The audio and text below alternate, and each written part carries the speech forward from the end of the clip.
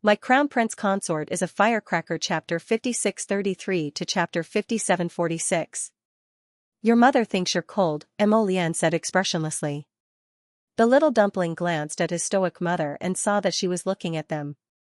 Emo Bao Bao immediately adjusted his facial expression and shot a pair of bright eyes towards his mother, giving her an extremely adorable smile. The little stoic instantly felt that her son was incomparably adorable.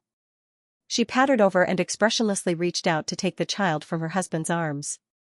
Wife, the snow here is slippery. It's not easy to walk with this guy in your arms. Emolian pulled his wife to his side in passing and said with a grin, it's better for your husband to carry him. Sir Jojo winked at the father and son pair. Did you notice that there's a gravitational force binding this place? Right, I noticed it long ago. As soon as I was transported here, I felt my body become heavy and I couldn't even lift my feet. Wu Jidao indignantly lashed out at his leg, but he couldn't move at all. On the side, little Tai Sui swept him a disdainful glance like he was looking at an idiot. He raised his hand and chopped off the withered vines coiled around his leg with a crack. That's because you idiot stepped on a demonic plant and got bound by it. Wu Jidao wordlessly lifted his leg. Sure enough, he could move freely now. The gravitational force is really strong. Can we still fly like this? As soon as he finished speaking, he saw Sir Jojo hanging in midair expressionlessly. Everyone, Wu Jidao, don't speak. You'll be slapped in the face as soon as you speak. Don't you feel any pain? Mother. Baby Emo hastily floated up and flew in front of his mother, swinging his small arms and legs. Mother, look. I also ate a flight pill. He really was a smart child. She didn't need to worry about him at all. Sir Jojo rubbed his son's small head and looked down at Wu Jidao's group. The formation core is probably up there. Fly up and take a look. This kind of saint-level flight pill can allow you to fly for 24 hours normally. But in this kind of high-gravity area, I'm afraid it can't last more than 2 hours. Look at how many flight pills you have left. There must be a camouflage here. From the looks of it, that mountain doesn't seem too far away. I estimate that it will take us 1 to 4 hours to fly there. Everyone checked the flight pills around them one by one, which ranged from 1 to dozens. Duan Yu silently glanced at everyone. 1 bottle. Divine Peach Blossom and the others all glared at him. How much is 1 bottle? Don't tell me there are 100 pills in 1 bottle? Why do you have so many? You're eating them like candy, aren't you? Duan Yu looked at everyone innocently. Jojo's lotus gave it to me. Emolian, Jojo immediately turned to look at her husband. Emolian said expressionlessly, he snatched it in broad daylight. Venerable Peach Blossom turned around and stood in front of the two of them. She bit on her handkerchief and said angrily, I want it too, I want it too. You two favor one and discriminate against the other, you bastards. Jojo silently looked at Emolian and took a step back. Baby Emo followed behind his mother's head and also flew back several steps. Emolian couldn't resist facepalming and threw a bottle at him. Scram, scram, scram. Scram further away. Didn't he see his wife's gaze? Master Dongfang meekly raised his hand and stammered, Madam Emo, I don't have a single pill. Sir Jojo was expressionless. He swept a glance at the noisy children and harumphed. Give everyone 3 pills. Save them. She didn't have much either. This flying pill was made from the rainbow mushroom. It was very difficult for the rainbow mushroom to grow. In her star domain, it grew very slowly due to the flow of time. Everyone rushed forward and shouted, those who have a bottle in their hands, don't give it out. That's right. It's a waste to give it out. Shut up. Sir Jojo shouted. After giving out the flying pills, he pointed at Dao Wuji. You. Lead the way. Ma Ta laughed and flew forward. I know. We need someone to lead the way. Sometimes in a row, sometimes in a column. Lu Yu also laughed. No one can lead the way better than Instructor Zhou Danjin. The expressionless Sir Jojo tried his best to keep a straight face. He turned around and laughed. Thinking of how he tricked Instructor Zhou back then, he felt that her group of friends were simply too much. Dao Wuji didn't understand the reason and flew forward with a puzzled expression. What's wrong? Then I'll start flying. You all follow. Don't leave me alone. If some giant beast jumps out, do you think I should fight or not? Okay, stop talking nonsense. Hurry up. Little Taisui urged and rolled his eyes at him. The peony fairy couldn't help but giggle. Brother Dao, you have to be careful. Don't wake up any monsters on this mountain. When the time comes, you'll have to be the vanguard. As soon as she said this, everyone faintly heard a deafening roar coming from the top of the mountain. The group of people looked at each other in dismay. Don't jinx it. Everyone glared at the peony fairy and said in annoyance. The peony fairy didn't expect her lousy mouth to be so effective. She was stunned for a moment and quickly said, let's go and take a look. So what if there were sacred beasts hibernating on the mountain? They had so many people. At most, they couldn't beat them. If they couldn't beat them, they could just run. Everyone leaped up at the same time and followed Dao Wuji, who was leading the way, to the top of the mountain. Sure enough, Jojo was right. Looking at the extremely short mountain peak, after flying for more than 2 hours, they still didn't get any closer. We're almost there. Mo Lian held his wife's little hand and let the little one, baby Mo, float behind them. Feng Zhangqing and the others wanted to carry baby Mo several times, but the little guy waved his hand and refused. Feifei is healthier and more fun. Quick, look. Isn't there a reinforced barrier on the mountain peak? Dao Wuji pointed ahead and asked. In the blink of an eye, a stream of light flew past him from behind. Boom! A loud sound rang out. The 2 Saint Power pearls hit the front of the barrier with great precision, immediately tearing a gap in the oval-shaped barrier. Let's go. The little stoic pulled her husband and burrowed into that crack with a whoosh like 2 rays of light. Baby Mo also scurried over. Duan Yu, little Taisui, and the others also quickly followed. Everlasting Blade came back to his senses and couldn't help but curse. He quickly put away his dazed expression and called out, Hey, wait for me. This bunch of bastards didn't even tell him that they were speeding up. When Master Dongfeng flew into that barrier with a whoosh, he turned around and saw that the opened crack was barely closing. At this time, everyone was enveloped in an oval barrier.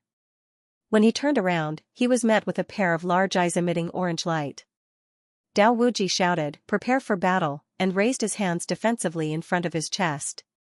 The giant beast in front of them was several feet tall, and its eyes were like a pair of deep holes. It stared at everyone, its gaze sweeping over them aggressively. The peony fairy, who was standing in the front row, silently took 2 steps back. However, a hand suddenly pressed against her back. There's no place for you to retreat, sister. The peony fairy turned around and glared at Dao Wuji. That guy turned around and slammed the barrier behind him, shouting, Pull back. Pull back your sister. Ginkgo fairy angrily slapped the back of his head twice. Alright, stop fooling around, let's go together. Feng Zhangqing took out a sword from his conscience and flew up with his younger brother Feng Zhangfei. In front of the giant beast, the 2 of them were as small as shooting stars, gliding over with a whoosh. Don't you think that this beast looks like a bear? While speaking, the bear beast had already stretched out its thick palm and slapped towards the Feng brothers. The 2 brothers quickly slipped in front of the bear beast and nimbly flipped behind it. The 2 long swords stabbed at its back. Roar! The bear beast's body trembled and let out a roar. Its red eyes were unusually irritable as it shook its head. Baby Mo opened his small mouth and exclaimed, What a big bear! Guangguang, look, this is the biggest bear I've ever seen in my life. When everyone heard his words, they really couldn't help but want to ridicule him. Baby, you've only grown up for 5 years. There's still a long way to go in this life, who knows what kind of super giant beast you'll encounter in a few years. Guangguang, quick, release little wonton. I think this big bear should be to his liking. While speaking, a giant beast with 6 legs and 4 wings, as red as fire, flew out of the light congealing mirror with a whoosh. Baring its fangs and brandishing its claws, it immediately rushed towards the bear beast opposite it and pounced over with a roar. Bang! Bang! With a few loud tremors, the bear beast was knocked back by Hunden's attack. Its big orange eyes were shining with fear and panic at this time. Han Dun, on the other hand, was very happy. It had finally been released, and now there was a delicacy in front of it. The beast felt that its life was very complete. The bear beast was obviously no match for Han Dun. After being teased by Han Dun's claws, there were a few more bloody wounds on its body. Lord Guangguang's loud voice rang in Han Dun's ears. "Eat if you want, don't make it so ugly and disgusting. Xiao Tuanzi is still here. Don't scare him." Han Dun let out a roar and took a deep breath. The bear beast retreated in horror, but it couldn't resist the air current that was rushing towards it. He was forced to get closer and closer to chaos. Its eyes were wide open, trying its best to prevent itself from approaching the source of danger. However, the air current sucked up by chaos was abnormally turbulent, like a whale sucking in water, making it unable to resist. The bear beast was getting closer and closer to chaos. Everyone could not help but look up with narrowed eyes. A gust of wind blew, and everyone raised their hands to block in front of their eyes. Following that, an extremely strong gust of wind whirled past, and the bear beast was sucked into Han Dun's suddenly opened mouth. Feng Zhangqing and the others couldn't help but feel their eyelids twitch slightly. This was the scene of Han Dun swallowing the sacred beast at such a close distance. It was really a little shocking to watch. Awoo. After Han Dun swallowed the bear beast, it fell down due to exhaustion. It rolled on the ground twice. This fellow's belly was bulging, and he looked like he had indigestion. He kicked his legs back and forth on the ground, looking pitifully in Arbor's direction. Arbor couldn't resist rolling his eyes. "That's what you get for being greedy." She stuffed him with a bottle of medicinal liquid and then expressionlessly had the condensing mirror recall Han Dun. This fellow would probably stop eating for a while after swallowing a sacred beast. He wouldn't be able to digest it for at least 5 days. Baby Mo glanced at Han Dun pitifully and sighed sadly. So miserable. He actually ate until he's full. Everyone was speechless and really wanted to roar at this brat. "Wasn't it you who caused this? If you didn't let Han Dun out, would things have ended up like this?" But forget it, this brat didn't screw them over this time.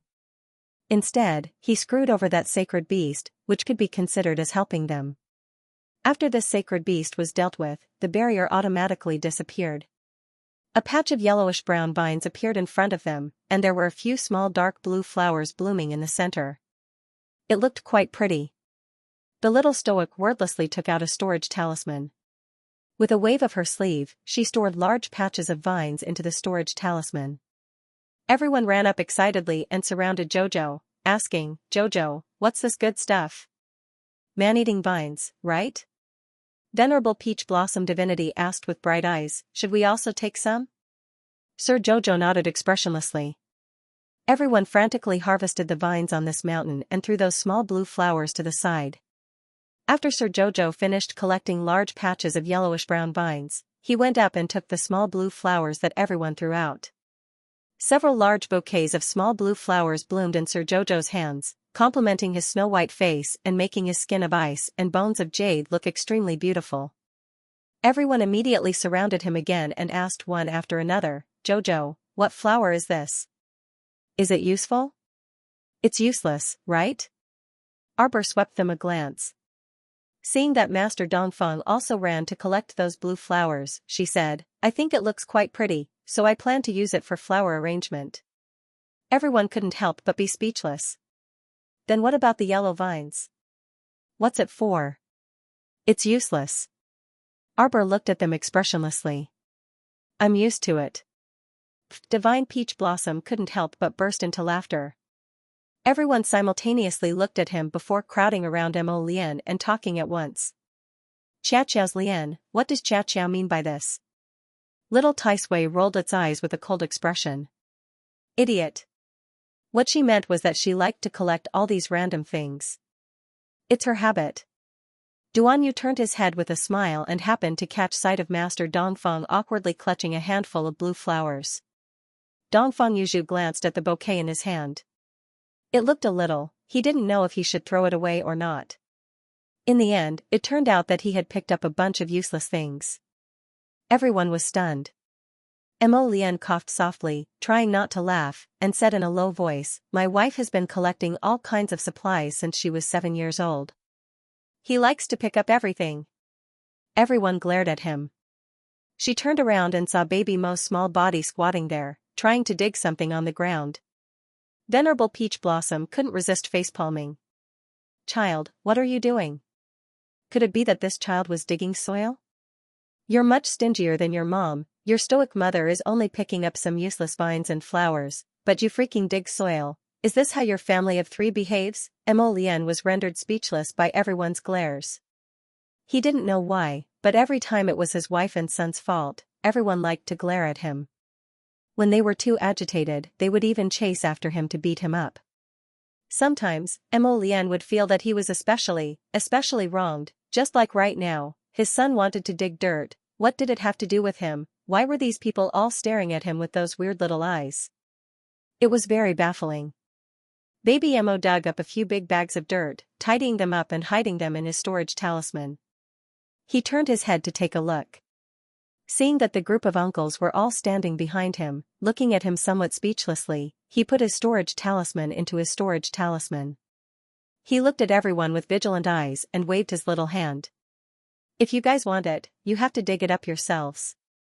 I don't have it." The corner of Xianxia's mouth twitched fiercely. He turned to look at Jojo. "Jojo, I think that little dumpling has already." Seeing Lord Jojo's chilly gaze, Xianxia coughed lightly and continued, "He has completely learned Lotus stinginess." "You're very right." Lord Jojo nodded vigorously and sighed with emotion. "This temperament is really too much like his father's." Sigh. Mo Lian, baby Mo blinked his eyes and bounced to his mother's side. "Mother, do you think this 9-palace illusion talisman array will also trap other people in?" Jojo nodded. "Definitely. Then why haven't we met anyone else until now? Maybe the talisman array is too big." Arbor said unconcernedly. "Wrong." Baby Mo shook his finger calmly and mysteriously leaned close to his mother. "I think it should be this 9-palace illusion talisman array that has separated all of us. But maybe if you look from above, you can see that all of the people who came in are now going around in circles in this big array. But all of them are onlookers who can't see clearly. They definitely won't be able to see anyone else. For example, if I threw a punch." Baby Mo threw a punch forcefully and calmly withdrew his little fist. "You guys might think that I only hit air, but in reality, I might have already hit someone else." As soon as he finished speaking, the air in front of him moved slightly, and a wailing figure fell to the ground with a plop. Everyone hurriedly moved 2 steps away and gathered together, staring at the guy who had suddenly appeared with vigilance. That fellow was punched in the left eye by baby Mo. At this time, he was lying on the ground with a big panda eye, wailing and groaning. "You. Aren't you that guy from the western regions?" Dongfang Yuju's mouth twitched. He clearly felt that the person in front of him was somewhat familiar. Dao Wuji revealed a comical smile. "I suddenly feel that what this 5-year-old child said makes a lot of sense." Everyone was speechless. Why do I feel like my IQ is being crushed? Even a little kid could see the problems so clearly. Blame them for being stupid and not being able to understand the profoundness of this illusion glyph array. Dunzong went up and kicked. Sure enough, a figure was kicked out. Everyone did the same thing, punching and kicking the air. Many people cried out in surprise as they came out from beside them. Their faces were filled with confusion. What's going on? Didn't they part ways just now? Why did they return to Madame Mo's group in such a short time? Don't panic. Sir Jojo asked himself and gave them a very friendly smile. However, this group of people didn't appreciate it. Their bodies trembled even more violently than before. Master, this is good, this body is good. Dungeon ran forward excitedly and reached out to touch a young man's body. The man's face turned green, and he glared at the perverted man who touched him. What are you doing? Master, what do you think of the body I picked? Dungeon grabbed the young man and turned to Arbor with a flattering smile. He had the wretched face of Shantian Prefecture's prefecture master, Gung Pengcheng, and when he smiled, he revealed a mouthful of yellow teeth. The unlucky man who was grabbed by him had fear in his eyes. His body trembled involuntarily, and he screamed, "What are you doing? What are you trying to do? Let go of me." Master Dun Zhu blinked before turning to say to Qiao Mu, "Master, I think this body is pretty good. It meets my standards." Arbor glanced at him and said slowly, "I remember you weren't so picky in the past. When you were in Shuntian Prefecture, you didn't even care about Jing Minyao's body. Why did your requirements suddenly become higher here? You're so picky. If you're not satisfied with this, then don't want it. When I gave you that woman's body the day before yesterday, you were still wailing and howling and refusing." Dungeon's face froze. He grabbed the young man in his hand and poked his head with his finger. No, master, you can't cheat me. This body is good, change it for me." Arbor glanced at him. "Dream on. Master, I said I would give you a better body, but the premise is that it's not possession. This person's life is not over yet, don't mess around." Arbor raised his chin and scolded impatiently. "Leave." Tunji pursed his lips and moved back in small steps, muttering something under his breath. The young man heaved a sigh of relief and got up. He cupped his hands and thanked Arbor. "Thank you, Madame M.O., thank you, Madame M.O." This Madame M.O. looked like she even dared to cheat the heavenly Tao, but in fact, she should be a reasonable person. If fate brought us together, we'll meet even if we're thousands of miles apart. Since we're so fated, why don't we go together? Madame M.O. nodded at them. The group of people from the sanctuary who had been beaten out of the formation pitifully shrank towards the center, almost sticking to each other. No matter how they looked at Madame M.O. now, they felt that she was a little scary. Not only did the people from the sanctuary find Jojo strange, even Hu Jinchen and the others couldn't help but sneak a glance at Jojo. He felt that Jojo was very strange. Jojo never liked to meddle in other people's business. Why would he take the initiative to invite someone to go with him today? This is really strange. A middle-aged man with a big belly couldn't help but ask boldly, Madame M.O., do you have any instructions? If it's something we can do, we'll do our best." As soon as this person finished speaking, the others responded, yes. Their expressions were exceptionally serious. It was as if they didn't respond, they would be beaten up by Master Jojo in the next second. Their attitudes were especially sincere. "There is indeed something I need everyone's help with." Arbor turned and pointed straight ahead. "Do you see the barrier? I hope that everyone can work together to overcome this difficulty." "That's no problem." Yes. "That's what we should do."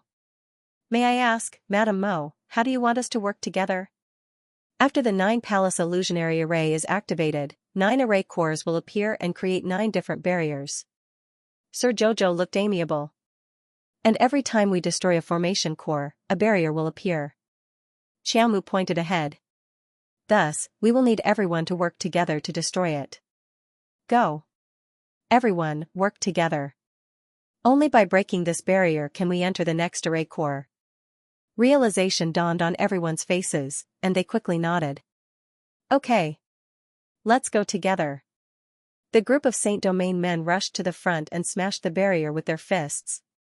After a while, the big-bellied man turned to look, and his mouth couldn't help but twitch. He saw that Madame M.O. and her friends were all standing at the side and didn't come forward to help. Instead, they stood a distance away and watched them smashing the barrier enthusiastically. Panting, this fellow asked, Madame Mo, why aren't you guys working together? Sir Jojo shook his head expressionlessly.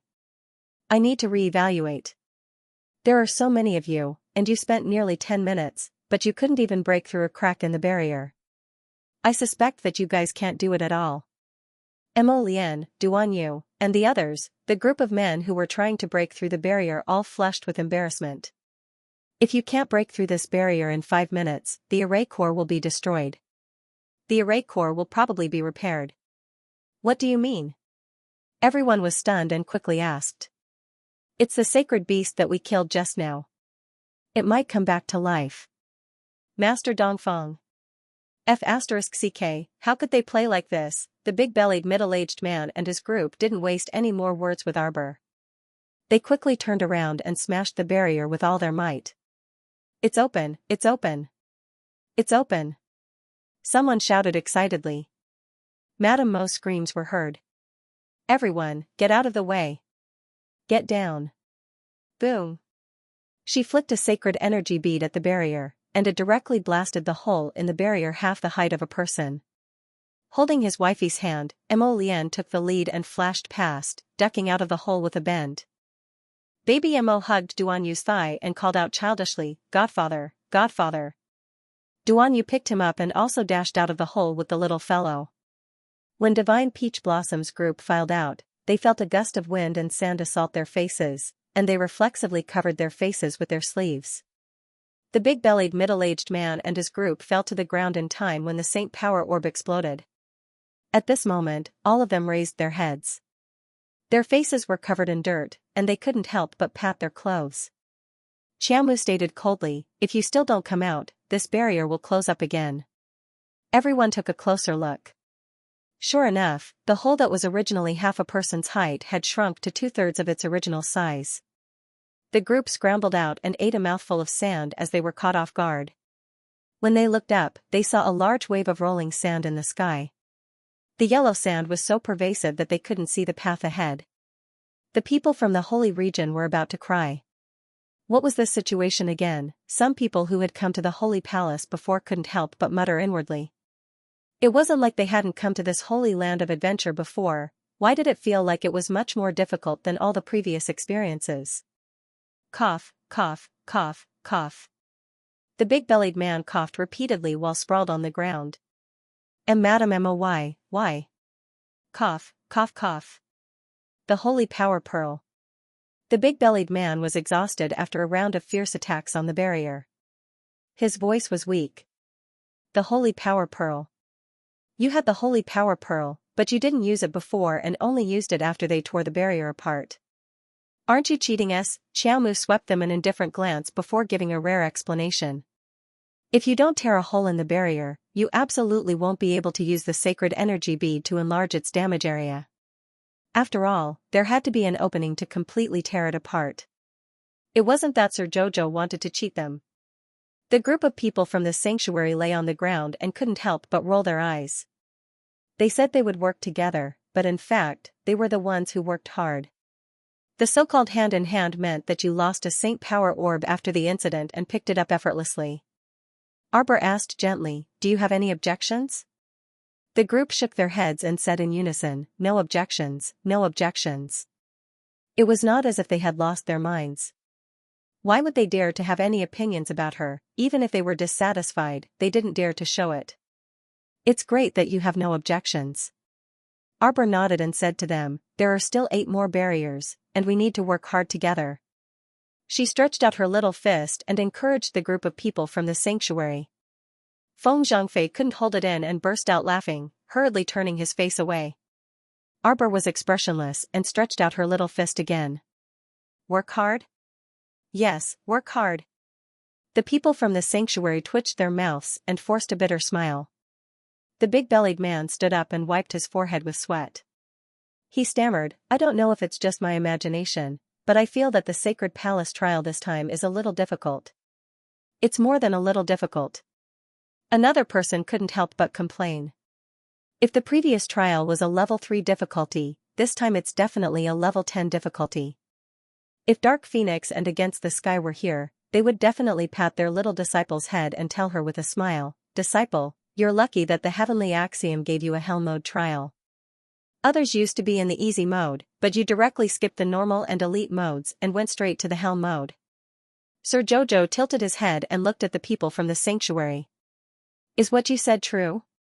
What was the situation like in the past? Tell me about it if you know." Madame Mo, a young lady said. "You really don't know." In the past, training in the Sacred Palace was definitely not that difficult. We don't need to go through the 9 palaces illusion formation at all. After everyone came in, the most they would do was fight and snatch things. I've never experienced such a simulated training environment where we have to travel across mountains and rivers, and wind and sand billow. It was too difficult for them, or could it be that the previous experience mode was actually too simplistic? Sir Jojo's mouth twitched unhappily and he said to everyone expressionlessly, "Wait for me." She took out a golden summoning talisman and flicked it with her finger, calling out, Master, Uncle Master, anyone, come quickly. In the blink of an eye, a condensed shadow appeared above the sand-filled sky. It gradually formed into a human figure. With a swoosh, a beautiful woman in red clothes suddenly appeared in front of everyone. Sir Jojo threw himself into the arms of the woman in red. Uncle Master, help me. Xianxia blinked and looked around before patting his little martial nephew's head. Where's Heavenly Law? Where's that Heavenly Law fellow? Heavenly Law, that shameless old thing, was bullying his martial nephew again. That fellow was simply tired of living. You, brat, come here. Nidian hooked his finger at Duanyu, who was standing at the side. The latter's mouth twitched, and he took small steps forward and bowed respectfully. Greetings to Uncle Master Qin. Machem, good boy. Nidian nodded his head solemnly. He stretched out his two arms and suddenly snatched baby Mo away. The two of them looked at each other, grinning so widely that one could see their teeth. Uncle Master. Aya, my good grandson, you've grown quite a bit after not seeing you for so long. Hurry and let Uncle Master take a look, he. Where's that old fart Heavenly Law? Is he making things difficult for you too? Don't panic, Uncle Master will beat him up for you. That shameless old fellow, he's already so old, but he's still bullying a child. Simply shameless. Everyone almost didn't look at her. This woman in red looked to be in her early 20s, but no one knew her actual age. But since Madame Mo called her Uncle Master, then she was definitely a 1,000-year-old demon. This Madame Mo herself didn't look old, but who knew, with such a high cultivation base, he might even be 100 years old. Nowadays, old seniors all liked to pretend to be young, so who knew their true age? Xianxia, the 1,000-year-old monster, surveyed the surroundings. Who are these people? Why did they all look so repulsive? He glanced at the group of young people behind his martial nephew. These were more pleasing to the eye. Uncle Master, these are our friends from the Holy Region. The little stoic introduced them and then tugged at Xianxia's sleeve. Uncle Master, you have to help me. Heavenly Law, that old thing, is up to mischief again. In the past, this Holy Palace trial was only level 3 difficulty. Now that I'm here, Heavenly Law purposely activated level 10 difficulty trial mode to block me. Then isn't it activating hell mode? Against the Sky understood immediately. He blinked his eyes and hugged the baby with one hand, his face full of anger. Speak, child. Where is that old ghost now? She had just used her spiritual power to scan the area, but there was no Heavenly Down nearby. She must have tricked her martial nephew and then dug a hole to hide herself. Martial uncle, I trapped that old guy in the binding talisman formation and threw him into the realm of misfortune. Xianxia's mouth twitched. In that case, this old fellow had already been tricked by his martial nephew? But I can only trap him for 4 hours. Previously, in order to destroy the first barrier of the 9 Palaces illusion glyph array, I already spent a lot of time.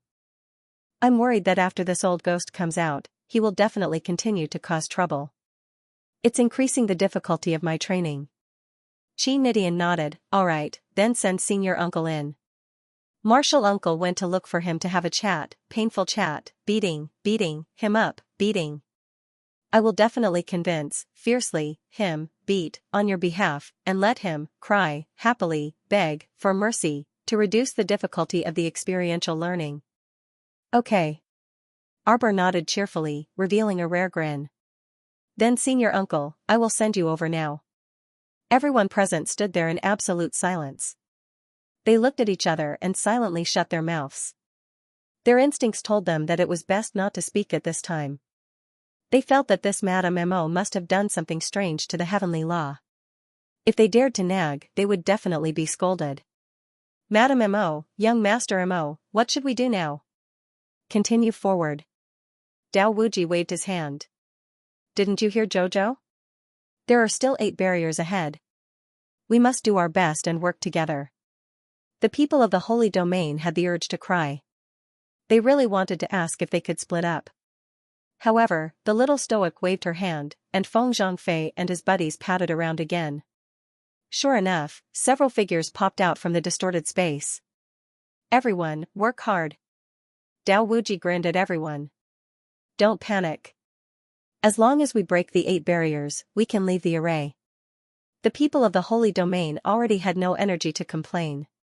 So be it, fight to the best of your ability. After Arbor sent Uncle Master to the realm of misfortune, he didn't say a word to the people of the Holy Domain.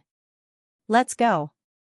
Little Taisui expressionlessly turned around and walked forward. The people of the Holy Domain hurriedly took out long towels from their inner worlds and wrapped their heads up. They looked up and saw that young Master Mo's bony hand holding a small bamboo umbrella. His other hand held Madame Mo's hand and walked very leisurely at the front of the group. The rolling sand couldn't do anything to the two of them. The flying sand and pebbles were all blocked by the umbrella. The people of the Holy Domain couldn't help but cry. In order to not waste sacred power to open a defensive barrier to block the wind and sand, they could only wrap themselves up with long towels, leaving only their eyes exposed. Now that they saw young Master Mo and his wife strolling in a peach garden, they instantly felt extremely sullen. There was no harm without comparison. Compared to them, they were really full of wounds. They couldn't afford to be hurt. Everyone sighed and lowered their heads, as if they were at a funeral. They followed at the back of the group and dragged their heavy steps forward. Arbor glanced back and shouted in a clear voice, "Follow the group." Aoyi and his group immediately added, "Not afraid of danger." If Arbor said, "Speed up," Aoyi and his group would definitely reply loudly, "Never give up." Everyone from the sanctuary couldn't help but twitch their eyebrows. Where did this amusing team come from? Why was their conversation so hilarious? Third young Master Fu could not help but sigh softly. Young Master Rong has trained her well. Back then, on that snowy island, the members of the Heavenly Fate Organization had trained day and night to kill the members of the Heavenly Fate Organization. Eh? Do you see that? There seems to be a lot of dining tables in front. Yes, yes. Someone shouted excitedly. Oh my God, I saw the roast duck. Sausages and roast chicken. Oh, am I dreaming? This time, Arbor did not need to tell them to speed up. The people of Sanctuary rolled and crawled forward, running crookedly in the wind and sand, with happy smiles on their faces. Arbor looked ahead blankly. Sand and dust billowed, but there was nothing left. Hey, you guys. Arbor produced a vine whip from his sleeve, binding 4 or 5 saints. The others were stopped by Feng Chongqing and the others. Only one person crazily pushed away the little Taisui's hand, laughed loudly, and rushed forward like a madman. Chicken, duck, fish. Oh, what a sumptuous dinner. That person rushed over with a happy face.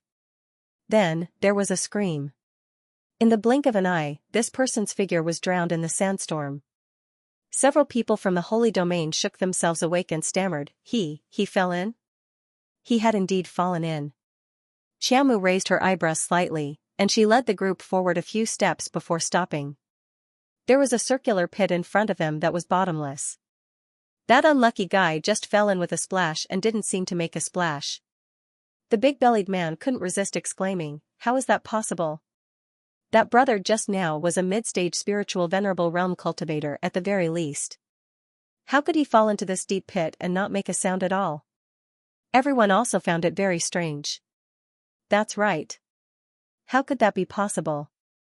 That wasn't some weak ordinary person or a low-level cultivator with an extremely low cultivation. If he fell into the pit, wouldn't he fly out on his own, or would he directly fall to his death? That was simply the biggest joke in the world. Xiaomu was pacing around the pit when she heard a cry of surprise from the crowd. One of the unlucky fellows was pushed by the people behind him and stumbled into the pit. The man let out a blood-curdling scream and fell down. It was so fast that everyone was stunned. In the blink of an eye, a vine shot out from Arbor's sleeve and abruptly wrapped around that person's ankle. Ah! That person struggled with all his might. Xiaomu creased her brows slightly, and her feet shuffled forward half an inch. However, Mo Lian suddenly grasped her waist. A huge suction force caused the couple's expressions to change. Baby Mo flapped his tiny arms and legs and exclaimed while hanging in Duanyu's arms, "Wow, this uncle got pulled down. He can't get up. So unlucky. How could there be such an unlucky thing?" Everyone, if this child didn't speak in such a gloating tone, it wouldn't be so hilarious. Mother, little furball will help you. Baby Mo shouted, but before he could move, Duan Yu pressed his tiny body down. The latter said exasperatedly, all right, don't cause trouble for Mother. No, Mother can't hold on to Uncle anymore. Foster father, Xiao Tuanzi also has a vine that can help pull it. Everyone, come and help. Didn't you guys pack a lot of yellowish-brown vines before? Pull them all together. The more people there are, the more strength there is. Feng Zhangqing and the others were originally worried about how to drag him down. Could it be that she had to rush over and hug Emolian? Then, they had to carry and drag her one by one? How inappropriate. Now that he was reminded by Xiao Tuanzi, he was suddenly enlightened. They hurriedly took out a large chunk of yellowish-brown vines from their inner worlds and whooshed toward the unlucky Saint Domain bastard hanging at the entrance of the cave. Exerting their strength together, the man was immediately dragged out of the cave entrance. Everyone hurriedly retreated in all directions, allowing the man to be tied up and fall to the ground with a loud thud. The man panted heavily and immediately got up without even caring about the pain. He cupped his hands and thanked the people around him. Many thanks. Many thanks to everyone for your help in the face of death. I am eternally grateful. This one is He Wei Ping. If there is a chance, I will definitely repay everyone's kindness. The big-bellied man wiped his sweat and waved his hand. Madame Mo and the rest still put in the most effort. But speaking of which, these vines are quite sturdy. They can actually pull someone out of the cave entrance with such a strong suction force? Arbor tugged hard at the yellowish-brown vines in his hands. Indeed, after her son made such a fuss, she also reacted. At first, when she used the holy wood to grab He Wei Ping, even she was pulled forward by the suction force at the bottom of the hole. Afterwards, if it weren't for Emo Lian pressing her waist in time, she probably would have also involuntarily fallen into the bottomless pit along with that dragging force. He Wei Ping's body was wrapped by the yellow vines later, and the resistance gradually stopped. They were able to pull He Wei Ping out of the hole, but it wasn't entirely because they worked together. It was because of this yellow vine. Arbor looked down at the yellow vine in his hand. Suddenly, he kicked a stone and catapulted it over. The stone slid to the bottom of the hole with a whoosh, and the yellow vine in Arbor's hand suddenly wrapped around the stone. With a light shake of his wrist, he pulled it back from the ground. It seems that below is where the second barrier is. Arbor snorted softly. That old ghost heavenly axiom, one moment it made them go up the mountain, and the next moment it made them go down the hole. He didn't know if there was a mountain of knives and a sea of fire waiting for them behind. He summoned his martial uncle to talk about life with the old man, so it didn't seem to be a particularly bad thing. After all, he had been viciously cheated by heavenly axiom several times along the way, and it really didn't make sense if he didn't get back at it. Arbor snorted and lightly jumped on the spot. Everyone, take out all the yellow vines that you collected before. Arbor took out a large mass of vines from the storage talisman, combed them, connected them with the holy wood, and weaved them one by one into a rope. Everyone followed suit and helped to comb and weave the vines, their movements swift. Soon, the large mass of yellow vines was completely woven. I'm afraid we can only climb down from here, Arbor said with a serious face. I'm afraid that this bottomless hole has been blocked from all kinds of flying abilities. Probably even things like flying talismans couldn't be used. With heavenly axiom's nature, it was very likely that this was the case. Xiaomu also couldn't be bothered to argue with heavenly law. Since she found a way to descend, then she would obediently climb the rope and descend. Otherwise, it would be very bad if she got pulled down halfway and became paralyzed from the fall. Will this thing work? Feng Zhangqing said weakly. Will it not be long enough? That's right. This bottomless pit looked bottomless. It really made people feel uneasy. Everyone looked at each other and looked at Madame Mo hesitantly. Don't worry. I won't cheat you, Madame Mo said to them. However, everyone present felt an inexplicable twitch in their hearts. When they heard this, they felt uneasy. It wasn't the first time Madame Mo had tricked someone. This young madam was someone who could even trick the heavenly Tao, let alone them. Not at all, not at all. You have to go down even if you're worried, Madame Mo said expressionlessly. Aren't you going down? If not, he would stay here. Don't blame me for not warning you. Although we've opened the first barrier of the 9 Palaces illusion formation once, it's still not enough. But you also know that it's closed now. Previously, we had to work together for half a day to open it. If we were left alone, the consequences would be self-evident. Everyone couldn't help but shudder. If they were left alone, would they have to break through the barrier alone? Damn, his balls hurt. Everyone hastened their movements, quickly inspecting the rope made of yellow vines. Alright, I'll go first. Dao Wuji volunteered to hop over and tug at that yellow vine rope before turning back to chuckle mischievously at Arbor's group. This yellow vine rope was quite well woven and was very firm to the touch. Presumably, it wouldn't be difficult for him to descend to the underground cave. It was fine as long as he didn't cause any trouble along the way. As Dao Wuji thought this, his heroism got the better of him, and he patted his chest hard. I'm going now. Remember to tie the rope tightly. After saying that, he tied one end of the yellow vine around his waist and tugged at it twice. Seeing that there was no problem, he walked towards the entrance of the cave. Arbor tossed out 2 seeds, which instantly sprouted 2 large trees from the ground. Everyone couldn't help but gasp in amazement at how adept he was at it. After all, no one could use the power of the wood spirit so adeptly. The more they interacted with this Madame M.O., the more surprised they felt.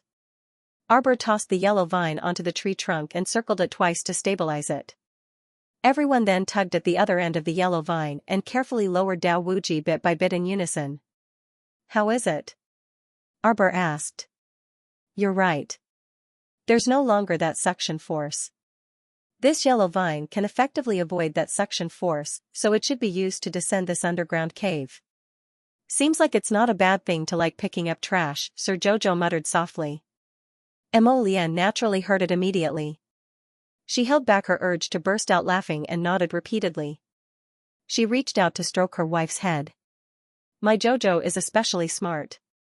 You're one step ahead of others in everything you think of. Our dear baby M.O., who surpassed his master in picking up trash, lay in Duanyu's arms and harumphed at his dad. Daddy was shameless and praised Mommy so smoothly. It was obvious that he was used to flattering her normally. His dad merely pretended not to hear his son's harumph and continued to hold his wife's hand with a grin. He glanced at everyone who was currently lowering the yellow vine and hanging Dao Wuji down the cave entrance. Dao Wuji yelled from time to time, faster. F***ck, be more steady, don't be so fast. Hey, we're almost at the bottom. His voice became more and more distant, as if it was coming through layers of mountain fog. In the end, it became somewhat unclear. Is the yellow vine rope enough? Feng Zhangqing asked with a frown. Enough, it should be enough. There are still a few laps that haven't been used yet. The big-bellied man quickly said. It looks like it's almost the end. We can prepare for the next person. I'll do it. Little Taisui strode over with its head held high and chest puffed out. However, Venerable Peach Blossom pulled it back with one hand. Little Taisui immediately glared at Venerable Peach Blossom, its gaze seeming to want to eat Venerable Peach Blossom. Let go. Audacious. How dare you pull this seat? Venerable Peach Blossom rolled his eyes and said, It's not like this is the first time you've pulled me apart. Alright, let Feng Chongqing and the others go first. You bring up the rear. Little Taisui held back for a long time before finally uttering, how preposterous. They were looking down on his small stature, so they wanted Feng Zhangqing and the others, who were taller, to go first. Feng Zhangqing nodded and didn't care about little Taisui's dissatisfaction. He walked past him, pulled on the rope, and climbed down the cave entrance. At this time, Dao Wuji's roar could be heard faintly from below, but it really couldn't be heard clearly. But at least they could hear the word here. Clearly, Dao Wuji had already stepped onto the ground at the bottom of the cave. Feng Zhangqing sped down. Not long after, everyone filed forward. One by one, they climbed out of the bottomless pit and followed the ropes woven from yellow vines. Everyone cautiously crawled and didn't communicate much along the way. It wasn't until they reached the top and stepped on solid ground that everyone breathed sighs of relief one after another. When they focused their eyes, they only saw a pitch-black tunnel in front of them. There was a bit of light on the side. Madame Mo took out a night-luminescent pearl the size of a ball and held it in her palm as she paced back and forth at the entrance of the pit. Thump, thump, thump, thump. Feng Chongqing and the others took out hammers from their inner worlds and were smashing the wall beside them. The big-bellied man jumped in fright and quickly cried out in horror, "Hey, hey, don't smash. Don't smash. If the entire cave collapses, it'll be a serious matter. Flying is prohibited here, and there are gravity restraints everywhere.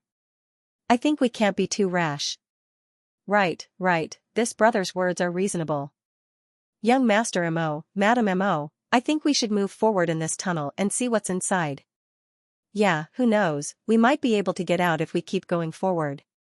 In your dreams, Arbor retorted before turning to look at the surroundings. Continue hammering. Thump, thump, thump. After receiving Sir Jojo's order, Feng Chongqing and the others hammered the cave wall even harder. Wait a minute. Did you guys hear anything? Arbor expressionlessly glanced at the pitch-black cave wall and silently covered himself with an eggshell defensive barrier. Get ready. Duan Yu couldn't help but twitch his mouth, and he also quickly activated a defensive barrier to protect himself and baby Mo. According to Jojo's annoying personality, something terrible was about to happen. Mo Lian, Rotten Peach Blossom, Little Tai Sui, and the others were already familiar with Jojo's trickery, so they also silently activated their defensive barriers. In the blink of an eye, there was a loud boom. The cave wall that Feng Chongqing and the others had just hammered was now broken open by a surging current. The raging flood surged along with the crowd, drowning everyone with a splash. Stoic Joe was encased in a transparent eggshell defensive barrier, and he floated along with the current as he rushed toward the tunnel. Her eggshell was amazing, his speed was especially fast, and in a flash, he was far ahead of the thousands of soldiers and horses. Everyone watched as she drifted along with the current and then swished past. The eggshell was tossed about in the water. The little Stoic followed this eggshell and toppled it all over the place. The corners of her mouth were pursed into a stern straight line, and a somewhat cracked expression appeared on her small face. Land whale! She roared with all her might. Everyone only heard a muffled roar in their ears. Soon, they felt as if their bodies were being lifted up by a small mountain. The land whale was huge, and it lifted the group of unlucky people who were drifting with the current. It was running fast in the direction of Arbor with its short legs. However, Sir Jojo's eggshell was truly amazing. She performed exceptionally well as soon as she entered the water and swam especially fast. She couldn't even control herself. Hence, the land whale chased after her for a while before finally barking twice. Why chase? Once Little Master entered the water, she was like a fish back in water. It was useless to chase because he couldn't catch up at all. Sir Jojo expressionlessly was swept forward by the current, and a sparkling waterfall suddenly appeared before her eyes. Her small mouth opened into an O shape again. F*CK, it's happening again. She remembered that a long time ago, she had also been washed down into a bottomless pool by a waterfall. What was going on? Why the heck was she tricked again after entering the holy domain and the holy palace? The little Stoic stretched out 2 fingers with a taut face and attached gravity talismans to her body with a smack, smack, smack. With the weight of 500 kilograms attached, her body was as heavy as an iron ball at this very moment. The water current could only barely push her forward a few inches. That's right. She didn't want to be like a ball and be knocked down the waterfall by the water current and smash into the pool below. That would be too ugly, and she wouldn't have any face in front of everyone. As she thought this, it was as if this fellow grew on top of the waterfall. No matter how the water current battered her, she just couldn't go down. At the same time, the land whale poked its head out of the water and roared excitedly. It's omnipotent little Master Silver. Pfft! The land whale spat out a mouthful of water. The little Stoic, who was originally blocking the waterfall's exit, was spat out by the land whale and rolled down. Baby Mo called out mommy, hugged his adoptive father, and rolled down together with the land whale at an extremely fast speed.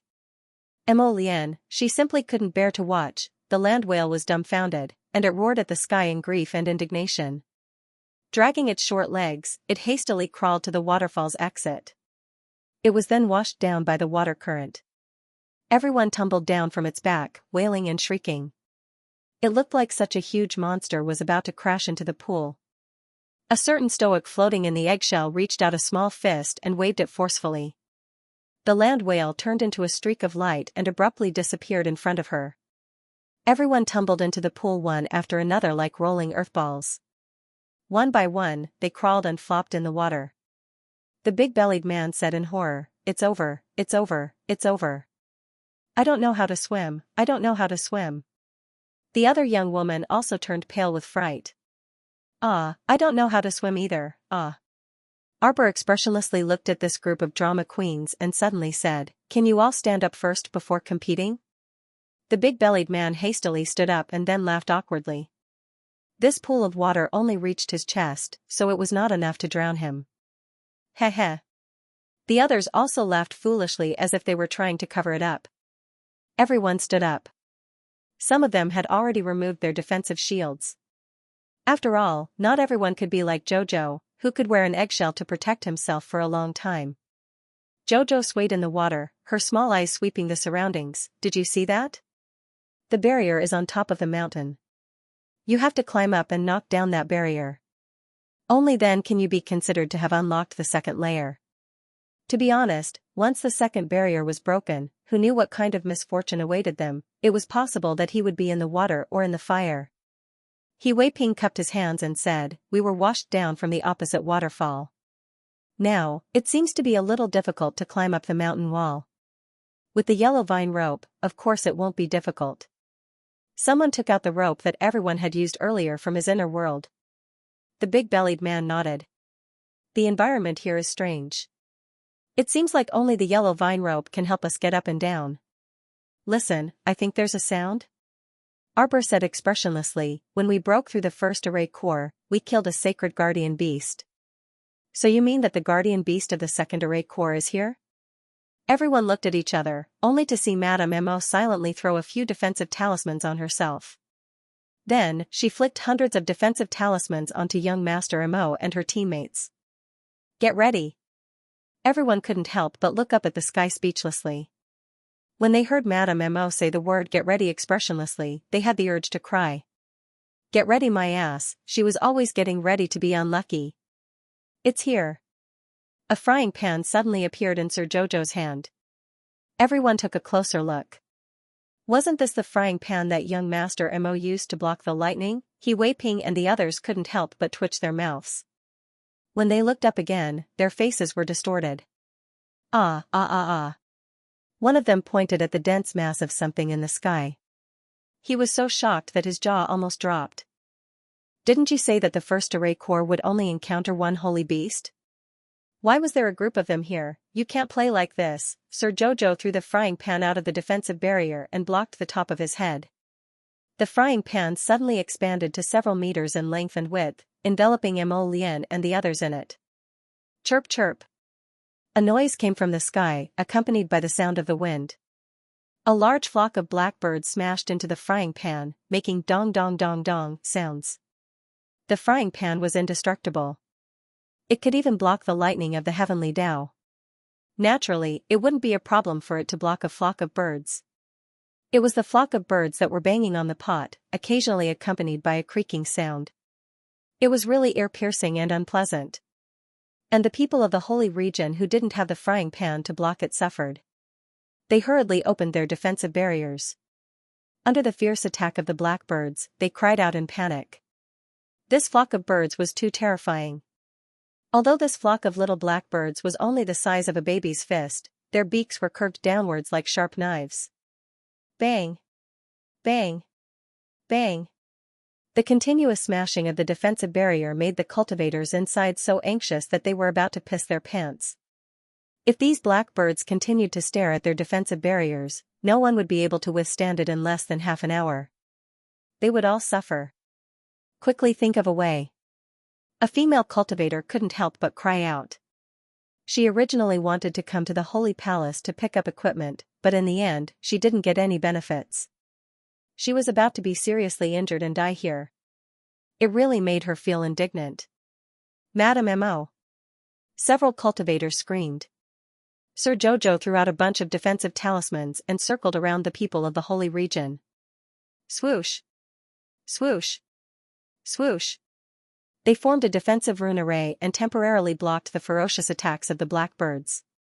A female cultivator couldn't help but cry, "This can't go to continue." Once the talisman power in the defensive talisman formation is consumed, it will not be able to resist the attack of the flock of birds. What are you guys waiting for? When there are defensive array glyphs, attack the flock of birds as much as possible. As soon as little Taisui finished speaking, everyone hurriedly took action. They each controlled their sacred power and shot the blackbirds from a distance. Are these blackbirds all saint-level beasts? No. Arbor shook his head. The cultivators finally heaved a sigh of relief, but Arbor continued, "It's a group of divine beasts." Everyone? One sacred beast versus a flock of divine beasts. Who would win and who would lose? Who would win and who would lose? They really didn't freaking know. This Alexander's life was filled with passion and ripples everywhere. Everyone gritted their teeth and fought with all their might against the flock of blackbirds swooping down from the sky. Those fist-sized blackbirds soon piled up on the ground in a densely packed circle, causing one's scalp to tingle. Thankfully, Sir Jojo sat firmly inside the eggshell defensive barrier from beginning to end and didn't come into contact with those disgusting things. She glanced at her son from the corner of her eyes. She saw that the little fellow didn't have the slightest bit of shock or fear on his face. He was especially serious as he scrutinized those blackbird corpses outside the defensive barrier. Who knew what he was fiddling with as he squatted down? This child truly didn't know what fear was at all. He was bold yet meticulous, completely inheriting Sir Jojo's fine tradition. How wonderful. Son, what are you doing? Arbor was suddenly startled and couldn't resist asking. Her precious son was currently taking out a small jar of something from his inner world and smearing it on his face and hands. Hearing his mother calling him, the little fellow turned his pitch-black face and grinned at her. Mother, I found a way to break it. Foster father, wait for me. Duanyu jumped in fright when he saw him opening the defensive barrier and jumping out. He reached out to grab him without thinking. What are you doing? Don't worry, I'll be fine. The little dumpling jumped out and completely escaped the range of the frying pan. Everyone involuntarily jumped in fright. Although Arbor knew that her son was extremely skilled and nothing would happen to him, her heart still couldn't help but jump fiercely. The little fellow was currently standing outside the defensive talisman matrix in front of everyone. He was completely naked and didn't activate any defenses. He Wei-Ping jumped in fright and hastily shouted, "Child, hurry and go back." A flock of blackbirds was charging towards their talisman matrix. How could they not attack a completely naked child when they suddenly saw him? Yet this was the truth. When that flock of blackbirds saw Mo Bao Bao standing there, they all vigorously flapped their wings and distanced themselves from this fellow. If blackbirds could roll their eyes, they would definitely roll their eyes at Mo Bao Bao 100 times in disdain. GG. A blackbird flew in front of Xiao Tuanzi, as if its body had not yet developed, flying in a crooked and hurried manner. They flapped their wings vigorously and scattered away from Baby Mo's side at a strange speed. The little guy patted the dirt off his face and hands, then turned to the group of uncles and said proudly, "Look. Little Tuanzi has never picked up trash. This was a treasure. If they smeared it on their bodies, they would be able to effectively prevent mosquitoes from biting them. Ah pooey, they would be able to prevent blackbirds from attacking them. You stink from head to toe." The little stoic pinched her nose in disdain. "Don't poke your adoptive father anymore." Xiao Tuanzi blinked his watery phoenix eyes and pounced on his father in an aggrieved manner. "Daddy, Mommy dislikes Bao Bao." His father didn't know whether to accept it or not. A piece of hot potato suddenly jumped onto his lap and hugged his thigh. The little mud on its face kept rubbing against his father's leg. "Daddy, carry me. Go to your adoptive father's side and carry him." Mo Lian's handsome face darkened. Her son was truly extraordinarily smelly. "Daddy. Go find your rotten peach blossom uncle." Disdain, utter disdain. "Mother, father dislikes little furball." Baby Mo immediately complained. Mo Lian hooked the little thing with her long leg and sent it to Divine Peach Blossom.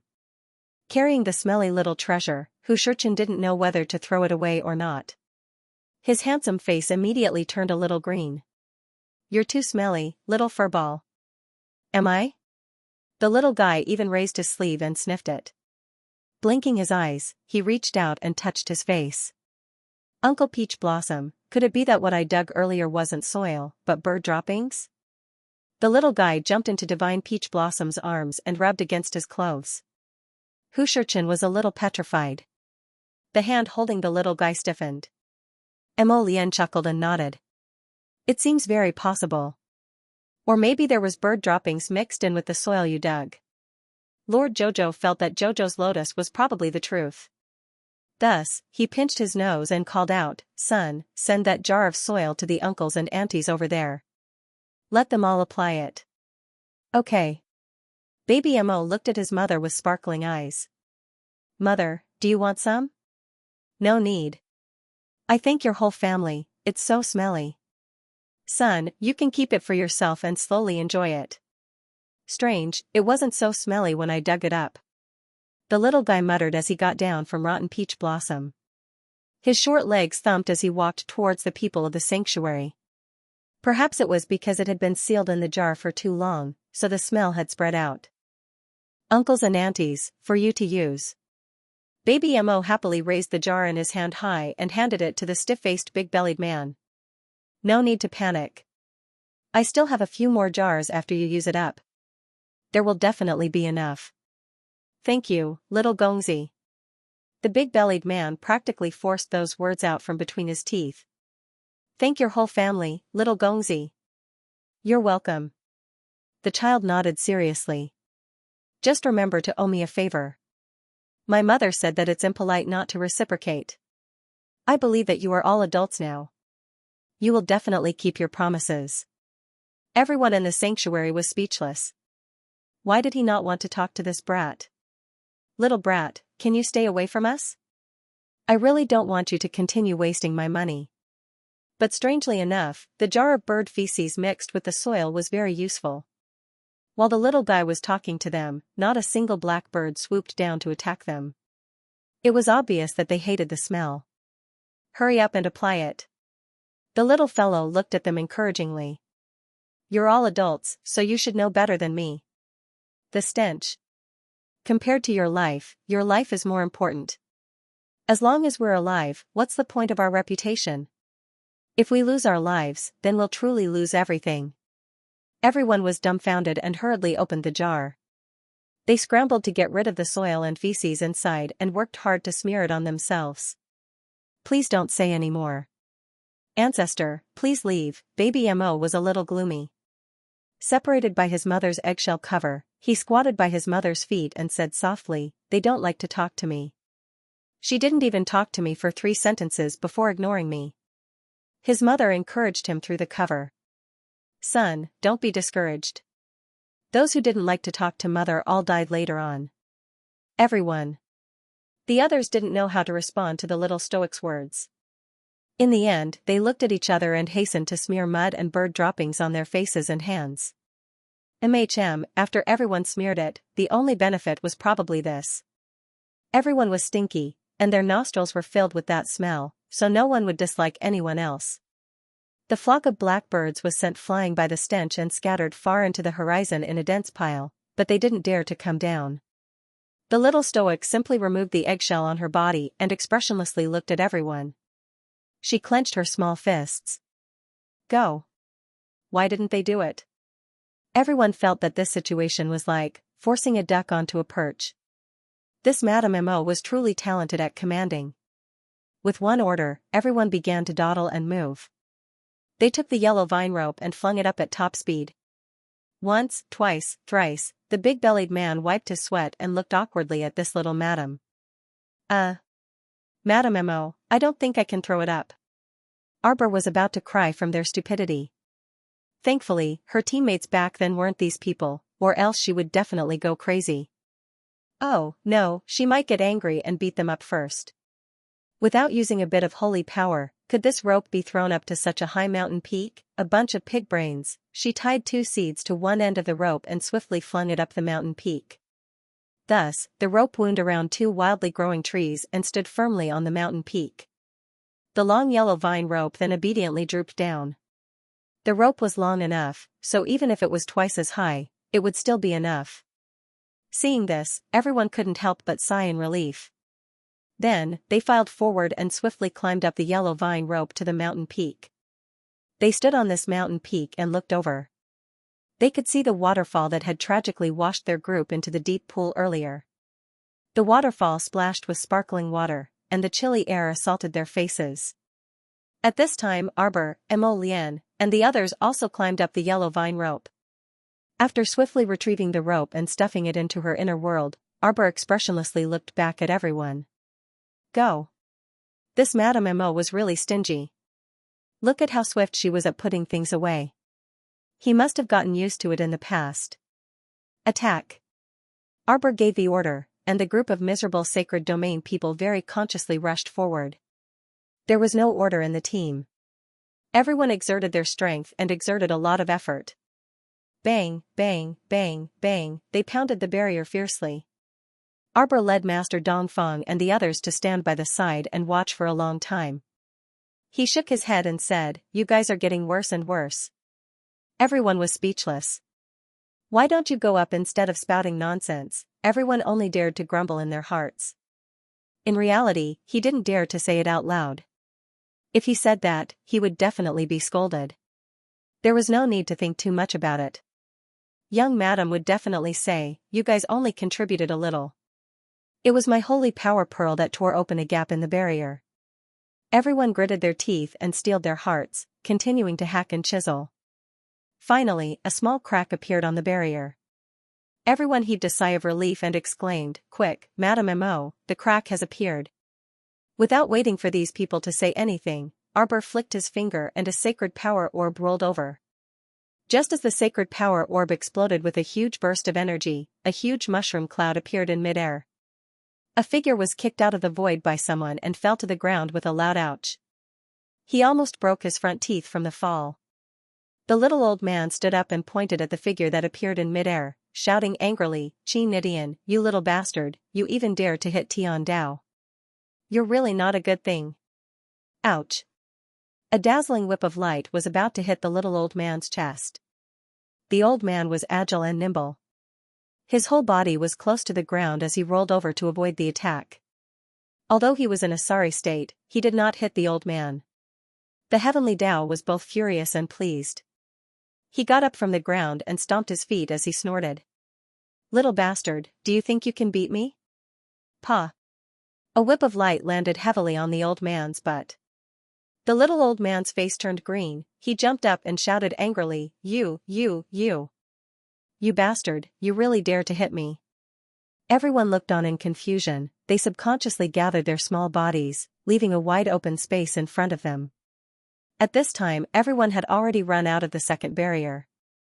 In front of them was a large open space, there was no more yellow sand wreaking havoc. Everyone could see it very clearly. In midair, the woman in the red dress was holding a whip of white light, she was very ruthless. With one whip, Tian Dao jumped up high, dancing and baring his teeth, he shouted, "Qin Nidian, you little bastard, you really want to defy the heavens." Qin Nidian smiled, "It's not like this is the first time you know. I'm used to defying the heavens." Apui. Tian Dao touched his old waist, his face full of anger, "Let me tell you, you have to stop immediately. When this old man really makes his move, you won't be able to." Ouch, my mother. Tian Dao was slapped down by a giant palm made of light elements. His head hit the ground, he crawled on the ground, his two weak and thin arms moving, ouch ouch. Everyone, this was an existence that completely subverted everyone's senses. What kind of person was Tian Dao? He was an existence that the entire sacred region could not shake. But at this time, seeing Tian Dao lying on the ground being beaten, they felt that it was somewhat out of their imagination. The visual shock was not ordinary. "Qin Nidian, stop fighting, stop fighting. I'm telling you, you really need to change that little temper of yours." "Huh. Yes, only an old man like me can stand you." Oh. Don't hit me. Don't hit me." Yes, your man can't stand you." "Damn, Qin Nidian, you really hit my head." Fine, I promise you, can't I?" "Stop." Stop. Against the sky stopped and hovered in midair, looking down at him. At this time, a female cultivator couldn't help but cry out, Your Excellency, why can you fly? Yes, this place was affected by the law of gravity, so it was impossible to fly. Therefore, they had to rely on the yellow vine rope to climb up and down the mountain. How can Xianxia be the same as you guys? Tiandao retorted. Ouch. He covered his head and got up from the ground. Okay, stop hitting me. I'll adjust the difficulty to a lower level and let them train in the normal mode. Everyone wanted to cry, but no tears came out. So, their previous guess was completely correct. The heavenly axiom, that old bastard, had really cheated them by increasing the difficulty of the sacred palace's trial? At this moment, everyone couldn't help but want to howl a few times. Why, heavens and earth, what was wrong with Tiandao? Why did he have to trick them? What the hell was going on? Was there a need for this? What was the benefit of tricking them like this? Thinking about this, the straightforward female cultivator couldn't help but ask, Elder Tiandao, why did you raise the difficulty this year when nothing went wrong in the sacred palace every year? Right. Everyone nodded and couldn't help but look at the female cultivator as if they were looking at a brave warrior. A woman who dared to question the evil forces was more manly than all the men here. Tiandao couldn't help but retort, I can do whatever I want. Do I need to explain to you little cultivators? The truth is, this old man didn't freaking want to scam you guys. The only people I wanted to scam from beginning to end were Xiao Mu's family of 3. You guys were merely incidental humph. The female cultivator didn't agree, Elder Tiandao, if that's the case, then you're in the wrong. You increased the difficulty of the trial for no reason, making it difficult for us. Tiandao couldn't help but get angry and glared at the female cultivator. What do you mean? Are you questioning my decision? Whatever mode I want to give you guys have to accept it. That's not how it is. It's normal mode every year, but you gave us 10 times the difficulty mode this year. This doesn't seem right, there has to be a reason. The reason is that this guy wants to trick my nephew's family, you guys are just being tricked. The female cultivator cupped her hands towards Xianxia. Thank you for your advice, Elder. Xianxia's mouth twitched, he couldn't help but look at this female cultivator. She had a long ponytail and was in good spirits. She was expressionless and the corners of her mouth were slightly down. Her dark eyes were filled with emotions of disagreement towards Tiandao. Elder Tiandao, if that's the case, you wanted to trick people but failed. In the end, you dragged us innocent people down with you. Everyone, this female warrior, you said what most people didn't dare to say. You're too strong. Lord Jojo glanced at her, then looked at Tiandao. The female cultivator's voice was loud and clear as she said, compensate me. Mo Lian, Duan Yu, and the others couldn't help twitching their mouths. Everyone was speechless. Arbor? Strange, this female cultivator's way of doing things seemed a little familiar. It was inexplicably to her liking. Compensate? The heavenly Tao actually stuttered a little. He pointed at the female cultivator and was so angry that smoke came out of his nostrils. You actually asked the heavenly Tao to compensate you? Disgraceful. Damn it, no matter what, he would not compensate her today. If he really compensated her, what kind of person would he be? Of course we have to compensate. The stern-faced female cultivator was still expressionless, and her voice was also very stiff. However, she was very polite. Her words were sonorous and forceful, and her articulation was very clear. If it weren't for the heavenly Tao, you wouldn't have implicated us ordinary citizens of the holy region when you wanted to trap Madame Mo's family of 3. After we entered the holy palace, how much time and energy have we wasted? You should also know. These are all unnecessary costs of time. You should be very clear that for us cultivators, time is precious. Time is equivalent to money, materials, and life. Only with sufficient time can we continue to move forward. Advancing through hardships requires time, and striving to improve also requires time. Doing anything requires time. And now, you're wasting a lot of our time, wasting our lives. In this sacred palace, from the first step we took until now, we haven't found any materials, and we haven't obtained anything. Our lives have been wasted in this sacred training ground. The female cultivator gave an impassioned speech, and her speech was extremely fast, becoming more and more intense. Everyone's faces were flushed as they watched her speak faster and faster, and the more she spoke, the more passionate she became. One after another, they raised their necks, raised their heads, and puffed out their chests, holding back the words they wanted to say. Since that's the case, it's somewhat unreasonable not to compensate. After all of this was caused by you, Senior. Compensating is a matter of course. If you don't, then you're extremely shameless. Senior Heavenly Tao, since you're the Heavenly Tao, you have to set an example. You mustn't chill the hearts of us cultivators. After the declarative conclusion, the scene was silent. Everyone looked at each other in dismay, and their gazes focused on Heavenly Tao's flushed old face. He might have been a little stupefied by the female cultivator's rebuke. When she was speaking, he wanted to interject several times, but each time, he was interrupted by me. You. Ah? You. F***ck, silently ended. This guy couldn't spit out a complete rebuttal sentence at all. Now, he might be about to explode. Just at this moment, the entire scene was silent. Lord Jojo suddenly raised his small hand, and expressionlessly applauded the female cultivator. Everyone, Feng Chongqing and the others fiercely stifled their laughter, and one after another, they coughed lightly to cover up their laughter. Wow! Baby Mo opened his small mouth wide, and followed his mother to clap hard. This auntie completely said what my mother wanted to say. This was really great. This way, the stoic mother didn't have to say so much. Every time he saw the stoic mother's taut face and say a lot, Baby Mo was always worried that his mother would choke on her saliva.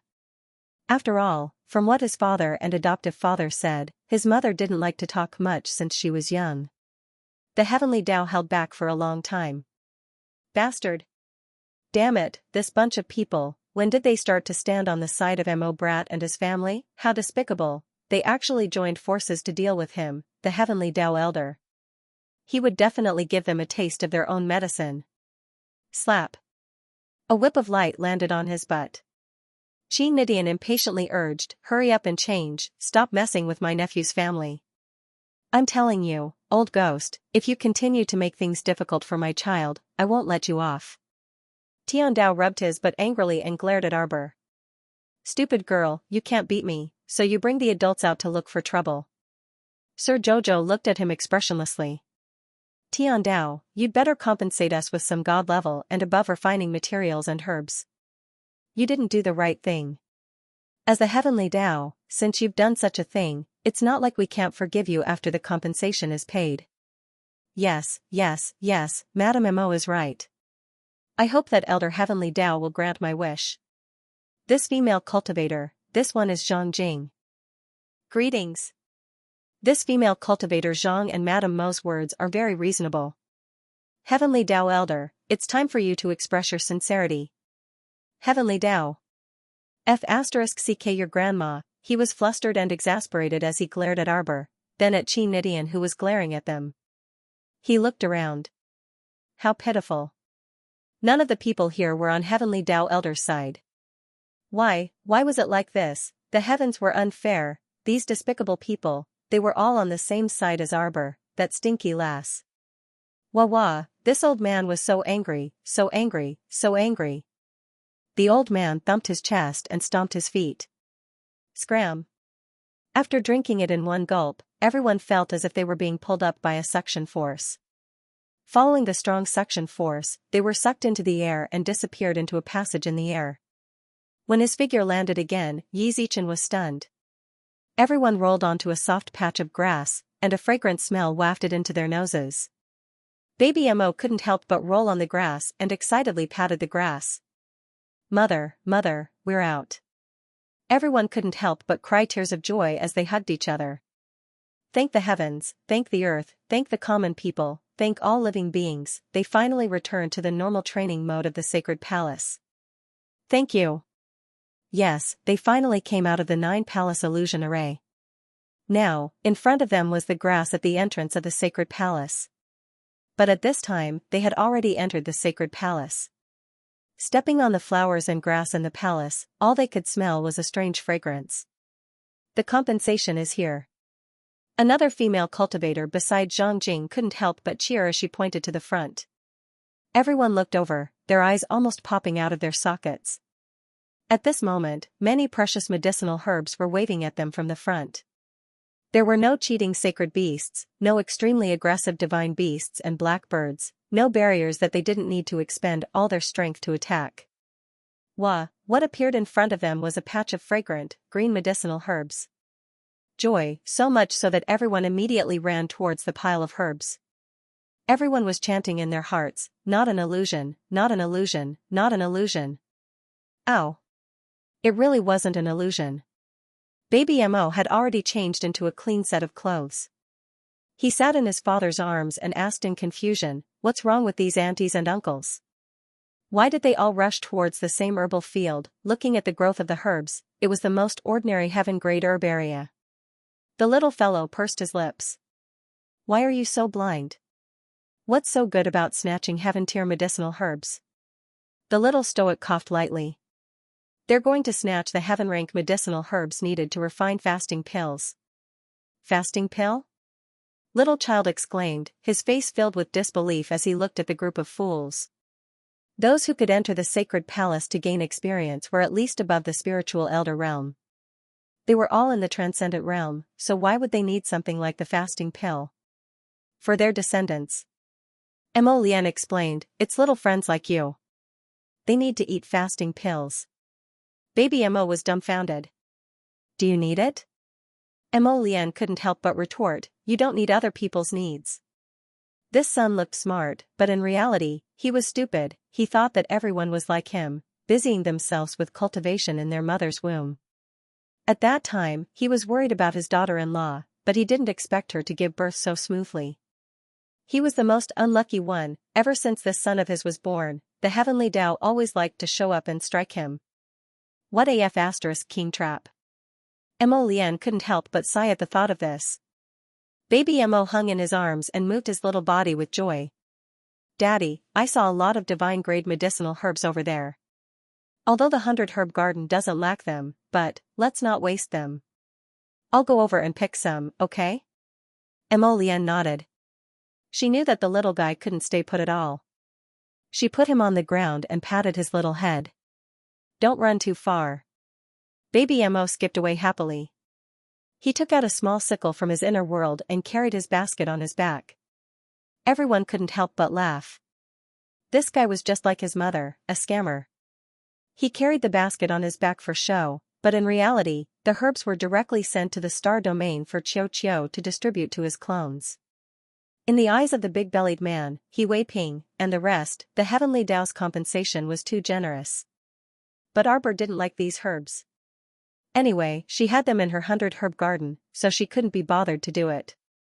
As for her son, this little guy couldn't stop. If he liked to be busy, then be busy. Anyway, at his age, it was the time to combine practice and theory. He should go pick more herbs and distinguish the medicinal properties of various herbs. Otherwise, when he needed to use them in the future, he would hate himself for being shallow. Mo Baobao squatted alone in a god-rank medicinal herb region, happily harvesting the various medicinal herbs. Zhang Jing and the rest, on the other hand, collected all the ingredients for making the fasting pill in the heaven-level herb area. The big-bellied man was obviously a little embarrassed. He even ran over and asked Arbor shyly, "Madame Mo, aren't you going to pick them? If you also want the ingredients for the fasting pill, we can share some with everyone." "Thank you. My heaven-level herbs have piled up in countless warehouses in the star domain. There are also more than 10 baskets of fasting pills piled up in the warehouse. They were all made by that troublesome son of mine." Madame Mo shook her head expressionlessly. "Just take it." Everyone was overjoyed and nodded repeatedly. They even praised Madame Mo for being magnanimous and a good person in their hearts. Young Master Mo was really lucky to be able to marry a woman like Madame Mo. If Madame Mo knew what these people were thinking, she would definitely chuckle. "You guys are really thinking too much." She just looked down on these heaven-grade materials. She wasn't someone with noble character, unquestionable integrity, magnanimity, or anything like that. These words really shouldn't be used on her. Everyone spread out and continued to harvest medicinal herbs for quite a while. Their faces were all glowing from harvesting medicinal herbs, and they had earned so much that their inner worlds were a bit cramped. Only then did they stop and run back to Xiao Mu and the others with a grin. At the same time, a noise came from the door. Everyone looked up and saw the Western Master leading a large group of people. His expression was extremely ugly as he rushed over. When he saw that almost all the medicinal herbs on the lawn had been picked, his face turned dark. Master Dongfang, you've gone too far. Why didn't you leave some soup for your brothers to drink? The Western Master's face was cold as he said angrily, look at this herbaria. What has become of it? The group of cultivators behind the Western Master were also filled with righteous indignation as they glared angrily at the crowd. These people were too shameless. Such a large area of medicinal herbs had actually been picked clean, not even leaving behind a single dregs. How could everyone endure this? He Wei Ping and the others looked at each other and silently gathered around young Master Mo and Madame Mo. The Western Master led more than 100 people. At this moment, they were all standing across the lawn, glaring at them covetously. In such a holy land for training, everything depended on one's fists. Perhaps the Western Master would fly into a rage and pounce on them together with the people around him, forcing them to hand over the medicinal herbs they had picked earlier. That wasn't impossible. He Wei Ping, Zhang Jing, and the other cultivators were all looking at the Western Master and the group of people he brought with him warily. The Western Master chuckled at the Eastern Master with a fake smile. Brother Dongfang, this is a little unreasonable. Without waiting for Master Dongfang to speak, a childish voice spoke up. What's there to be embarrassed about? First come, first served. This is the rule of the training. There's nothing you can do even if you're envious and jealous. After all, who asked you to be half a beat late? The Western Master's face darkened as he shouted sternly, who is it? Step forward. Baby Mo hugged his father's neck and cried out angrily, Daddy, he's being fierce to little Tuanzi. Mo Lian raised his hand, and a heavy wave of sacred energy swept across. The Western Master was shocked and hurriedly dodged to the side. However, it was already too late. His entire body was hit by the thick holy power on his shoulder. He flipped twice in the air to disperse the power. Even so, his body could not help but tremble twice and he took more than 10 steps back. The Eastern Master's eyes flashed slightly, and the corners of his mouth curled up into a faint smile. Brother Western Master, why are you always so impatient? It's useless to be so impatient. The Eastern Master stood with his hands behind his back and looked at the Western Master contemptuously. If you're willing to bet, you must be willing to admit defeat. I feel that little friend Mo is right. Since all of you were late, then it's inevitable that the good stuff would be taken away. The Western Master's face darkened. He clenched his fists tightly, and the veins on the back of his hands bulged. It was obvious that he was in a terrible mood. However, what could he do now? If he stayed here, other than being insulted by others, there was nothing else he could do. He couldn't beat that powerful young Master Mo. Master Dongfang, this cunning old fox, actually found young Master Mo to be his backer from the very beginning. It was simply hateful. Let's go. The Western Master flicked his sleeves and turned to leave. Master Dongfang couldn't help but laugh as he spoke. Brother Dongfang, how did you guys get here? Have you ever experienced the 9 Palaces illusion formation? The Western Master did not want to waste his breath on Dongfang Yubao. He only sneered, what does it have to do with you? I'm just asking out of curiosity, Dongfang Yuzhu said with a smile. Brother Dongfang, if you don't want to tell me, that's fine too. The Western Master had a belly full of anger. How could he be happy to waste his breath on Dongfang Yuzhu? Just as he was about to leave, he heard an enchanting laughter. Oh, Brother Dongfang, you're here too. Brother Dongfang, everyone's here. The Western Master's face darkened even more. He did not even need to turn around to know who had come. The Master of the South and the Master of the North came together with their men. More than 800 people gathered again. They all felt a little strange and looked at each other. Oh my God, such a big herb field. Brother West, did you bring your men to pick all the herbs? The Master of the South cried out and covered her mouth with a handkerchief. The Master of the West's face darkened. Do you think it's possible? I just arrived a little earlier than you. As they spoke, a mechanical voice came from the sky. There are still 24 hours before the sacred palace closes. In the future, every 2 hours will be notified. I will now announce the latest round of the luck ranking list. First place, Mo Xiao. Second place, Zhang Jing. Third place, Master of the East. Fourth place. Arbor and her husband looked at each other expressionlessly. Just now, they didn't join in the fun to pick the herbs. On the luck ranking list, they were definitely at the bottom. But it didn't matter. If their family of 3 occupied the top 3 rankings, would that old fellow, the Way of the Heavens, kick up a fuss again and give them another hell mode experience? The Master of the West's face twitched and his gaze fell on Mo Xiao. This must be our little friend Mo Xiao. Baby Mo cupped his little hands with a serious face. Old friend, I've made a fool of myself. I'm just a little luckier than you. Don't be discouraged. Keep working hard. You can do it. Everyone, they really wanted to slap this child. Listening to this child's words made their balls hurt. Of course, they didn't dare to slap him. If they really did, the adults around that child weren't to be trifled with. The Master of the West was so angry that his face twitched. He put on a fake smile and pointed to the front. There's not much time left. Everyone, will make a move first. Who would be happy to continue talking nonsense with them, anyway? It wasn't realistic to snatch the herbs back. If they really fought, it would be a waste of time and energy. Maybe after the fight, the Sacred Palace experience would also be over. If they only managed to snatch a few herbs, the Master of the West would really cry to death. After all, his goal this time was still that supreme treasure. When the Western Master thought of this, he suddenly felt that he was crazy. Why was he wasting time with these people? Let's go to the main palace. The West Imperial Master shouted. Then, he led his people away. Now that the Sacred Palace's normal mode had been activated, those who had come here before began to familiarize themselves with the place. As long as they passed through the lawn and entered the front hall to the middle hall, they would soon reach the main hall that the Western Master had mentioned. He Wei Ping took a few steps forward and said to Arbor, Madam Mo, we know the way. Let's go together. Arbor nodded and didn't refuse the help.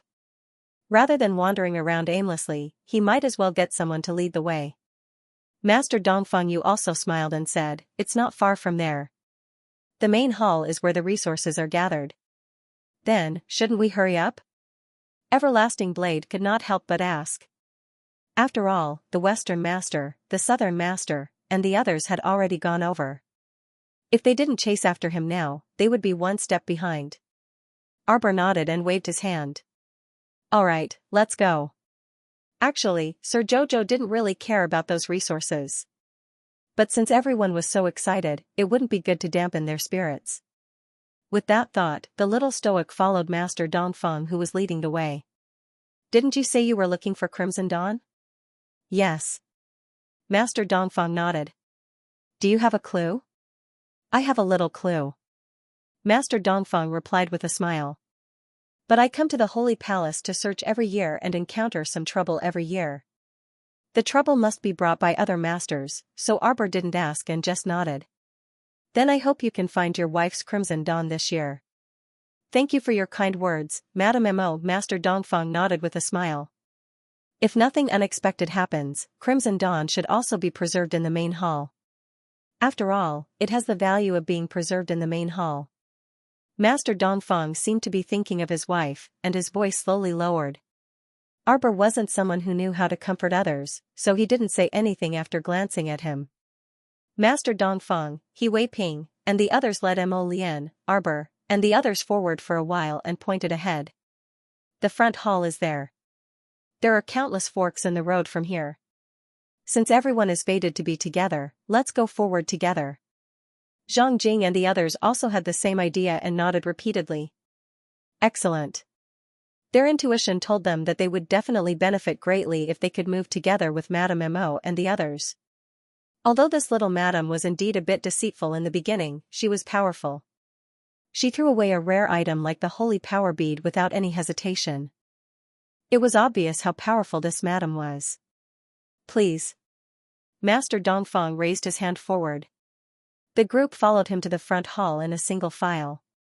Entering the front hall was as easy as blowing off dust, and the front hall door opened with a push. No one needed to exert any effort at all. Is the front hall so easy to enter? Dao Wuji raised his eyebrows and asked. Your Excellency doesn't know. Master Dongfang said with a smile. There are countless forks from the front hall to the middle hall, let alone the main hall. It's useless to just enter the front hall. There were also people who wandered around the front hall for dozens of hours, but in the end, they were teleported out with nothing. So don't think that the entrance to the front hall is easy to enter. That's because it's waiting at the back. If you don't pass the test, you might not even be able to touch the door to the main hall. Everyone nodded in agreement with Master Dongfang. Baby Emo lay in Emo Lian's arms and looked around for a long time. Wait. Emo Lian was speechless. She lowered her head and glanced at the little fellow. She stopped in the middle of the front hall. This place was completely empty. There were only a few pillars as far as the eye could see. There was really nothing to linger around. Father, put me down. Baby Emo wriggled its small body. Emo Lian helplessly placed him on the ground. What are you doing? Give me a moment. Baby Emo took out a small shovel from his inner world and walked over to a tile. Under the dumbfounded gazes of the crowd, he began to pry it open.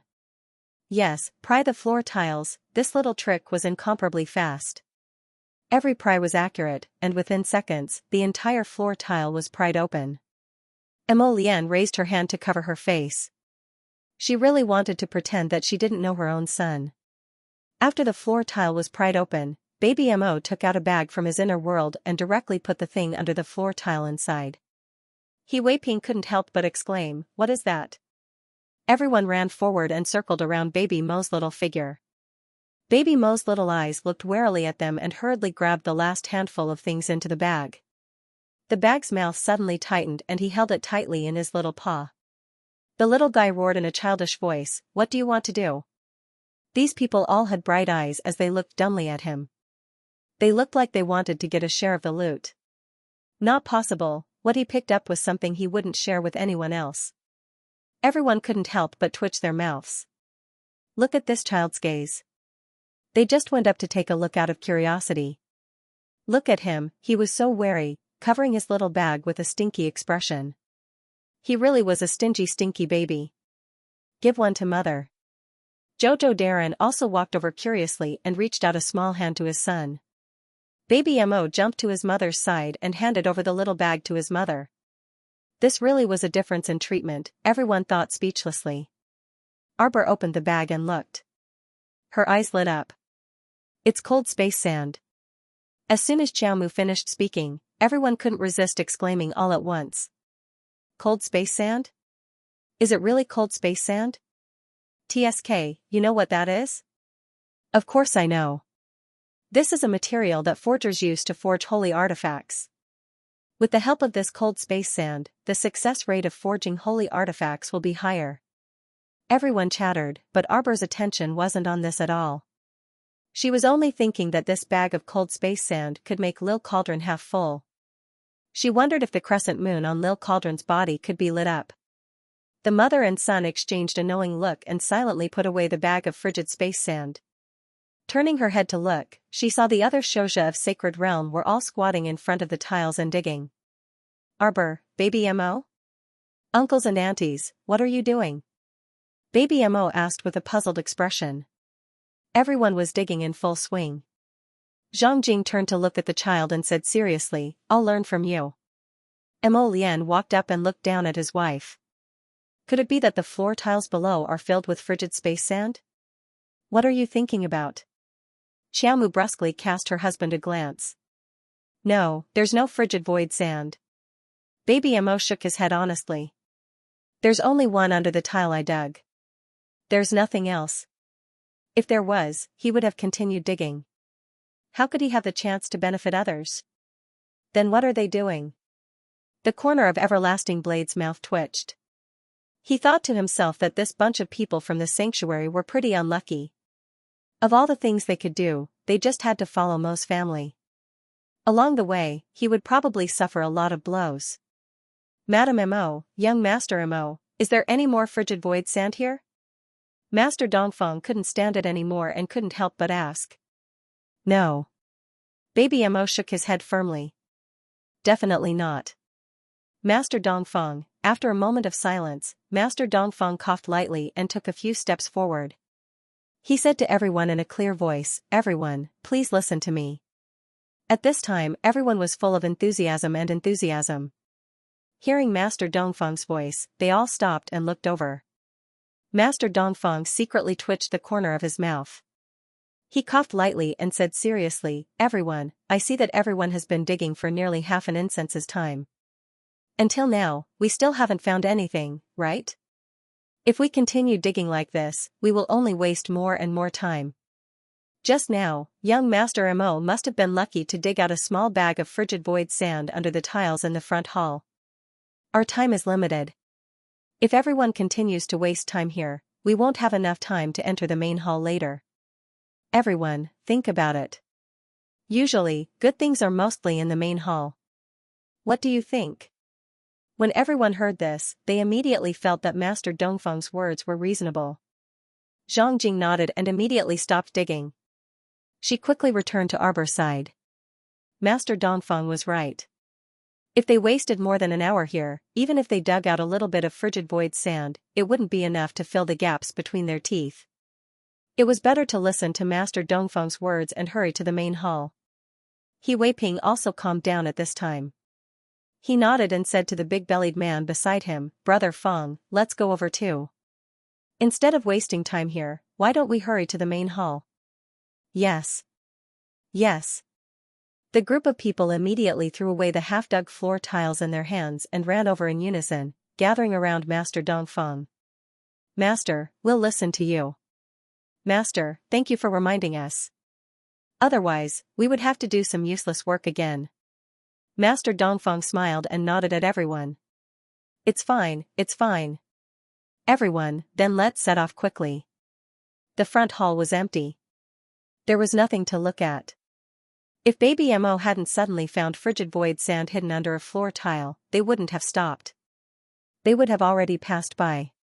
But speaking of which, that young Master Mo really deserved to be called the person with the best luck. He actually got a god-level refining material just by randomly digging up a tile. It was simply, people couldn't be compared to each other. It couldn't be compared.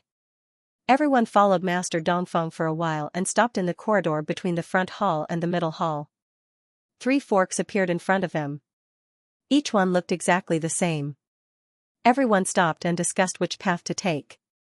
Their small eyes frequently looked at Master Dongfeng, who was frowning and deep in thought.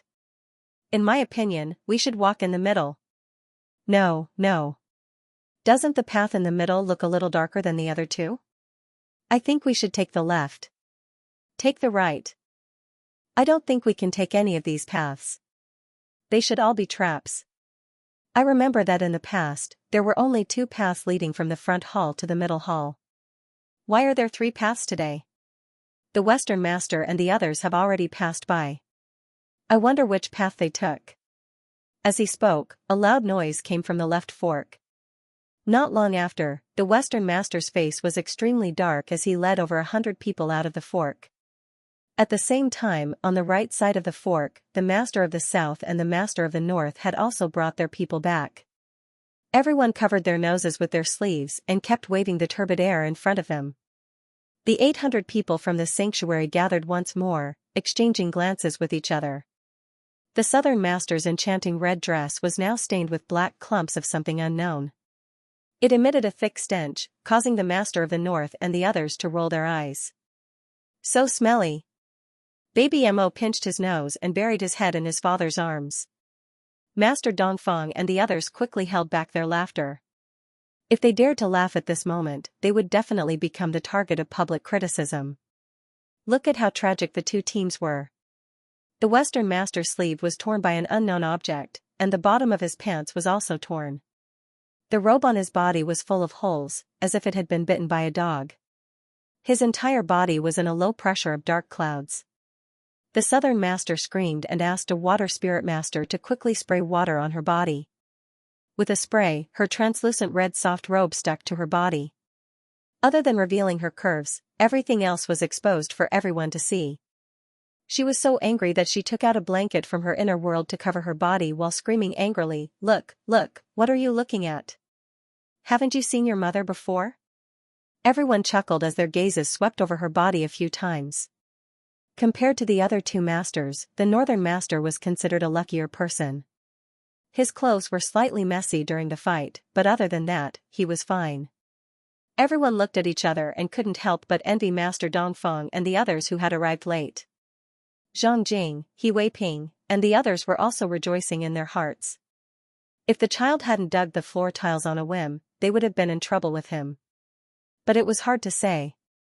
Think about it, the Northern Master and the Southern Master chose the right fork, and the Western Master chose the left. The path in the middle might have been taken by them.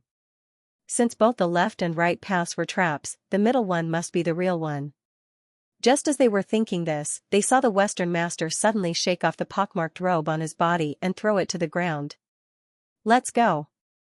He led his people and walked directly to the middle path without saying anything to the others. Seeing this, the Southern Master wrapped himself in a blanket and said with a haggard face, "Northern Master, let's follow." This guy looked as if he had been abused by something. His entire body was wet.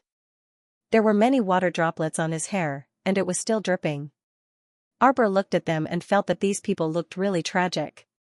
He Wei Ping and the others silently gave themselves a thumbs up in their hearts. See, to them, following the right team was such a wonderful thing. So, don't be in a hurry. Perhaps the best meal would be left for last. Seeing that the hundreds of people had left, the big-bellied man hurriedly turned to Arbor and the others and said, "Madam M.O., young Master M.O., let's follow them." "Yes, yes. Don't fall far behind them. When the time comes, all the good stuff will be taken away by them." "Yes, yes, yes. Let's hurry up and leave, let's go." The group of people were all talking at once. Just as they were about to move forward, they realized that Madame M.O. was looking at them as if they were idiots. "Master Dongfeng, Madame M.O., please speak your mind." Baby M.O. jumped down from his father's arms. "Wait for me." "Eh?" This sentence sounded strangely familiar. "Pfft, young Master M.O., are you going to dig the floor tiles again?" The big-bellied man's spirits were lifted. Baby M.O. shook his little head and ran to the pillar at the side. He floated up and reached out to press a protruding button, slamming it heavily. Everyone could only hear the sound of ga-ga-ga. He turned his head around in confusion. After a few creaking sounds, a transparent path appeared on the rightmost side of the three forked roads. Master Dongfeng, Zhang Jing and He Wei Ping, what were they supposed to say? This kind of overwhelming IQ advantage was not something that could be achieved just because they said so. So, the fork in the middle that Master Dongfeng and the rest had taken was actually not the right path. Everyone could not help but want to cover their faces with their hands. This was really too strange. Master Dongfeng and the rest would probably have to return the way they came in a while. This was such a sad thing. Thinking about it now, they felt that there was a faint sadness among them. One of the people from the sanctuary coughed softly and could not help but ask in a low voice, "Young Master M.O., how did you know that there was a mechanism up there? Didn't you all look?" Baby M.O. looked at them with a puzzled expression. "When I walked in, my eyes and ears were on all sides, and I observed everything. Such an obvious mechanism button, and none of you saw it?" Baby M.O. looked at everyone in shock. "Everyone, sorry, child, it was uncles and aunties who were blind and held you back." Feng Zhangqing could not help but burst into laughter. The little guy floated up and followed beside his mother, tilting his little head. "Mother, isn't little dumpling very smart?" His mother nodded vigorously, expressing her agreement. "Just like mother." Everyone, fine, if they were boasting, then so be it. This mother and daughter pair were constantly boasting about themselves. Actually, they had already gotten used to it as they listened. Arbor lifted his leg and walked towards the transparent path at the side. "Everyone, follow me." Everyone nodded and followed Arbor onto the path. They followed the path forward. The surroundings looked empty, and there was nothing blocking the way. Everyone was able to walk very smoothly. After a while, He Wei Ping heaved a sigh of relief. They were finally back on the right path. Ever since they entered the Holy Palace, nothing had happened peacefully along the way. Everyone felt that it wasn't easy for them to walk all the way here. One had to know that there were not so many troublesome things in the Holy Palace in the past. After entering the Sacred Palace, almost everyone had more or less gained something. But this time, from the moment they stepped into the Holy Palace, they had been tricked and tricked and tricked again and again, if female cultivator Zhang had not asked for compensation. At this moment, they might not even be able to obtain those heaven-grade medicinal herbs. Thinking about it this way, compared to the miserable southern and western masters, they were much luckier. Wait for me for a moment. Baby Mo suddenly spoke, causing everyone to be stunned. Wait again, everyone silently took out their hammers and awls from their inner worlds and automatically followed behind Baby Mo. Young Master Mo Jr., are you digging for something? Young Master Mo, is there something you want to pick along the road? We'll help you. These uncles and aunties were inexplicably enthusiastic. Baby Mo looked at them in confusion and moved his small body slightly. Little dumpling wants to poop. Everyone was speechless. Feng Zhangqing and his party couldn't hold it in for a moment and burst out laughing wildly. Stoic Qiao expressionlessly handed her son into her husband's arms and waved her hand like a boss. Go ahead. Mo Lian, was it because fate was playing tricks on people? Ever since he was young, his son had always been rather aloof towards him. His wife had long since handed over this great undertaking to him to manage. Mo Lian accepted her fate and carried her son to the side to poop. Everyone stayed where they were and waited for orders, chatting with each other. Baby Mo had been eating, drinking, and sleeping well since he was young, so in less than 2 minutes, Father Mo carried his son back to meet everyone. Baby Mo held something that looked like a small sunflower in his hand and waved it in front of everyone. There are quite a few helianthus seeds at the side that can be used to make seasoning. Aren't you going to pick some, uncle and auntie? I've already picked a basket full of them. Everyone immediately ran towards the place where he pooped. There was indeed a large field of helianthus seeds nearby. Arbor, his son's luck was a little too heaven-defying. He could pick up a field of helianthus seeds just because he pooped for no reason. What kind of bullshit luck was this? Everyone happily picked more than half of the field, leaving behind a small handful, and then ran back joyfully. Most of the people here were from the eastern region, and only a few were from the western and northern Yu. At this moment, these western and northern Yu cultivators couldn't help but want to give themselves a few more thumbs up. Back then, he had really hit the jackpot. That was why he was able to follow such an invincible team. If they had followed their original team, wouldn't they all be unlucky? Thinking of this, these people couldn't help but secretly rejoice in their hearts. At the same time, the Western and Southern Yu Masters teams of several hundred people were being attacked and bombarded by inhumane mechanisms in the Middle Fork. More than 10 people were injured before they were able to escape in a sorry state. The Western Yu Master's robe was full of holes after being hit by the mechanisms, and his entire person was a little listless. The blanket that the Southern Yu Master was originally wrapped in had been thrown on the ground when they were escaping. Although her entire body was dry now, her appearance was even worse than before. Not only was her wet hair stuck to her body, her face was pale, and the skirt below her knees was torn by the mechanisms. She was leaning against the wall, panting heavily, and her entire body was trembling uncontrollably. Damn it. The Western Yu Master panted heavily and took out a new set of robes from his inner world. Following the original method, he once again shattered his robe, leaving only his inner robe, and put on the new outer robe. He was on the verge of exploding with rage. Where are Master Dongfeng and the others? Hearing this, everyone immediately came back to their senses. That's right, where the F*CK is Master Dongfeng and the others? Now, they were nowhere to be seen outside the fork. However, they didn't meet them when they were on the path in the middle. Logically speaking, they shouldn't be that stupid. We have been defeated by both the left and right paths. Don't tell me that they don't believe in evil and insist on walking the same path as us? A Western region cultivator frowned. Even he did not quite believe the words that came out of his mouth. The Western Master sneered, impossible. Master Dongfeng Yu is an old fox. It's impossible for him to do such a stupid thing. Look around. The Western Master's expression changed slightly. They must have found another way.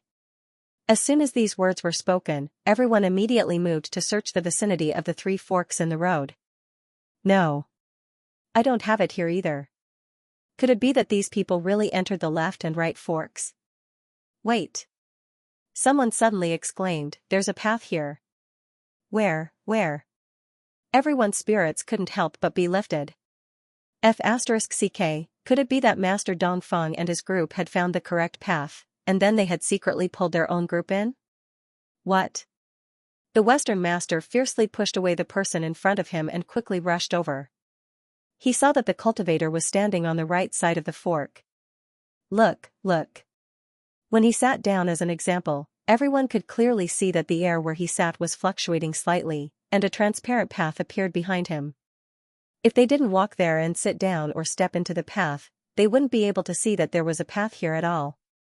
In particular, the 2 sides of the path were completely white. This transparent path could almost be said to have completely blended into the background around them. If this young man hadn't walked here and sat down to rest and noticed something strange, who knew how much time they would have to spend here to find the correct path? Damn it! The Western Master was so angry that his scalp was about to explode. He originally thought that his group was faster than the others and would definitely be the first to arrive at the middle hall. Who knew that they were the ones who were fooled? How hateful! Master Dongfeng and his group must have already passed by. Someone couldn't help but exclaim. It's over. They must be the first to arrive. There were only so many things.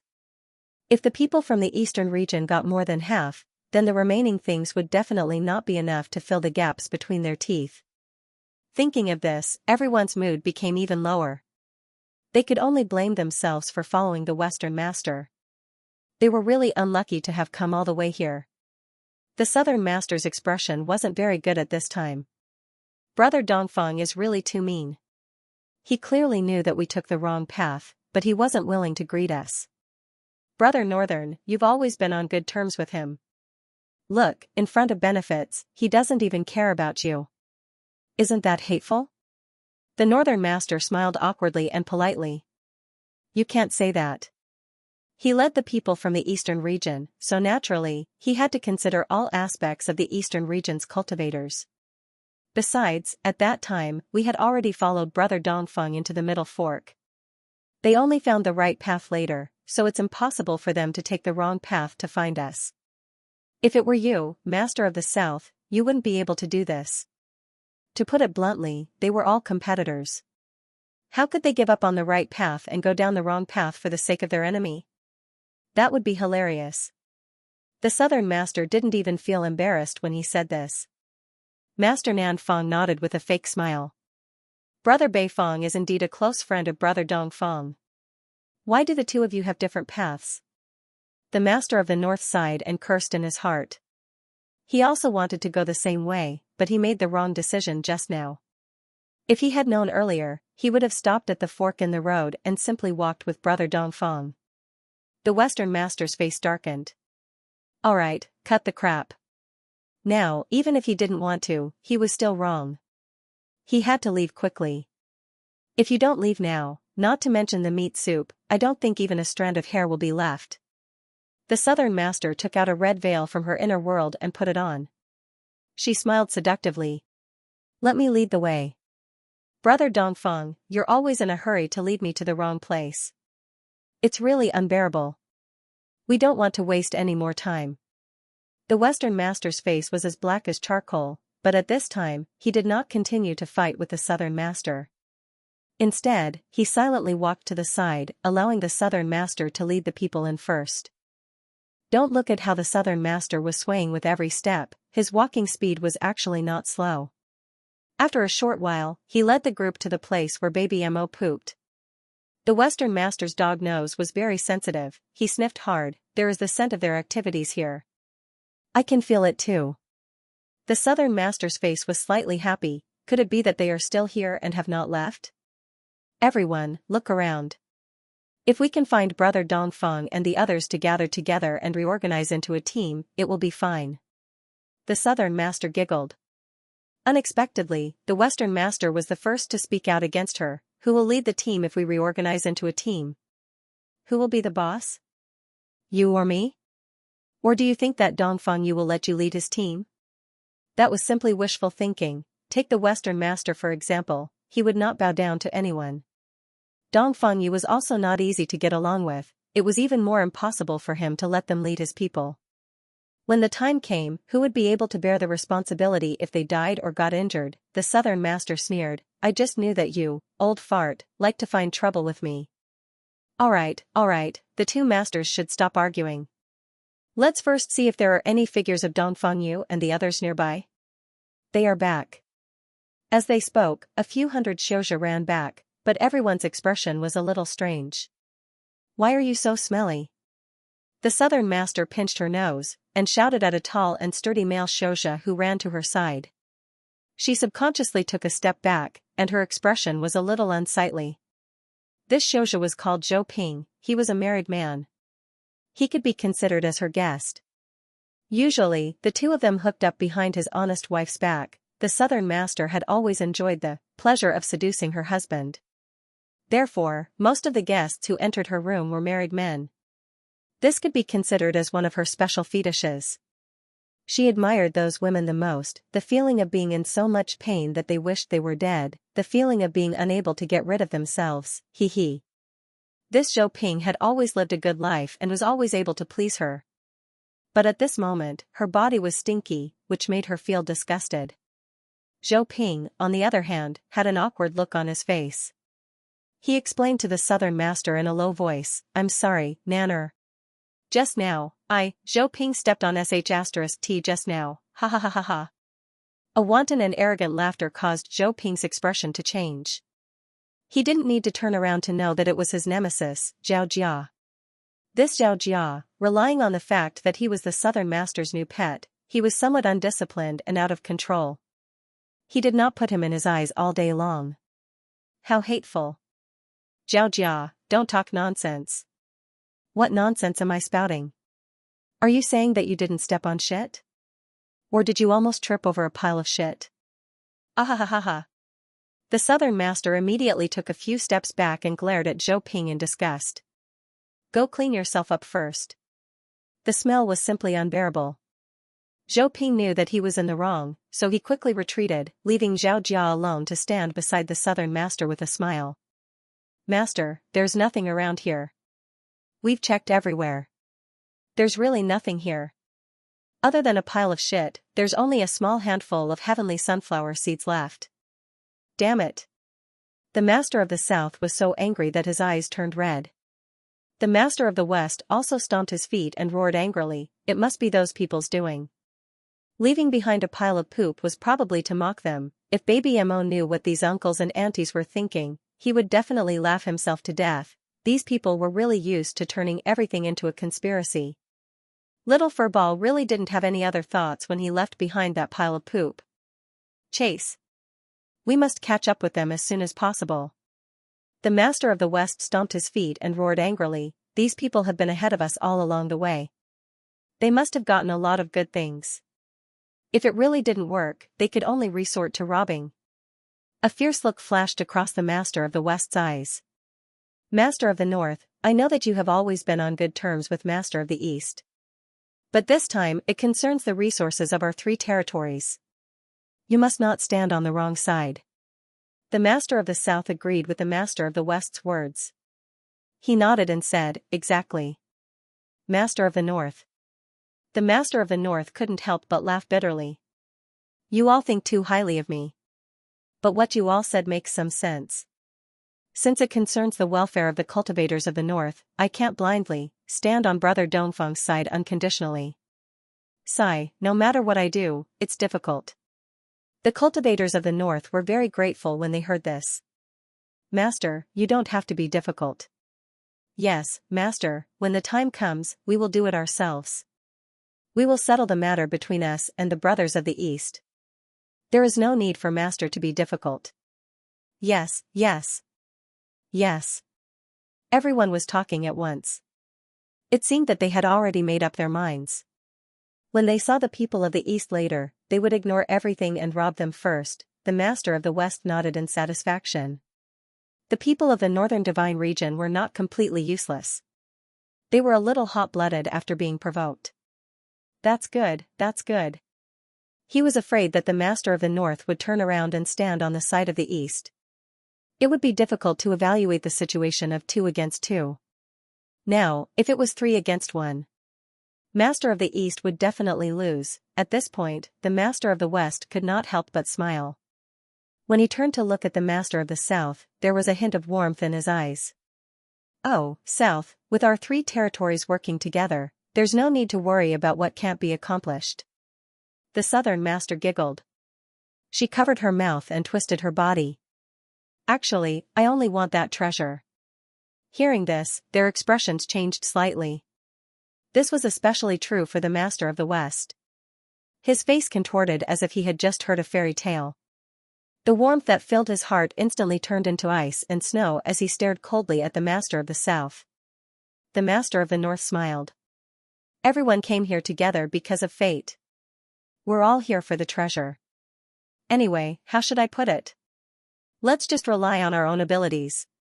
The master of the north tried to smooth things over and harmonize with the current atmosphere. It's fine if we have the same goal. Just treat it as a competition. Don't harm the harmony between us for the sake of competing for the treasure. The master of the north is right. Hee hee, hee hee hee. The master of the west laughed with a hint of malevolence. The master of the south could not be bothered to look at his hypocrisy. He snorted and turned to look at the master of the north with a smile. Brother North, then why are you here?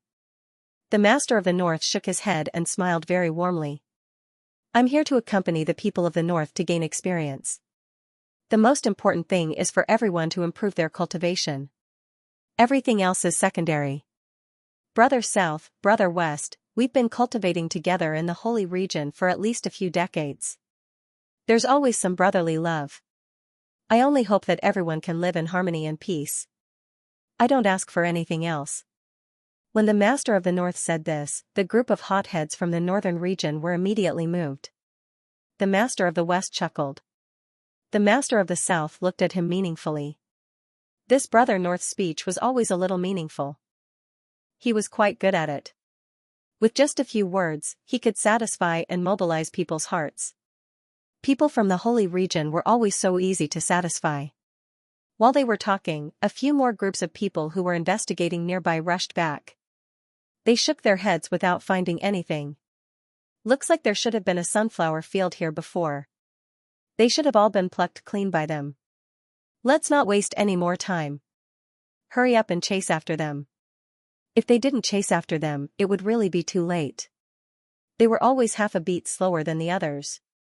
It really made them feel a little unwilling to let others get everything first. The master of the south and his group hurriedly chased after Arbor and the others. In fact, Arbor and the others were not as hurried as the master of the west and master of the south thought. They walked over leisurely. Everyone ran to Little Furball's side from time to time and asked with a fawning expression, "Young Master Emo Jr., do you feel it here? Young Master Emo Jr., do you feel the aura of a treasure there?" Young Master Emo Jr.'s little stoic face was tense as he glanced at everyone without batting an eyelid. He really wanted to tell these uncles and aunties that Little Furball was not a human-shaped treasure-hunting device. Really, don't put all your hopes on Little Furball, because you'll be disappointed. However, everyone's confidence in baby Mo was greater than his. Along the way, they finally knew that this child, young Master Mo Jr., was a child who could hit the jackpot even when pooping. If they didn't follow him, who should they follow? They had to follow him all the way to the end. They had to shamelessly ask for advice from time to time. Young Master Mo Jr. was a very magical child in their eyes. No wonder the Holy Palace judged him to be the luckiest person. His luck was not for nothing. Quick, quick, do you see it? There seems to be a light in front of us. The big-bellied man exclaimed and quickly reached out to cover his eyes. Everyone else did the same thing as him. They all felt a blinding light coming at them. Arbor glanced over. The light is very strong. That's right, that's right. It felt like something good, and everyone's spirits were lifted. It looks like a lightning array. Arbor roared expressionlessly. Flash! Everyone had followed Madame Mo all the way and was familiar with her personality. When she shouts, it's best to quickly crawl away, everyone scrambled in all directions. At the same time, several lightning bolts exploded under their feet.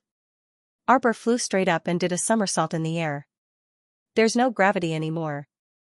I can move. Everyone hurriedly rose into the air. While waving Old Sweat, they looked towards the direction where the light was floating. They saw a cold-faced man with a pair of wings spread out standing in the air, looking at them coldly. It's the guardian of the middle hall.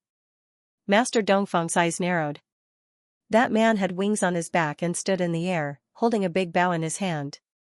Even the middle hall's guardians have come out, so this means that there should be something good in this place, right?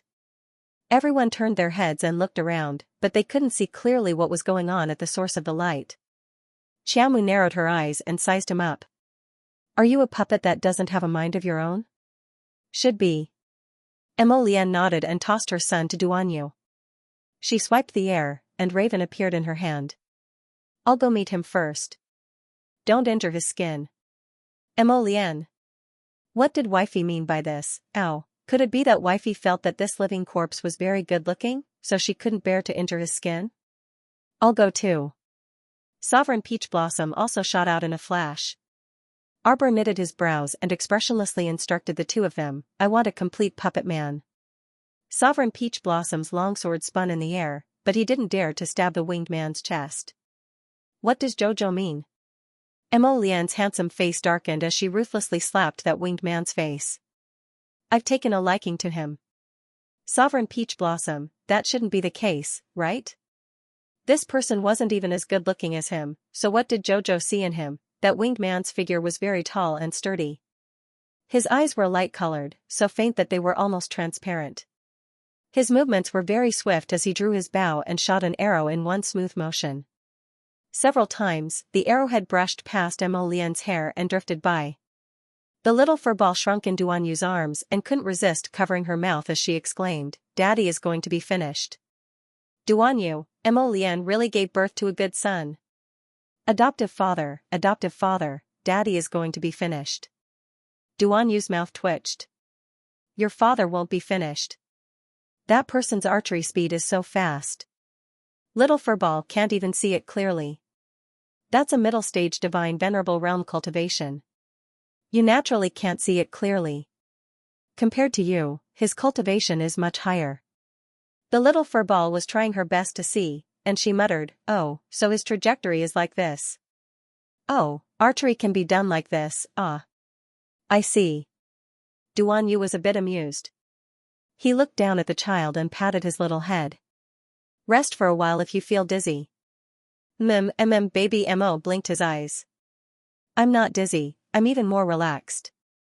Dongfeng Yuzhu was slightly startled. This was probably the first time he had seen young Master Mo and his friend fight. Their speed was astonishingly fast. With his eyesight, it was difficult for him to clearly see their movements. He took a deep breath and closed his eyes slightly. Whoosh! The winged man shot out an arrow that flew past Venerable Peach Blossom and headed straight for Duanyu. Everyone exclaimed and turned their heads to look. In the blink of an eye, Duanyu flicked his sleeve, and the arrowhead in front of him abruptly disintegrated into powder without leaving a trace. At this moment, Master Dongfeng's pupils couldn't help but contract slightly. It turned out that the cultivation of this extremely young man was actually on par with young Master Mo. In that case, there was almost no point in comparing this battle. It was a completely one-sided crushing. The winged man's body was quickly struck by a fire spirit. At the same time that he lunged forward, Venerable Peach Blossom used a series of spinning wooden vines to restrain him. Before 5 minutes were up, this middle-stage divine venerable realm guardian was subdued by the two of them. Not to mention Master Dongfeng, all the eastern region cultivators present were also stupefied. It was hard to believe that young Master Mo's group actually had such a high cultivation level. No wonder those people who went to the bamboo garden to provoke them always left in high spirits and returned with such a killjoy. If the other party had such a high cultivation level, then there really wasn't any power that could shake them. Arbor glanced at the two of them. Mo Lian was currently dragging the end of the wooden vine, pulling that twin-winged person, who was wrapped up tightly, to her. After the two-winged man was subdued, his head drooped and he didn't make a sound. It was as if someone abruptly pressed the stop button on his body, and he completely stopped moving. Arbor turned around and roared, "Dunzong, Dunzong?" Dunzong hastily squeezed over from the back of the crowd and raised his clenched fist. "Little Master, Dunzong is here." Arbor glanced at him. "Dunzong, what do you think of this body?" She secretly made up her mind, if Dunzong still didn't fancy such a young and powerful body that was born with a special ability, then she wouldn't care whether he lived or died. Dunzong was sensible as expected, and his eyes lit up the moment he saw the two-winged person. Me? Master, are you giving this body to me? He's just a puppet guardian without any thoughts, so it's perfect for you to use. What do you think?" Dunzong felt like his little master was asking, "Do you dare to say no?" He also secretly felt that this body was young and sturdy and looked alright. At least it looked much better than this vulgar Gung Pengcheng's body. Yes. Dunzong nodded like he was pounding garlic. "Little Master, you're really too good to Dunzong. Dunzong likes it very much. Dunzong is especially happy." Arbor glanced at his fawning appearance, and her lips turned up, inadvertently revealing a faint smile. Dunzong's eyes instantly turned into crescents from his smile. However, he was still in manner Lord Gung's body, so his smile looked especially vulgar in Mo Lian's eyes. Without thinking, she swatted him away with a punch.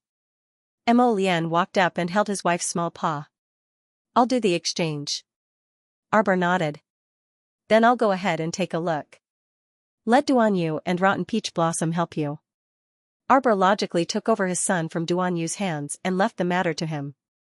Then, he dragged his son to scavenge at the front. The rest of the people couldn't help but want to laugh. They looked at the three of them sympathetically. "Get busy. Let's go ahead and take a look." She wanted to see if there was anything that Jojo didn't want. She didn't want to waste it. Dongfang Yuzhu and his group also hurriedly followed, leaving the three people to accompany Dunzong and look at each other. The same thought flashed through the minds of Mo Lian and the other two at the same time, "I want to plant them all." Dunzhu hurriedly ran to the peach blossom deity's side and cried out pitifully, "Zichen, don't cheat me this time. You must help me change my body back. It's best if you can make me stronger." Duanyu curled his lips. "You hit it off so well with Rotten Peach Blossoms, so why don't you consider switching to a woman's body?" Tun Tun smiled wretchedly. "I still prefer a man's body." Unable to restrain himself, the Peach Blossom deity punched the top of his head. "Pfft!" Mo Lian sputtered with laughter. She walked up and kicked Dunzong.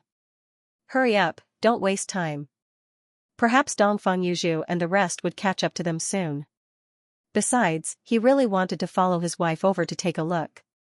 Not knowing what good stuff was ahead, the crowd let out waves of exclamations, each louder than the last. Mo Lian patted Dunzong's back and exerted a bit of force. Tun Tun's soul left Gung Pengcheng's body and flew in a straight line towards the wooden vines on the other side under Duanyu and Yichen's combined palm strikes. At the same time, Arbor held her son's small hand and strolled around the two pillars. There were many cultivation technique manuals placed in the middle hall, and everyone from the eastern region ran over to read them. However, Jojo was completely uninterested in these. She had plenty of cultivation techniques in the Hall of Longevity, so she really didn't need them. Hence, her gaze and her son's gaze were fixed on the hilt of the longsword in front of them. The entire sword was embedded into the steel. Several lines of small words were engraved on the steel, "Sword Trial Steel." The Cloud Sky Sword was forged by a great swordsmith through a blood trial 3,000 years ago. The sword's edge was so sharp that it could slash through cities and split the heavens. It belonged to the Fated One. Baby Mo's eyes lit up when he saw the sword.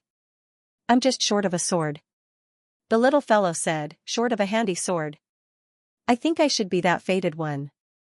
Arbor didn't even give birth to her son, so where did his confidence come from? She really wanted to ask her son, "How did you know that you're the Fated One for this sword?" "Mother, you don't believe me?" Baby Mo blinked his watery phoenix eyes, his small face glowing with a strange radiance. "When I got close, I heard the sword say to me, 'Come quickly, come quickly, come quickly, come quickly, come quickly, pull me out.'" Heh heh. I heard it so clearly. Sir Jojo expressionlessly looked down at her son. He spoke as if it was true, and even she couldn't help but want to believe it.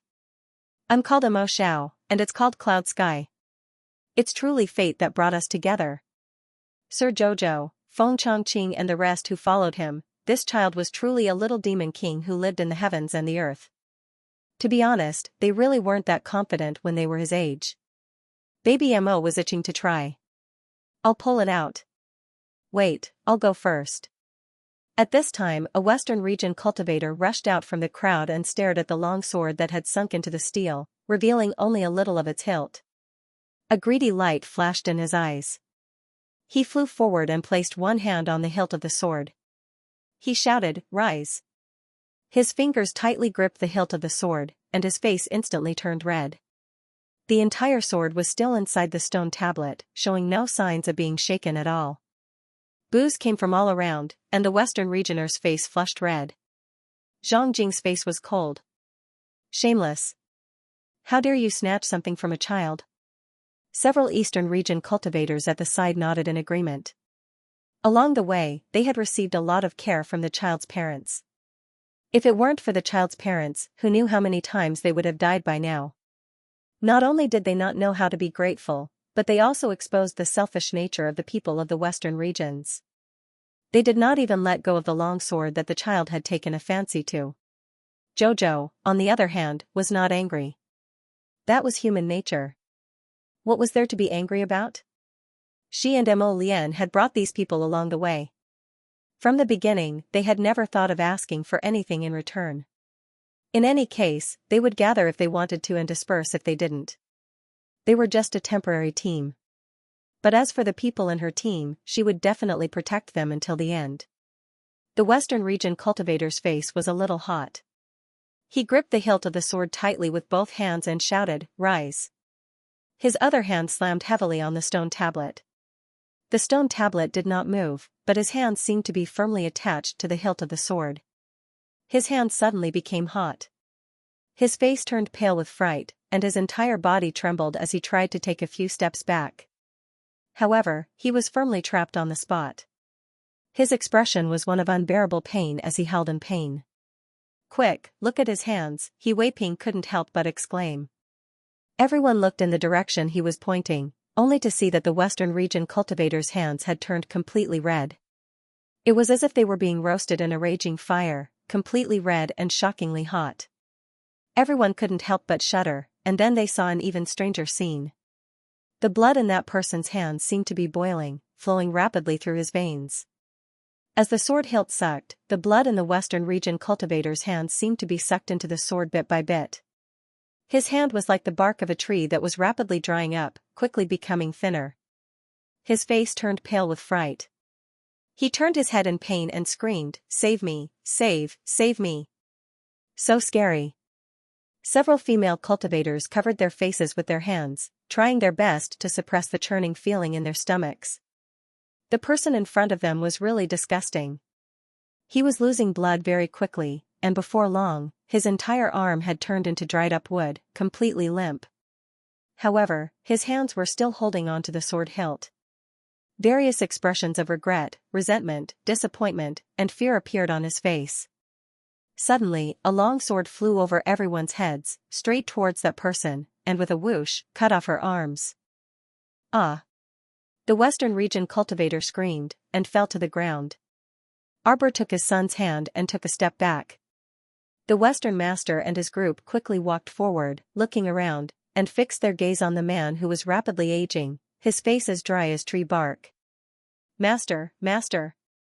Save me, save me!" The Western master looked him up and down, revealing a pitiful expression. "You're about to die." Most of the blood in this person's body had been sucked out, and he couldn't live at all. Even if he cut off his arms and let him leave that strange stone tablet, it was a pity that he couldn't live. "No, master, I still don't want to die."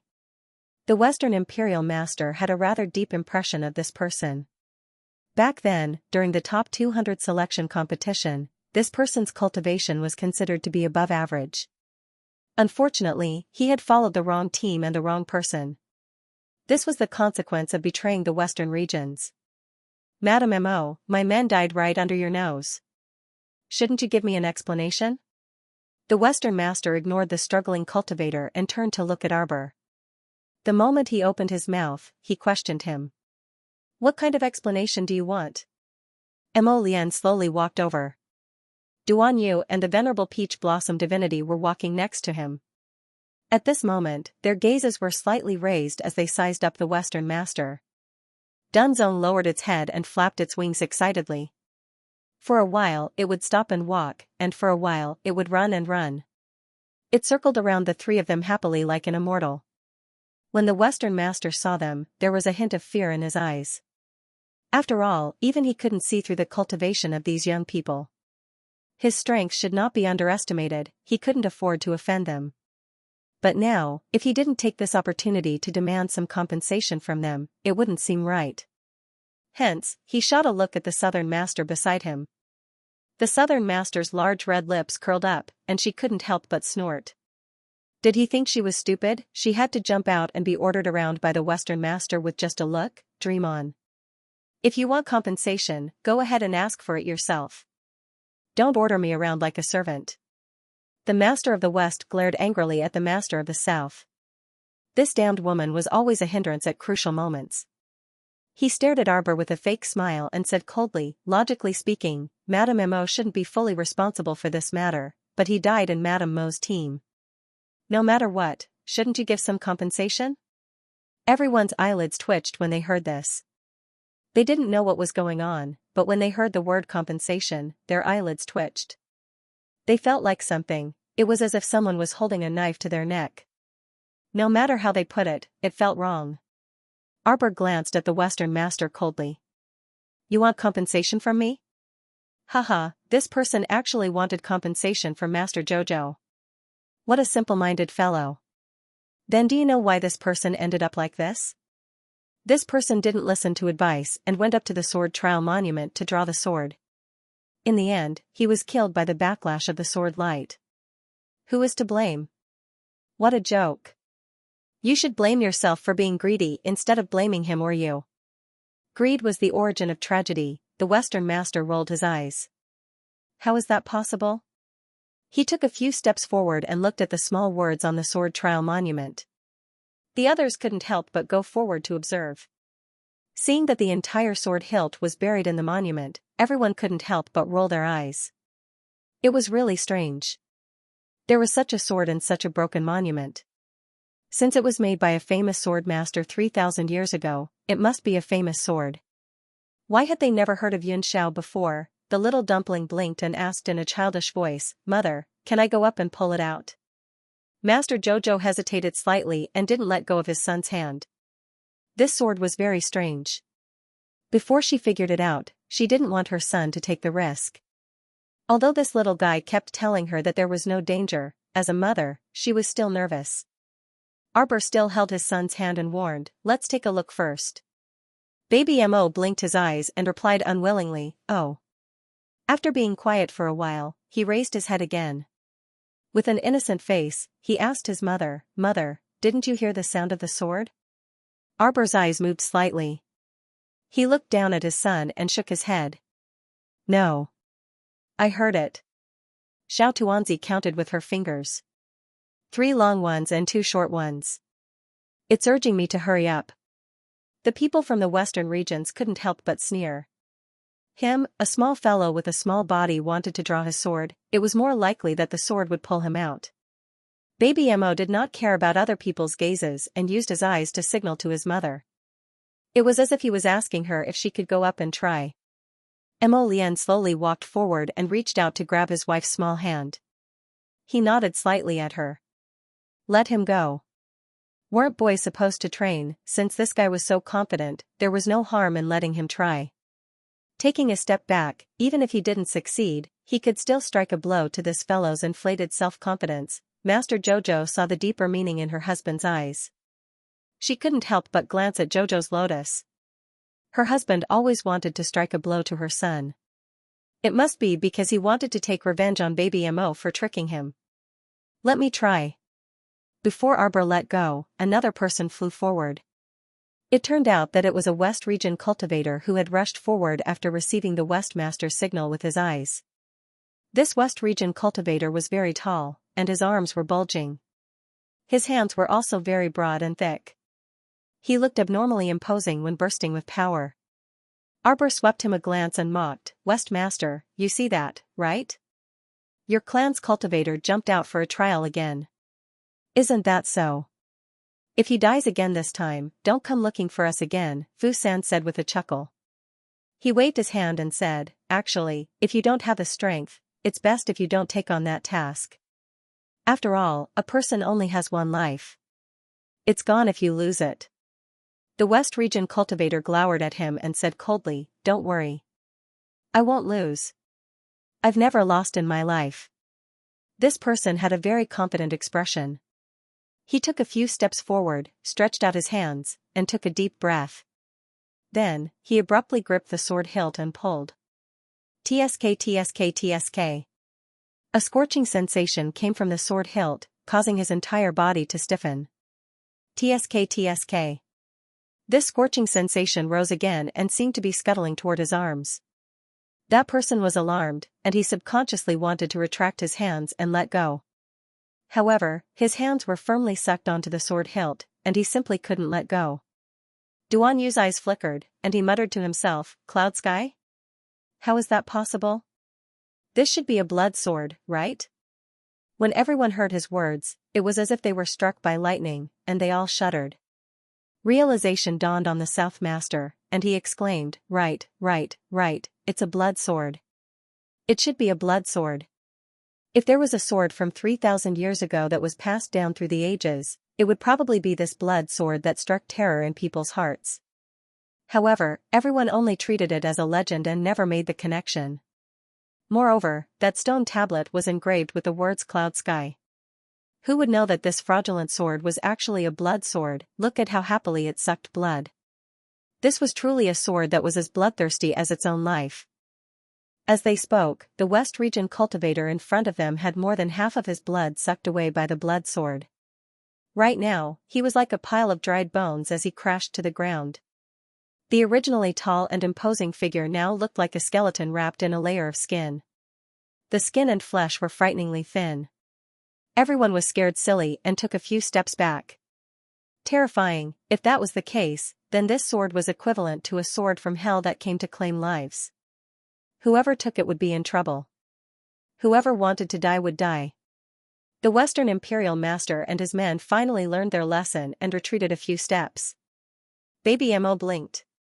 What are they doing? Arbor's expression did not change.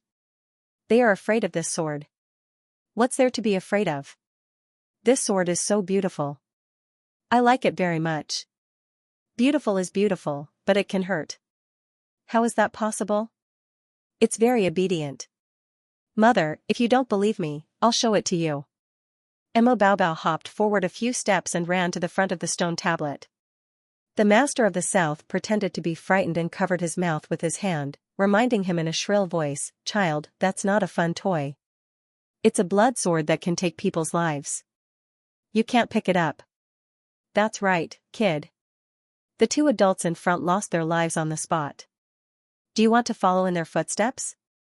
Baby Mo turned his head to look at the people who were shouting at him. "Don't speak nonsense.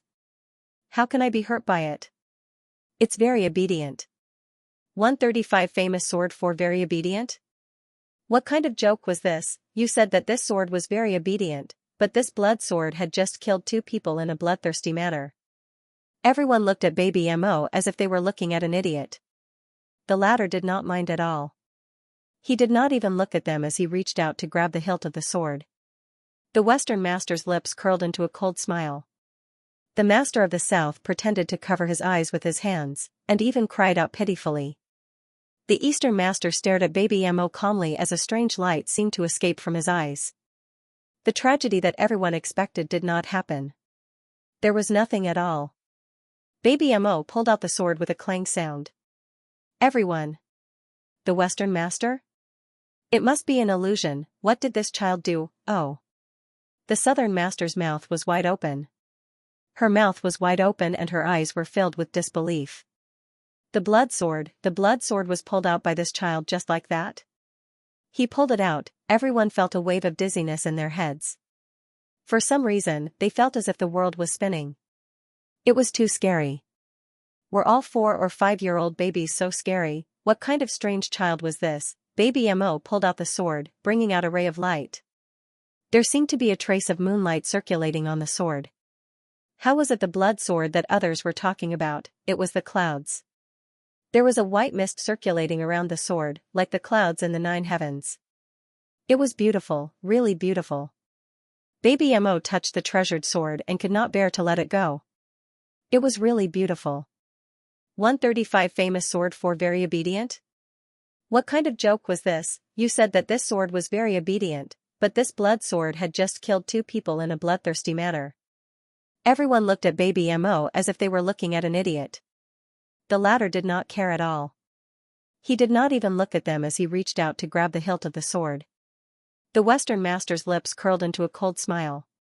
The master of the South pretended to cover his eyes with his hands, and even cried out pitifully. The Eastern master stared at Baby Mo calmly as a strange light seemed to escape from his eyes. The tragedy that everyone had expected did not happen. In fact, there was nothing at all. Just like that, Baby Mo pulled out the sword with a clang. Everyone. Western master? It must be an illusion. What did this child do? Oh. The Southern master's mouth was wide enough to hold up an egg. Her mouth was wide open and her eyes were filled with disbelief. The blood sword, was pulled out so easily by this child?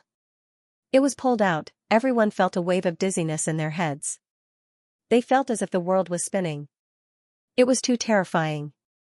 Were all 4 or 5-year-old babies these days so scary? What kind of strange child was this? Mo Bao unsheathed his sword, bringing out a stream of light. There seemed to be a wisp of moonlight flowing on the sword. How could this be the so-called blood sword that others were talking about? It was Xianxia. Boundless white mist swirled around the blade of the sword. It was as if the clouds had ascended to the 9th heaven, yet it was also as if it was emitting boundless multicolored light. It was beautiful, truly beautiful. Mo Bao touched the treasured sword and couldn't bear to part with it. It was really beautiful. Baby Mo pulled out the sword, bringing out a stream of light. There seemed to be a wisp of moonlight flowing on the sword. How could this be the blood sword that others were talking about? It was Xianxia. There was a white mist flowing on the sword, like the clouds in the 9 heavens. It was beautiful, really beautiful. Before anyone could react, the long sword that was as thin as glass turned around and flew back into Mo Bao's hand with a whoosh. Baby Mo held it and glanced at the people around him. He grinned. He held the sword, which was as tall as him, and ran to the Western master. He looked up innocently. "Uncle, do you want to try it too?" The Western master's expression was extremely ugly. He could not say a word for a long time. This child was here to humiliate him on purpose. If that wasn't the case, he wouldn't have come all the way here to say those words.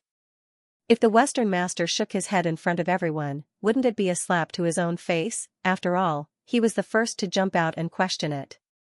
He even wanted to try the blood sword and take it for himself. Although the child's father and the rest were very powerful, the Western master thought that as long as he got the sword, his cultivation might increase greatly. But now, seeing an idiot get his neck slit by the blood sword in front of him, how could the Western master be so stupid to try this demonic blood sword again? He didn't think that he had many lives to play around with. The Western master pondered over it again and again. In the end, he still replied with a dark face, "There's no need." Baby Mo pursed his small mouth and ran back with his sword in hand. He pounced to his mother's side and tugged at Xiao Mu's arm, saying aggrievedly that uncle went back on his word. It was he who said he wanted to test his sword. Now that I'm here, he doesn't want it anymore. Xiao Tuanzi hates him. Arbor held back his laughter and nodded. Mother hates this person too. The mother and son looked at each other. Arbor held his son's hand and whispered to him, "Forget it, don't lower yourself to the same level as an old man. Look at how old he is and how inexperienced he is. Just treat it as respect and let him have it." Baby Mo nodded his head. Suddenly, a mechanical announcement came from the sky. "The sacred palace will close in 46 hours. Now announcing the latest round of luck ranking. First place, Mo Xiao. Second place, He Wei Ping. Third place, Zhang Jing. Fourth place, Master Dongfeng. It wasn't until the 808th place was announced that the Western Master's name was announced by the robotic voice. 779th place, Western Master. Last place, minus 200 points. Everyone was speechless. The Southern Master laughed so hard that he almost fell to the ground. Hey, old Western man, why are you in last place again? The Sacred Palace's latest ranking on the Providence Board would exclude those who had died. Thus, out of the 808 people, only 779 people were left. But no matter how they ranked, the Western Master was always the last. The Western Master's face turned completely black. He couldn't help but roar, why? Was there something wrong with the Heavenly Tao? From the moment he stepped into the Sacred Palace until now, he hadn't obtained anything at all. Naturally, it was impossible for him to mistakenly consume some strange herbs and have his points deducted. In the previous experiential training, he was unlucky enough to be ranked last. That was because he mistook a poisonous herb for an immortal herb and couldn't wait to consume it, causing his cultivation level to drop bit by bit. But this time, he didn't do that. With the previous experience, he had been extremely careful ever since he entered the Sacred Palace. Volume 137-8 You Don't Respect Meihe didn't touch anything in the Sacred Palace at all. He was even very careful when he walked, afraid that he would accidentally fall into a trap. If he was poisoned, his points would definitely be deducted. Heavenly Tao, you're unfair. The more the Western Master thought about it, the angrier he became. He couldn't help but point at the sky and curse. Mo Lian turned her head and looked at the Western Master as if she was looking at an idiot. How could there be such a foolish and naive person in this world? Sure enough, as soon as this person finished speaking, the Heavenly Tao took the opportunity to strike down with a bolt of lightning. With a boom, it smashed directly on top of his head. The Western Master immediately changed into a fashionable curly hairstyle. His entire face was indeed blackened by the lightning. The people of the Western region screamed. The people of the Eastern region couldn't help but cover their mouths and snicker. The Western Master was fearless and openly challenged the Heavenly Tao. Let's see if the Heavenly Tao can kill him, bastard, bastard. The Heavenly Tao's angry voice came from the sky. How dare you disrespect me like this? Deduct points. The Heavenly Tao immediately made the next decision. Not long after, the cold voice of the broadcast started again. The 779th Western Master. First from the bottom. His attitude is improper and he is disrespectful to the Heavenly Tao. Now, another 300 points will be deducted. Now, his points are negative 500. The Southern Master really couldn't hold it in and really burst out laughing. Then, she put on a fake apologetic smile and turned to the Western Master who was glaring at her. She waved her hand and said, sorry, Brother Western. I really couldn't hold it in. Pft, pft. The laughter around them really couldn't be suppressed. Including the people behind the Western Master's own team, there were people who were laughing so hard that their shoulders were shaking. It was really hard to control. They really let their master down. But the master's silly behavior really made people feel that it was extremely funny. He was clearly only negative 200 points before, but now, he had reached the sky in one step and was negative 500 points, so what if it was negative 500 points? The master now felt worse than a beggar on the street. That appearance simply made people feel bad just by looking at it. The Western Master clenched his fists and wanted to rush up angrily. Two young Western region disciples hurriedly ran out from behind and hurriedly grabbed him by the waist and dragged him into the crowd. Master, please don't take things too hard. Do you still want to argue with the Heavenly Tao Elder? The consequences of arguing with the Heavenly Tao is very likely that the Heavenly Tao Elder will directly teleport you out of the Divine Palace and make you the first person to give up. How despicable. The Western Master was so angry that he was almost speechless. He snorted and was dragged into the crowd by the two disciples. His whole body was trembling with anger. He was supported by someone to sit down on a stone block at the side. Master, where there is life, there is hope. Yes, Master, you can't argue with the Heavenly Tao, right? We still have to continue, right? Now that you are last, what are you afraid of? As long as you enter the main palace and get that treasure, you will be the luckiest person, master. Yes, yes, yes. The Western master was comforted by the words of the disciples one after another, and his expression recovered slightly. But his face was completely charred black by the heavenly Tao, and there was not a single trace of white on it. The main palace is just ahead, master. Let's not get entangled with them. Yes, yes, yes.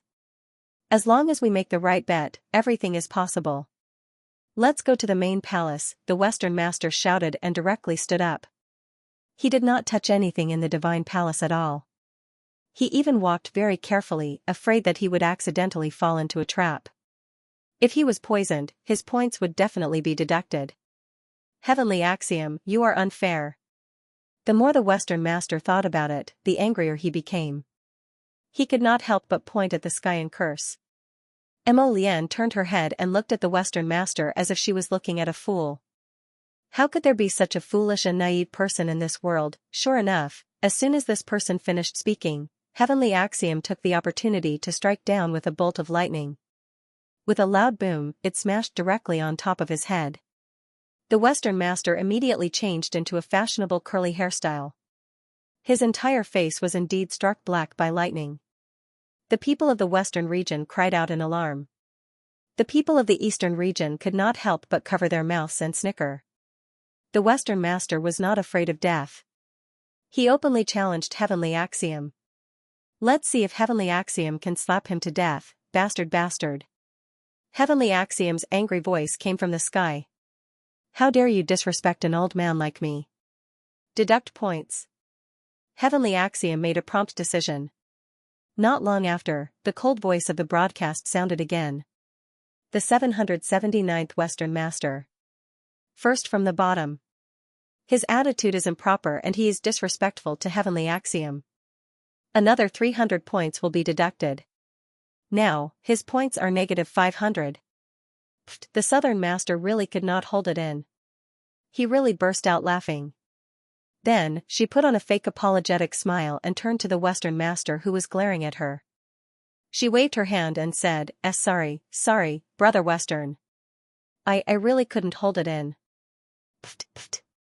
The laughter around them could not be suppressed. Including the people behind the Western Master's own team, there were people who laughed until their shoulders shook. It was really hard to control. They felt so sorry for their master. But their master's silly behavior was hilarious. He was only -200 points earlier. Now, he had reached the sky in one step and was -500 points, so be it. The master felt worse than a beggar on the street. That appearance simply made people feel uncomfortable just by looking at it. The Western Master clenched his fists and wanted to rush up angrily. Two young disciples of the Western regions hurriedly ran out from behind him. They hurriedly grabbed him by the waist and dragged him back into the crowd. Master, please don't take things too hard. Do you still want to go against the Heavenly Tao Elder? The consequence of insulting the Heavenly Tao was that the Heavenly Tao Elder might directly teleport you out of the Holy Palace, making you the first person to give up. How despicable. The Western Master was so angry that he was almost speechless. With a harumph, he was dragged into the crowd by two disciples. He was so angry that his entire body was trembling. He was supported by someone to sit down on a stone block at the side. Master, where there's life, there's hope. Yes, yes. Master, we can't go against the Heavenly Axiom.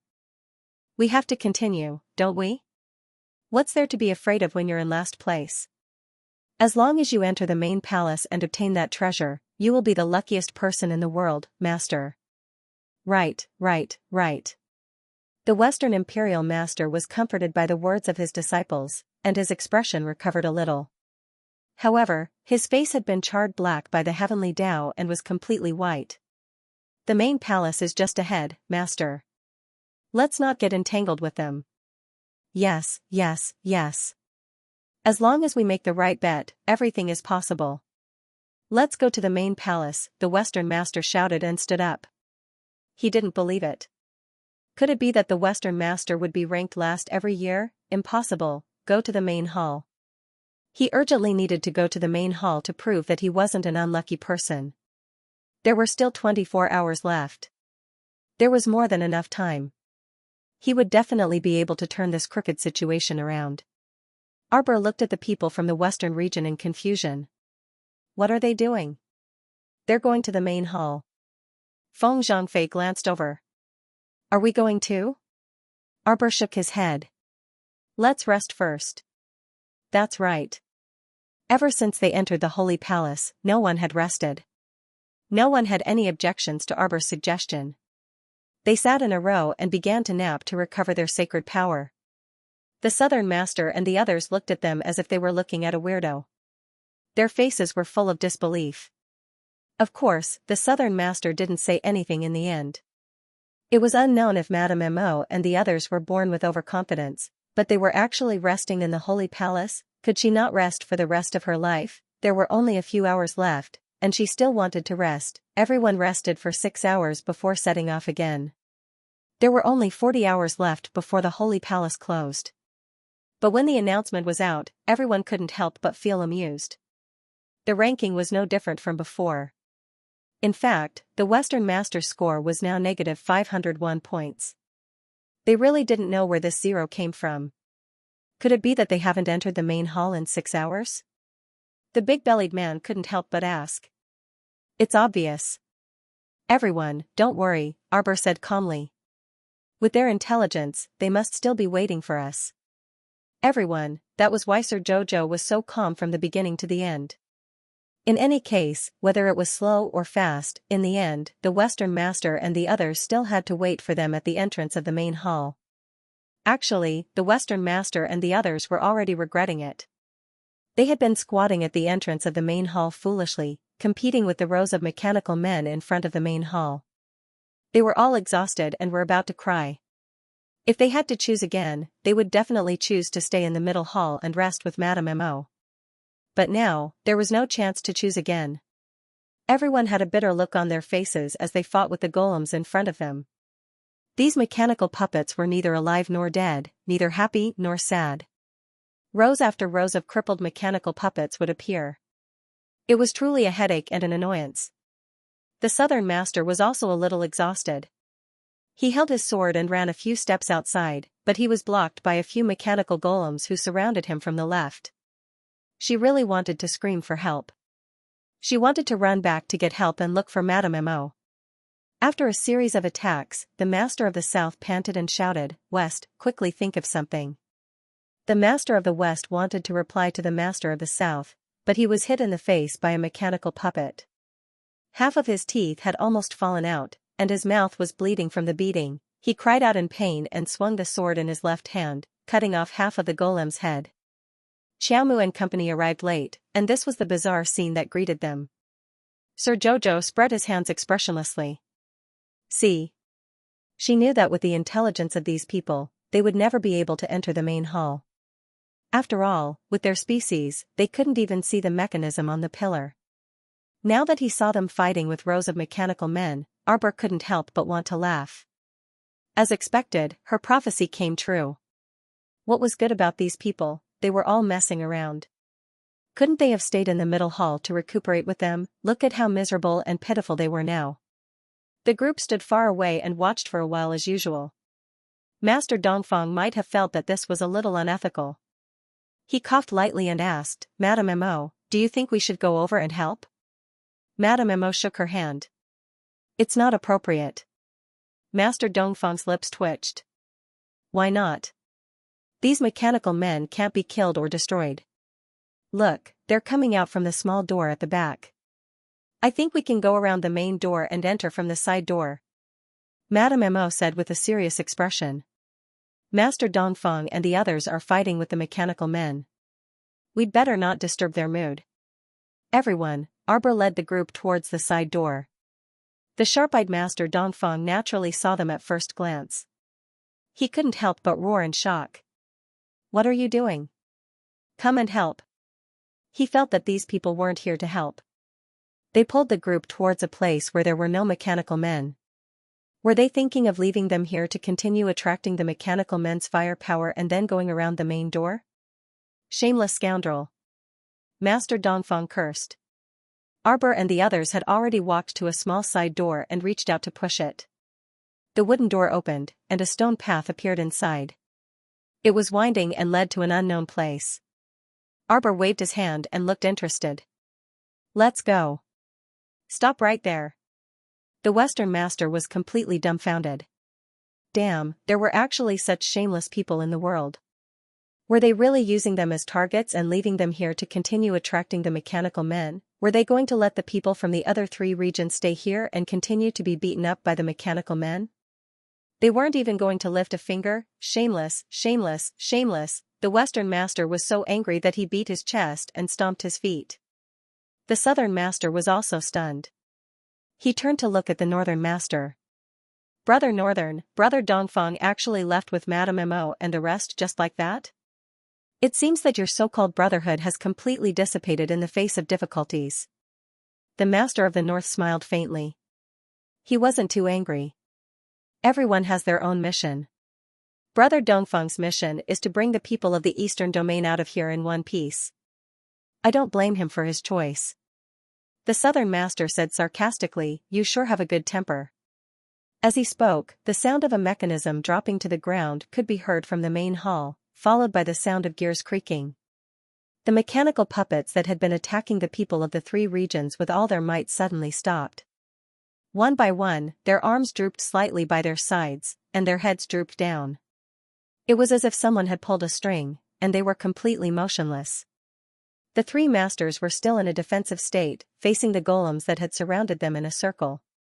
Soon, they heaved a sigh of relief. The mechanical men really didn't move. Let's go. They'd probably reached the main hall. Madame Mo and the rest must have triggered some mechanism. Things might change if they delayed. The Southern Master stretched out his finger and pushed aside the arm of one of the golems. He then squeezed out of their encirclement. The Western Master started to panic as he roared, "Hurry! I'm afraid that they have already reached the main palace and triggered some mechanism. That's why the golems here stopped attacking." This was very, very bad. Along the way, they were always one step behind the others. They were especially passive. Now, if they were one step behind, someone else would beat them to it again. A trace of hostility flashed across the Western Master's eyes. Let's go. Let's go, let's go. The Southern Master also urged the people beside him impatiently. The group of people broke out of the golem's encirclement and hurriedly ran towards the main palace. That speed was really exerting all the strength they had when they were young. They had no choice but to be fast. If they were one step behind, they felt that the treasures in the sky would have already fallen into the enemy's hands. If that was really the case, they were really unwilling to accept it. The Western Master was about to explode. I didn't expect that we would end up empty-handed. When the Western Master said that, the people beside him were also about to explode. They thought to themselves, isn't that so? We worked so hard to come to the sacred palace, but in the end, we didn't get anything at all. This was really sullen. It really made them unwilling to accept it. The group of people quickly ran to the main palace and ran in one after another. The Western Master was the first to shout angrily, "What are you doing?" There were many people gathered in the main palace. Everyone was looking up as if it was the new year. They were happily looking for treasures. These treasures were hanging above everyone's heads. They were in wooden boxes of the same color and material. They all looked about the same size. But everyone understood that when they opened the wooden boxes, there could be pills or herbs inside. It could also be refining materials. It could even be divine weapons, or sacred beasts. The item seemed to be within reach, but it was extremely difficult to peel it out from inside. Furthermore, everyone's choices were not endless. After all, there were less than 38 hours left before the sacred palace closed. And every time they used all their strength to take the items out of the wooden boxes, they would have to rest for a while. Just like now, there were many people in the main palace who were resting. It seemed that these people had already taken the first round of treasures. They were indeed one step ahead of them. As expected, the Western Master glared at Xiao Mu, who was standing silently on the side. If it wasn't for this wretched girl leading her men away, would they have been one step behind her? However, At a time like this, the Western master naturally had no time to argue with Arbor. His eyes quickly moved to the rows of wooden boxes hanging in front of him. He couldn't make up his mind. As for the master of the south and the master of the north, they had each chosen a wooden box and were trying their best to open it. Looking at the strength they used when competing with the wooden box, it seemed that they had chosen a good treasure. A hint of jealousy flashed across the Western master's eyes. He began to doubt himself. Could it be that he was really that unlucky? Sometimes, one really had to believe in fate. The Western master collected his thoughts and casually pointed at a wooden box that was hanging above his head. He concentrated on infusing his saint energy into it. At the same time, Master Dongfeng, who was originally meditating and adjusting his breath, suddenly turned his gaze and instantly became extremely sharp. He quickly got up from the ground. Even Lord Xiao was unable to react in time. She saw Master Dongfeng running to the left side of the main hall. "What are you doing?" Feng Zhangqing, who was closer, couldn't help but frown and roar. However, they saw Master Dongfeng turn his head and smile strangely at them. Previously, this person had always appeared to be extremely well-mannered. Now that he had suddenly become so strange, it was indeed shocking.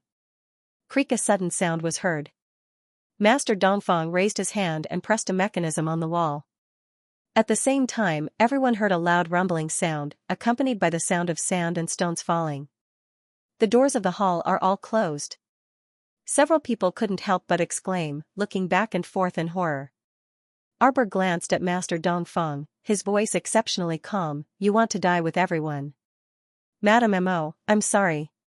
Master Dongfeng nodded at her politely and smiled warmly. "I have no other choice. Although most of you are innocent, my ability is limited. If I don't sacrifice you, I won't be able to take revenge." Master Dongfeng sighed, showing a worried look. Several of the cultivators in the eastern region who had come out of their cultivation state were stunned when they heard Master Dongfeng's words. What did Master Dongfeng mean? What did he mean by he won't be able to take revenge without sacrificing them? How was he going to take revenge? While speaking, above the main hall, the originally dark carved wooden beams suddenly burst into a red light. Wooden boxes floated quietly in the air. Many people were still immersed in their cultivation state and had not yet come out. There were also many people who were still using their holy power to penetrate the wooden boxes, trying to take the treasures from the boxes. Although they knew that something dangerous had happened outside, they were all in the same state and couldn't get out of it immediately. Although they were secretly anxious in their hearts, there was nothing they could do. Arbor glanced at him coldly.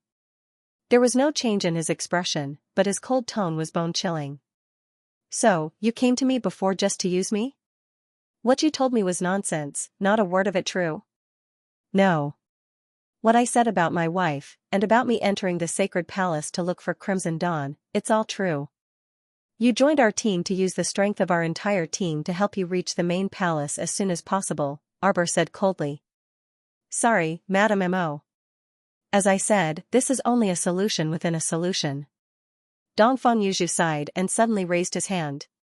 A ray of saint energy instantly hit a box above his head. Bang! The wooden box was smashed into pieces, and a dazzling light flashed before everyone's eyes. A dagger made of pure silver jumped out from it. With a whistling sound, it spun in a circle and flew back to Master Dongfeng's hand. Pooh! Because of the shock of the power, many practitioners who had been meditating suddenly spat out mouthfuls of blood and opened their eyes in shock. All the wooden boxes on the ceiling seemed to have been awakened by something, and began to make clanking sounds at the same time. After a few whooshing sounds, a few boxes suddenly flew towards the crowd. The Xianxia were shocked at first, then they hurriedly deployed a defensive barrier. They worked together to throw out a few bursts of energy to hit the wooden box. The wooden box exploded in the air, but nothing fell out. Only a strong gust of air swirled up, and suddenly counterattacked. Arbor raised his hand, and dozens of attack talismans teleported in front of the airflow array. With a loud bang, the crowd below all prostrated themselves on the ground, their expressions slightly frozen. There were actually traps hidden in these empty wooden boxes. If it weren't for Madame Mo's help, they would have suffered a huge loss on the spot. He didn't know how many wooden boxes there were hanging above his head. If he wasn't careful, he might accidentally explode them all. Everyone couldn't help but shiver. Master. An East region cultivator widened his eyes in shock. Why are you doing this? At this moment, the originally clean ground was also emitting a strange red light, which actually intersected with the red light on the roof beams. The entire main hall fell into a dead silence. No one made a sound for a long time. They only looked at their feet with vigilance.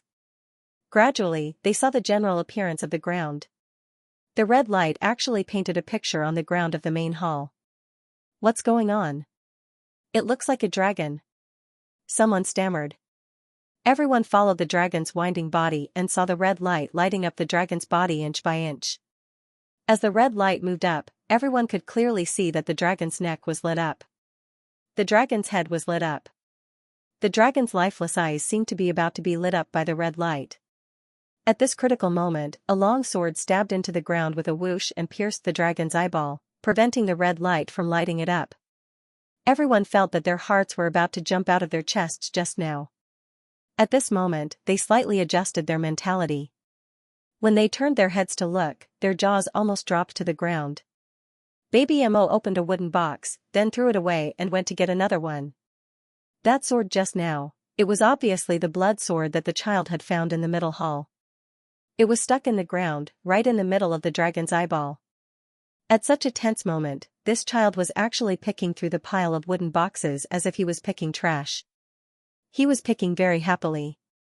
The wooden boxes that were originally suspended in midair were now stacked on the ground. This strange child sat in the middle of a pile of wooden boxes of different heights. He picked one, threw one, and picked another. His little face was tense, and he seemed a little unhappy. A practitioner from the Eastern domain asked out of curiosity, "Did you pick anything good?" "No." The child's face was filled with indignation. He casually threw out another wooden box. "Most of them are empty. They're all lies. There was no gift in the box." This was extremely unfriendly to the baby. Every year, when daddy, mommy's uncles, and aunties gave her birthday presents, there would always be a surprise. None of them were empty. It was simply strange. There were so many empty boxes in the main hall. It looked magnificent, but in fact, the heavenly axiom grandpa was poor, right? Sir Xiao expressionlessly scrutinized his son's small expression before turning his head to say to Emolian, "How vexing." "Emolian, when the child chooses treasures, he is very similar to you." "Wife, didn't you notice? Even if I'm vexed, I'm like you, my wife, not me." Roar Xiao Mu cast a glance at her husband, and the latter beamed at her with a radiant smile. "Wife, are you tired? Do you want to take a rest at the side? I think you're just a lackey." Everyone wanted to spit at him. What time was it? The entire main hall was locked, and the dragon on the ground looked strange and scary. Also, could it be that you didn't hear the rustling sound of sand falling to the ground around you? Disaster is imminent and you're still circling around your wife, you scoundrel. The Master of the West faintly woke up at this time. Just now, he had been hit by a roar, the chi and blood in his chest had condensed, and he had fainted. Now that he woke up, he found that the scene in front of him was scarlet, as if a ball of blood had suddenly appeared in his eyes. What was going on? He looked back and forth carefully. The entire hall had completely changed. The wooden boxes that had been hanging in the air were all thrown to the ground. Also, why was the ground and the ceiling completely red? It was so glaring and uncomfortable to look at. The Master of the South and the Master of the North had also retreated from the state of searching for objects. They had both suffered some minor injuries, and looked around in confusion. What's going on? Why are all the doors of the hall closed? It's Master Dongfeng. A Xianxia from the West regions pointed angrily in the direction of Master Dongfeng. He used a scheme to close all the doors of the hall. "Sha, the sand and stones are coming." Master Dongfeng smiled and nodded. Looking at the sand and stones that were spreading from all directions, a trace of strange relaxation and relief appeared in his eyes. It was finally here. Putting down the mechanism of the main hall would become a forbidden room. At that time everyone's life and death would no longer be in their own hands.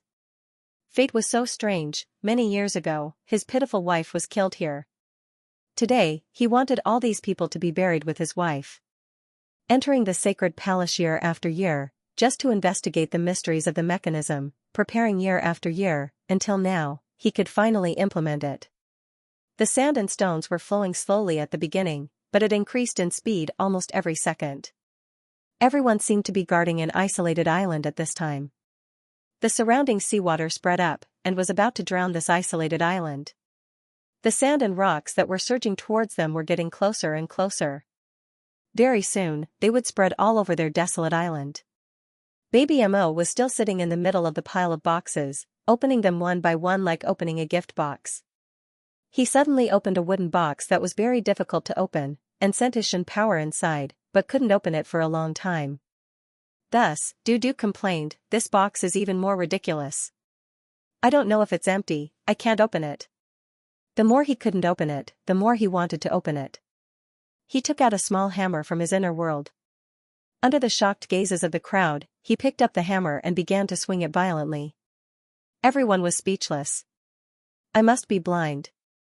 How could there be such a terrifying brat in this world? Even if you open the box with such violence, do you think the things inside will be intact? Unable to chisel it open, Mo Baobao controlled a fire spirit and began to roast it.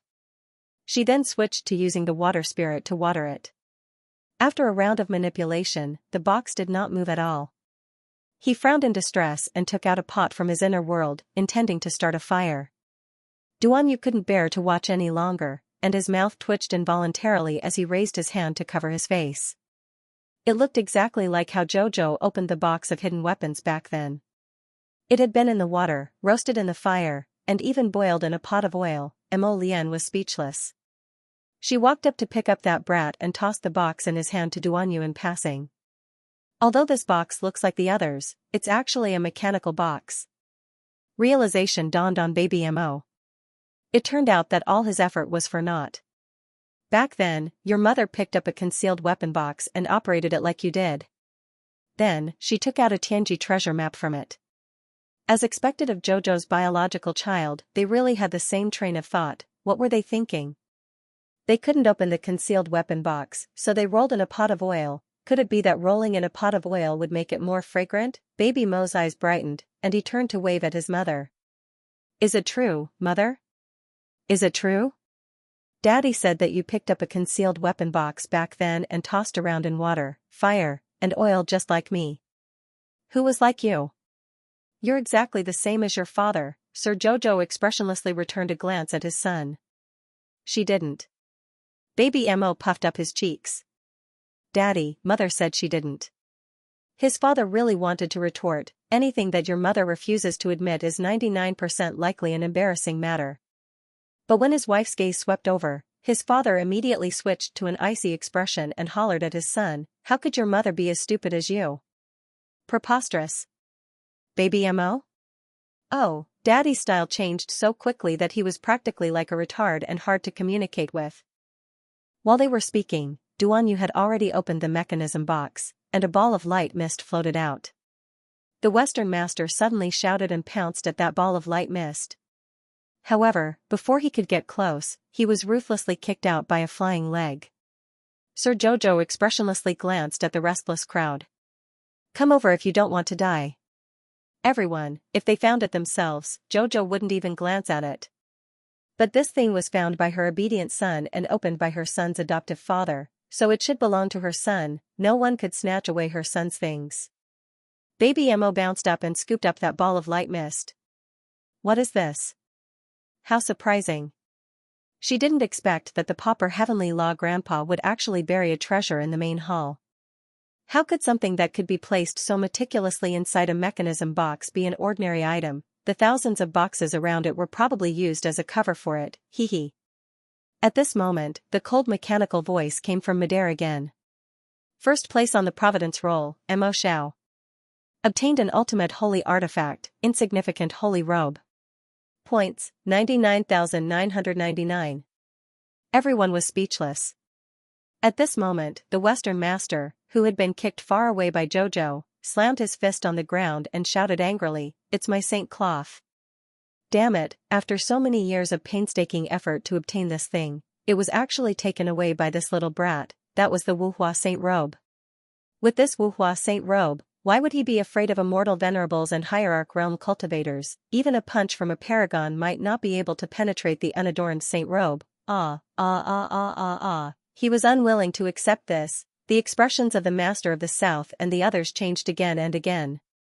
Especially when they saw that mischievous little brat unfold the saint cloth with a shake of his little hand, their hearts bled. The material of this saint cloth was very rare. It was a thin layer of transparent and unadorned. It could expand or shrink at will. Even if it was placed on a jacket, it would look like it was not on at all. It would quickly merge with the jacket, and the naked eye would not be able to distinguish it at all. The little brat shook his little arms and legs and jumped in his father's arms. His father smacked him in annoyance. "Stop fooling around. This child was really a troublesome fellow. Didn't he see the wolf-like gazes around him? They couldn't wait to take this chubby child away in one bite. Damn it, damn it." The Western Master continuously pounded the ground, pounding it for nearly a dozen times. Baby Mo turned his head to look, and his eyes couldn't help but widen. Hey, you, stop pounding uncle. Whoosh. The blood sword that was originally stuck in the ground was actually bounced out by the Western Master's continuous pounding of the ground in anger and unwillingness. Everyone looked at the Western Master with a dumbfounded expression. At the same time, the last bit of red light finally seeped into the giant dragon's slightly opened eyes. Everyone froze in an instant. They watched as the giant dragon's originally dim eyes came alive because of the red light. The pair of dragon eyes actually blinked. A Western region practitioner fell to the ground on his butt and exclaimed, "It's alive. Holy shit, it's really alive." The huge dragon that was originally embedded in the ground suddenly broke out of the ground.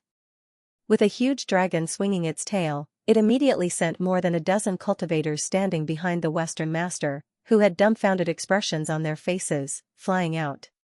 They crashed heavily onto the beam above the main hall. Then, they were half dead and dying. Everyone couldn't help but feel their hair stand on end. The giant dragon sent them flying with a single blow, and in the end, so many practitioners were killed? How strong was its strength? This was a super strong sacred beast, the guardian beast of the main hall. Everyone couldn't help but want to cry. But at this moment, Master Dongfeng was laughing maniacally, immensely proud of himself. Eat them, eat them. Master Dongfeng pointed in the direction of the Western Master and the others, the flames of vengeance seeping out of his eyes. The Western Master couldn't help but explode, rolling and crawling to avoid the giant dragon's claws. He rushed to shout at Master Dongfeng, "Old Dongfeng, you old fool. It's actually you who planned this. I want all of you to stay here and be buried with my wife." "You're crazy." The Southern Master shouted in fear. Back then, your wife and the Western Master fought over the Uawa Saint Robe in the main hall. It was also out of greed. She can't blame anyone for her death. Everyone was just taking what they needed. Furthermore, she was the one who accidentally triggered the trap and died. None of us killed her. Master Dongfeng sneered, "That's right. She only has herself to blame. Today, you greedy people will be buried in a place like the sacred palace. Isn't that a worthy death?" Ha ha ha ha. The Master of the South was furious. He wished he could immediately rush to the front of the Master of the East and teach her a lesson. However, the dragon circling in the sky suddenly turned around and roared at them. The Master of the South immediately fell backwards in a crooked manner. "It's over, it's over, it's over. This Master Dongfeng Yu is really crazy. He actually wants all of them to stay in the main hall to be buried with his wife. He's simply a madman. That saint beast would kill all of them." Baby Mo hugged his father's neck and couldn't help but cry out, "Grand Marshal Uncle, Grand Marshal Uncle, Grand Marshal Uncle, save me, Grand Marshal Uncle." Arbor, who was about to summon Little White Snake and the others, couldn't help but twitch his eyes. What's going on? His son actually developed a habit of summoning Grand Marshal Uncle for no reason. That silly look of calling for help, why is it so adorable? The giant dragon heard a little childish voice and turned its big head around. With a sweep of its tail, it sent a few people flying, pouncing over aggressively. Against the heavens appeared out of nowhere and slashed down with his sword, creating a trench on the ground. That vigorous power forced the giant dragon to scurry back with just one move. Then, everyone saw the senior's actions. She carried the big sword and chased after the giant dragon. She slashed and fought and shouted as she fought. "I'll beat you to death, you little bastard. How dare you scare my great-grandson? How dare you scare him?" She hit the dragon until there were bumps on its head and it shrank back in fear. If the dragon could hug its head with its front claws, it would probably be hugging its head and squatting in the corner. Sob, sob, sob, sob, sob. Where did this crazy human come from? Heaven's will, where was Heaven's will? Why didn't Heaven's will show its face at such a crucial moment? Why didn't Heaven's will come and save it? It was just a baby. Heaven's will, who was hiding in the corner and watching, felt extremely aggrieved. Not only was his temple guardian beast touched, it was also beaten up by against the heavens. Do you admit defeat? Everyone saw the senior knock the dragon's head and shouted. After asking 3 times, the dragon's head was about to fall off. Everyone's eyes twitched. "Senior, are you blind? The dragon's head was about to fall off. Did you not see it, or did you see it and continue hitting it? Transform." Against the heavens gave the dragon a punch. The dragon obediently kept its claws and teeth and shrunk into the size of a small snake, wriggling in front of Against the Heavens. Against the Heavens carried it back with a look of disdain and shook it in front of baby Mo. "Good grandson, do you want it?" "No." Just as everyone's faces were filled with envy, they heard the little lousy child's childish voice refuse. F***ck, it's a rejection. This was a sacred beast and that little rascal actually said no without even blinking. Just how rich and overbearing are you to recklessly waste natural resources? At this moment, everyone was itching to rush up to that senior, licking their faces and saying, "Yes, yes, yes, yes." But the senior didn't even look at them. "If you don't want it, then kill it. Do you like dragon meat?" Baby Mo shook his head. Against the Heavens turned to Arbor. "Baby Mo, do you want to eat dragon meat?" Before Arbor could reply, a young man in black clothes appeared beside Mo Lian and glared at Arbor. Master, your wife just wants to eat dragon meat." Mo Lian quickly comforted him. Okay, Jojo didn't say he wanted to eat it." The little dragon that Qin Nitian's hand was so scared that its heart was about to stop. It shook its head and it was crying. Baby Mo glanced at it and felt that it was rather pitiful. "You're too cruel. You just killed someone." Arbor of Arbor, why did this dragon like to howl of the night? Seeing that it truly looked a bit miserable with its head full of bumps, Xiaomu reluctantly opened her mouth. "Son, those people aren't dead yet. They can survive after drinking some medicine." The little dragon nodded its head, indicating that it didn't kill them. It wasn't cruel at all. Baby Mo thought for a moment. "Okay, I'll ask senior granduncle not to eat you, but you have to listen to me in the future." The dragon head nodded. It finally understood that even the heavens of heaven couldn't save it at this time. Other than saving itself, it had no other choice. In order to live, no matter how humiliating the terms were, it had to grit its teeth and agree. The heavens of heaven hid at the side and couldn't help but wipe its tears. Arbor and the rest were too shameless. They even wanted to take away the guardian's sacred beast that he placed in the main palace. These people were really heartless. The most abominable one was Qin Nidian. She was an accomplice to the evildoer. Look at what she had done. If she hadn't subdued the guardian's sacred beast, how could these people subdue his sacred beast so easily? Just thinking about it made one's heart ache. This was all because of that crazy Master Dongfeng. If he hadn't caused so much trouble, the guardian's sacred beast wouldn't have woken up at all, and wouldn't have been taken away by others. These masters of the sacred domain, every one of them that he liked should be replaced. Master Dongfeng, who had been hiding behind the pillar, couldn't help but stick out his head in astonishment. Why was it like this? How could it be like this? That seemingly aggressive and incomparably brave sacred beast was actually subdued by someone. Then what should he do next? He was still counting on this sacred beast to kill all these greedy people on the spot and bury them with his wife. It didn't matter. They couldn't get out anyway. None of these people could escape. The sand and stones on the ground spread extremely quickly. Now, it had already reached everyone's calves. In less than half an hour, the entire main palace would be covered by sand and stones. Ha ha ha, that's right. At that time, everyone present here would be wrapped in sand and stones in the main palace. Even if they could use a defensive barrier to resist for a while. But there were still more than 10 hours before the sacred palace closed. They couldn't stop it at all. Ha ha ha ha. Master Dongfeng laughed crazily. Good, good. Everyone will be buried with my wife. Ha ha ha ha. Damn old man, go to hell.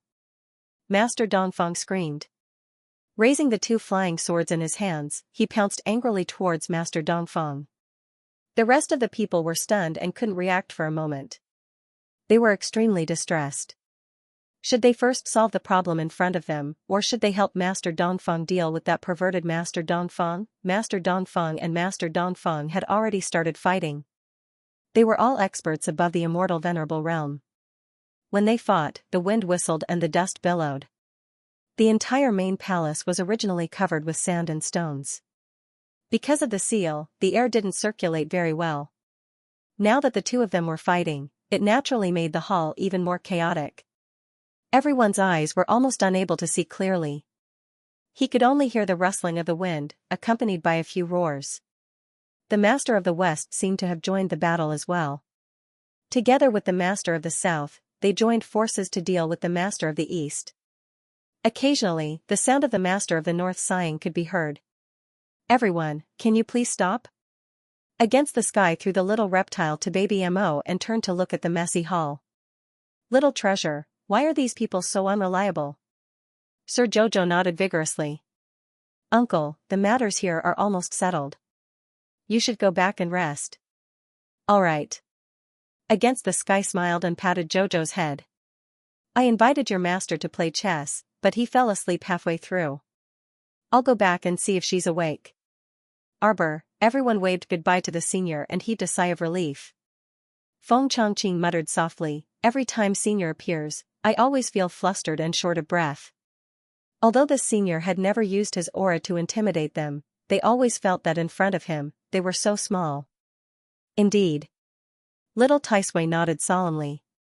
Senior is someone that even Heavenly Tao has to avoid. It's not that we are insignificant, but that senior is too powerful. Everyone thought about little Taisui's words and recalled Heavenly Tao's cowardly behavior before nodding in unison.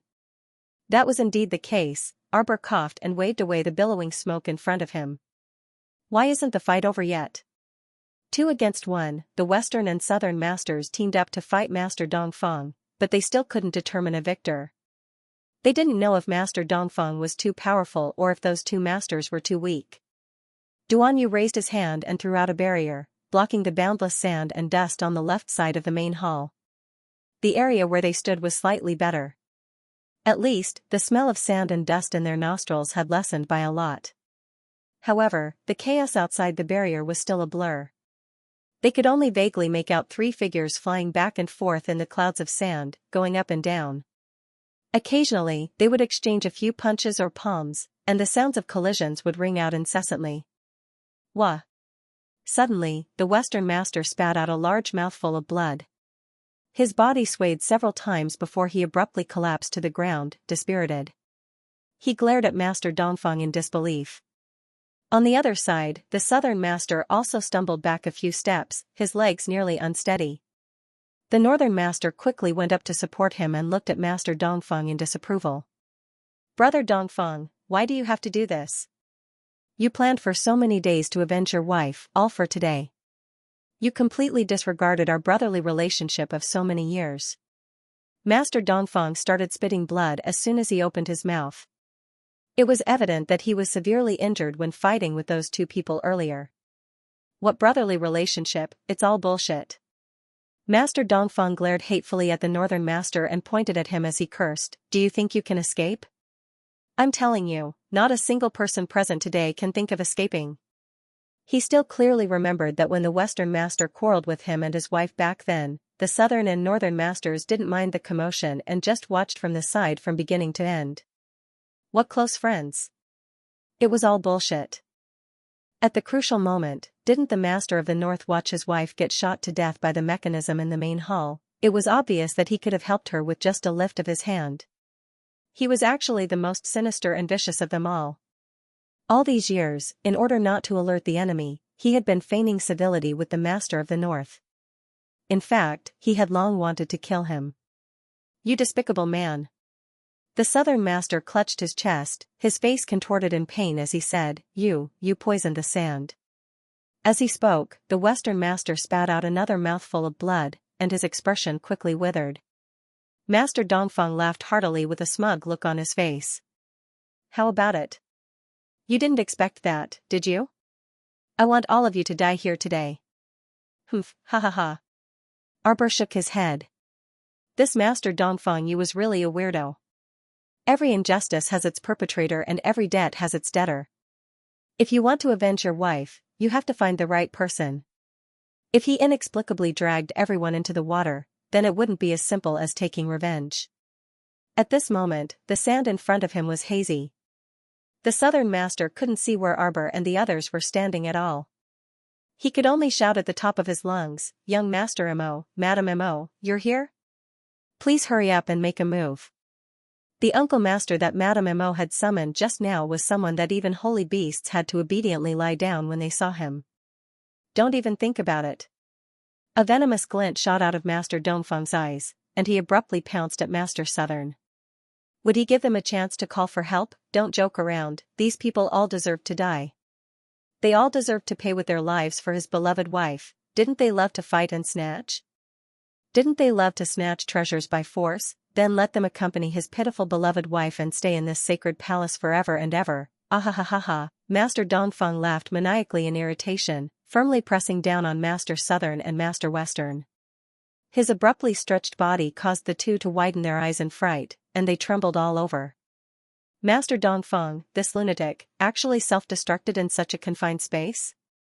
Oh, why, boom, the turbulence was so great that it sent all the nearby cultivators flying. The little stoic reflexively bounced onto her husband. Mo Lian even mercilessly tossed his son out, and he hastily reached out to hug her. The bewildered baby Mo was accurately tossed to Venerable Peach Blossom by his father. The latter was speechless. As if he had caught a hot potato, he lowered his head and stared at this child. The little fellow instantly felt like his father only thought of his mother in the face of impending disaster and completely ignored the grievance in his eyes. His small mouth gaped, agreed, and he had the urge to cry. Venerable Peach Blossom was both amused and exasperated. He hugged the squishy little ball and lightly patted him. Then, he turned around and roared at Mo Lian, "Are you crazy?" Sir Jojo punched him. "Why did you throw your son?" Mo Lian was a bit embarrassed. Wasn't this a conditioned reflex? When he saw his wife bouncing over, he reached out to hug his wife. Everything else could be thrown away. The little dumpling sniffled and pitifully hid in rotten Peach Blossom's embrace, using the back of his head to face his father. Sir Jojo was also a bit embarrassed. This was a bad habit that Mo Lian had taught her since she was a child. Whenever there was an earth-shattering noise, she would jump into Mo Lian's arms for no reason. Sovereign Peach Blossom was annoyed at the sight of the two of them. He hugged baby Mo and patted him, comforting him softly, "Little dumpling, don't be angry. Let's not play with your daddy and mommy anymore." After the turbulence passed, Arbor coughed a few times and waved the dust in front of his eyes. The sand and stones piled up from all directions had already buried them up to their knees. Everyone floated into the air one after another, waving the sand in front of them as they looked over. Many saint-level cultivators were flung around, on the verge of death. Some of them had already fainted, probably due to the shockwaves of the explosion. The drifting sand quickly covered their bodies with a thin layer. If this continued, he would definitely be buried alive. "Save them," Jojo ordered. Feng Zhangqing and the others moved together. In groups of 2 or 3, they carried out the people buried in the sand and threw them to one side. Arbor stepped forward and took out a bottle of medicinal liquid. He dripped 1 or 2 drops into each person's nose. Soon, the people of the saint level woke up and thanked him repeatedly. This trial in the sacred palace was really too difficult. Not only did many people not gain anything, but they also almost lost their lives. Master Dongfeng self-destructed and dragged Master South and Master West down with him. The 3 corpses were now completely buried under the sand. Although Master Bebe was closer, at least he was not pressed down by Master Dongfeng. He managed to keep his life, but his left hand was crippled. At this moment, he couldn't help but cover his crippled left arm and laugh bitterly. Madame Mo, thank you for your help.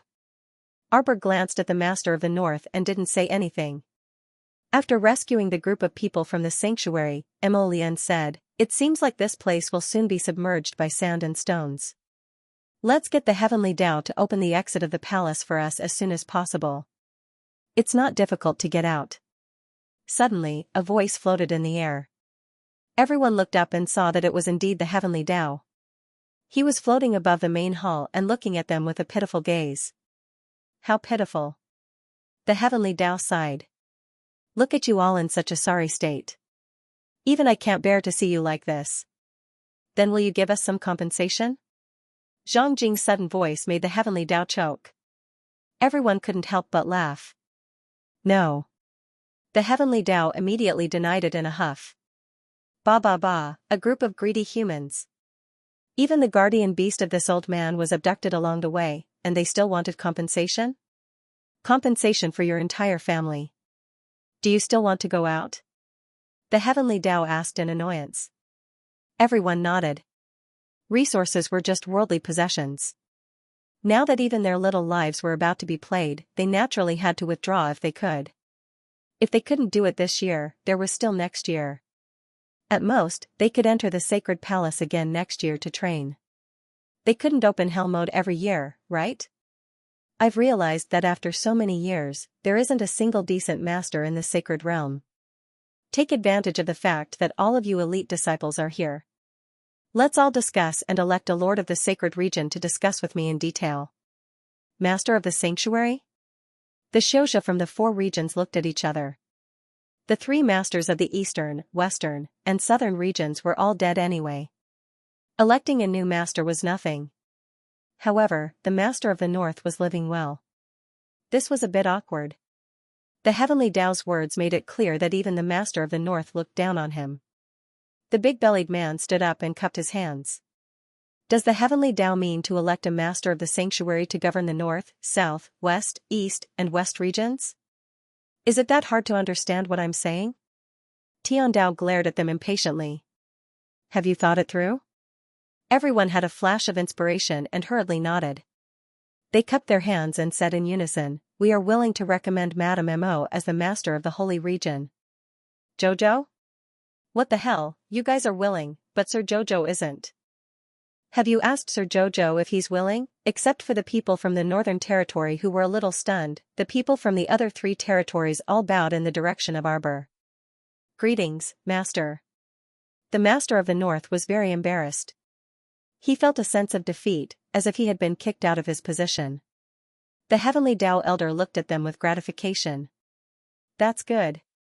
Then I'll send you out. Heavenly Tao, what are you doing? The Heavenly Tao secretly thought to himself, I'll find something for you, little bastard, to do, so that you won't be idle all the time and always want to summon your master and martial uncle and find trouble with me. This little bastard was busy, so he had to stop now. The people from the Northern Territory looked at the Master of the North and then at Arbor. They hurriedly went forward and bowed. Greetings, Master. The Heavenly Tao had already said that he would recommend this person as the Master of the Sanctuary. Who would dare to say no? The Master of the North was instantly embarrassed and didn't know what to do. Should he continue to feign ignorance and pretend that he didn't hear the people of the northern region call Madame Mo Master? Or should he simply step forward to greet her and respectfully address her as Master? Just as the Northern Master was in a dilemma, the large group was transported to the Sacred Palace's entrance.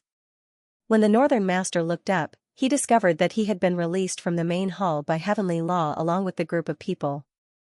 At the same time that he breathed a sigh of relief, he couldn't help but feel a bit melancholy. The situation was hopeless. That Madame Mo could be considered as heavenly law's default choice for the master of the holy domain, right? What right did he have to compete with her? Looking down at his crippled left hand, the master of the north sighed and simply walked to the back of the crowd without saying a word. After being led out of the sacred palace's entrance by Mo Lian, Arbor turned back to glance at her son who was huffing and puffing with rage. Guilt welled up spontaneously. Her husband actually lost their son when danger struck. The little stoic tried her best to glare at her husband, but the latter blinked and innocently looked back at his wife. At that time, it was really just a conditioned reflex. Lian felt that it was merely because he was already used to hugging his wife. The little dumpling was very angry and didn't even pay attention to his parents. He kept facing the couple with the back of his head. Now that he saw Heavenly Law hanging in the sacred palace with a wooden face, the little fellow waved his small hand in Heavenly Law's direction. "Goodbye, old grandpa, I'll come again next year." Heavenly Law looked at him expressionlessly. He directly raised his sleeve and slammed the palace's door shut with a bang. Everyone silently twitched their mouths. Baby Mo looked up at Divine Peach Blossom in confusion. "Uncle Peach Blossom, what's wrong with old grandpa?" Divine Peach Blossom suppressed his belly full of laughter and glanced down at the child. "Maybe he's a bit angry when he sees you." Everyone, Baby Mo harumphed and thought, "Old grandpa isn't happy when he sees me, but I'm even more unhappy when I see him." "Master." An Eastern region cultivator cupped his hands at Arbor. "Then let's return first." Arbor nodded slightly, not feeling anything about this title of master. She felt that this was a trap that Heavenly Law dug for her. Why did it suddenly throw her the title of master? Master. At this moment, the practitioners from the western and southern regions also gathered around.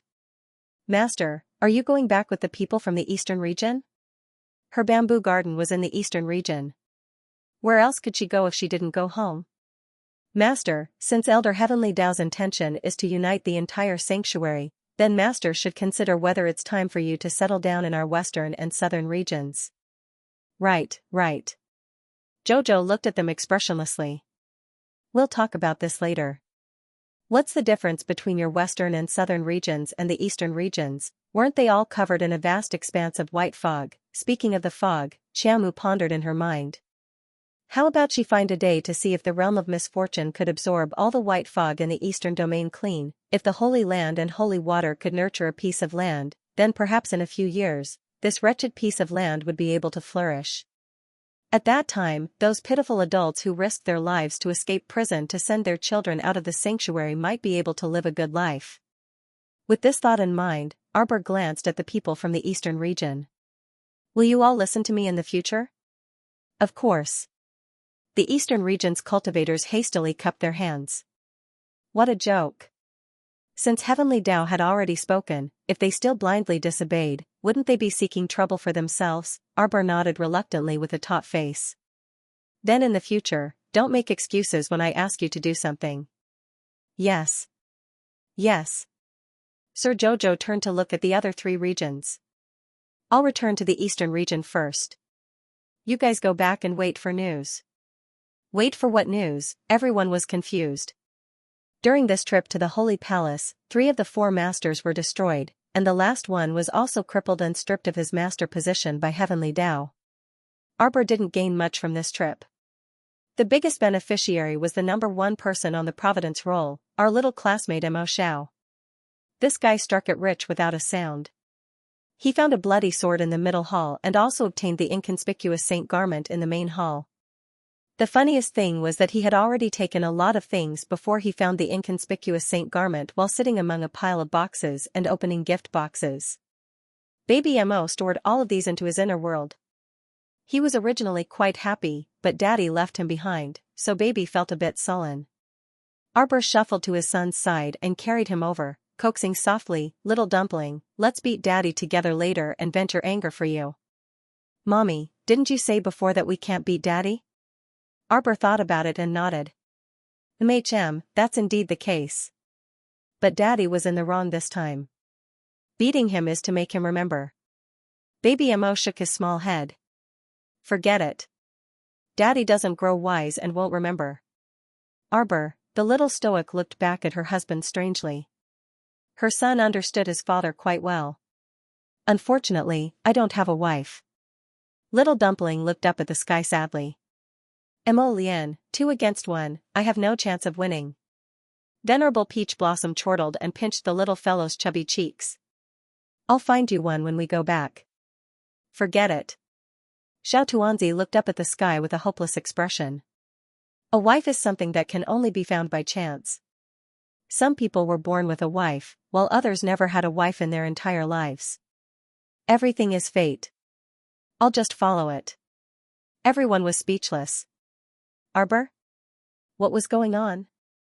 Why did the scene suddenly go awry? On the second day after everyone returned to the Holy Realm, Arbor ordered people to post a notice and found more than a dozen free laborers.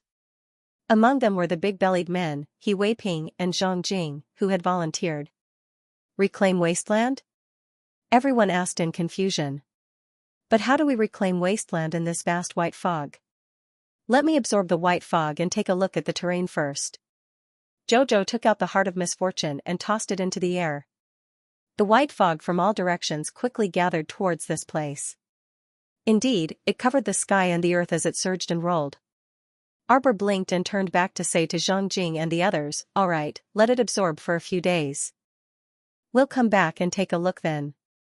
If the Holy Realm could develop and become rich together, these Holy Realm cultivators wouldn't have to live so bitterly, Arbor thought. These people had lived such horrible lives for so many years. He seriously couldn't bear to see it. Each of the Transcendent Realm cultivators lived worse than the ordinary civilians of the lower star domain. They risked their lives for food every day. It was too miserable.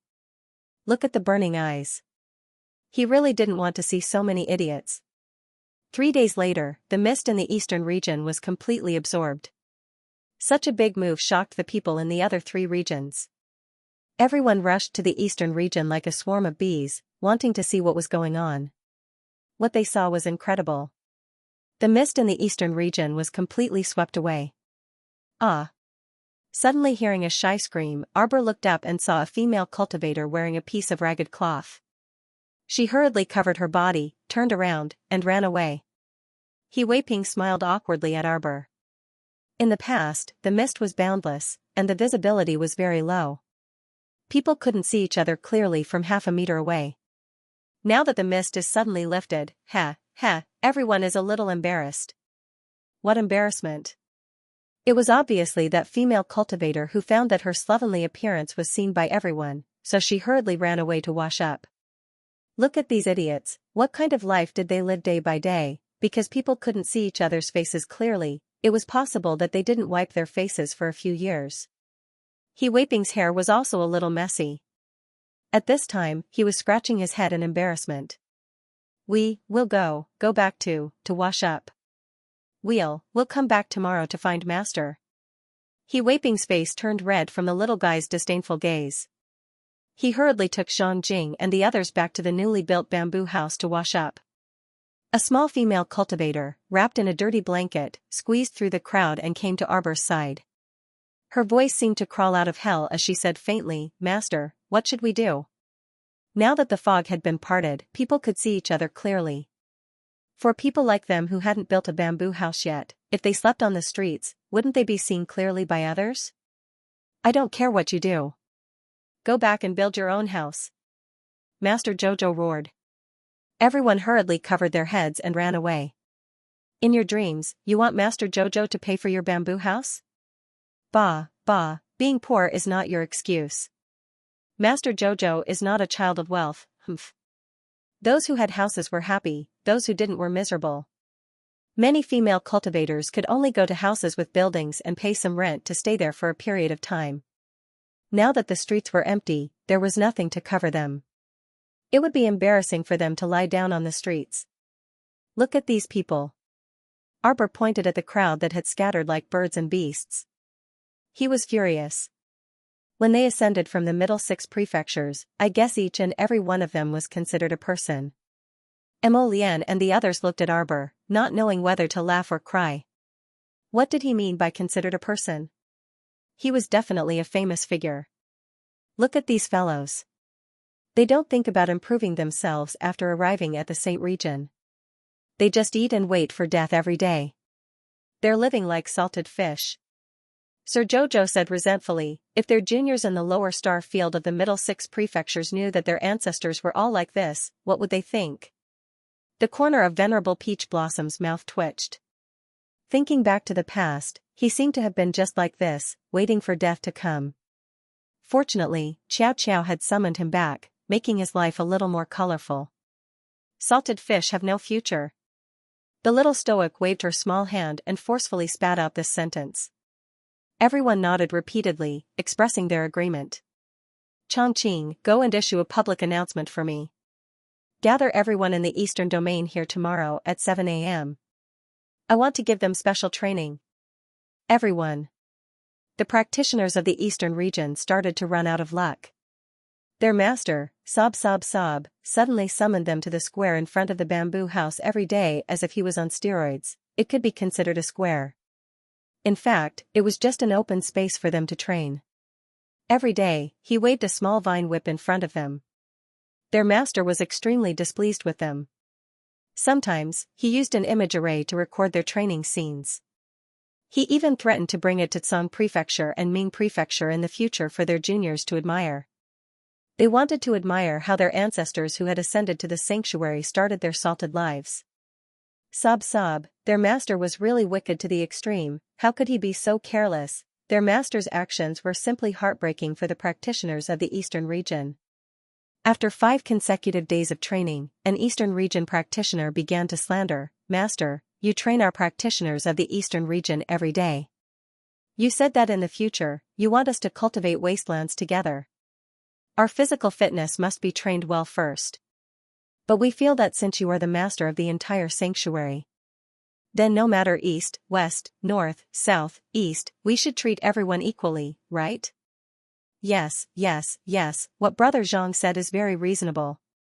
He Weiping twitched the corner of his mouth and said seriously, I also feel that what Brother Zhang said is reasonable. Master, since our future goal is to be prosperous together, then first, we have to unify the pace of training, don't you think so?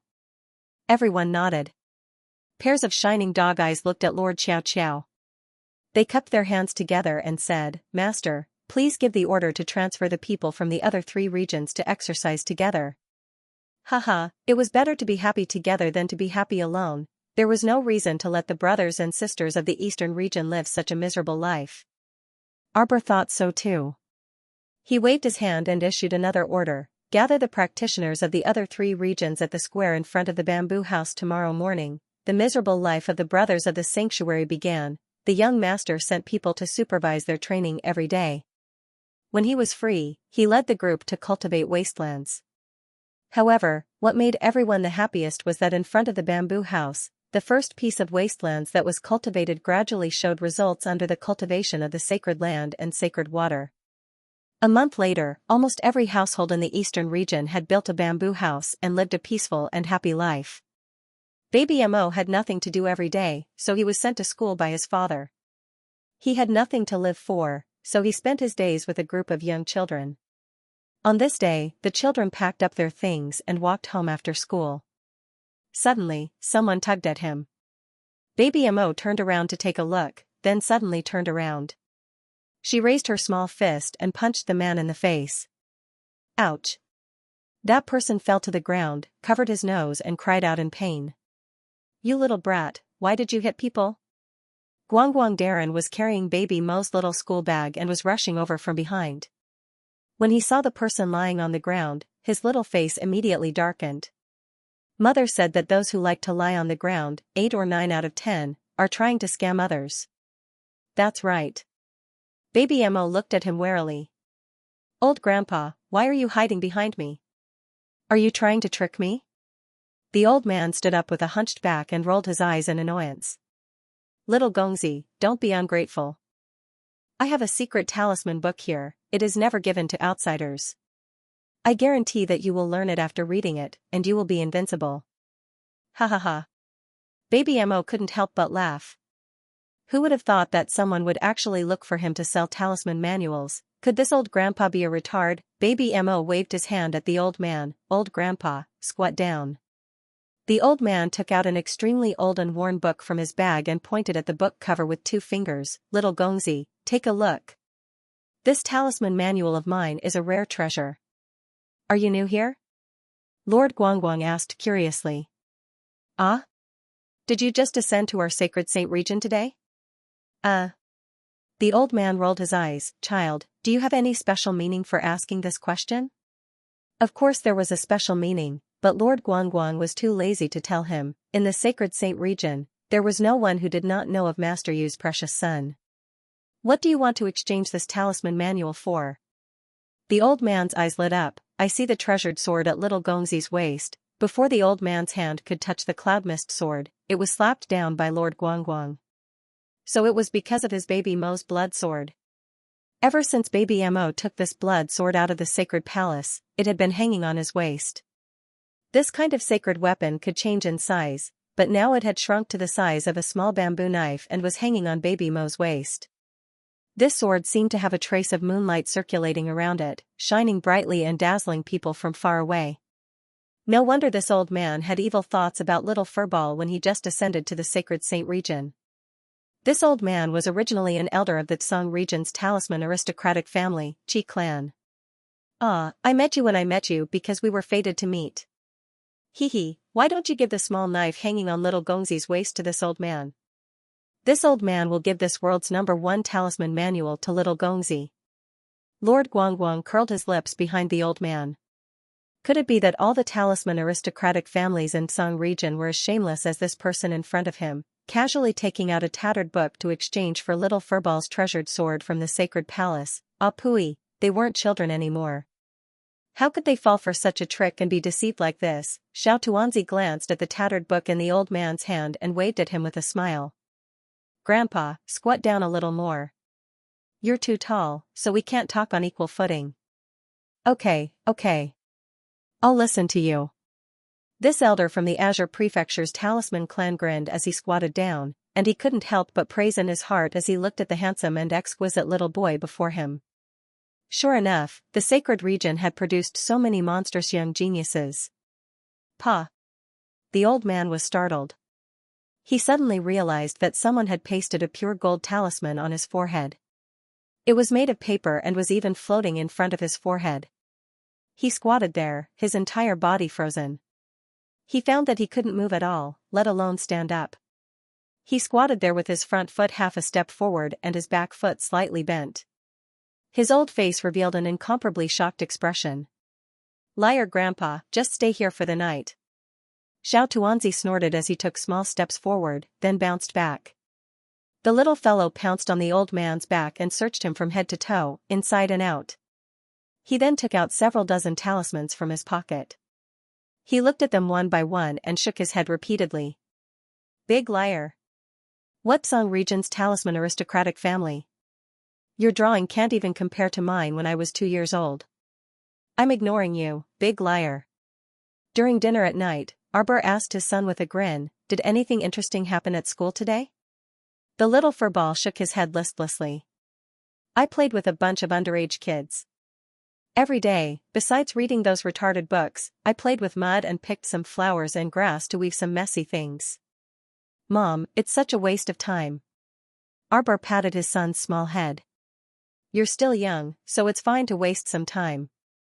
Moreover, this boy would hide in the star domain every day after school to draw talismans and refine pills. Sometimes, when he entered a cultivation state, he would completely forget the time. Speaking of which, he blushed with shame. His mother was a bit of a salted fish, yet his son was extremely motivated. Arbor saw that he was too hardworking. At such a young age, it was better to have more time to play. Mom, on the way back, I ran into an old grandpa who was peddling talisman manuals to me. Arbor, adoptive father, that old grandpa said he was an elder of Tsangzhou's talisman patrician family, the Qi family. Who is he? Do you know him? Duanyu was startled and quickly shook his head. I don't know him. Your adoptive father is Tsangzhou's emperor, so how would he know about people like cats and dogs? If you ask him who the patriarch of Tsangzhou's Qi family is, he might know. How would he know about this elder or whatnot? The little stoic explained to her son. The little furball nodded. Oh, then it's fine if he doesn't know him.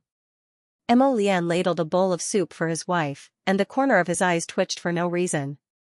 What do you mean? What did you do to him? I didn't do anything. The little furball looked innocent. That big swindler grandpa. I suspect that he might not be a member of Tsangzhou's Qi family at all. Damn swindler. The talismans he drew can't even compare to the ones I drew when I was 2. The little furball harumphed.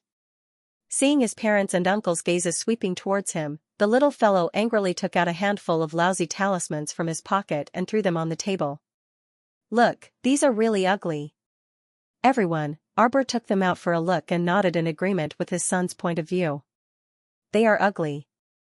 When I first learned how to draw talismans at the age of 7, my talismans were even better than this. The mother and son looked at the talismans drawn by the old man one by one and criticized in unison, "It's too ugly." Everyone was speechless. "Both of you, mother and son, stop talking, don't use your weird talisman drawing skills to compare with the talisman grandmasters. You're not even on the same starting line. Big liar." The mother and son scolded at the same time, curling their lips with the same expression. Venerable Peach Blossom almost spat out a mouthful of wine. He hurriedly turned around and coughed twice. No, no, no. How could he chat with Xiao Tuanzi while eating? Damn it, he wanted to laugh whenever he talked about it. He couldn't even eat properly. Emo Lian pursed her lips and looked at her little brat speechlessly. What did you do to her? Nothing. This swindler grandpa, does he think I'm a 3 to 5-year-old kid? He actually said that he wanted to use that lousy talisman manual to exchange for my cloud sky. Humph, I took out a body-securing talisman and slapped it on his head. Xiao Tuanzi snorted and tilted her little head. He was fixed there by me. Everyone, where? At the front door of the school. Fairy Ginkgo giggled and said, "Child, how can you bully people like this? He just ascended to the holy region on the first day, and you fixed him at the front door of the school. I'll never forget this for the rest of my life. Go and release him." Emo Lian was helpless and turned to order Aoyi. Emo Baobao curled his lips. That old grandpa was a liar. He actually wanted to let him go. Wasn't that letting this old grandpa off too easily? Emo Lian reached out and stroked her son's head. Just teach him a lesson. In the future, this old grandpa would probably take a detour whenever he saw Emo Baobao. At night, Emo Baobao tossed and turned on the bed, unable to fall asleep. He rolled and crawled up from the bamboo bed. Lord Guangguang, who was sleeping on the other side, rubbed his eyes and asked with a puzzled expression, "Little dumpling, where are you planning to go in the middle of the night? Mother has personally become the master. She's busy every day. I have to help her." Lord Guangguang looked sleepy. "Little dumpling, how are you going to help mother? Sigh, these lords who have ascended to the holy region are really too worrisome. They're all living their lives like salted fish. No wonder mother must train them in the middle of the day. Time is limited. If this continues, they might not be able to make any big breakthroughs even after 8 to 10 years. Little dumpling, aren't you worrying too much?" Lord Guangguang opened his mouth. He really wanted to tell his little brother to go to sleep in the middle of the night. Don't bother yourself with these troublesome matters. Emo Baobao slapped his thigh and jumped onto the ground. I've decided. Decided what? Lord Guangguang had a bad premonition. He felt that whatever little dumpling decided, it wouldn't be anything good. Give these uncles and aunties more exercise. Lord Guangguang's sleepy eyes suddenly widened. Sen? You've been training very hard recently.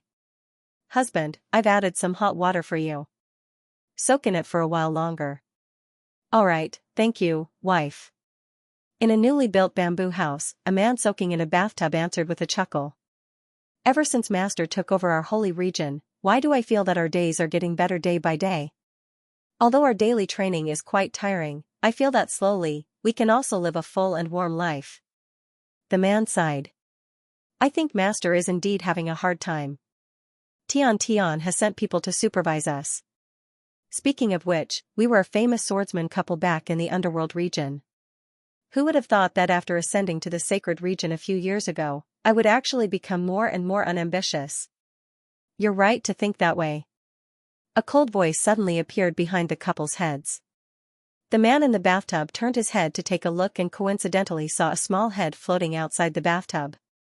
The child had a long ponytail and a jet-black jade seal inlaid on his forehead. At first glance, he looked like a freaking corpse. The man was so scared that his legs went soft and he sank into the bathtub. Caught off guard, he drank a mouthful of bathwater. Cough, cough, cough, cough. The man's face turned red. The woman looked at the child floating out from behind the bathtub in surprise. The child was about 5 years old. Her small face was delicate and pretty. Her phoenix eyes were wide open as she glanced at the man who had just taken a sip of the bathwater. Does it taste good? The couple was speechless.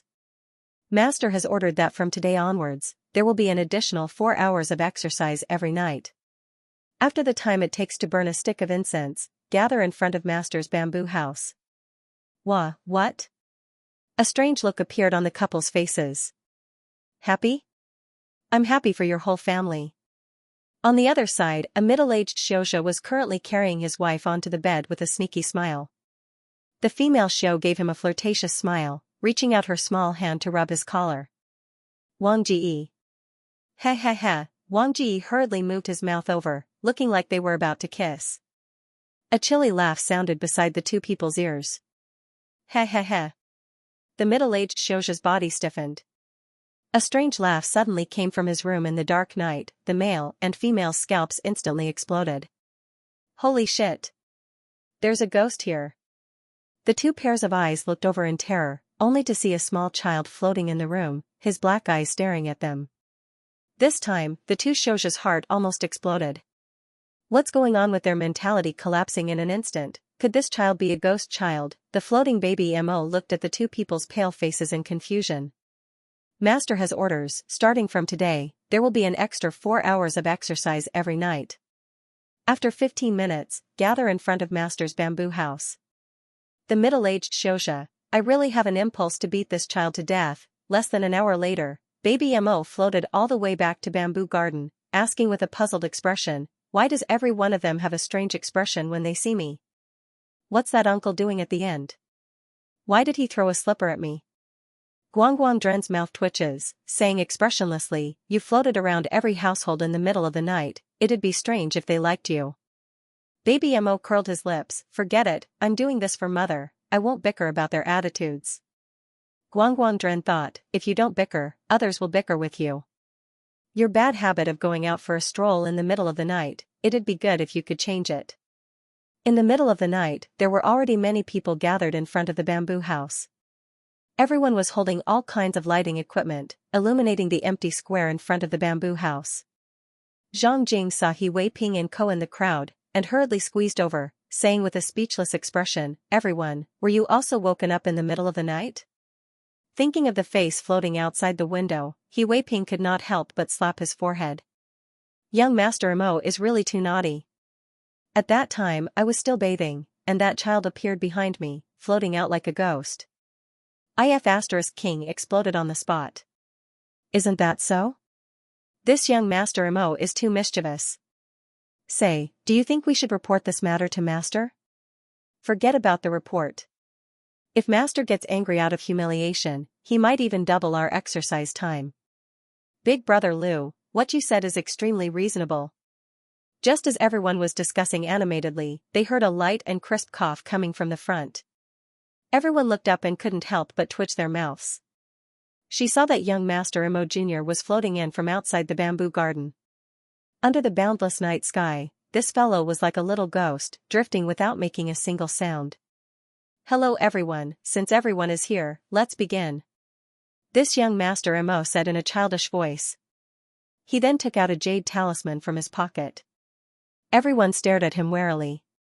Especially an old grandfather standing in the front row, his expression was especially nervous as he stared at baby Mo. This old grandfather was the Tsang Prefecture's Qi clan's elder who was miserably immobilized by his body-securing talisman during the day. At this moment, he finally knew how stupid he was during the day. It was only his first day in the sacred region, and he had already kicked an iron plate. Little young Master Mo, He Wei Ping, who was sitting in the front row, hurriedly called out, "What are you doing? My child, let your uncle sleep, and stop playing. Uncle He, don't worry.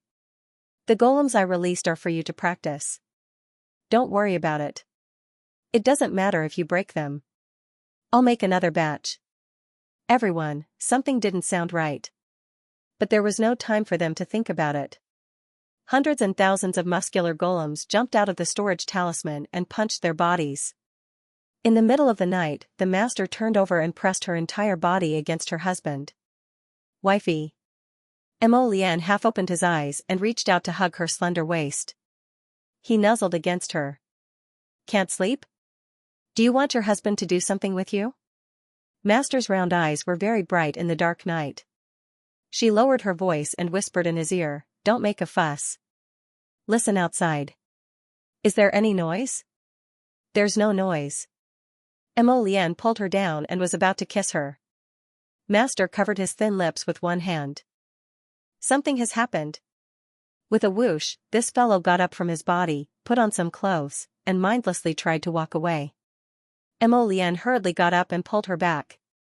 Wait. How could his beautiful wifey go out dressed like this? No way, no way. His wifey looked like a lazy kitten after waking up. No one else could see it except him. Listen, it's noisy outside. Master blinked and whispered to him, "Your son must be up to something again." Mo Lian suddenly smiled and lowered his head to kiss the little fellow. "Our son has gone astray.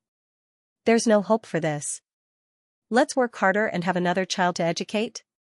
His master punched him in the head. "You think you can do that? You can't even teach one child well." Mo Lian's distinct phoenix eyes blinked vigorously as he grumbled aggrievedly in his heart, "Is my wife disdaining hubby? Let me tell you, based on my intuition as a mother, something must have happened outside." The little stoic punched her husband. "Hurry up." Mo Lian was busy helping her tie the belt of her outer robe. Hearing her words, he pulled her into his arms and kissed her. "You're so annoying. You can't even sleep well." Arbor sighed helplessly and nodded. "I told you that this child is very quiet when eating. Nothing good ever happens when you're quiet. I'm telling you, you must be ruthless today and give this little guy a good beating. Otherwise, he will definitely be able to do whatever he wants. Why don't you beat him up?" Mo Lian didn't know whether to laugh or cry. "I have the image of a loving mother." The little stoic immediately shouted and pounded her fist on his chest. "It hurts, wifey, it hurts." Arbor hastily rubbed his chest and wrapped his arms around his neck. He whispered in his ear, "When we go out later, if our son is really up to no good, I'll call you 3. When I count to 3, you'll immediately rush up and beat him." "Mo Lian, you do all the good things, but I do all the bad things. What kind of a baby did I marry?" Arbor glared at him. "Why aren't you saying anything? Did he copy too few quotations from the little emperor?" Mo Lian didn't know whether to laugh or cry. He nodded repeatedly and rubbed his head against her smooth forehead. "This husband will listen to you, listen to you." When the two of them pulled open the door while holding hands, they saw that it was as bright as day outside.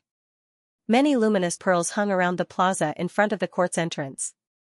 A large group of miserable Saint Domain cultivators were currently encircled in the center of the plaza, struggling against hundreds and thousands of golems. Venerable Peach Blossom, Duan Yu, and the others, who were also woken up, were already standing outside the court. When they heard the door opening, they turned to take a look. They saw the little stoic expressionlessly walking down the stairs. Her eyes darted around before her gaze shifted to her son, who was hanging motionlessly in the middle of the plaza like a small jade sculpture. Feng Chongqing and the others exasperatedly looked at each other. What happened? Zhou's Lian. Mo Lian's mouth twitched, and he couldn't resist coughing softly.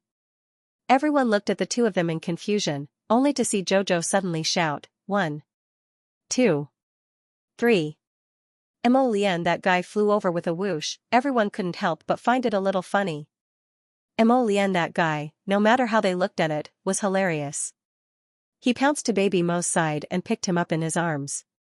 Baby Mo, who was originally resting with his eyes closed, opened his eyes to glance at his father and asked curiously, "Daddy, why did you come?" Mo Lian curled his lips at his son with a spurious smile. "Why don't you guess why your dad came?" Baby Mo immediately put on a vigilant expression when he saw his dad's appearance. "Daddy, you didn't come to hit me, right?" "You guessed correctly." Mo Lian smiled faintly and raised his hand to slap his son's butt. Baby Mo immediately kicked his legs and wailed. When Sir Guangguang saw this, he hastily pounced over to rescue Mo Lian. He hung onto his father's arm and bared his white teeth, wanting to bite him. Who told you not to sleep in the middle of the night and to cause trouble all day long? What did you release these golems for? Can't you let these uncles have a good night's sleep? When Emo Lien raised her hand to hit her son, the sacred domain practitioners who were fighting against the mechanical puppets were so touched that they wanted to cry. Their savior had finally arrived. Their master had finally brought her husband to save them. Baby Emo cried out, "Mother, Godfather." It's useless to call them Grandpa and Grandma. Emo Lien kept a straight face, trying to maintain the image of a strict father. As a loving mother, Jojo immediately trotted over and took her son from her husband's arms. She raised her hand and knocked on his forehead. "Son, what did you do this time? Look at how angry your father is. How could you anger your father like this? Unfilial son." Emo Lien scolded. The corners of Duan Yu and Venerable Peach Blossom Divinity's mouths couldn't help twitching. This was 2F** King Fake. Anyone with a discerning eye could see that it was Sir Xiao who instigated Emo Lien to hit his son. At this moment, he still had to play the role of a good guy to comfort his son's hurt little heart. "Mother, woo-woo, father hit me." He hit Baby Mo's but in front of so many people. How infuriating. Was Baby Emo shameless? Baby Emo could get angry too. Father is a bad guy. Arbor nodded, hugging his son and patting him lightly. "Son, you're too naughty. What are you doing in the middle of the night instead of sleeping?" "Mother, I saw that you've been training these uncles too hard, so I wanted to help you." Arbor was still acting, but when he heard this, he couldn't help but stare blankly. Looking down at his son's big, watery eyes, he couldn't help but smile. Kissing his son, Arbor smiled and said, "My son has grown up, and actually knows how to help mother share her burden. Although your intentions are very good for mother. You can't just gather all these pitiful uncles and aunts in the sanctuary in the middle of the night. They can get angry too. Did you sneak into someone's house in the middle of the night? What if you meet someone with a bad temper and they beat you up the moment they come? What you're doing is disturbing their peaceful and beautiful dreams. Naturally, it's wrong. If we want to train them, we have to find the right time to inform them. We just have to inform them publicly. Don't you agree?" Baby Emo nodded repeatedly. "Then I won't disturb these uncles and aunts in the future?" Previously, there was an uncle who crawled out of bed and screamed at me in terror. He even threw a slipper at me. I don't know what's going on either. That uncle was so angry. Everyone, Divine Peach Blossom laughed so hard that he almost spat out a mouthful of tea. Damn, this child must have disturbed the wonderful occasion of the celestial being. The corners of Emo Lien's mouth twitched. His hands itched to hit his son again. But now that his wife was hugging his son, he couldn't go up and hit him. "Son, hurry and put away all these golems. Who would be able to stand this?" They had to train day and night. They had to give them time to rest. Baby Emo nodded sensibly. With a wave of his hand, he put away the hundreds and thousands of golems he released into the storage talisman.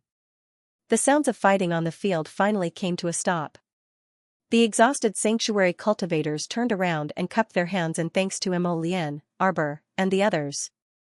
"Thank you for saving us, Master." "Thank you, Master." "Thank you." After Arbor dispersed the crowd, he hugged his son and yawned. "Son, you can't cause trouble in the future, okay?" Baby Emo nodded his little head and burrowed into his mother's arms. "Mother, should I go and apologize to them?" "Don't." Everyone spoke up to stop him. If this slow-witted child were to sneak into every household in the middle of the night and use the glorified excuse of apologizing, the sanctuary cultivators would probably really go crazy. Those uncles and aunties won't really care about a child like you. But what about you? You have to strictly recognize your own mistakes. You can't do this again. If someone didn't invite you, you can't just barge into someone else's house, understand? Oh. Baby Emo nodded and hugged his mother as he asked, "Mother, can little dumpling sleep with mother today?" His father immediately tried to pull him back. "No. You're almost 6 years old after the new year. You're no longer a 2 or 3-year-old child. You have to sleep independently." Everyone looked at him with disdain. Arbor ignored her husband and nodded with her son in her arms. "Okay, son. Let's sleep together tonight. We'll get up early tomorrow. Baby Mo nodded and hugged her mother's neck happily, looking very happy. His father, on the other hand, was not so happy. He kept shooting glances at Venerable Peach Blossom, who was beside him. Venerable Peach Blossom God, why should I help you carry your son away? Haha, you can happily scram with Jojo, but I still have to look after your son for you. Bah. It's getting late. Let's go, let's go. Venerable Peach Blossom pulled Duanyu and left with a flick of his sleeves. I'm so sleepy. He ignored Mo Lian's gloomy glare at them from behind. On the second day, baby Mo woke up on the small soft bed beside them. The little fellow was lying on his stomach in a soft and fluffy blanket. He arched his small body and poked his head out from under the blanket. He rubbed his large eyes and turned his head to look at the two people in the bed. Only then did he realize that in the middle of the night, he was actually carried to the soft bed by his heartless father to sleep. The little fellow was so angry that he jumped up like a carp and climbed onto the big bed barefooted. Father, this heartless and bad fellow, every time he moved baby Mo around like a toy, he even despised him for being a hindrance. He climbed onto the bed and kicked his father's leg with his small feet. His movements were abnormally nimble as he climbed onto the big bed in a few steps and flipped over his father's body. Mo Lian had long woken up and couldn't help but laugh when she heard the commotion. She scooped the little fellow into her embrace and pinched his small face. What are you doing so early in the morning? Let mommy sleep for a while more. Baby Mo huffed, I don't want you, I want mommy. This tone, why did it sound so much like I don't want you, I want the benefactress? Hearing that, Mo Lian frowned and lightly knocked on his head. You're not allowed to imitate your big brother's words. Humph, baby Mo huffed and stretched out his small hand. I want mommy, I want mommy. Arbor was woken up by the father and son. She opened her pair of beautiful eyes and stared at the two for a while. Her small fist landed on Mo Lian's head. What's the fuss about? Baby Mo laughed out loud. He stuck out his small butt and rolled into Jojo's embrace and hugged her neck. Mommy, mommy, quickly wake up, quickly wake up. Let's go cultivate. Why was he cultivating again? Arbor instantly felt that this son of hers was simply like a cultivation maniac. Such a small person like him, this level of cultivation was already sufficient. There was really no need for him to work so hard. Today's weather is so good, why don't we go out for a patrol? Recently, the holy region had been reclaiming land everywhere. With some holy water and holy soil to cultivate, it shouldn't be long before the entire holy region's wasteland could be reclaimed. As long as they could grow crops, the lives of the people in the sanctuary would definitely improve. They had suffered too much. After being tormented for so many years, how could they still be as high-spirited as when they were in the 3 provinces? They were all old masters or ancestors of the aristocratic families of the 6 prefectures and 3 prefectures. All of them were so miserable. Okay. Baby Mo was very happy when he heard that he didn't need to go to school. It was great to be able to walk around. Baby Mo was very happy. Especially being able to go out for a stroll with father and mother would be even better. The family of 3 washed up and went out. Arbor took out a carriage that hadn't been used in the star field for a long time and jumped in with his son. Mo Lian was dumbfounded. I drive the carriage? Of course. Mo Bao waved his fist fiercely. Don't tell me you want me to drive the carriage with my tiny body? Or do you want mother to tire herself out? Mo Lian, Arbor couldn't help but laugh. He hugged his son and kissed him. Let's go out for a walk for half a day. At noon, let your Uncle Peach Blossom and foster father cook delicious food at home. We'll be able to eat once we get home. Yay! Mo Lian pursed her lips. What else could she do? Whatever the little emperor said was the truth. She jumped into the carriage and became the coachman for her son and daughter-in-law. They drove the carriage all the way to the outskirts of the eastern region. Baby Mo happily hummed a little tune as he hugged his mother and said, Mother, quick, look at father. His father had a hard life and was driving a carriage outside. When he saw his son lift the curtain and look over, he couldn't help but glance back. What are you looking at? When you have a son in the future, this daddy will have a grandson. You go outside to drive the carriage, and I'll sit in the carriage with my grandson and enjoy life with your mother. Arbor's mouth twitched, and he couldn't resist laughing. Unexpectedly, baby Mo looked regretful. I think I'm going to be single for the rest of my life like adoptive father. Mo Lian was taken aback and couldn't resist asking, why? There's no one else like my mother in this world. How can I still have a wife? Baby Mo angrily slammed down the curtain and left his father outside. Mo Lian's mouth kept twitching, and she inexplicably felt like she asked a strange question. But her son's answer was also extremely smooth. Indeed, there was no other Xiao Xiao in this world. So how fortunate was he to meet her at the first moment, and also to tightly grasp her at the first moment, never letting go again. The family of 3 strolled around the eastern domain and strolled around. According to Master's instructions, the signboards had already been erected, and a simple bamboo fence had also been built in the periphery of the eastern domain. 1 or 2 green sprouts seemed to have sprouted on a piece of barren land. They were bright green and looked somewhat joyous. The children of cultivators who originally had nothing to do and didn't cultivate were now busy working in the fields. There was a small group of people sitting together roasting sweet potatoes on the side, and a faint fragrance drifted over. Compared to the barren holy domain when they first arrived, it finally had a bit more human flavor. Now, all the cultivators in the holy domain praised their master for being wise and mighty. After training the cultivators' physical strength and assigning them to farm, when the crops in the fields grew, no one would think of risking their lives to break out of this prison in order to send their children out of this prison. I'll have a chat with Heavenly Law later. If the holy domain isn't suitable for those young children to develop, why not send them to the 3 provinces in batches to train? The little stoic muttered to herself as she hugged her son. Rather than detaining those children of transcendent God realm cultivators here, it was better to send them to the lower realm to train. Although he might have to experience the fickleness of human relationships for a few decades, his parents and children would have to be separated temporarily. But how could one become strong without experience? In the end, under the skies of the sanctuary, one would only be able to retire. The environment of the sacred region was too monotonous, and not suitable for the development of young people. Mother, does that mean we can't go back either? How could that be? The little stoic pursed her lips. Heavenly Law won't let us go home, so we'll find Master and Aunt Master to chat with it. Right, let's have a good chat. Baby Mo's eyes suddenly lit up. Grandpa Heavenly Dao is too stubborn. If you don't talk to him, he won't know why the flowers are so red. The little stoic roared with laughter. Mo Lian was driving the car outside. When he heard the laughter of his wife and children coming from the car, he couldn't help but feel his heart itch. He hopped into the house and hugged his wife and son. It's almost noon. Let's go home for lunch. Who's driving the carriage outside? Arbor asked in amusement. Oh, my beautiful and gentle little master, it is Debeo who is serving you. Arbor giggled and reached out to hug Mo Lian. You're the only one who knows how to assign people. Was it human? Mo Lian smiled with a gentle gaze.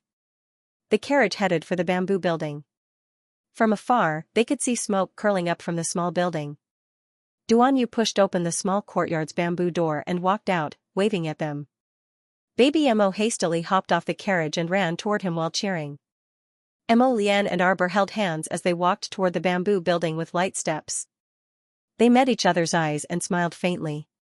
Like the resplendent sunlight, everything was just perfect. End of the Sanctuary Chapter 2020. 6-8, I'm back. GMO carried 2 large plastic bags, kicked off her shoes and walked in from the entrance.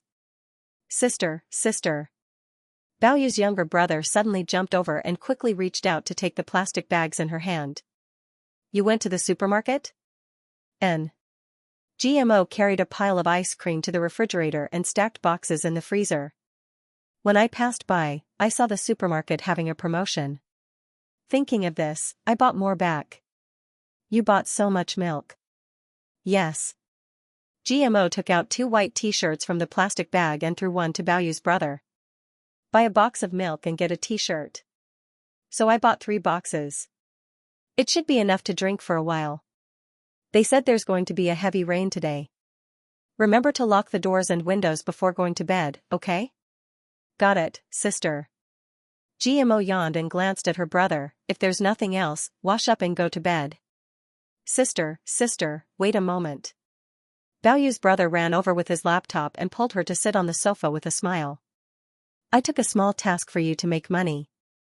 You're free these days, do you want to give it a try? GMO took his laptop and flipped through the employer's information. A picture of a young man popped up on the screen. It seemed to have a background of the Republic of China. The man had a pair of charming peach blossom eyes. He wore a pair of white gloves on his hands and wore a black riding suit. He held a whip in his hand and stood upright at the window, looking out of the window. The sight of his face was flawless. He was a charming demon. GMO yawned again, looking sleepy. Who is this? The nightclub's little prince? After saying this, GMO found that her brother's mouth was wide open in surprise. Sister, you really don't know him?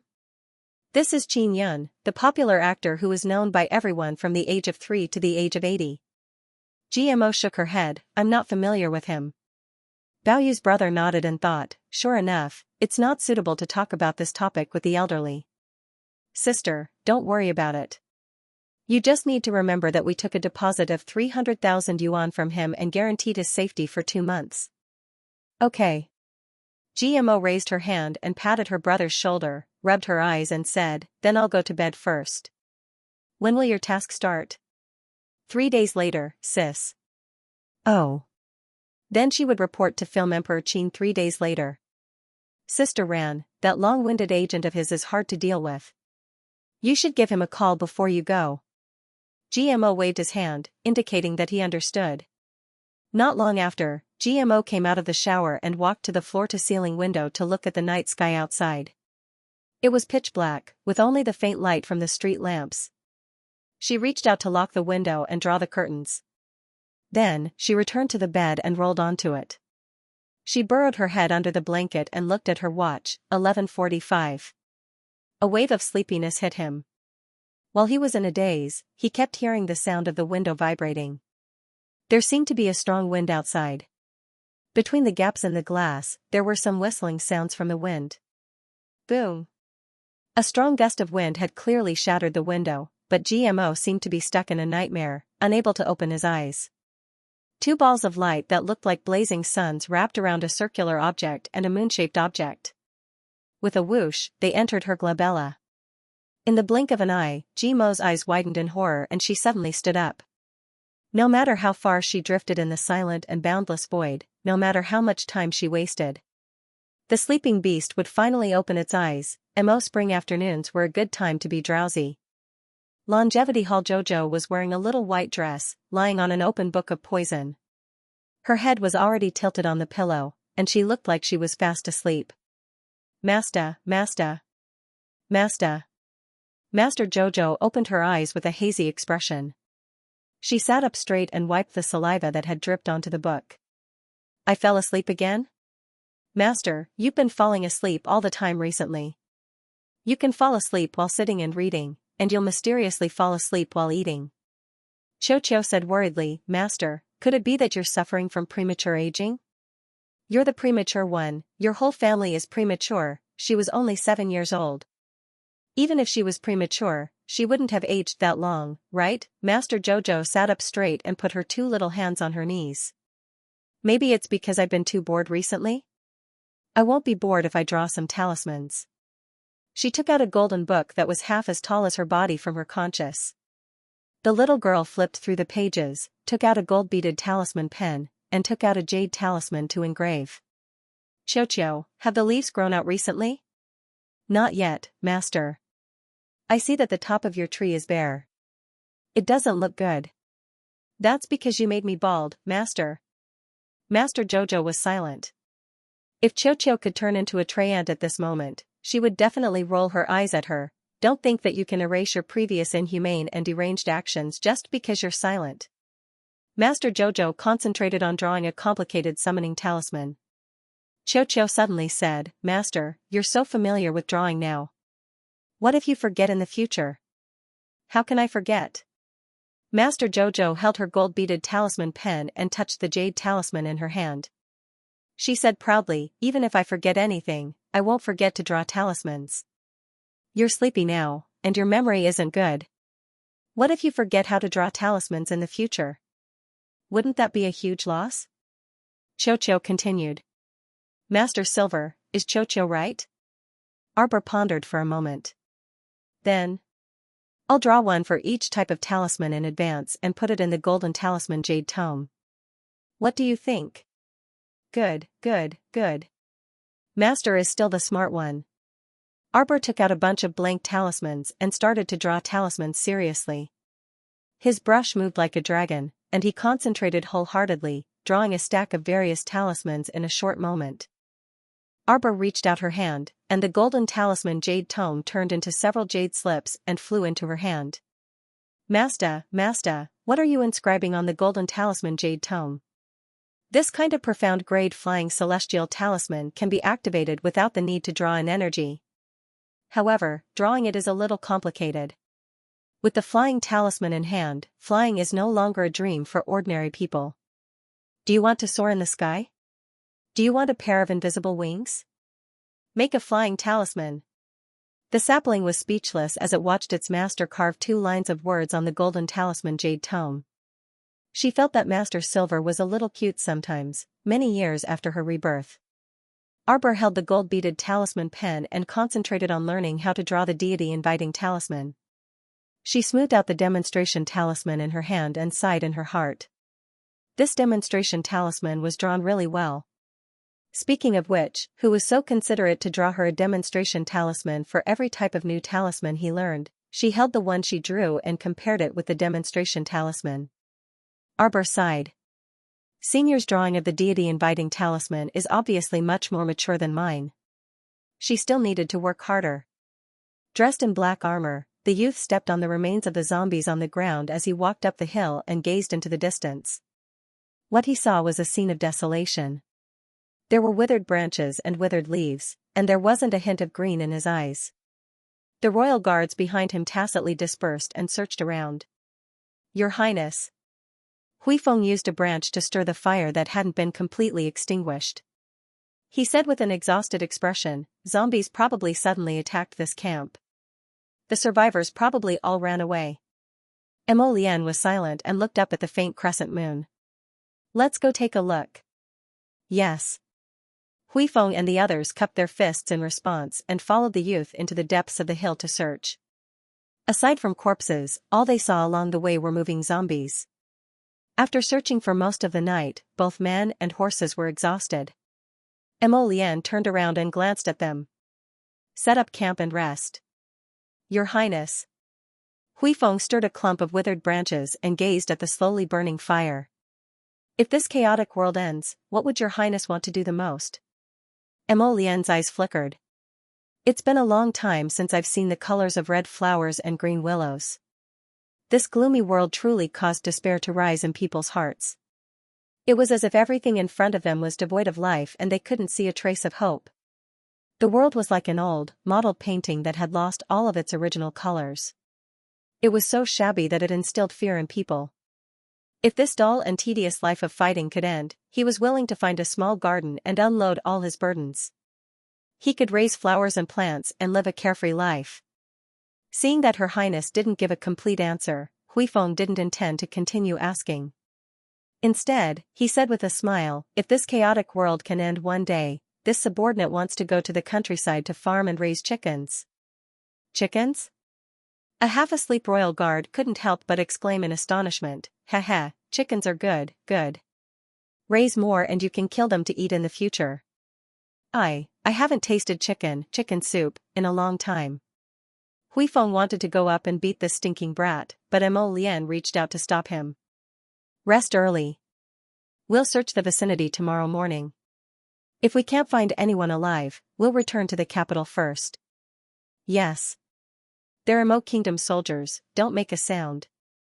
Fan Xiuhe covered Sister Ji's mouth with his hand and shook his head at her.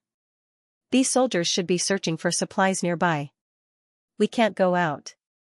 Our supplies won't last much longer. If they take all of it, the consequences will be unimaginable. But Jojo. Siska turned around worriedly and glanced at the unconscious Arbor. Last night, the zombies attacked our camp. Jojo fought too much and was exhausted. He'll be fine after a few days of rest. Don't worry. What we need to do now is to avoid these soldiers and get Jojo out of here. They seem to be leaving. Siska lay in the bushes and watched as a tall young man walked down the hill. This young man was very handsome and tall. Even though he was covered in dust, his black robe seemed to have been smeared with dirt. But as he stood there, it was as if thousands of stars could not obscure his brilliance. Are we really? Before Siska could finish speaking, Fan Choha covered her mouth again. Mo Lian seemed to have sensed something, and he turned his head to look at the thicket overgrown with brambles in the distance. Return to the capital. He strode forward on his horse and lightly patted it. Then, he turned around and led everyone down the dirt path on the hillside at lightning speed. When Arbor slowly woke up, his heart suddenly felt empty, as if he had lost something. And, you actually didn't say a word and disappeared without a trace. Duan Yu's sword was swift and ruthless, each strike aimed at his body. The latter remained silent and only drew his sword to parry. He didn't retaliate even after several dozen moves. Do you know that someone has always been thinking about you, and worrying about you at all times? Mo Lian pursed her lips and parried his sword. Her figure flashed, and her ink-colored clothes fluttered in the night sky as she leaped towards the eaves. Duan Yu swiftly chased after her to the top of the high wall and leaped down in pursuit. Two figures, one black and one white, slender as bamboo, streaked across the faint moonlight and landed on the treetops. They leaped to the front of the pavilion, leaving behind two faint afterimages. The sound of sword chi collided with the sound of wind. Two streaks of white light suddenly landed outside the wall, breaking countless trees. This sword duel lasted for a full hour. The moonlight gradually deepened, and even the faint chirping of cicadas and insects gradually quieted down. The two people silently laid on the roof for a long time without speaking. From this angle, one could only see a crescent moon hanging halfway above the branches. The long window was slightly open, and the faint moonlight shone on the little stoic's face. She was drowsily sleeping under a thin blanket. She was completely unaware that these two people had just broken the roof and fiercely fought. She hasn't been eating or sleeping well these days. Duan Yu raised his hand above his head and easily caught the wine jug that Mo Lian threw at him. We made such a big commotion, but she didn't even wake up. You should know how tired she was these days. Thank you, Mo Lian said solemnly. Duan Yu glanced at him from the corner of his eyes and poured the wine jug into his mouth. Do I look like someone who would thank you? These days, it's all thanks to you supporting and taking care of Jojo by her side. A toast to you. Mo Lian raised the wine jug in front of him. Duan Yu glanced at him again and made him hold it up for a long time before reluctantly clinking the wine jug with him. There's no need for thanks between you and me. That's true. Mo Lian nodded lightly. There are many things that just need to be remembered. Duan Yu covered his forehead with one hand and gazed at the moonlight faintly falling on the branches through the gaps between his fingers. Mo Lian, I'm sorry. Sometimes, a terrifying thought would appear in his mind. For example, how good would it be if Mo Lian didn't come back? Another example, perhaps Mo Lian really died in the sacrificial sea abyss, the legendary abyss of the sacrificial sea. No one could climb out of it, right? Perhaps, time could wash away all the memories. As long as he had enough patience to stay by Jojo's side, cry with her, laugh with her, watch the mountains and seas with her, watch the moon and the stars with her, maybe there would come a day when she would forget that person. She would see how hard he was trying to get closer. Thousands of words, thousands of threads. In the end, they only merged into one sentence, you fierce girl, who would like you? Only Mo Lian, that fool, would be infatuated with you. Lies, I also like you, I also want to pluck the stars and moon for you, pluck the sun, moon, and the universe, Mo Lian. Duan Yu covered his peach blossom eyes with his fingers and said softly, sometimes, I wonder if a step late is a lifetime late. Time is not in our control. Don't move. What's your name? Duan Yu. I'm a good person. You don't look like one. The bright moonlight reflected on his slightly moist eyes. And, failure. Recently, I've heard these two words too many times. I hope that the operations team can give this lord a satisfactory answer. Why did it fail to this extent? Operations team, intelligence team, did these three departments cooperate well, did they? The long table was slammed loudly. Patriarch Black Gold's face was dark as water, and his sharp gaze swept over everyone present. Vice Hall Master Ghost, who had an angel halo above his head and a deathly expression, stammered, "Boss, please calm down." "Shut up." Patriarch Black Gold shouted angrily, "You've already been dead for so many days, you don't have the freaking right to speak here." Vice Hall Master Ghost whimpered and shrank back behind team leader Qin Hong. "Speak." Patriarch Black Gold pointed at Qin Hong, who had shrunk his neck and lowered his head, and scolded, "As the overall team leader of the entire operation team, did you play a coordinating role? Did you truly take this matter to heart?" "I did, boss." Qin Hong opened his mouth to speak. But Patriarch Black Gold angrily retorted, "You have a fart." Young Master Omega Kotoku leisurely sipped his tea. "Boss, please pay attention to your words. Our scribe doesn't know how to continue with what you just said." Fifth Young Master Qin held a golden fountain pen and blankly looked up at Patriarch Black Gold. "Should I record the words "you have a fart" in writing?" Patriarch Black Gold angrily slammed the table. "Look at what you've done previously. We went to Devastating Island to discuss business, but we couldn't reach an agreement. They blew up the entire island, killing all the elites we nurtured. Is this how you discuss business? Can't you speak properly? Must you use this kind of extreme method?" Later, Vice Team Leader Ghost went to Yen City and actually got into a fight with Songzhou Company's boss. Can't you freaking be a bit more modest and cautious? Must you use this kind of violent method to discuss business? You're trying to destroy our entire Heavenly Fortune Company. But boss, didn't you say before that if the conciliatory policy doesn't work, we'll take forceful measures? The planes and cannons were already set up, yet you say we're wrong, what? Everything is up to you, boss. Why do you need us, the operations team, and the intelligence team to do anything? Shut up. Ancestor Black Gold angrily shouted as he slammed the table, look at you, look at you. He pointed at the dozen or so department elites and junior leaders present, panting heavily as he shouted angrily, what's the point of the company paying you? Tell me, which of the tasks assigned to you by the company can you do well? Speak, speak. Eldest Young Master Qin leisurely raised his wrist to look at his watch, which was a limited edition of only one in the world. He drank a mouthful of coffee with a grin before standing up and saying, Boss, it's 5 o'clock. Let's get off work. Everyone was speechless. Old Ancestor He Jin was so angry that he slammed the table when he saw the elites of the department stand up one after another.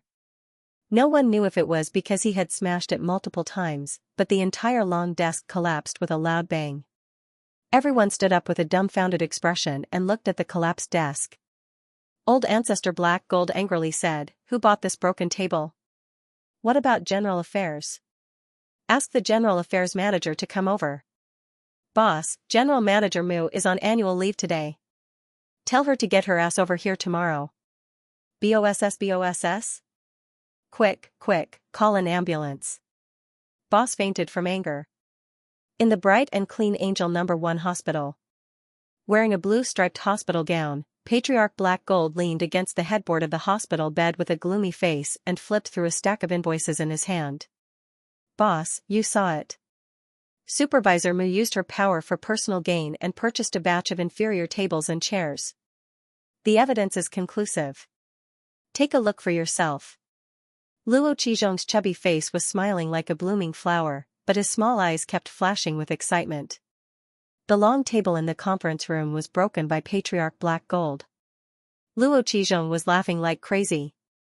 He had long disliked Mu Qingya, the General Affairs Department's woman. She was a woman in her 30s. Instead of staying at home to help her husband and children, she had to come out and argue with men. It was inexplicable. The point was that Mu Qingya was even more influential than him when it came to the two mini-bosses. He was the supervisor of the purchasing department, but Mu Qingya had no sense of propriety and had to steal his job. Wasn't she trying to make money out of it? The heavens were really opening their eyes. Was there any other opportunity that could be better than this one? Mu Qingya's table was broken by Patriarch Black Gold. What did this mean? It meant that this woman was seriously embezzling money. She bought a table worth 10,000 yuan, but it wasn't even worth 300 yuan. Luo Qizhong took the opportunity to complain about Mu Qingya. A few days ago, Patriarch Black Gold didn't like him and threw him to Qin Hong, the leader of the operation team. Luo Qizhong had been suppressing his anger for a long time. Today, he planned to take revenge on Mu Qingya. A few steps away, Luo Qizhong couldn't help but be overjoyed when he saw the angry expression on Patriarch Black Gold's face. Haha, General Affairs Department's Mu Qingya, this woman is dead meat today. Knock, knock, knock. Mu Qingya walked into the ward in a tailored black business suit and a pair of pointy high heels. She bowed 90 degrees. Hello, boss. Patriarch Black Gold stared at her with a gloomy face. I'm warning you to embezzle money. What do you have to say? Don't think that I don't know what you've done behind my back. Mu Qingya, do you want to go to jail or make up for your embezzlement and resign? I'll let you choose. Luo Qizhong was elated. Oh my god, his boss was so mighty today. He actually got rid of Mu Qingya, this malignant tumor, in one breath. It couldn't be any better.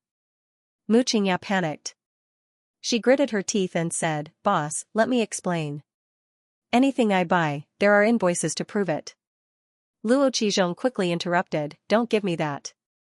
Don't think that we don't know. Isn't it too easy for your general affairs team to forge some fake invoices? Mu Qingya sneered. Then do you have evidence that I pocketed it? The 10,000 yuan table is the evidence. Mu Qingya gritted her teeth. I need to discuss this with the two bosses. Boss, you can make the decision. Luo Qizhong slammed the table and shouted, Are you the leader or is the boss the leader? How can you be so evasive? In any case, you must hand in your resignation today. Mu Qingya was depressed. Luo Qizhong. You'd better shut up now. I'm not saying that I won't solve the problem, but I need to ask the two bosses first. Luo Qizhong bit his handkerchief. Boss, look, she's using the two bosses to pressure you. She doesn't care about you at all. At this moment, the door of the ward was pushed open again. Bring it in. Young Master Omega Kotoku waved his hand and had two subordinates move the broken table in. Xiao, stay with me forever, okay? Once you enter the abysmal underground palace, you will never be able to walk out.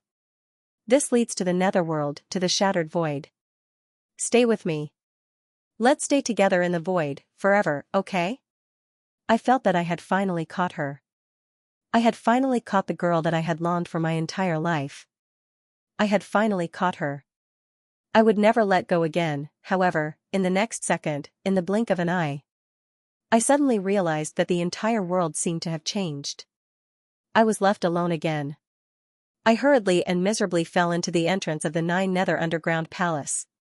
No! I screamed Xiao with all my might. I wanted to reach out and grab the figure that was getting further and further away from me. I wanted to grab her so badly. However, I couldn't.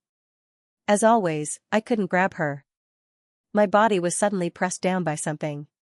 Before I could react, I was pressed down by that thing and fell into the entrance of the abysmal underground palace.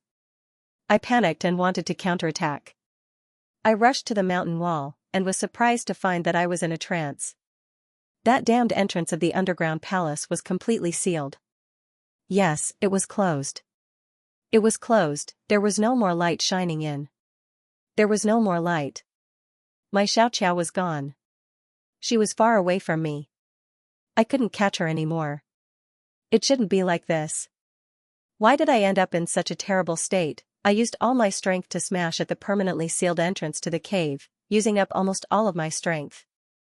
A faint voice suddenly sounded in my ears. It's useless. You said yourself that it's useless. Once you enter the abysmal underground palace, you will never be able to walk out, the voice said calmly. Didn't you say it yourself? This leads to the netherworld, to the shattered void. We have no way back. The way back has already been sealed. Second young master, I will accompany you. I will accompany you in the vast and silent void. I will be with you forever. You must be happy. When I heard this voice, I couldn't help but shiver. I took a few steps back hesitantly and turned around. I saw her at first glance. That woman who has always been invisible in my eyes. This young lady in her 20s didn't look very pretty, but when her facial features were put together, she had a kind of attractive charm. This Miss Ran always seemed to have a different kind of charm and pride. But so what if she was charming? I still won't like her. Under such circumstances, I hated her even more. Why was she the one who appeared here? Why isn't Xiao here to accompany me? It's you. I gritted my teeth in anger. Did you fly over? Just now, at the entrance of the cave, it was this woman who pounced on me and suddenly fell on top of me. If not for that, I might have had a chance to turn back. I might have had a chance to catch Jojo. Second young master, don't you want to see die? She came against the light, her voice somewhat strange. Oh no, there was no light source here at all, it was pitch black here. If it weren't for my good eyesight, I wouldn't have noticed the strange expression on her face. Yes, it was extremely strange, it was like a hunting beast that suddenly saw a piece of meat in the forest. Her eyes stared at me quietly, making my hair stand on end. It was placed under the main text so that everyone could see it. Some of the supporting characters were in the first person and some were in the third person. Apart from the first person, which was I, it would be specially noted. Those who didn't like to see the first person could directly skip it. You didn't have to see all the supporting characters. They were all supplements to the main text. There were also spoof stories, which were all clearly stated in the title. The Holy Domain story ended today. The starting part is the supporting characters. Some people didn't read the entire Holy Domain story because I opened a new volume at the end of May. My hands are bad, so I made a mistake. Oh, the chapters that were updated after 6.1 were all moved to the previous volume, which was before the chapter, story, journey, return. You can look at the chapter numbers in the title. It starts from chapter 5676 to chapter 5703, which is the Holy Domain's final song 3. I reckon some of the children haven't read it yet. That's why you keep thinking that I'm repeating it, but I'm not. You all read the last chapter when you open it, but the new chapters are inserted in the front. The stupid way is to flip to the front, and you'll open up a new world. The best way is to look at the table of contents, and you'll find that the world is different. I'm leaving with the pot lid. Let's chat again tomorrow. Boss, what do you have to say for yourself? Hey Jean was lying on the bed, looking furious. Look at the people you planted. Did you arrange for Mu Xianxia, Supervisor Mu, to be promoted? Boss Omega Kotoku nodded. That's right. Bring the things up a little more. He waved his hand, and a few people threw the broken pieces of the table in front of Hey Jean. The things fell to the ground with a clatter. Hey Jean looked over with a gloomy expression. What do you mean by this? Why did you move these old tables and chairs here? Boss, don't you understand? You've been deceived. Boss Omega Kotoku said with certainty. This is the table that you broke with your own hands. I've already asked someone to identify it. It's been tampered with. The bottom of the table has been hollowed out. Otherwise, why do you think the table would break into pieces with just a few slaps? Hey Jean was confused. Do you mean that someone wants to use me to get rid of Supervisor Mu? He glanced over at Luo Qizhong, who was standing at the side with a dazed expression. Could it be this person who did it? Mu Xianxia pretended to wipe the corners of her eyes with a handkerchief. It's okay for me to be wronged, but I really don't want to see you being kept in the dark by a villain. Boss Omega Kotoku nodded. Show me the evidence. A man walked out from behind Boss Omega Kotoku and placed a small tablet in front of Hey Jean. Hey Jean clicked on it. The video was of Luo Qizhong sneaking into the meeting room. What else do you have to say? Hey Jean was furious and yelled at Luo Qizhong. The latter was confused. How is this possible? This isn't me. Boss, this isn't me. You already brought a saw and shovel into the meeting room. You're the one who's causing trouble. No, it's not me. It's not. Boss, this must be someone from the company in Yen City who sent someone to frame me. I've been advocating for the acquisition of the Zhangzhou company in Yen City. This must be the work of a despicable person, deliberately making you hate me. Ah, what are you doing? Let go of me. Villain, I think you're the villain. Mu Qingya slapped a document on Luo Qizhong's face. Don't quibble. Your purpose is already clear. If it weren't for your own selfish motives, why would you do this kind of thing again and again? You just want to push me down because you're afraid that I'll block your path to wealth. It's not, boss. Please believe me, boss. He Jin waved his hand and got someone to bring Luo Qizhong out. He looked at Mr. Omega Kotoku and Mu Qingya and sighed. The children are all grown up and have their own ideas. All these years, I can't understand the behavior of you and your big brother. But I only hope for one thing, and that is to let our Sky Fortune Company continue to flourish and not let it walk down the path of ruin. Mr. Omega Kotoku nodded with a solemn expression and left the ward with Mu Qingya. As soon as Mu Qingya walked out of the ward, she asked in a low voice, Boss, do you still want to continue working with the Zhangzhou Company? Mr. Omega Kotoku nodded. The old generation's methods are no longer useful. There's no future without funds. If possible, I don't want to take this step. But who knew what the future would be like? There was no movement in the long corridor for a long time until Mr. Qin walked out of the dim light. He flipped through the proposal in his hand. Sigh, the old man probably didn't expect that Sky Fortune has already changed hands to Zhangzhou. Should we tell boss? Since it's already like this, forget it. If he told him now, the old man would be angered to death. Let him live for 2 more years. What a pity, and I felt a bone-chilling coldness and was momentarily speechless. I had never looked Zhao Qiran in the eye before and had long forgotten when and where I had first met her. It was this woman who had ruined my entire plan. Originally, I could have been together with Xiao Qiao.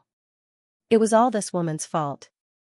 It was all her fault for pouncing at me at the crucial moment and throwing me into the 9 Nether Underground Palace. Once I entered the void, I would be unable to return. I used all my strength to heavily punch the huge rock at the entrance. However, the strength disappeared like a clay ox entering the sea. Could it be that I would truly be unable to leave this pitch-black void in this lifetime? My heart was ice-cold and filled with hatred. Zhao Qiran actually walked over with a smile and tugged at my sleeve. Second young master, let's go ahead and take a look. Although it's a vast expanse of emptiness, the stars here are like a sea of stars. It's also very beautiful to look at. Where were the stars? Where was the sea of stars? I turned my head to take a look. There was only a vast expanse of darkness in the void. There was no end in sight and no light in sight. Everything was hidden in this darkness. It was empty, just like the weeds spreading in my heart. This woman must be blind. Zhao Qiran said to me with a smile, Young master, could it be that you can't see the blue waves of the sea of stars? But I can see it all. Look, I can imagine it as I wish.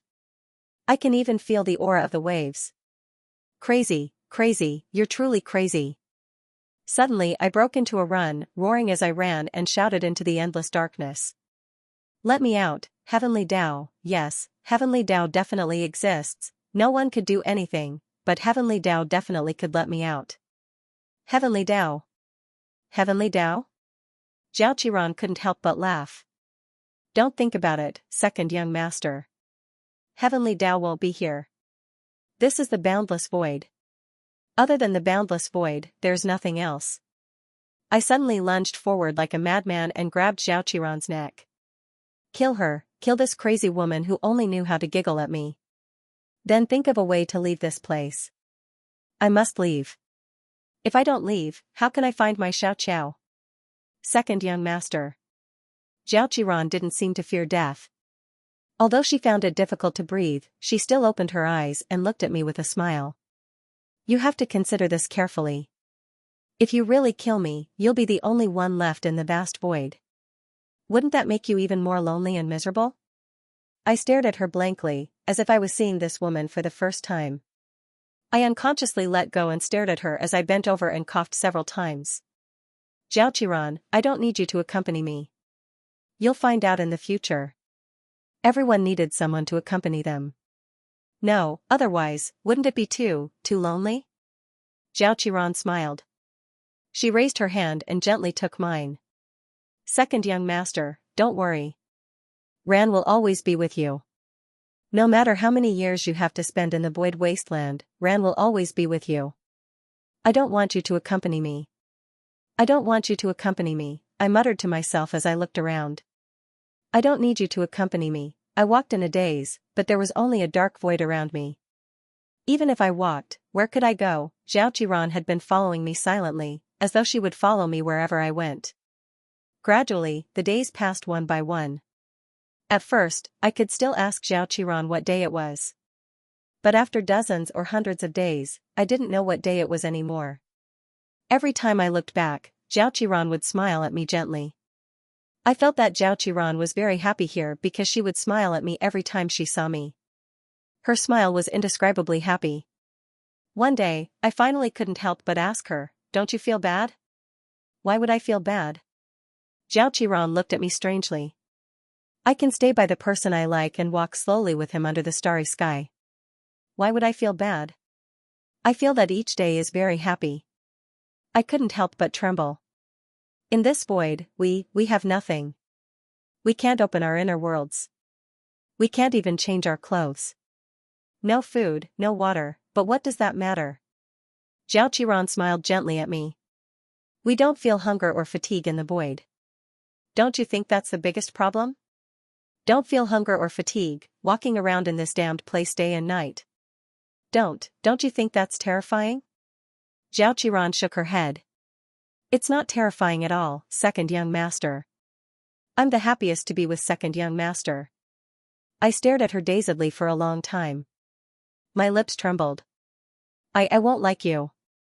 It's fine, Xiaoqiran said softly. It's fine, second young master.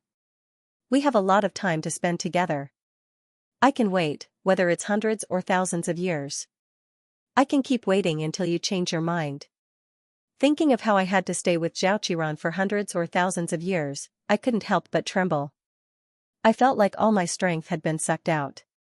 I suddenly found that it was a bit terrifying to be entangled with love. How could a person entangle another person for hundreds or thousands of years without wavering? Wouldn't she feel tired? I tried every day to tear open this void and enter. I tried everything.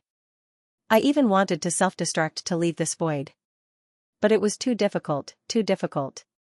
It was very hard to self-destruct in the void. When Xiaoqiran discovered my intentions, she followed me closely. Wherever I went, she would keep an eye on me, vigilantly preventing me from self-destructing. I'd been trying for a few hundred days. Then I got tired. I wasn't even happy to walk. I was like a pile of mud in the void. Sometimes, when I was in the mood, I would happily say to Xiaoqiran, "I married Xiaoqiao in my previous life. Did you know?" Xiaoqiao was very grateful to me when I saved her from the dungeon. Although she was weak to the point of being transparent, she would still be very nervous and sad when she found out I was injured. She would hold a pen in her mouth and copy scriptures for me all night to pray for me. When I saw her, she was always lying there quietly, waiting for me to come and touch her head. She was really pretty. I think I liked her a lot back then. But later, I didn't know if it was because of pride or loneliness, but I personally ruined everything. I didn't know how many times I repeated these words to Xiaoqiran. Every time, Xiaoqiran would lie on my lap and whisper to me, "It's okay, you have me now. I will always be with you, forever." Forever? I couldn't help but shudder. Even the tip of my heart felt cold. I thought to myself, but I don't want you. No matter how much time has passed, I will never want you. If time could really turn back, I would be willing to give up my life in exchange for 2 hours to be with my Qiao. Obsession, this is probably my destiny in this life. And, when mother was buried, it rained continuously for more than 3 months. Today, the sky finally cleared up a bit. I followed the palace walls and slowly walked on the desolate and empty main road. There was always a different feeling in my heart. Father Emperor's madness was getting worse. Sometimes, when he had a headache, he would go crazy and smash things. In the past, when mother was lying there like a living corpse, he wasn't that crazy. But now, I knew that everything was developing towards the worst situation. The situation in the capital was no longer stable. There were filthy things everywhere that were rotten but not yet dead. Sometimes, they wouldn't sleep in the middle of the night and would circle around the outer walls of the capital. No matter how many were shot to death, there would always be more. I also didn't know how long I could hold on.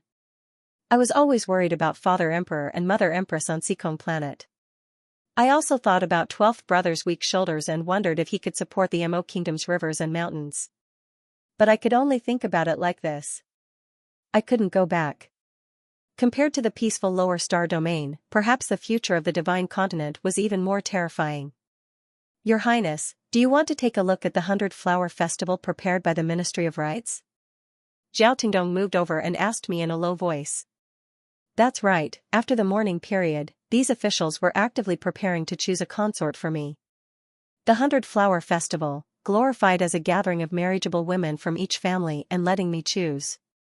But I wasn't interested in it at all. I used the excuse of mourning for 3 years as an excuse, but those officials braved the death of my father emperor to admonish me. They cried and said that as long as the heir apparent didn't have an heir, the country would be in danger. I was really annoyed by these two-faced dogs. The zombies outside the city were causing chaos. They didn't think of countermeasures all day long, only thinking about these useless things. It wasn't like I was going to die, so what if I didn't have an heir? Sometimes, I really wish I could be as crazy as Imperial Father and chop up all these talkative officials one by one. During the 100-Flower Festival, I sat there with an abnormally cold gaze. I looked like a door god. Oh, it couldn't be an ice sculpture, right? Those women looked at me with timid expressions. When I glanced at them, I felt annoyed. 1, 2, 3, all of them were so pretentious and without any special characteristics. At this moment, 2 women came forward and bowed. Greetings, Your Highness. I know Qin Chaoji and General Zhongli's daughter. Qin Baojia and Zhongli Jiwei. If nothing unexpected happened, these 2 women should be the concubines that the Ministry of Rites selected for me.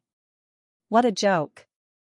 Since the Ministry of Rites has taken a fancy to these 2, then let those old men marry them. I lifted my head to look at them.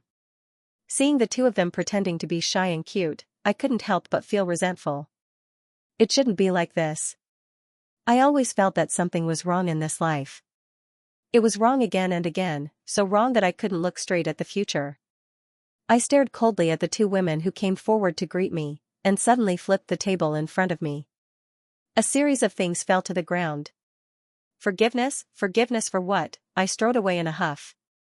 The 100-Flower Festival ended on a bad note, and the news quickly spread throughout the court.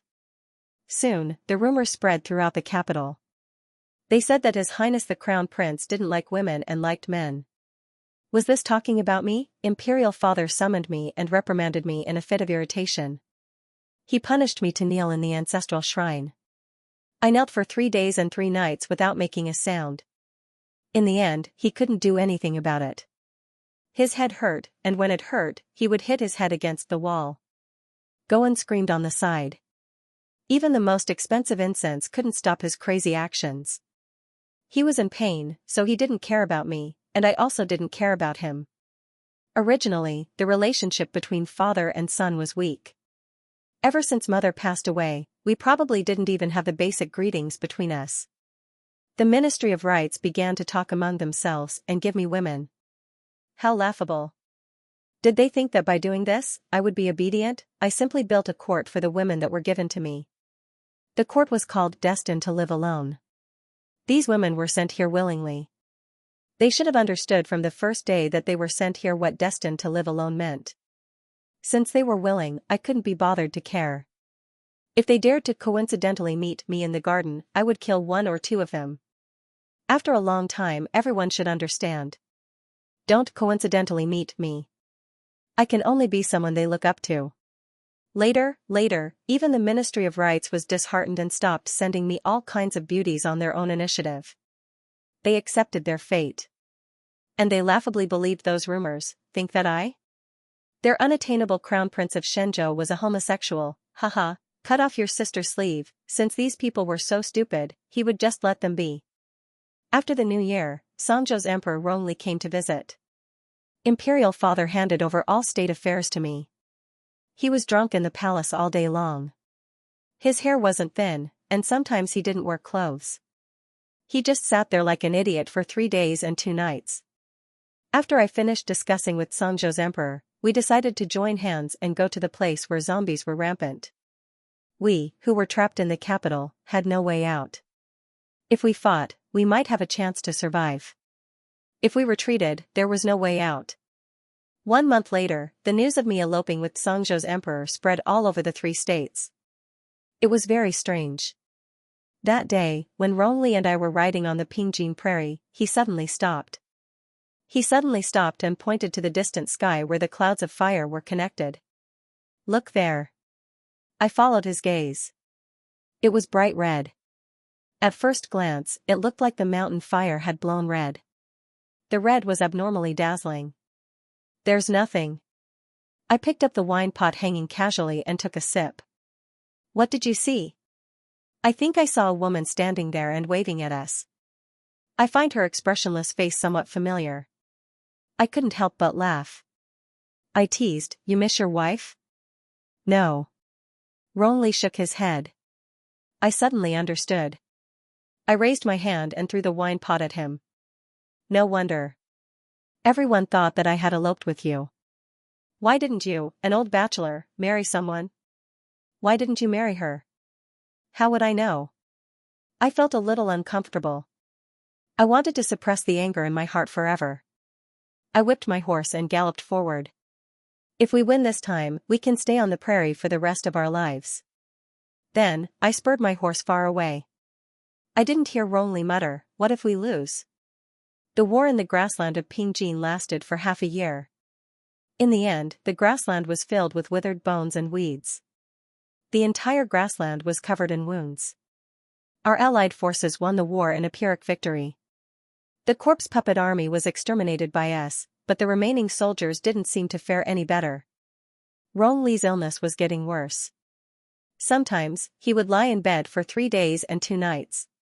He rarely woke up. That day, when I went to visit him, he woke up groggily and glanced at me. His originally handsome face now looked skinny and out of shape. When he looked at me, his eyes seemed to be lifeless and on the verge of drying up. I seemed to have had a very long dream. We won. He said softly with a hoarse voice. We already won. I walked forward quickly and held his hand tightly. Are you dumb? We won 10 days ago. We can go back very soon. No. He coughed weakly and tried to sit up. I quickly extended my hand and helped him up with another servant. Are you hungry? I saw the flowers and grass. As far as the eye can see, everything is jade green, growing and multiplying endlessly, incomparably gorgeous. I recalled what the doctor had said to me in private. His Majesty might pass away soon. If he were to wake up again, it would be a final burst of consciousness. Your Highness, you have to seize the opportunity and say what you have to say. I clutched his hand tightly, as if I wanted the invisible will to continue supporting me. Didn't you say that you wanted to go to the Sea of Forgetfulness after everything was over? Yes, I saw it. He suddenly turned and held my hand. There seemed to be a beam of light in his dim eyes. I saw the boundless sea of forgetfulness. There was really everything in the dream. I even saw a huge ship sailing towards me. I vaguely saw someone on the boat, waving at me nonstop. It was a pity that I couldn't see her face clearly. She should be here to pick me up. I silently turned my head and hurriedly hid the tears in my eyes. You are tired. Have a good rest. I'm not going to rest. He shook his head and grabbed my hand with all his strength. In the future, there will be plenty of time to rest. Why don't you talk to me for a while more? I'm afraid I won't have the chance to talk to you like this again. Nonsense. An evil person like you will naturally bring calamity to the human world. You will bring calamity to the world for thousands of years. He laughed. Even his coughing seemed weak and half dead. Mo Lian, promise me one thing. Go ahead. I didn't even dare to turn around. I was afraid that once I turned around, I wouldn't be able to control my emotions and tears would flow out of my eyes. I was afraid that I would break down in front of him. That would be too ugly. When I die, you can bury me on the grassland. There's no need to bring me back. He held my hand and sighed softly. I want to be able to see the boundless sky when I raise my eyes. I have a feeling that someone is waiting for me in the sky. Mo Lian, can you promise me, I think I may never forget it in my lifetime. He was dressed in a moon-white unlined garment, and his eyes were filled with a hint of death. I recalled the first time I'd met him. He was wearing a crimson armor and riding a horse. That night, I'd sat next to him in silence and watched him toss and turn for half the night. He'd coughed a few times. He'd stopped moving in the second half of the night. I sat next to his bed in a daze for a long time. Then, I lay there and cried for half the night as I watched his body gradually turn cold. What do you think? You always say what you think every time. I still think that you won't die. I still think that we shouldn't live like this for the rest of our lives. You, on the other hand, didn't care when things were half done. You left me to clean up the mess. In the end, I was the only one who had to bear everything silently. Then, I followed his will and buried him on the Pingjin grassland. The day I buried him, the sky was especially bright. There was a red glow in the distance. I raised my head to take a look. I didn't know if it was a hallucination or an illusion, but I seemed to see a blurry figure sitting on a cloud coming to pick him up. If I could, I really wanted to go with them. I would travel the rest of my life and not have to worry about the things in front of me. However, I still have my share of responsibility to bear. It took me about 100 years to slowly rebuild the devastated continents of the 3 provinces. I became the only monarch in the 3 prefectures, but I would always wake up in the middle of a dream. I would sit at the head of my bed in a daze, night after night, until dawn. It was too strange. All these years, I seemed to have had a very long dream on and off. The dream became more and more realistic and clear. I could even hear our laughter coming out of the dream. It sounded like we were having a good time. Who was it that was laughing so happily? It sounded like my own laughter. It was strange. I hadn't laughed for almost 100 years. What is laughter? I have long forgotten what it is, so why am I laughing so happily? Hu Dequan was very old. Every step he took was very strenuous. 2 young eunuchs would often have to help him walk. He walked unsteadily. Did your majesty stay up all night again? Hu Dequan sighed and asked the 2 young eunuchs to help me change my clothes. The flowers in the imperial garden are blooming very well today. Your majesty, do you want to go out for a walk? What's the point of walking back and forth by yourself? I shook my head. I want to forge something. Let's do it for a while. Hu Dequan accompanied me in the hall. He sat quietly on the side and watched me forge a small golden sword. His eyes were slightly moist. Every year, your majesty, around the New Year festival, you would forge a small sword for children to protect themselves with. It has been like this every year. It has been dozens of years, but you have never given one away.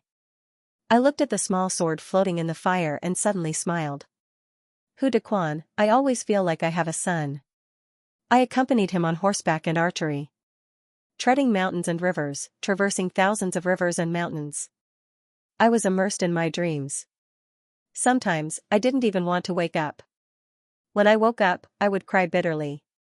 I felt that I might have missed out on the most important thing in my life. A young eunuch ran in and knelt on the ground. With a trembling voice, he said, Your Majesty, the retired emperor has passed away. My hand trembled slightly. Hu Dequan supported me with his trembling hands. I staggered a step and tilted my head to look at the clear blue sky in the distance. In the end, I really became a loner. I had no other relatives, and, Xian, look at that. That little trash is copying the scripture of peace very seriously after knowing that you're injured. Xianxia raised her hand and covered her mouth with a handkerchief. Her eyes flashed with a hint of mockery. Isn't that funny, Xian? Xianxia stood indifferently at the door and looked coldly at the scene in the room. The girl who could not move her limbs and could only turn her head slightly. She was biting the pen in her mouth and writing the scripture of peace word by word. Don't you think it's funny? She's clearly a piece of trash who can only lie down, yet she wants to show off in front of you. It's the little handmaiden beside her who has to grind the paper, wipe her sweat, and flip the pages from time to time. She's probably just looking for something to do. After all, lying there all the time without being able to do anything was too depressing for a girl who always wanted to excel in everything. Xianxia giggled and covered her mouth with a handkerchief. Xianxia glanced at her and did not know what was so funny. Xian, don't tell me you've really fallen for this little trash? What a joke. Xianxia was very impatient with this woman's retarded probing. Hee, but look, after you saved her, she seems to think of you as her sky and thinks of you in everything. How can I fall for someone whose all four limbs are useless? Xianxia sneered and spat out a cold sentence. She's just a little pet that I picked up on the way home. Xianxia threw this sentence and turned to leave. Xianxia smiled and took 2 steps forward and reached out to stop him. Xian, wait. She stomped her feet coquettishly. I think that this little pet of yours is really annoying. I don't like it when she copies the scripture of peace for you. What do you want? Recently, his father had been trying to win over the Shi family. In order to make second Miss Shi happy, Xianxia was willing to coax her a little. She's an eyesore to me. Second Miss Shi giggled. What do you say I tear up that scripture of peace? For some reason, Xianxia's heart skipped a beat. Then, he said the 2 words that he regretted the most in his life expressionlessly. Up to you. Arbor found it very pleasurable to copy the Sutra of Peace. Because she finally had something else to do. She didn't have to lie there day and night, staring blankly at the ceiling. Aunt Hui, who rarely took care of her, was very dedicated and willing to help her. Finally, she was able to derive a trace of pleasure from copying. No, it was power. Arbor didn't know what was going on when the second daughter of the Shi family kicked her door open and barged in with her men. It was only when the 2 vicious maidservants by Xianxia's side kicked away the inkstone by her hand and stepped on the stack of paper that Xianxia was holding. Only then did she realize that the second daughter of the Shi family was here to pick a fight with her again. These days, she had been coming to find fault with her. No matter how she looked at her, she didn't like her at all. Now that she was hiding in her room and quietly copying the Sutra of Peace, was that an eyesore to her? As Xiaomu gazed at the pile of scriptures that had been crushed to pieces by their feet, Xiaomu felt a bit of sorrow in her heart. She had spent a lot of time writing it word by word. It had been a long, long time since she had done something so meaningful. You're in the way. The 2 vicious maidservants by the second daughter of the Shi family kicked her over. Aunt Hui hurriedly ran over to help her, but was whipped in the back by the second daughter of the Shi family. She fell to the ground and didn't get up again. Aunt Hui, Aunt Hui. Arbor called out in panic. So noisy. Xianxia scolded with a cold expression. How dare a little bug make such a harsh sound? Teach her a lesson. The 2 vicious maidservants walked up with bad intentions and kicked Arbor hard in the stomach. The other person squatted down and grabbed Arbor's yellow hair. She reached out to grab a packet of medicinal powder and poured it into her mouth. The bitter and spicy taste filled her throat. Cough, cough, cough. Arbor coughed heavily. Her originally crisp voice became hoarse. Every word she said was like rolling over the tip of a knife. It was especially painful. Enough. Xianxia frowned and dragged Xianxia away from Arbor. Arbor lay on the ground and turned her little face with some difficulty, trying to see the young master's expression clearly. It turned out that he had been standing at the door all along, watching everything that was happening in front of him. Arbor's slightly warm heart sank bit by bit. As expected, she was just a pitiful little bug that the young master had picked up along the way. What a joke. She still had strange fantasies. She always felt that this person could treat her like a normal person. Well, it turned out that it was just wishful thinking. Ever since Xianxia sent her on the ship to Sichuan, she wanted to die but didn't succeed in the end. In the next few days, the young master of the Omega Kotoku kept staring at her as if he was sick, guarding against any suicidal moves. Actually, she was now being whipped by second Miss Shi and didn't even have the strength to raise her head. What else could a pitiful little bug who couldn't even raise her head do? She didn't know why this Xianxia always stayed by her side and kept muttering something, but she couldn't hear a single word. As her body got better day by day, one day, she could suddenly move her fingers. On this day, the second young master happily held her hand and said softly to her, Xiao, your body is about to recover. When your wrist can move again, can you copy a paragraph of the Peace Sutra and give it to me? Arbor didn't say anything, her eyes were still and lifeless. After a few more days, she could force herself to walk a few steps with the help of the wall. The second young master happily handed her a pen and paper and helped her to sit down at the table. Xiao, you can copy it. After an hour, Arbor didn't move. After 2 hours, she was still the same. After several hours, there was only a blob of ink on the paper, but she lay on the table and fell asleep. Copying something as ridiculous as the Peace Sutra. The word peace was long gone from her. She shouldn't ask for such a luxurious thing anymore. Anyway, she didn't have peace and happiness anymore. That day, Arbor didn't know that Xianxia stood beside her and was in a daze for a long time. She didn't know when she woke up. He walked forward, wanting to carry her and put her on the bed to sleep. But she was still very repulsed by his approach in her dreams. Only then did the second young master realize that there were many things that you couldn't turn back when you wanted to. But he was still unwilling. He tried his best to salvage the situation. When Suyi dreamed about it, he would occasionally think about it. If I hadn't treated her like this back then, would everything have been different? And, he's over there. Chase after him. Urgent shouts suddenly came from the corner of the street, causing a small commotion and panic. Don't worry about anything else, just kill him. Flustered and exasperated voices mixed with the shocked cries of the people on the street as they chased after him like a dog jumping over a wall. The small merchants and peddlers who had set up their stalls were hurriedly packing up their things.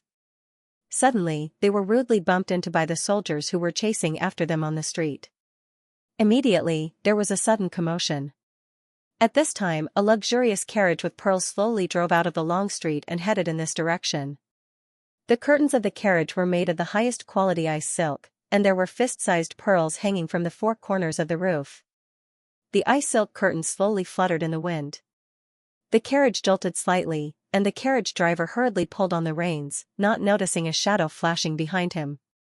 In an instant, a cold wind carried a figure nimbly into the carriage.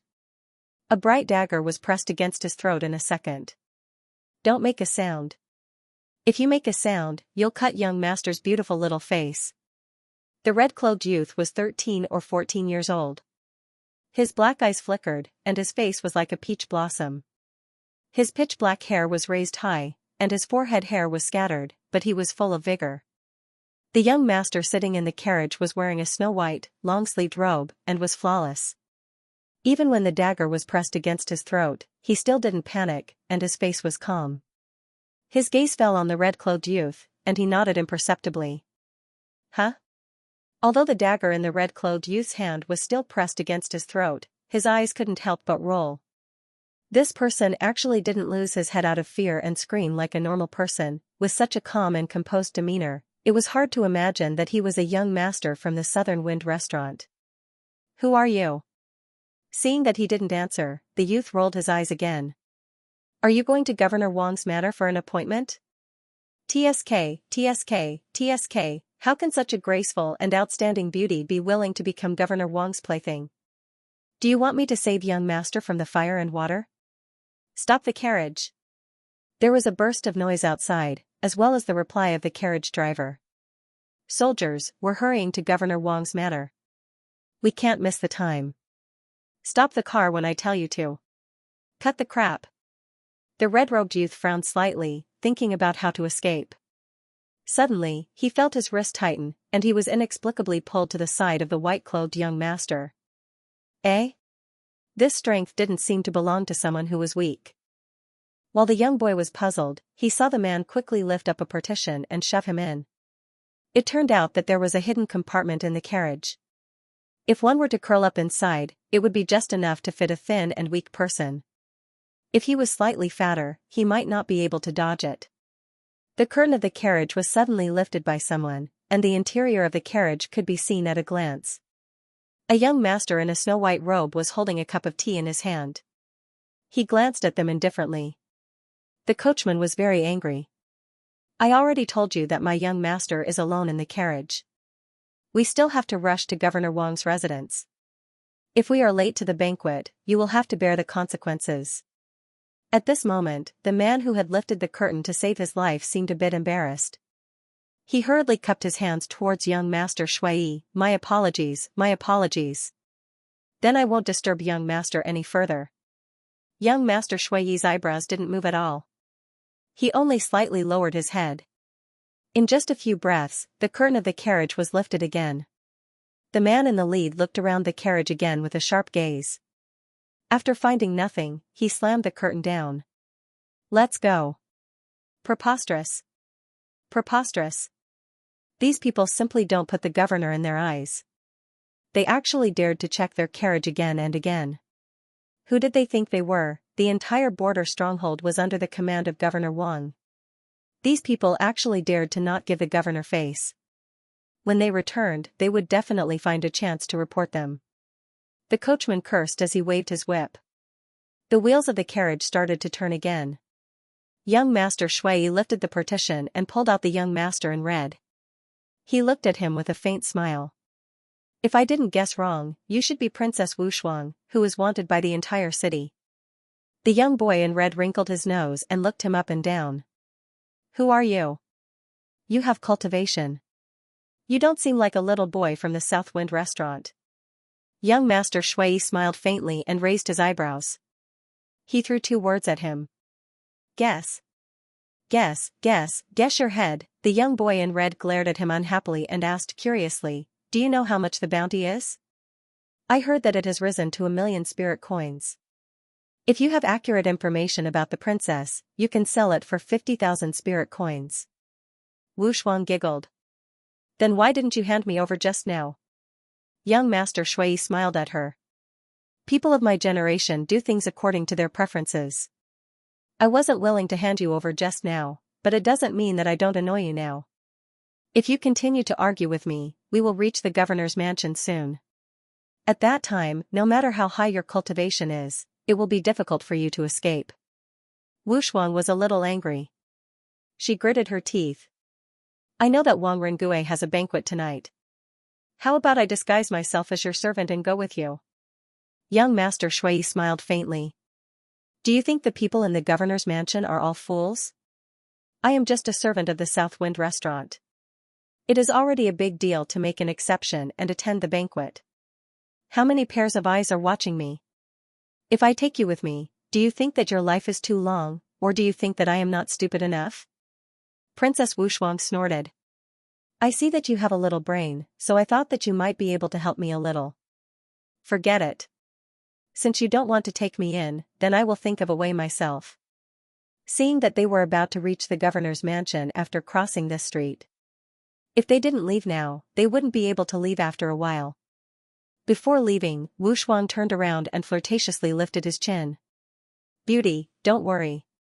Since I said that I would save you from the fire and water, I naturally won't go back on my words. Wait for me to come back and pick you up. Young Master Shui couldn't help but laugh. After saying that frivolously, Wu Shuang quickly flashed out of the carriage. Although her figure was fast, the carriage driver was shocked by her. He hurriedly pulled the reins and turned to open the curtain. Young master, that person just now. Heavens, when did that person sneak onto the carriage? The carriage driver realized that he didn't notice at all. Could it be that those vicious people who blocked the carriage were chasing after him? Don't make a fuss. Young Master Shui said faintly. Continue to walk forward. Just pretend that nothing happened. Hearing this, the carriage driver hurriedly nodded. Yes, young master. The curtain of the carriage was lowered again. A cold murderous intent flashed through Fu San's eyes. Going to the governor's mansion tonight, his first task was to take the opportunity to go to Wang Rengui's study and collect all the evidence of his crimes. He couldn't allow such a person to continue living in the frontier fortress. If he really couldn't find any evidence, he didn't mind making this person disappear from the world. It was a way to solve the problem once and for all. The starry night shone as the moon waned. That night, Governor Wang Rengue held a banquet in the back residence to entertain everyone. This person's status in Pang City Fortress was equivalent to that of a local tyrant. Who would dare to not come after being invited by him? The rich and gentry gathered in the hall, all of them glowing with health and fawning over him. They had also brought many beautiful young men and women to the governor on this trip. It was said that the governor liked beautiful people the most. He could control 3 to 5 people in a night and was very brave. After 3 rounds of wine, everyone started to dance. Just as they were drunk and in a daze, they heard an explosion from the back study. Then, flames shot up into the sky. Wang Rengue jumped up from his seat with a face full of anger. He opened his mouth and shouted, "Who dares to cause trouble in my residence? Quickly go and catch them." Just as everyone was hurriedly investigating the suspicious people in the residence, a stray arrow flew from the sky and pierced through Governor Wang's chest. Everyone was dumbfounded. Many people scrambled and screamed, "Governor Wang has been assassinated. Quickly come and save him." In the distance, everyone saw Governor Wang fall heavily to the ground like a collapsing statue. His head was tilted to the side and he didn't move at all. The soldiers rushed out and pulled out their swords as they roared, "Someone assassinated the governor. Catch them and cut them into pieces." Hee hee. And Wu Shuang sat on the eaves and smiled as she looked at the man who had rushed out of the back door of the study. He was in a somewhat sorry state. Not only was his face covered in dirt, but his snow-white clothes were also covered in dust. It was so dirty that it was impossible to tell his original color. "You set the fire?" Fu San coughed heavily a few times. He had been choked by the thick smoke just now and felt that his throat was very dry. It was like smoke was coming out of his mouth. That's right, that's right." Princess Wu Shuang smiled and shook her head. She turned her eyes and smiled at him. "How long will it take for someone like you to find evidence of his crime? The evidence of this person's crime is too numerous to record. He will die sooner or later anyway. It doesn't matter if he dies early or late." Fu Sen heard the sound of footsteps in the distance and couldn't help but smile bitterly. "He died quickly, but our situation now is difficult. The entire Viceroy Manor had at least a few thousand elite soldiers, if not tens of thousands. 2 fists to fight against 4 hands. Now they could only run. The governor's soldiers and Wu Shuang." Wu Shuang seemed to be very familiar with the place. She led Third Fu forward and occasionally turned back to shout at him, "Hold on tight, we're almost there." Wu Shuang, thousands of Wu Shuang chased them. Flus tsst Wu Shuang sdst Wu Shuang tsss Wu Shuang ordered. Wu Shuang and Wu Shuang jumped into the water with a splash. The soldiers chased after them and released the power of the 5 spirits into the water. The 5 spirits of different colors blasted the water surface and formed small water spouts. Fu San and Wu Shuang jumped into the water and buried themselves deep in the water. The turbulent spiritual energy on the surface of the water couldn't disturb the 2 of them. But the whirlpool was huge. Wu Shuang and Wu Shuang struggled for a while, but they were still pushed toward the center of the water. Wu Shuang turned her head and saw that the man's body was sinking. It seemed that something was wrong. She looked again and saw that there was an arrow in the man's back. He must have been shot just now. A layer of black blood came out of the wound. He was poisoned. Wu Shuang was shocked. She couldn't help but feel confused. This guy didn't say anything when he was injured. He was still holding on until now after entering the water. Wu Shuang hurriedly kicked the water and swam to his side. She grabbed his body and stuffed a detoxification pill into his mouth. Wu Shuang dragged the man and swam for a while. She popped her head out and coughed a few mouthfuls of water. She then pulled Third Fu out of the water and dragged him to the shore. He couldn't stay in the water for too long. It was time to go ashore first. However, the soldiers of Governor Wang's manor might not let them off so easily.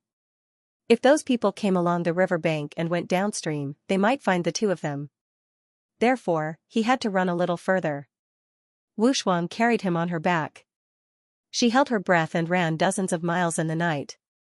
After finding a relatively secluded cave, they dragged the man in and settled him down. That night, Fu San's wound turned red. He was also in a daze from the fever. Wu Shuang kept feeding him water. She took out all the antidote pills in her inner world. She didn't know which one could cure the poison in his body, so she fed him all the antidote pills. The next morning, the man's fever disappeared magically. But he started to have diarrhea. He ran out 7 or 8 times in the morning.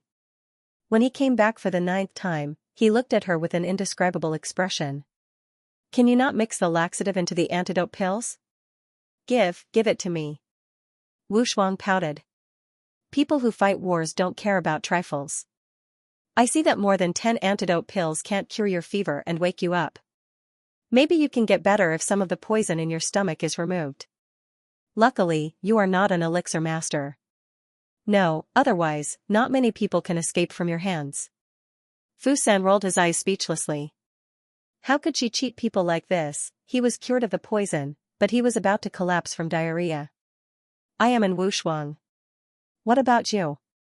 Fu San turned and saw the little girl sitting at the entrance of the cave. She was holding a pile of firewood. She looked back and grinned at him. Fu San, the shadow guard of the emperor. Wushuang suddenly realized. Oh, the emperor sent you here. Are you going back to the capital after solving the problem here? Fu San nodded. Aren't you going back? I'm not going back. I've solved Wang Rengue. There are still many things in the fortress that I need to take care of. The entire fortress has been immersed in the tyranny of the Wang family all these years. It's time to tidy it up. We have to let the people in the fortress live a comfortable life. She threw the roasted pheasant to him with a smile. I'll treat you. Fu San took a bite. After a few years, he always felt that this was the most delicious thing in the world. How could it compare to the delicious half of the roasted pheasant from back then? Then I'll stay and help you. It won't be too late to leave after a while. The girl looked back and smiled at him. She nodded excitedly. This place is much more fun than that lifeless place in the capital. I can take you to ride horses and shoot arrows around. The endless scenery is at the dangerous peak. I'll take you to see it. The princess has returned victorious. The princess has returned to court. The princess is truly the goddess of war of the divine prefecture. She is invincible and undefeatable. That's right, that's right. The commoners lined the streets to welcome Princess Wushuang and her entourage, their faces filled with joy. His Majesty's reward arrived at the King of Xianyuan's residence the next day. There were countless gems, pearls, silk, and satin. But Wushuang could not bring herself to be happy. On the day she returned to the capital, she heard the rumors of third young Master Fu's engagement. The next day, she shut herself in her residence and sulked for 2 days. A man's mouth was the most untrustworthy thing in the world. He even said that he would travel thousands of mountains and rivers with her, treading through snow in winter and spring in spring. She actually believed a man's lousy mouth. How preposterous. Princess, I've finished gathering information these past 2 days. I've gathered all the information regarding the third young master of Marquis Chongningho and Miss Bao. And Yang, who was dressed in black, spoke with a serious expression. When reporting, Yang lowered his head slightly, his eyes, eyebrows, and nose not moving at all. His entire person was meticulous. Wushuang sat up from the brocade couch and slammed the short table beside her. Bring it up. Bring it up. And Yang waved his hand, and 2 servants immediately brought in a box of papers. Princess Wushuang blinked, the corners of her eyes twitching imperceptibly. There's so much information? Yes, Your Highness. Everything about the third young master of Marquis Chongningho's childhood has been recorded. Princess Wushuang expressionlessly took out a booklet and flipped through it. It was written in the booklet that third young Master Fu had been drinking and chatting with people on a certain day and year. Every line was written very clearly. Even the events of third young Master Fu wetting his bed at 2 and climbing a tree at 3 were recorded clearly. Princess Wushuang could not help but cover her face with her hands. This subordinate of hers was thorough and meticulous in his work. She did not know whether to praise or reprimand him. Have you read it? Princess Wushuang asked expressionlessly. I've read it all once. Wushuang breathed a sigh of relief. That's good. Pick out the important ones and report them to me. How could she possibly look through such a box of information? It was not like she had nothing better to do, yes. And Yang cupped his fists in greeting and then continued, after my investigation, the third young master of Marquis Ning's estate and Miss Bao Tsuiping have only met 2 or 3 times in the past few years. I've only seen him a few times from afar at places like family banquets. The news of the engagement this time was released by the second wife of Marquis Ning's estate, Madame Bao. Third young Master Fu was completely unaware of this. Wushuang curled her lips. He was tricked because he was stupid. Yes. And Yang nodded. This third young Master Fu ignored the rumors after hearing them. He is so stupid. And Wu Shuang curled her lips again and said, he just can't be bothered. Moreover, he might even be concerned about Miss Bao's reputation. Humph, and Wu Shuang listened to Yang talk for a while more before she sent him away and went to sleep. She was still displeased. Chongmingho Marquis Manor must be very chaotic to have been schemed against and caused such a big engagement. In the middle of the night, she was in a daze. She heard Yang say sternly outside the window, how dare you, you can't go in. My princess won't see you.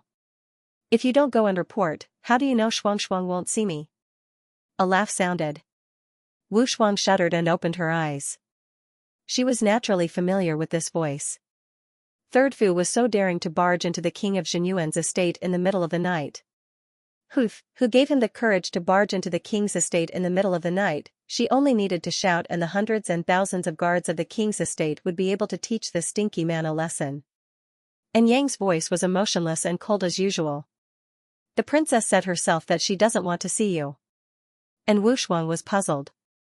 Strange, did I say that I didn't want to see Third Fu? Shuang won't do as you say. Third young master Fu tilted his head confidently. I don't believe you. If you don't let me in to see her, it means that you have a guilty conscience. You have a guilty conscience, your whole family has a guilty conscience. Soon, the sound of swords clashing could be heard from outside. Wu Shuang understood that Third Fu must have wanted to barge in. After being stopped by Yang, the two of them must have started fighting. Stinky man, she hadn't even settled the matter of her engagement, and now he was sneaking up on her. Who would see him? Wu Shuang was so angry that she simply closed the window and went to sleep. She couldn't be bothered with the two people fighting outside. The next day, Yang came to Wu Shuang with dark circles under his eyes.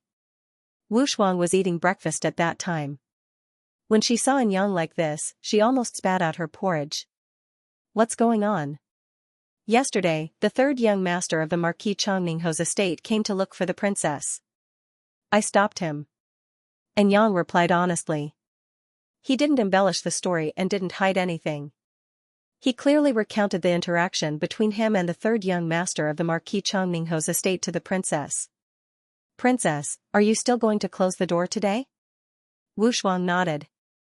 It wasn't easy for her to steal a few days of leisure time. She didn't want to waste it among those women. With nothing to do, she flipped through the books on the art of war and asked someone to play a song for her. The whole afternoon passed by leisurely. The next day, when Yang came to see her, there was a large bruise on his face. Wu Shuang couldn't help but chuckle. He hit you. He's not much better himself. Yang snorted. Don't worry, princess. I won't let him near you. Wu Shuang smiled and shook her head. She thought to herself, actually, it's not a big deal if you let him in and say a few words to me.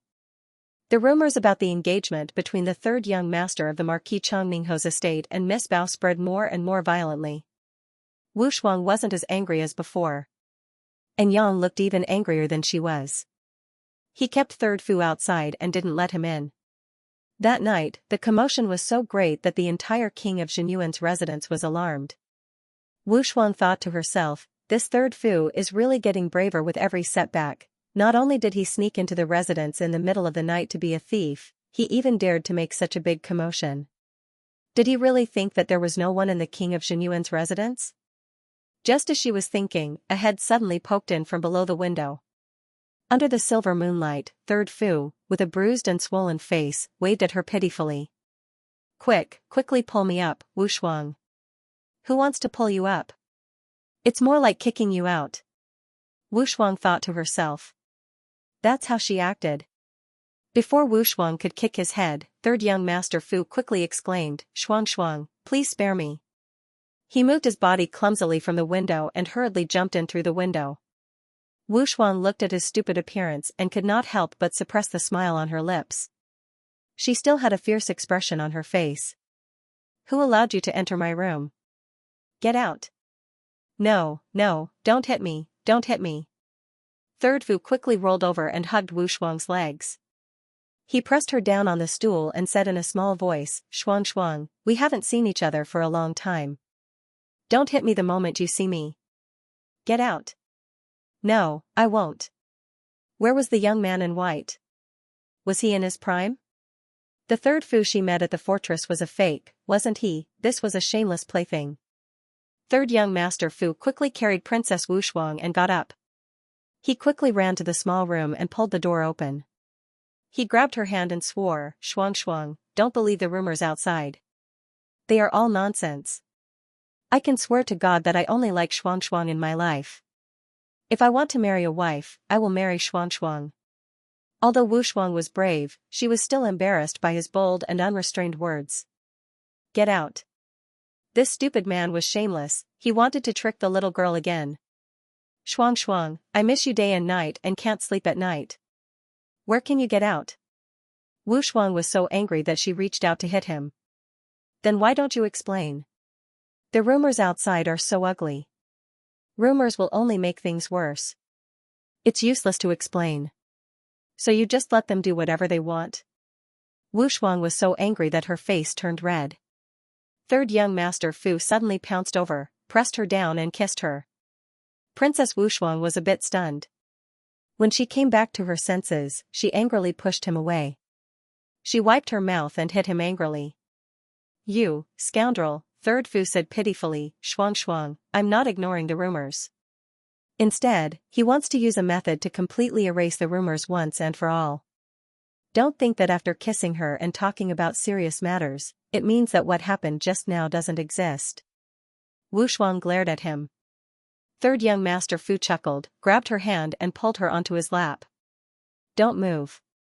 He whispered into her ear, Shuang Shuang, I'm heading to Li City to kill zombies. When I return from the Battle of Li City, I will ask His Majesty to marry you. At that time, all the rumors will be dispelled. Wu Shuang pursed her lips, her face filled with displeasure. Shuang Shuang.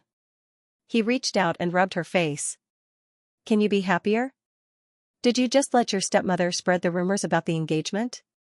She was a little angry just thinking about it. It was obviously not true, but these days, those messy rumors spread more and more like it was true. Third Fu chuckled, rested his head on her forehead and whispered, once I leave the capital, this rumor will naturally disappear. After all, he wasn't even in the capital. No matter how many rumors were spread, no one would believe them. So what if third young master Fu and Miss Bao were together under the moonlight? That was based on the premise that he was in the capital. Shuang Shuang, I will miss you very, very much. Third Fu lowered his head and kissed her face. You have to miss me too, okay? Princess Wu Shuang had been on the battlefield for so many years, but she had never blushed like today. She only felt that her face was so hot that it could be used to cook porridge. This stinky man, it was all his fault for messing up her emotions. He was so annoying. Princess Wu Shuang pushed the man's face away and asked angrily, what did you do today? Why is there such a big commotion outside? Third Fu pursed his lips and said gloomily, your subordinate, Anyang, is very old-fashioned. He is so young, but his temperament is like that of an old man. No matter what I say, he won't listen. He won't listen to anyone's opinion at all. He keeps stopping us from seeing each other. I'm so annoyed by him. Princess Wu Shuang looked at him expressionlessly. Anyang has been by my side since I was young. He is like my own younger brother. Okay, then I will also treat him like my own younger brother in the future. Third young master Fu pursed his lips again. Don't change the topic. Princess Wu Shuang poked him, annoyed and amused. What did you do to ruin things? I just heard the housekeeper shouting outside. Third Fu blinked and put on a very innocent expression. It's nothing. It's just that I entered the King of Xianyuan's residence alone. If I wanted to see you, I had no choice but to ask a friend for help. Who? Third young master Fu said seriously, I brought 5 or 6 golems over to play with Anyang. At the same time, there was a commotion outside the princess's bedroom. More than a dozen guards of the King of Xianyuan's residence were fighting with 5 or 6 golems. Anyang's sword turned sharply and slashed at a golem, but the impact caused his arm to feel slightly sore and numb. Princess Wu Shuang pushed open the window and saw that the outside was brightly lit. The sounds of fighting here had really alarmed the housekeeper and the guards of the King of Xianyuan's residence. She couldn't help but be speechless. You made such a big scene. Do you want my father to kill you? Third young master Fu glanced at the princess pitifully. Shuang, you must help me. Where did you get these golems? Princess Wu Shuang's eyelids twitched slightly. She already had an answer in her heart. Your Highness the Crown Prince. Third young master Fu hurriedly called out. Your Highness the Crown Prince lent them to me to woo my wife. Your Highness the Crown Prince said that back then, the relatives of the Crown Princess also stopped him from going forward and did not allow him to see the Crown Princess. So, Your Highness the Crown Prince released many golems for the relatives of the Crown Princess to fight with. When I mentioned this to Your Highness the Crown Prince, he lent me so many golems without hesitation. Third young master Fu's expression was full of admiration. Your Highness is really my sworn brother. There's no doubt about it. He immediately helped his brother when he was in trouble. They were definitely blood-related brothers. Princess Wu Shuang looked at the sky speechlessly. Outside, the housekeeper hurried over with a group of guards. He asked in a low voice through the window, Princess, do you need my help? Princess Wu Shuang hurriedly said, No need, housekeeper. Those golems outside belong to Your Highness the Crown Prince. It's fine if you beat them up, but don't really cripple them. Housekeeper, was Our Highness so unreliable? In the middle of the night, he let so many golems follow that little bastard from the Marquis Chongmingho's residence to cause trouble at the King of Xinyuan's residence. I understand. The housekeeper bowed and left. He pretended to shout, quickly throw out the intruders of my residence. Third young master Fu looked at Princess Wu Shuang with a smile and lowered his head to kiss her cheek. Shuang, when I return, I'll marry you and make you my wife. Pooh. Princess Wu Shuang's cheeks were bright red as she stared blankly at his figure jumping out of the window. Third Fu carried his son with one arm and held his wife with the other as they strolled down Changle South Street. They would be going to the Holy Region in 2 days. Actually, they had already bought most of the things they needed to buy. There wasn't much to bring. Jojo's Star Region had everything, so they could just buy whatever they wanted. It was probably just to make some preparations before they left. Wu Shuang, on the other hand, was quite interested in shopping. She looked around and couldn't help but want to buy whatever she saw. Fu Yun lay on his father's shoulder, his big black eyes following his mother around. Big brother taught me 2 moves yesterday. They're very powerful. I tried it out with little 8, and he was knocked into the river. His father's mouth twitched. Little 8 was a big defensive turtle that his son had recently received. He had thick skin and could take hits. Father, are we going back to Marquis Chongmingho's estate tomorrow? I can try it on Fu Qiu and the others. Just forget it. His father looked helpless. Fu Qiu and the others hide whenever they see you. Don't you know? Why are they hiding from me? Fu Yun really didn't know. He pouted unhappily. Big brother said that we can only improve if we learn from each other. You won't be able to achieve much by hiding at home all day long. Princess Wu Shuang bought 2 sticks of candied haws. She gave one to her son and ate the other. Hearing this, she couldn't help but laugh. Little Ball is right. Children should go out to learn. That's how they can grow. Third Fu was speechless. He carried his son and held his wife's hand as they strolled around. Every time we go back to Chongmingho's estate, there's such a mess. If you don't want to go back, then we won't. Haha, how can we not go back? If we don't go back, your stepmother will cry and complain that we're not filial. Fu Yun angrily took a bite of the candied haws. I don't like that, madam. When she smiles, it feels fake. From top to bottom in Chongmingho's estate, there's not many people that I like. Wu Shuang burst into laughter and raised her hand to rub her son's little head. Who can catch your eye? My big brother. Fu Yun had a look of admiration on his face. My big brother will definitely be the most powerful person in the world in the future. His big brother was only 2 years older than him, but his cultivation had already reached the peak of perfection. He had to admit that his big brother was extremely powerful. Third Fu couldn't help but sigh. Son, you can't always use the little dumpling as your standard. Xiao Tuanzi was truly one of a kind in the world. If you used him as your standard for everything, there was a 99% chance that the rest of you wouldn't be able to catch your eye. Fu Yun nodded. Big brother said the same thing. He was already trying his best to improve it. He was trying his best not to use Big Brother as the standard for everything. But there was nothing he could do about it. It was a habit that had been formed for a long time, and he couldn't change it. The next day, the Wushuang family of 3 returned to the Changmingho estate. Ever since they got married, they had been living in the official residence of the first-grade protector of the nation, which was bestowed by His Majesty. She would return home once every 2 months and send some gifts during festivals. Her relationship with Marquis Ning's manor was basically like that. It was neither too far nor too close. Princess Wushuang's status was noble, so she naturally didn't need to greet the second madam of the Changmingho estate, Madame Bao, by offering tea. Madame Bao couldn't control her even if she wanted to. These years, their relationship was neither good nor bad. Ever since the crown prince ascended the throne, Third Fu and Wushuang had become the new emperor's right-hand men. Madame Bao couldn't do anything to them. Now that the situation had changed, everyone in the estate fawned over the third young master and the princess when they returned. No one dared to look down on them. Even Changmingho would greet his son and daughter-in-law with a smile on his face.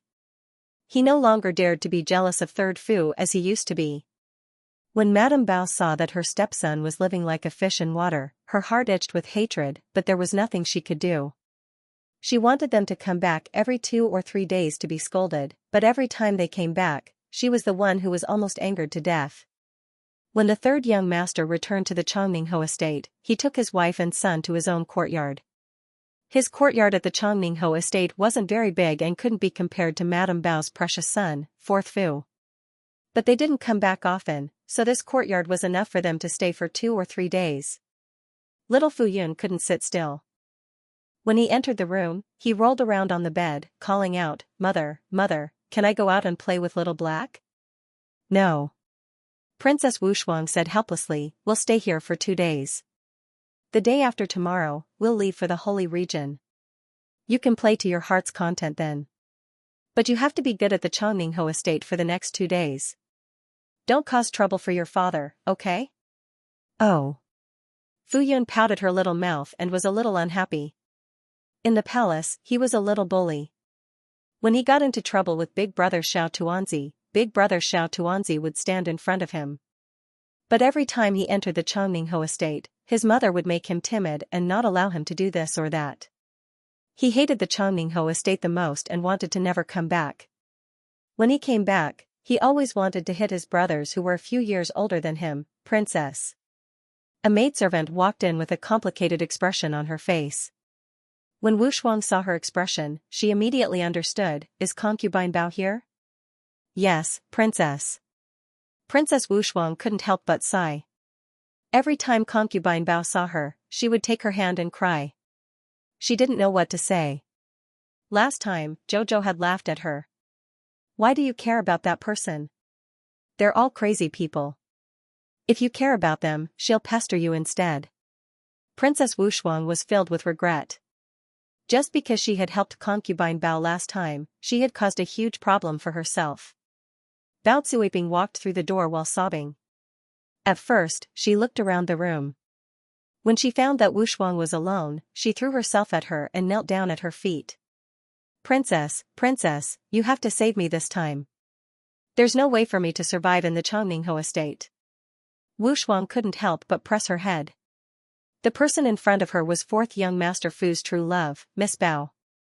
But in just 3 years, this cousin had aged so much that no one would even look at her if she was left on the street. Her hair was tied up in a simple bun and there was a strand of white hair in front of her forehead. She looked even older than 3 months ago. This was the fourth young Master Fu who had said that his true feelings for Miss Bao would never change. He yearned for her and would treat her well for the rest of his life. On the second day of their marriage, Miss Bao had angered her aunt when she served tea and was demoted to the second madam, the fourth young master's co-wife. In fact, her aunt had found an excuse to remove Miss Bao's position as the fourth young master's wife. In the end, it was because even Miss Bao, her aunt, didn't think highly of the Bao family. Madame Bao had wanted to marry her niece to Third Fu, but in the end, she suffered the consequences of her own actions. She was definitely unhappy that her niece had ended up in her own family. In addition, when they got married, rumors about Miss Bao's poor health and fertility problems spread throughout the capital. Madame Bao used this opportunity to pull her niece down from the horse and told her that if she couldn't give birth to a son for the Marquis's mansion within a year, she would demote Miss Bao to a concubine. A year later, Bao Zuiping really became concubine Bao. Madame Bao then married a woman from a prominent family for her beloved son. This woman's surname was Liu and she was 6 or 7 years older than 4th young master Fu. She was very ugly, but her ancestor was a general and her ancestral property was quite rich. The dowry that Madame Liu brought over was much better than Bao Zuiping's. She became the mistress of the household as soon as she entered the family. Although she had a bad temper, she was polite and filial to Madame Bao. Madame Bao naturally treated her well for the sake of her rich dowry. But 4th Fu and his cousin were miserable. At first, 4th Fu wanted to put on airs in front of Madame Liu, but Madame Liu slapped him so hard that he lost his temper on the spot. 4th Fu hated Madame Liu's ugly face, so he usually didn't step into her courtyard and liked to hang out with his cousin. In the end, Madame Liu was also decisive. She directly set fire to her cousin's house and even used the excuse of seducing the young master to beat her cousin up every 2 to 3 days. Her cousin lived a miserable life and went to greet the mistress every morning and night. Every day, she was tortured by the mistress until she had no energy. 3 months ago, Princess Wushuang returned to Marquis Ning's mansion with 3rd Fu. As soon as she entered, she saw Madame Liu leading a dozen fierce old women to tie Bao Zuiping to a tree and whip her. Wushuang couldn't stand it and scolded her. In the end, she got herself such a hot potato. Now that she thought about it, she regretted it. Jojo had the foresight. She shouldn't talk to people she shouldn't talk to. Otherwise, she would be asking for trouble. Princess. Bao Zuiping cried as she looked at her. Can you take Zuiping in? Mistress is like a lioness from the east of the river. If she can treat young master like this, then there's no need to mention me, a concubine mother. I can't even live for half a day. Wu Shuang was annoyed to death, but on the surface she said calmly, you are the concubine mother of the 4th master of the Marquis Chongning Fu. Why should I take you in? This Miss Bao was as troublesome as ever. She didn't even mind that she was bringing trouble to others by saying such things. That old woman is in her early 30s and can't get married. My aunt took a fancy to her family background and generous dowry, so she welcomed her into the family. She really caused me and 4th young master to suffer. When they first entered, 4th young master was still able to somewhat suppress that old woman. Who would have thought that after a few setbacks, the 4th young master would also be like a paper tiger, being controlled by that ugly woman. When Bao Zuiping went to 4th Fu to complain tearfully, at first 4th Fu would feel heartache. He would roll up his sleeves to show his masculinity and charge to the tigress to speak up for her. But as time passed, after 1 or 2 years, 4th Fu became annoyed. During this period of time, he didn't go home and spend all his time at the brothel. Out of sight, out of mind. He had long forgotten about the cousin he swore to love for his entire life. The princess was speechless when she heard this. It had only been a short 3 years. Back then, 4th Fu had dared to argue with her directly for the sake of his beloved cousin. Bao Zuiping cried bitterly in front of her and stole glances at her. At this time, she was extremely jealous of Princess Wushuang. She hated her to death, but the situation forced her to pretend to be pitiful and cry in front of this princess. Sometimes, she would dream of him in the middle of the night. At that time, if this princess hadn't interfered, she would have been the wife of a great general who was second only to one person. 3rd Fu was originally more handsome than 4th Fu, and his cultivation and ability were many times higher than his. Now, 3rd young master Fu was highly valued by the emperor. If she could marry into the great general's mansion, she would be the object of envy of all the noble ladies in the capital city. It was all this princess's fault. She was already noble enough, but why did she like to steal other people's husbands? Seeing her crying so pitifully, Princess Wushuang couldn't help but sigh. Concubine Bao. It's really not convenient for me to interfere in your 4th young master's affairs. Bao Zuiping had been hoping in her heart. If she pretended to be pitiful and cried pitifully in front of the princess might have a saint's heart and bring her back to the great general's mansion. But she didn't expect that this woman would reject her so decisively. Her head exploded on the spot and she couldn't help but sit up straight. Princess, are you really going to leave me in the lurch? Bao Zuiping widened her eyes and questioned Wu Shuang harshly. Don't forget, if it wasn't for you, I wouldn't have become like this today. The maid was stunned. She pressed one hand on the sword at her waist and shouted angrily at Bao Zuiping, how dare you? What a bold woman, daring to speak to the princess like this. Princess, if you don't take me out of Changmingho's mansion, you'll be killing me, Bao Zuiping shouted harshly, throwing caution to the wind. Why don't you think about why I've become like this? You've done a great service and have an unshirkable responsibility. Right now, I just want you to take me out of the mansion. Are you going to refuse such a small request?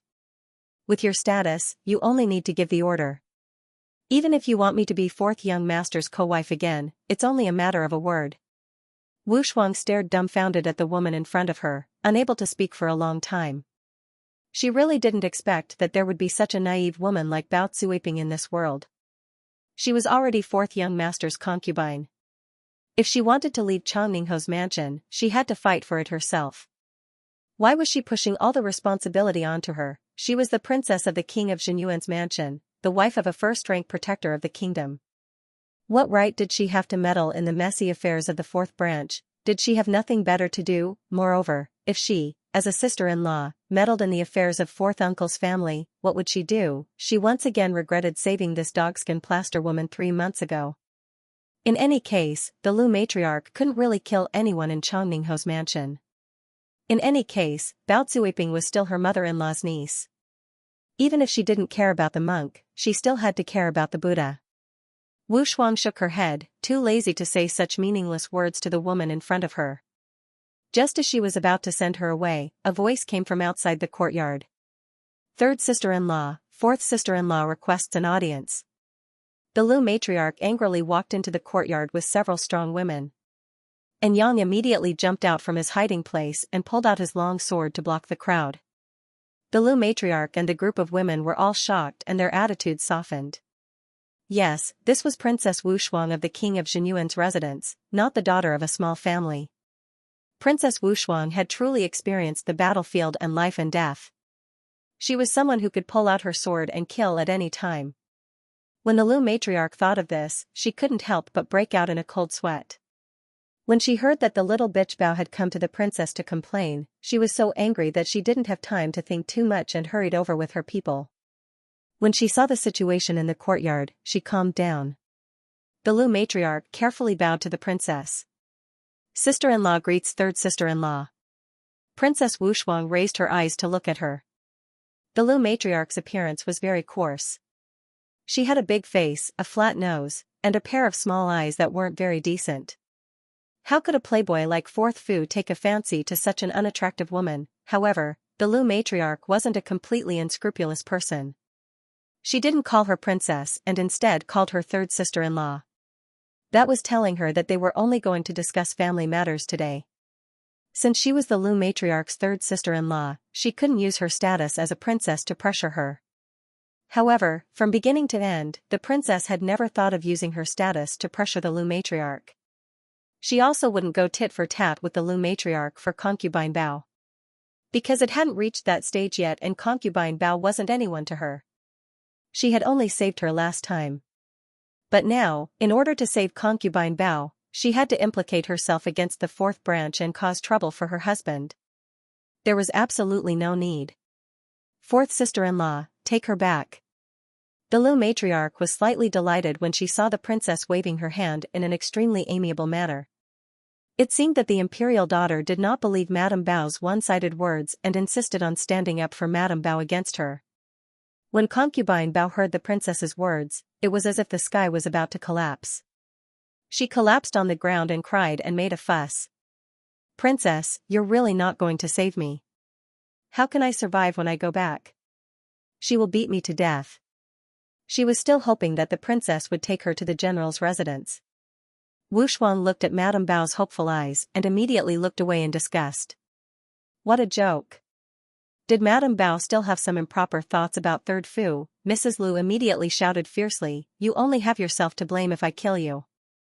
Hurry up and tie this little bitch back. Don't let her mess around in third master's court. Yes.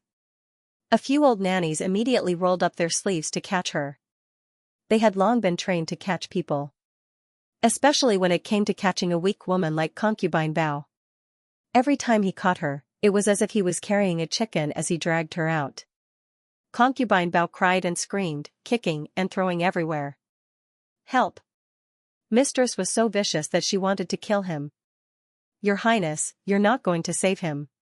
The head maidservant beside the princess immediately became angry. What are you shouting about?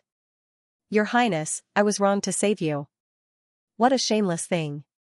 As a concubine, she didn't respect the mistress. No wonder the mistress made things difficult for her. Wu Shuang looked coldly at Bao Cuiping. Don't let her continue to cause trouble at my place. Mrs. Lu nodded at the princess. Your Highness, please don't laugh at us. She comes from a small family, so she's just like this. I will teach her a good lesson later so that she won't dare to bother you again. Princess Wu Shuang nodded indifferently. At this point, she had completely lost her patience with Bao Cuiping. Take her back. She didn't want to care about the fourth branch's matters. She didn't want to cause trouble for herself. Mrs. Lu gave a meaningful look to the other nannies and ordered them to gag Madame Bao's mouth and drag her out. At this time, someone stumbled into the room and shouted angrily at Mrs. Lu, what are you doing now? Fourth young master, you can't barge in. This is third master's courtyard. Get out of the way. Fourth Fu waved away a servant's hand and strode in. He pointed to the sky and shouted, where's Third Fu? Third Fu. Tell him to come out and see me.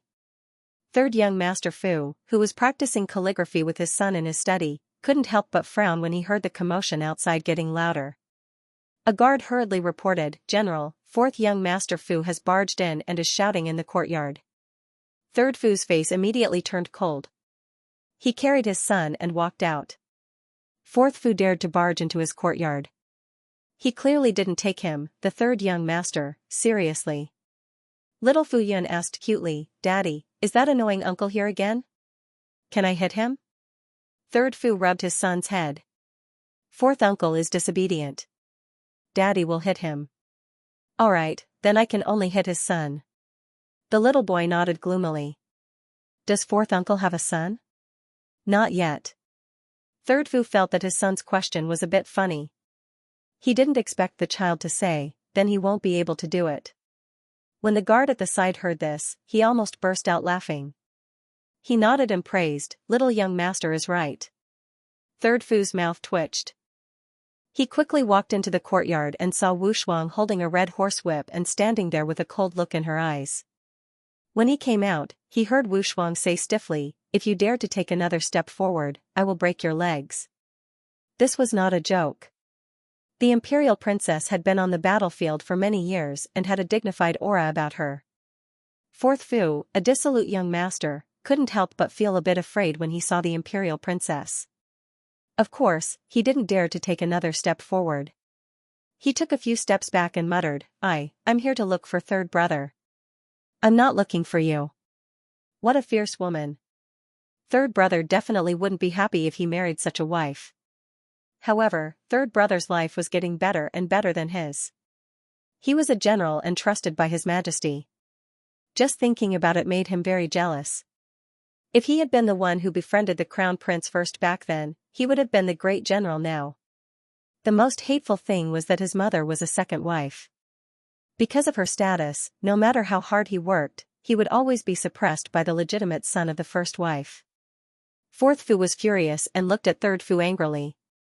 What are you doing here? Third young master Fu asked coldly. He looked around and glanced at Madame Lu, who was standing behind him with her head lowered. If you are here to look for fourth sister-in-law, you can take her away with you. Don't make trouble for me. Fourth young master Fu was furious. He flicked his sleeve and shouted, let's go. At this moment, Bao Cuiping, who was held down by the two old maids, used all her strength and finally broke free from the old maids. She cried and threw herself at Fourth Fu's feet. Cousin, cousin. Bao Cuiping cried and hugged Fourth Fu's legs. You have to make a decision for me. Mistress humiliates and kicks me every day. I can't live anymore. Fourth Fu was shocked. He looked down and saw that it was Bao Zuiping. A trace of disdain flashed across his eyes. How did his cousin become so old and senile? There was even a strand of white hair on her temples. In the past, she had a charming face that made him happy and yearn for it. But now, this cousin seemed to have changed into another person. She was so ugly that he could hardly look at her. On the other hand, that rude and unreasonable Princess Wu Shuang used to be heroic and walked like the wind. She looked like a tomboy. Now that she had given birth to a son, she showed a motherly glow. She looked heroic with a bit of gentleness. Her face also shone like pearls and jade. The more he looked at her, the more intriguing it was. In the past, he had thought that he had picked up a treasure by marrying his cousin. He didn't expect that the one who had picked up a treasure was Third Fu. After marrying the princess, Third Fu's career soared to the skies like a great rock, spreading its wings for thousands of miles. Now that the princess had given him a son, he was really lucky. He had a wife, a son, and a high position. Just thinking about it made him grit his teeth. Go away. Fourth young master Fu kicked his cousin angrily and kicked her to the side. Third Fu wasn't the only one who was surprised. Princess Wu Shuang, who was beside him, was even more direct. Her mouth opened slightly in shock. Fourth Fu. Princess Wu Shuang couldn't help but ask in confusion, did you forget what you said before? Didn't you say that you would cherish your cousin forever? Why did you change your mind in just 3 years? This was too exaggerated. If she hadn't seen Fourth Fu's performance with her own eyes, and Wu Shuang wouldn't have associated this person with the Fourth Fu from 3 years ago. 3 years ago, Fourth Fu had been so affectionate and gentle to his cousin. What was going on? 3 years had passed in the blink of an eye. Everything was developing in a strange direction. Bao Zuiping sobbed, Your Highness, did you see that? That heartless person has long forgotten our vows. Back then, it was the Empress Dowager who arranged my marriage to Fourth Young Master. Their family treated me like this and disregarded the Empress Dowager's imperial edict. Princess Wu Shuang didn't want to hurt this woman anymore. She felt that, this person was a bit pitiful. But even pitiful people had their detestable sides. She could be considered as asking for it. Back then, Bai Wuxia had made an imperial edict to pair the two of them together. After that, he had long forgotten about this matter. How could he really support this Miss Bao? It was simply wishful thinking. Moreover, the Empress Dowager and the Emperor Emeritus were wandering around leisurely. They were rarely in the capital city. Even if Bao Zuiping really wanted to ask the Empress Dowager for help, she didn't know where to find her. The black-hearted Marquis Ning's estate. Bao Zuiping covered her face and sobbed. They said they would cherish me for a lifetime, but in the end, it was all lies. Fourth Fu was very embarrassed. He kicked her and scolded, What are you blabbering about? Hurry and shut up. Why don't you take a look at your old appearance? Which man would cherish something like you? Moreover, in the first 2 years, when had he not treated his cousin well? When the Lu madam married into the family, Bao Zuiping cried and begged him for help every day. When had he not stood up for her? But after many times, he was annoyed and didn't have the mood to be long-winded about Bao Zuiping's matters. Later, the newly opened brothel added a few stunning beauties that charmed him. He often didn't return home at night and rarely went home. Who would have thought that when he came back half a year ago, Bao Zuiping was so old that she looked like a haggard old woman? This frightened him. This kind of woman was not like his beautiful cousin. She was simply dirtying his eyes. Naturally, he had to keep a respectful distance. Bao Zuiping sobbed and complained, I was tortured by the Lu madam until I was neither human nor ghost. If it weren't for your incompetence, I wouldn't have become like this. Even now, you still despise me. You're heartless, Fourth Fu. She hated this man to the core. This man had ruined her life. Fourth Fu looked embarrassed. He turned to the women and said, What are you waiting for? Hurry and take them away. Princess Wu Shuang shook her head. She couldn't help but sigh as she watched the 3 people pulling and swearing as they walked out. They're really a bunch of weirdos. Fourth Fu and the Lu madam quarreled all the way. Bao Zuiping's cries could be heard from time to time. They were truly a resentful couple. Third Fu snorted. Close the courtyard door. Don't let these people in again. They're making so much noise that it's dirty to the eyes. After speaking, he took his wife's hand and lowered his head to ask, Shuang, what's wrong? She looked as if she was thinking about something. He reached out to touch his wife's face and called out to Shuang. Wu Shuang glanced at him. Your brother is always complaining that his cousin has become ugly. Are all men like this? After a woman's beauty has faded, they don't like her at all? I don't know about other people, but I'm not like this. Third Fu smiled at her. Besides, Fourth Fu himself deserves a lot of credit for his cousin becoming so ugly. Who else can he blame? To be able to make a woman become so ugly after being married to him for 3 years, he must be quite capable. A real good man, such as your husband, will only make his wife more beautiful and more confident. She'll be full of sunshine and radiant. When Wu Shuang heard this, she couldn't help but spit at him. This man was still so shameless. In the end, he couldn't help praising himself. But when she thought about it carefully, what this guy said was very reasonable. The kind of married life after marriage would make the kind of man and woman. Whether it was a match made in heaven or a resentful couple, it all depended on how they were. Wu Shuang couldn't help but purse her lips and secretly smile. Let's go back tomorrow. Okay. Third Fu nodded. He didn't want to stay in this foul place any longer. It was enough for him to stay here for 1 day. Let's go home and get ready. We're leaving for the sacred region. The couple looked at each other and smiled. Little Fu Yun couldn't help but come out from between the two of them. He said in a childish voice, Mother, Father, I want to eat a stick of candied haw on the way back. You little greedy cat. Wu Shuang pinched her son's little face and smiled gently. And, in the gloomy and quiet forest. In an instant, it was disrupted by the sound of hurried footsteps. Qi Nidian, Xian Huang, and the others ran quickly. Their clothes fluttered in the wind, startling the birds on the branches and causing the grass and leaves to scatter.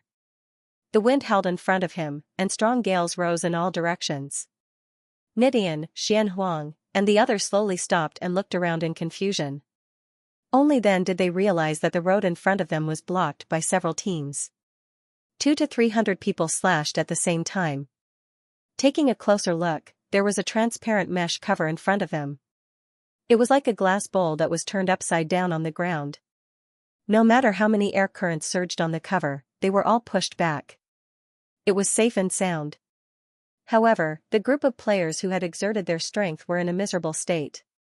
Howls of anguish could be heard everywhere as everyone was flung away by the recoil and fell to the ground in all directions. Nidian, Xian Huang, and the others stood diagonally opposite them. They looked coldly at the people who were crazily slashing at the transparent mesh cover.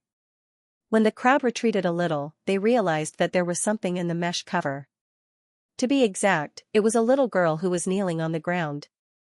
Her face was so pale that it was almost transparent. She looked like she was 7 years old. Her hands were tightly grasping a big sword that was even longer than her body. Her dark eyes were filled with mist. On her thin little face, they looked exceptionally large. Her hands seemed to be exerting all their strength, so much so that her whole body was trembling. Beside her, there was an animal that was covered in a faint white fluorescent light. It was unknown whether it was dead or alive. It was shaped like a deer. Its 4 hooves were covered in white snow. In the middle of its forehead, there was a golden horn that had lost its original luster. Nitian's pupils suddenly shrank. Xian Huang looked into the distance and fell on the little girl in the glass cover. To be exact, it fell on the big sword that she was tightly grasping. Her eyes narrowed. What sword is that? It was so powerful that even from far away, one could feel a wave of vibrating power sweeping over. At this moment, the little girl in the glass cover slowly stood up. Her messy hair covered the tip of her forehead. On her almost transparent pale face, there was a pair of dead eyes and a small lip that was bitten to the point that it was bloodless. Not good. Xian Huang's expression changed. Without waiting for Nidian to speak, she had already shot forward. Retreat. Hundreds of people at the scene changed their expressions and quickly retreated. At the same time, the big sword in the little girl's hand instantly pierced through the glass cover and flew towards the nearest crowd. There was a soft whooshing sound, and a buzzing vibration could be heard in the air. The bodies of the 7 people nearby had already been pierced through one by the giant sword. There was a bloody hole in the chest of the 7 people, and they fell to the ground dead on the spot. When the other people in the group saw this, they were all stunned. They retreated in panic and hurriedly scattered in all directions. It's the Fuxi sword. There are records in the primordial records of the continent and a general history of the continent, but there are only a few words. The Fuxi sword was a treasure formed by the spiritual energy of heaven and earth at the beginning of the chaos. However, this has always been a legend. The Fuxi sword's immense power is beyond that child's control. Against the heavens gaze followed Xianxia closely, only to see her arrive in front of the glass cover in a flash. In the next instant, he had already entered the cover. He pressed down on the little girl's body with one hand and said in a deep voice, "Nonsense. You're forcefully controlling a weapon that's tens of thousands of times stronger than you. Do you not want to live anymore? Seeing your sister's control of the power of space is getting purer and purer." The fastest speed in the world was teleportation. In a breath, one could travel thousands of miles. How carefree was that? However, as soon as Xianxia finished speaking, the little girl suddenly spat out a large mouthful of blood. Her body trembled and swayed. Her entire little face became more transparent like a piece of paper. It was so thin that it seemed like it could break at any time. Xianxuang's hand was like lightning. In an instant, she had already stabbed several needles into the little girl's body. Her gaze was solemn as she said, "Quickly withdraw your sword. Quickly." This child simply did not want to live anymore. However, this stubbornness and unyielding character reminded her of when she had just arrived at an unfamiliar place and was surrounded by strong enemies. She had also walked with difficulty like this. Thinking of this, Xianxuang's gaze could not help but soften a little. The little girl fell down exhausted, but her body was firmly supported by Xianxuang's hand. The flying sword that was rampaging outside like cutting vegetables and melons, killing everyone it saw, turned back with a whoosh. On the other hand, Xianxia half squatted and hugged the little girl whose eyes were tightly shut. Xianxia raised her eyes and coldly stared at the floating Fuxi sword that was releasing a huge amount of energy and reeking of blood. "Quickly withdraw it." Xianxuang's face was cold as she checked the child's pulse. In the next second, a trace of astonishment flashed across her eyes. As if she did not believe it, she reached out to check the little girl's pulse again. Then, she retracted her hand and looked at the girl with a flicker in her eyes. There was no pulse. She looked at the child. The cold pond, the blue waves, and the watery eyes. That kind of clarity and coldness, that kind of darkness and solitude, and that kind of insight into the world. How bleak and sad her heart must be. This should also be a child with a story. Swoosh. The Fuxi sword flashed in the air and disappeared immediately. Xianxia walked forward and looked at the dying animal beside the little girl. Unfortunately, the golden horn on its forehead had completely lost its color. The fur on its body had also darkened. All of this indicated that this descendant of the white unicorn with the orthodox bloodline had been dead for a long time. No wonder the surrounding people went crazy and attacked the little girl and the unicorn without any regard for their lives. It was said that one could obtain the power of the white unicorn's bloodline by obtaining its blood. Even if it was just a legend, it could still make people go crazy. Xianxia and Against the Sky swept their gazes across the people in front of him. They were inhumane. For a groundless legend and a cup of the white unicorn's blood, they despicably besieged such a young girl. At this moment, Xianxia, who was inside the light shield, was about to reach out to touch the dead white unicorn. However, the little girl used all her strength to push it away. Her small body pounced on the white unicorn and hugged it tightly, not allowing anyone to touch it. Xianxia smiled helplessly and raised her hand to rub the little girl's messy head.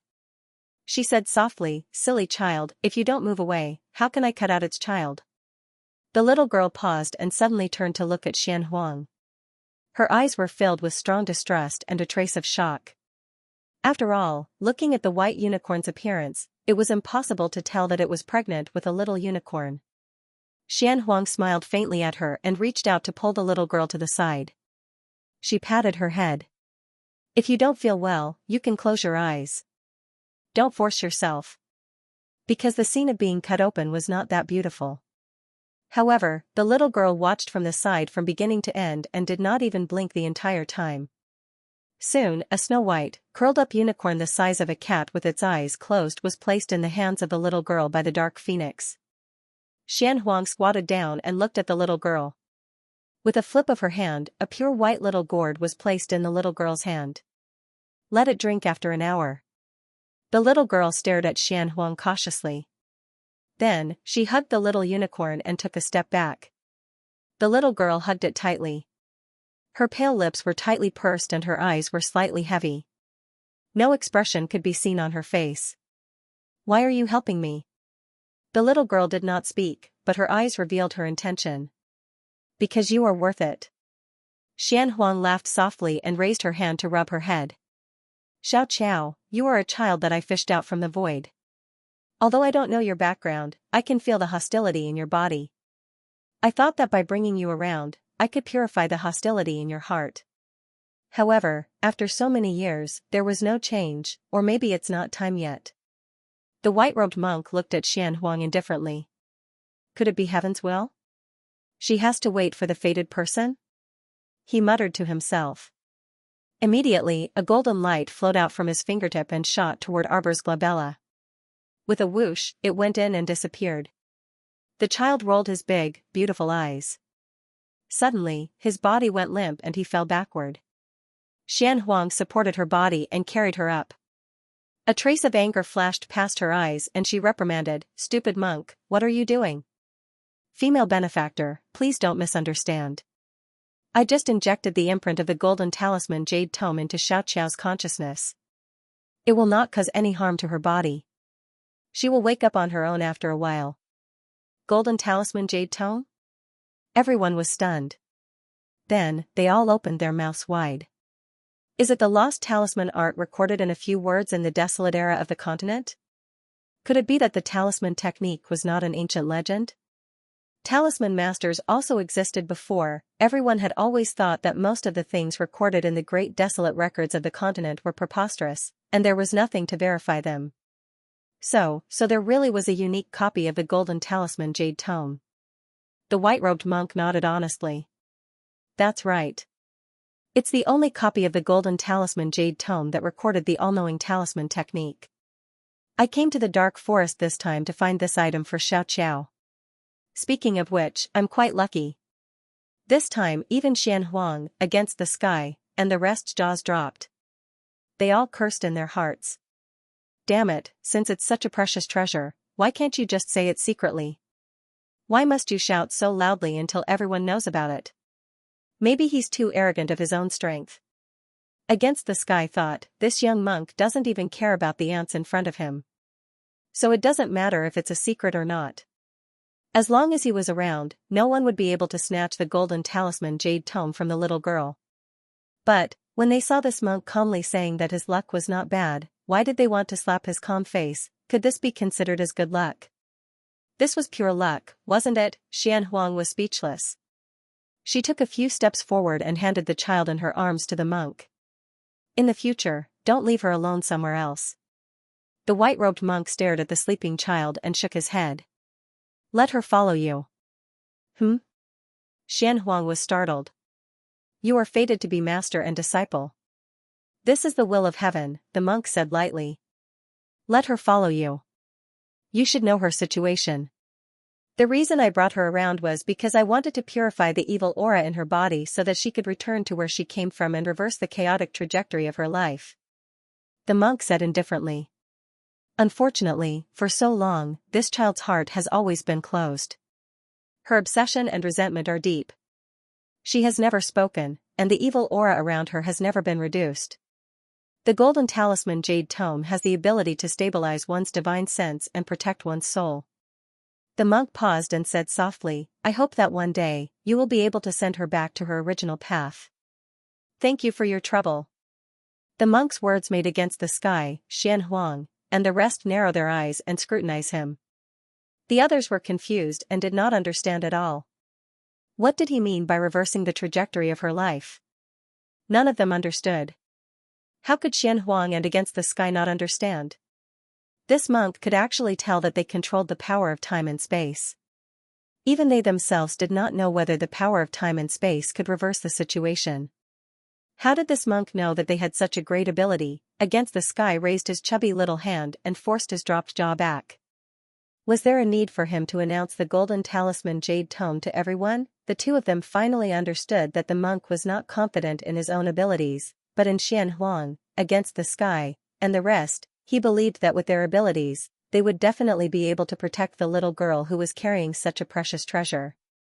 Even if the secret of the golden talisman jade tome was known to everyone, with Xianhuang, Against the Sky, and the rest's abilities, they would be able to protect little Qiao and not let her come to any harm. But why did they have the urge to beat this monk to death from the bottom of their hearts? Why was this monk so annoying? As if he did not see the sullen faces of Against the Sky and the rest, the monk turned around and left. His white monk robe with wide-open sleeves fluttered as he walked. Xianhuang frowned and looked up at the monk's back. "You've been with her for so many years, and you're leaving just like that? Not waiting for her to wake up and take another look? We're destined to part. Even if we take a few more looks, we'll still have to part. What's the point?" The monk waved his hand and leaped up. Stepping on the precipice, he shrank the ground into an inch and walked far away in 2 or 3 steps. When the monk's figure disappeared from the precipice, Xianhuang felt the little girl in her arms move and lowered her head to take a look. The little girl suddenly opened her eyes. Her pitch-black eyes were deep and congealed. Moving her little arms and legs, Xianhuang released her hand and allowed her to climb onto her body and slide to the ground. The little girl seemed to have sensed something and ran to the bottom of the precipice. Looking up at the high precipice that connected to the sky, she saw the monk's figure that had already become a small black dot. She could not see him clearly at all. Tightly hugging the little unicorn in her arms, the little girl's long eyelashes fluttered a few times. Suddenly, her little face scrunched up and she bit her thin lips. Large drops of tears rolled down from her eyes like a gushing spring that could not be stopped. Xianhuang sighed softly and walked to her side and squatted down. With a gentle expression, she touched the little girl's head and reached out to wipe away the tears on her face. Her heart was slightly bitter. "In the future, I won't leave you behind anymore, okay?"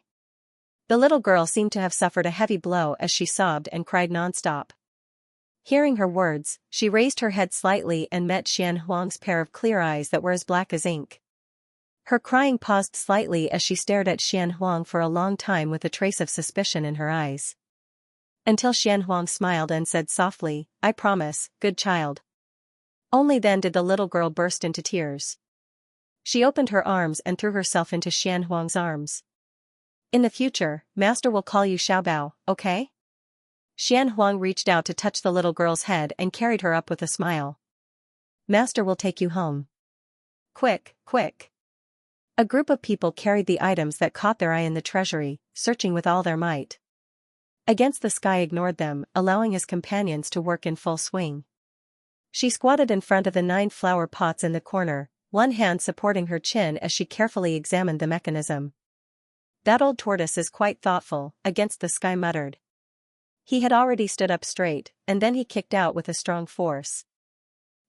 One of the flower pots moved with the force of his kick.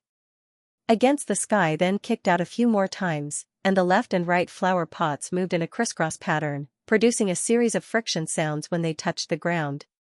Crash! Against the Sky leaped to one side, and a small square secret compartment opened where his feet originally landed. With a flick of the mechanism, a wooden box with dark red engravings was brought out. Against the Sky laughed softly, and took out the red engraved wooden box. He muttered, "Since it's placed so secretively, it must be a precious treasure." But similarly, there was a very faint layer of mental energy on the outside of the wooden box. It should be a restriction set up by that fellow, used as a precaution. She had not squandered the spatial energy that Xianhuang had given her before, so it was just right to use it now. Then, like a gourd, he imitated the dark phoenix and used the power of space to remove the trace of mental strength. Then, he smoothly opened the red wooden box. There was an item in the box, carved out of blue crystal in the shape of an orchid. There was a silver carp embedded in the arched petals, and its eyes were crimson red. At first glance, it looked like an ordinary ornament, but against the sky's heart skipped a beat. The words orchid stonefish appeared in her mind. Hee, so it was hidden in such a secretive place. Finally, she found it. This item's name was quite big, so she did not think much of it. Suddenly, she felt a corner of her long skirt being pulled heavily. Against the sky withdrew her thoughts and looked down. She could not help but smile. Little Xiao had run out unknowingly. At this moment, she was hugging one of her legs with both hands. Her head was slightly raised, and her round eyes were full of desire as she looked at the orchid stonefish in Against the Sky's hand. You like it? Against the Sky raised her eyebrows. Little Xiao nodded honestly. Against the Sky dared to bet that the little kid had no idea what the thing in her hand was for. There were only 3 words that could explain why it suddenly popped out of her portable space and asked for it. That was fate. This item was useless for defying the heavens, but a certain someone didn't mind teasing a child. Hence, the unscrupulous fellow calmly squatted in front of the little kid, pointed at the orchid stonefish in his hand, and then pointed at his own nose. Call me Martial Uncle, and I'll give it to you to play with. Xiao blinked and opened her mouth, but her voice seemed to be stuck in her throat.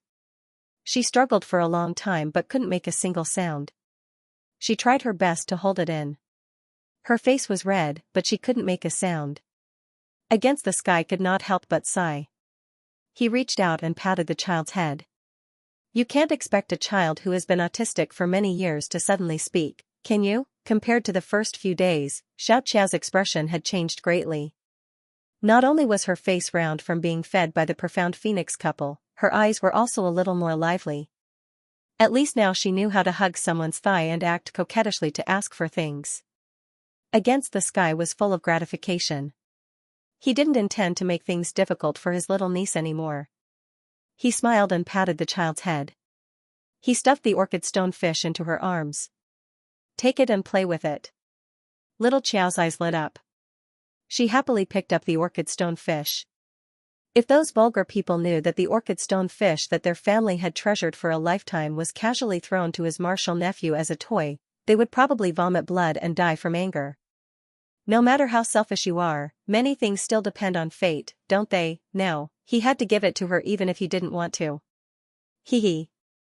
Against the Sky swept a glance at the empty treasure house. The speed of her little friend's robbery had long been practiced. Moving things was quite fast. It didn't take long for the entire treasure house to be emptied. Hee. Xian Huang held the demonic eye seed in one hand. She looked up at the sun and squinted at the strange seed. Junior sister, this seed really looks like an eye. Especially at this moment, under the sun, there was a crack in the middle of the seed. A bit of white seeped out. It looked more like an open eye. Xian Huang couldn't help but tremble. She threw the demonic eye seed to Against the Sky. Look at it. It's strange.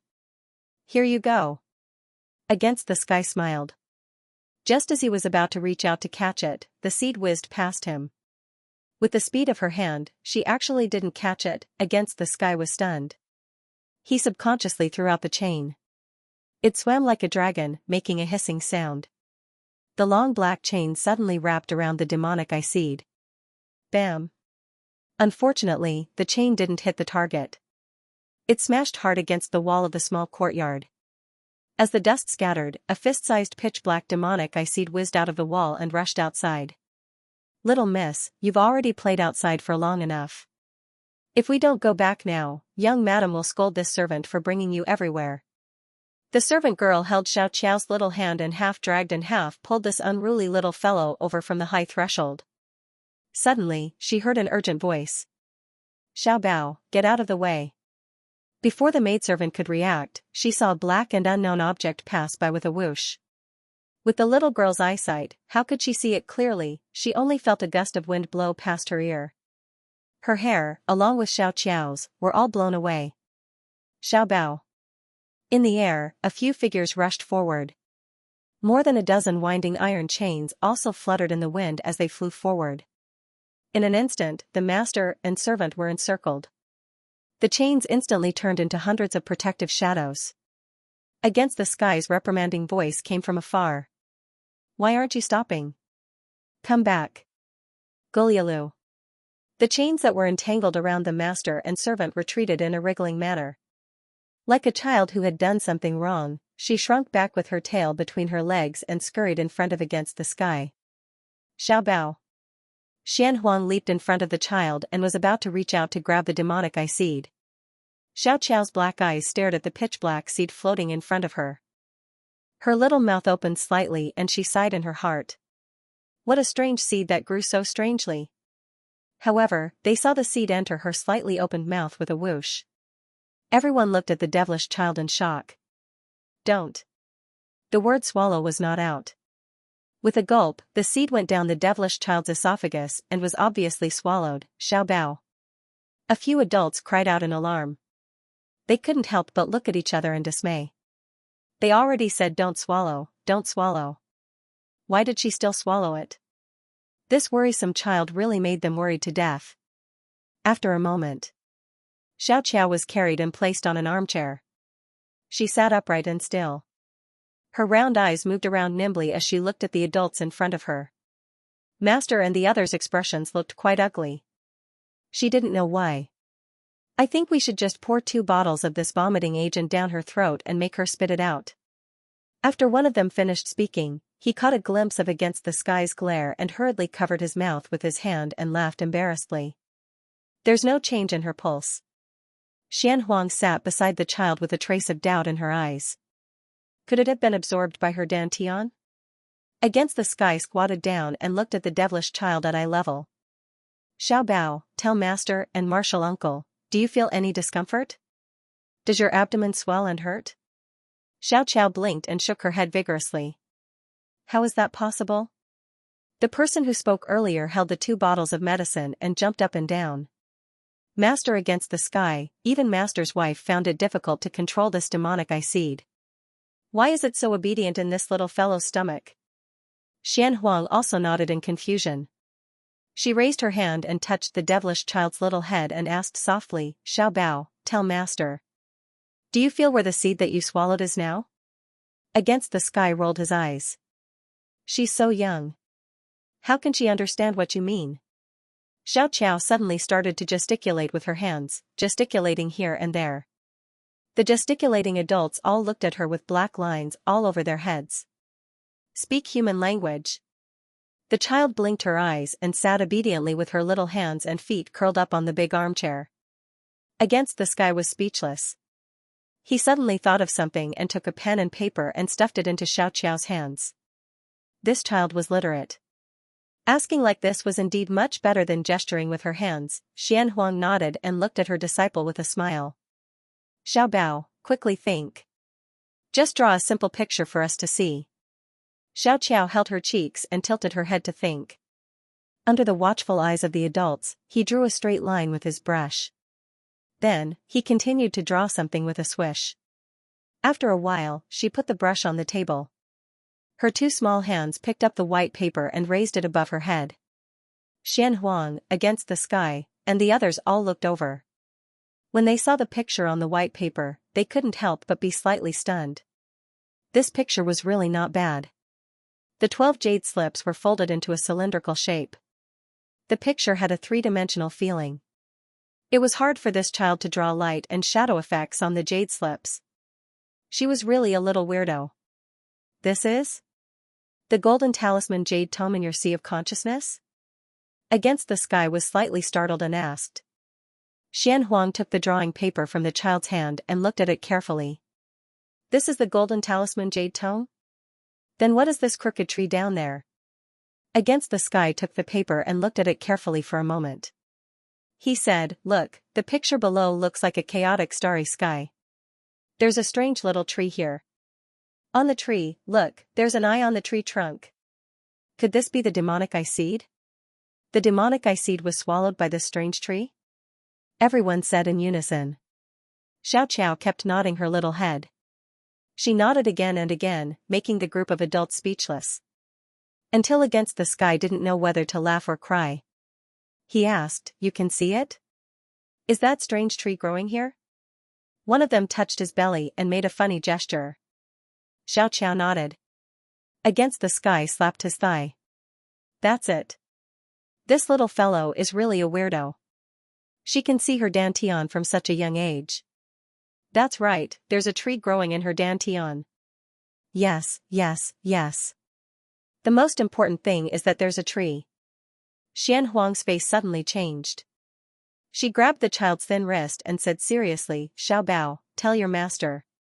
Is there anything strange about this tree? Will it suck your essence and spirit? Xiao Qiao tilted her head and thought for a while. She shook her head and lowered her head. She took out a green leaf from her bag and stuffed it into Xian Huang's hand. Could this be the leaf on that tree? Everyone suddenly realized. Now, everything made sense.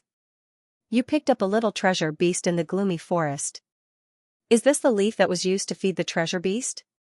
Xian Huang personally tasted a small piece and distributed it to everyone. Everyone looked at Xiao Qiao with a strange expression. After eating it, everyone felt a trickle of heat flow to their dantian. Its effect was almost the same as an ordinary advancement elixir. In other words, as long as it was taken over a long period of time, it would definitely be extremely beneficial. It was hard on those who didn't know the situation. They thought that the child was mistreating the treasure beast by giving it leaves and not giving it anything good to eat. They thought that she was abusing the treasure beast. It turned out that the leaf was such a good thing. Xiao Qiao nodded. She didn't understand why these adults' expressions changed again. The demonic eye seed was absorbed by this tree? Against the Sky thought for a while and said, no, it should be that the demonic eye seed was subdued by this tree and became a part of it. Look at this source tree. It should be closely related to the little fellow's realm. It was born in this vast chaotic star sea. It is most likely the source of this chaotic star sea. If this chaotic star sea is this little fellow's dantian. Against the Sky slapped Xiao Qiao's head. Then this little fellow will have a great opportunity in the future. Xiao Qiao's head fell forward. She looked at her uncle master in confusion. She didn't understand why these adults were so excited. Little treasure, tell me. Where did you put the orchid stone fish that you took from your uncle master last time? Xian Huang's eyes flickered as if she was thinking about something. Xiao Qiao tilted her head and thought for a long time. She scratched her ear and suddenly reached out to grab the piece of paper. Then, she scribbled a few more times. After putting down the brush, the two of them looked at each other at the same time and took a deep breath. This little brat was indeed a great opportunity. Looking at the little fellow's scribbles, the two of them could roughly guess. That orchid stone fish was actually absorbed by the star domain. Due to fate, it became a part of the star domain and opened up a planet. Good child, quickly let your uncle master help you change the flow of time on this fish orchid planet. Xian Huang picked her up and kissed her with a smile. It will definitely be of great use in the future. The little girl blinked. Many years after rebirth, Jojo's cultivation rose to the spirit realm. He pointed at the vast ocean in front of him. This newly opened planet is called Fish Orchid Planet, right? Didn't I tell you guys? That the flow of time on Fish Orchid Planet is different from the outside world? It's very strange. It's strange yet familiar. I don't know why.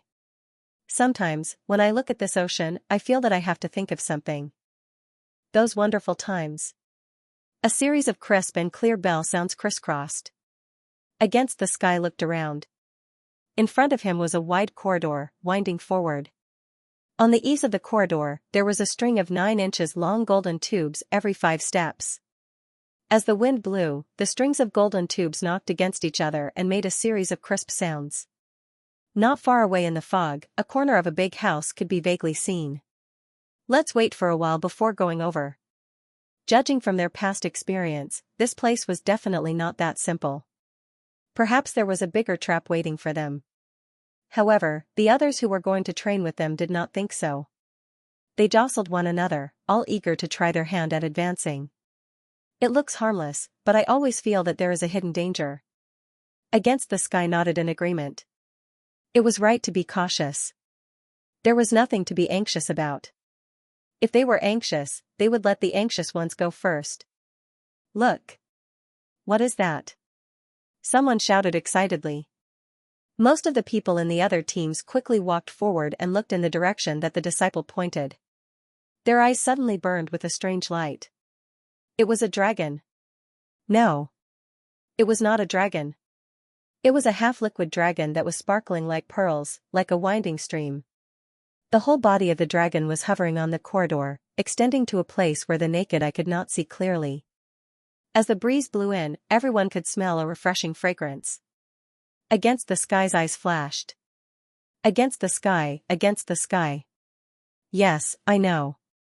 I know this thing. Against the sky's expression was rather calm. His companions were very excited. Oh, is that so? What is that? What is it? Can we take it back? Strange. What's strange? What is that thing? Is it a good thing? Oh my God, the others are running over there. Hurry up and tell us. They had to hurry, it was not good to let others beat them to it. Against the sky was indeed omniscient when it came to medicinal herbs. The strange phenomenon in front of them was indeed a medicinal herb that had long been extinct. This was the Jasper Sky Jade Dragon, which had long been lost in the world. It could be used as a catalyst for many legendary medicinal pills. It was not strange for the Jasper Sky Jade Dragon to appear here. This was a seabed tomb where rare treasures gathered. It would not be strange if there were some rare and lost herbs here. What she found strange was, why was this Jasper Heaven Jade Dragon so blatantly lying across this corridor? It was as if it had been waiting for them to come. It stretched out its hand and waved at them. Come on, come on. Come and collect me. Against the sky felt a little ashamed of himself for having such thoughts.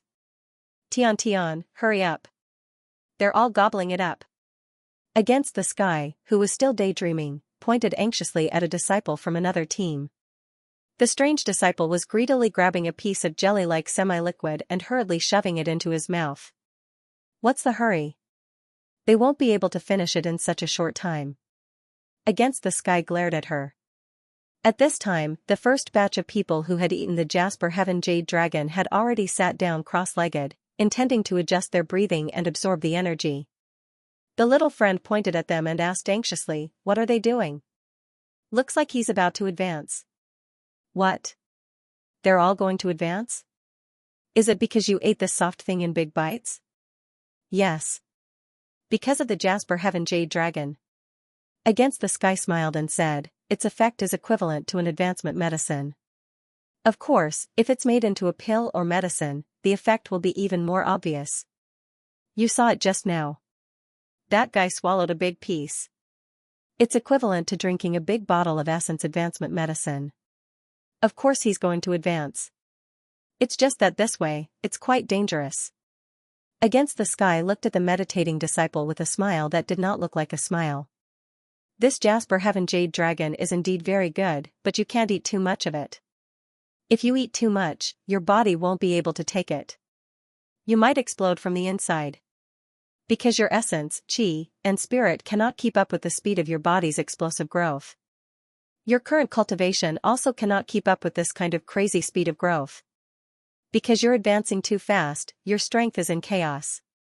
The result is a bang. As soon as he finished speaking, that unlucky disciple exploded in front of everyone's eyes. Against the sky's companions were speechless. They silently looked at their Tian, then swallowed their saliva and shut their mouths. There Against the sky had just explained something, and there was a living example right in front of them. This was really too extreme. It was as if they were watching a live speech. Yes, an explosion. This lively example was actually used by Against the Sky to explain it to them. Immediately after, as if to prove how true Against the Sky's words were, many of the nearby disciples exploded one after another. From their bodies to their souls, everything was completely destroyed. The explosion was so loud that it was hard not to notice it. Some of the nearby disciples, even if they did not self-explode, were innocently affected. The impact of the explosion threw them out and they landed heavily on the ground. Some were bleeding, and some had broken limbs. When they raised their heads, their blank eyes were filled with an inexplicable sense of panic. The rest of the disciples of the aristocratic families and the loose practitioners also opened their eyes in horror. They looked at each other in confusion, asking with their eyes what had happened. Against the Sky led a group of people and stood outside the corridor with a calm expression. He temporarily stopped in his tracks and looked at them from a distance. As the distance between the two sides was not too far, what happened just now, the tragic scene of those unlucky disciples exploding, was clearly seen by Against the Sky and his companions. Against the Sky coughed lightly and suddenly said, "Above. Quickly hide." So. Tens of thousands of tiny sounds cut through the air, shooting towards the group of aristocratic family disciples whose faces had changed greatly. Even though Against the Sky had warned them in time, and a portion of them quickly dodged, there were even more who could not react in time. The golden tubes that were separated by 5 steps exploded, shooting out countless golden fragments of different sizes and shapes, injuring many people. The scary thing was that those fragments seemed to be smeared with some kind of corrosive poison. Those who were infected by it all held their hands and feet as they rolled around on the ground. The golden fragments shrouded everyone's heads, falling down like a drizzle, continuously attacking the densely packed crowd. The faces of the disciples were ugly, and they all used their energy to protect their bodies, retreating step by step under the continuous attack of the golden fragments. It wasn't until everyone had retreated from the corridor that the golden shard disappeared without a trace. The corridor regained its tranquility once again, except for a few pieces of white bones that had not been dissolved by the poison, scattered on the corridor. It really could not be seen that a tragic massacre had just occurred. Many of the aristocratic families had suffered heavy losses, and the number of loose practitioners had sharply decreased by a third. From the original 500 or 600 people, it had sharply decreased to the present 300 people. This unforeseen event caused everyone's hearts to tremble, and they did not dare to act rashly again. The Jasper Sky Jade Dragon was good, but they also needed to be alive to enjoy it. Everyone's footsteps were chaotic as they returned to the corridor, pairs of eyes only staring at the flowing, beautiful jade top-grade spirit medicine not far away. The feeling of wanting to go but not being able to was really terrible. These people looked at each other and stopped in their tracks. In the end, their eyes all fell on Against the Sky, wanting to see what this girl would do next. However, the strangest thing was that Against the Sky did not do anything. His eyes were only staring at the Jasper Sky Jade Dragon in the distance, and his body stood still for a long time, looking a little dazed.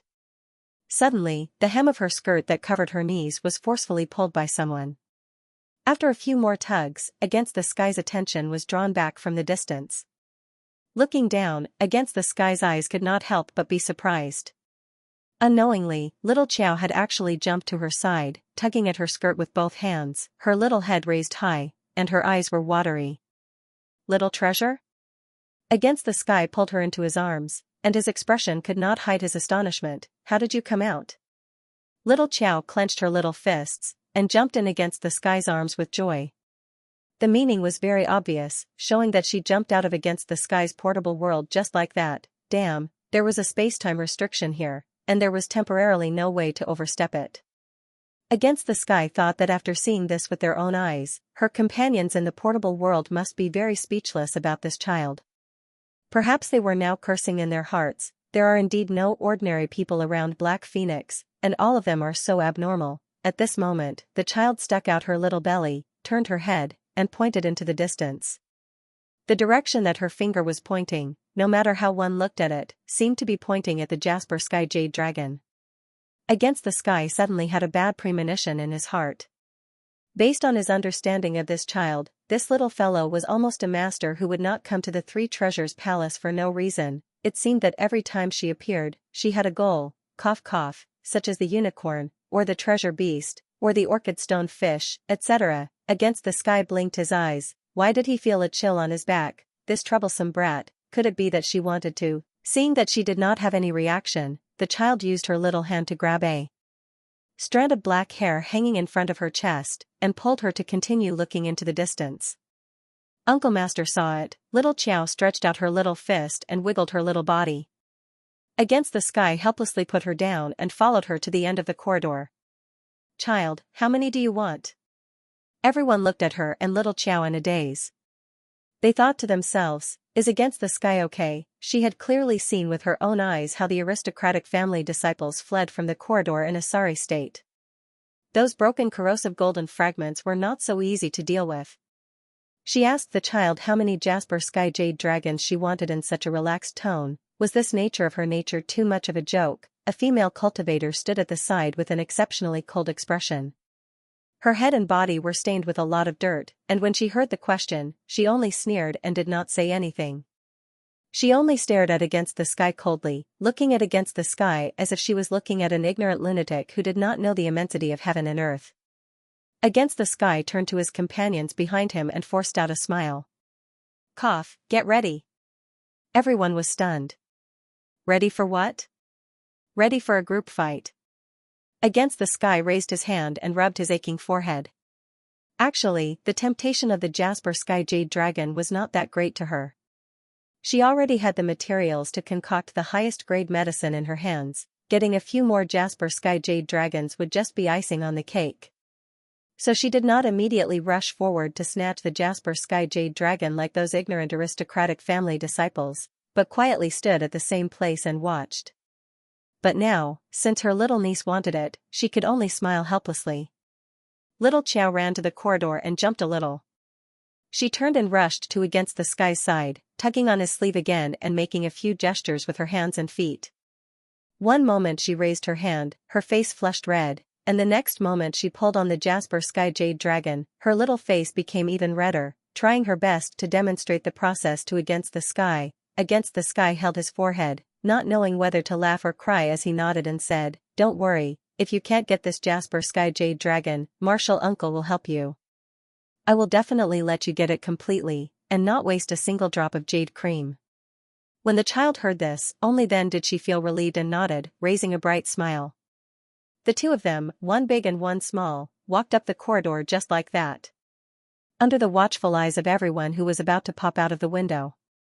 The two of them walked steadily to the Jasper Sky Jade Dragon that was crawling on the ground, wriggling forward with seemingly no end in sight. Little Xiao stretched out 2 fingers and threw out a square jade tablet. On top of it was drawn with strange runes in cinnabar.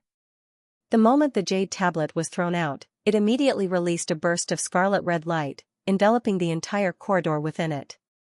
Everyone's gaze immediately focused on the jade tablet that was floating unsteadily in the air, not knowing that it was a storage talisman.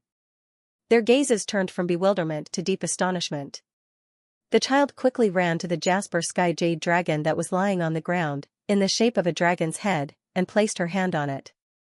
In an instant, the golden tube that was suspended 5 steps away from the Jasper Sky Jade Dragon exploded once again. Tens of thousands of golden shards shot out at a rapid speed towards the head of the child who dared to take the Jasper Sky Jade Dragon for herself. The child did not even lift her head. The little hand that was placed on the Jasper Sky Jade Dragon's head did not move an inch. Her little face was calm and indifferent. Tens of thousands of golden shards fell with a whoosh, looking as if they were about to shoot that extremely daring child into a hedgehog. The jade tablet that was suspended above the child's head suddenly released a burst of defensive red light, swiftly pushing away the golden shards around the child. Then, they saw the shards shoot out in all directions.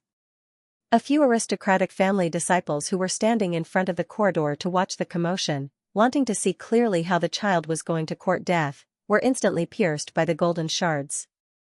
The shards were covered with a powerful poison, completely corroding them in a matter of minutes. The rest of the people immediately retreated with a look of horror, retreating far away and sticking their heads out to look, the expressions on their faces slowly becoming very interesting. There was no other reason, but mainly because they saw that the Jasper Sky Jade Dragon's body was gradually thinning, even becoming more and more transparent. What did this mean? It meant that the Jasper Sky Jade Dragon was being continuously absorbed into that daring child's personal storage container. Everyone had discovered the elixir together. How could that strange child take it for himself? The female cultivator, who had been standing at the side with hatred in her eyes, bit her lip hard. According to the books, the Jasper Sky Jade Dragon likes to move in the cool wind. Most of the time, it is in a semi-liquid state and swims deep underground. Every time, it appears silently in the form of a dragon. The thinner ones are about 9 inches long, while the older ones can reach 3 feet. This Jasper Sky Jade Dragon in front of us is obviously 3,000 feet long. Its capacity is so huge that we can't believe it. The most precious thing is that when the Jasper Sky Jade Dragon is used as medicine, it can be refined into a medicine that can increase the cultivation level of all humans and beasts. If it is consumed directly, there must be a limit, otherwise, it is easy to explode and die. Now, everyone is just going to watch this Jasper Sky Jade Dragon that belongs to us all be snatched away by that child who popped out of nowhere? The female cultivator pointed in Xiaoxiao's direction and looked around. Shouldn't we unite and do something together to recover each other's losses? Everyone heard and nodded heavily. A middle-aged man lifted his wide robe and flung it hard. He rushed toward the end of the corridor in a straight line and shouted, "All disciples of the clans, follow me. The Jasper Sky Jade Dragon can't be taken away so easily." Everyone behind Against the Sky laughed and said, "You all rushed forward and wanted to bully our Tian, but did you ask for our permission?" The others did not waste any time. They waved their hands and jumped over one after another, blocking the aristocratic clans and fighting without a word.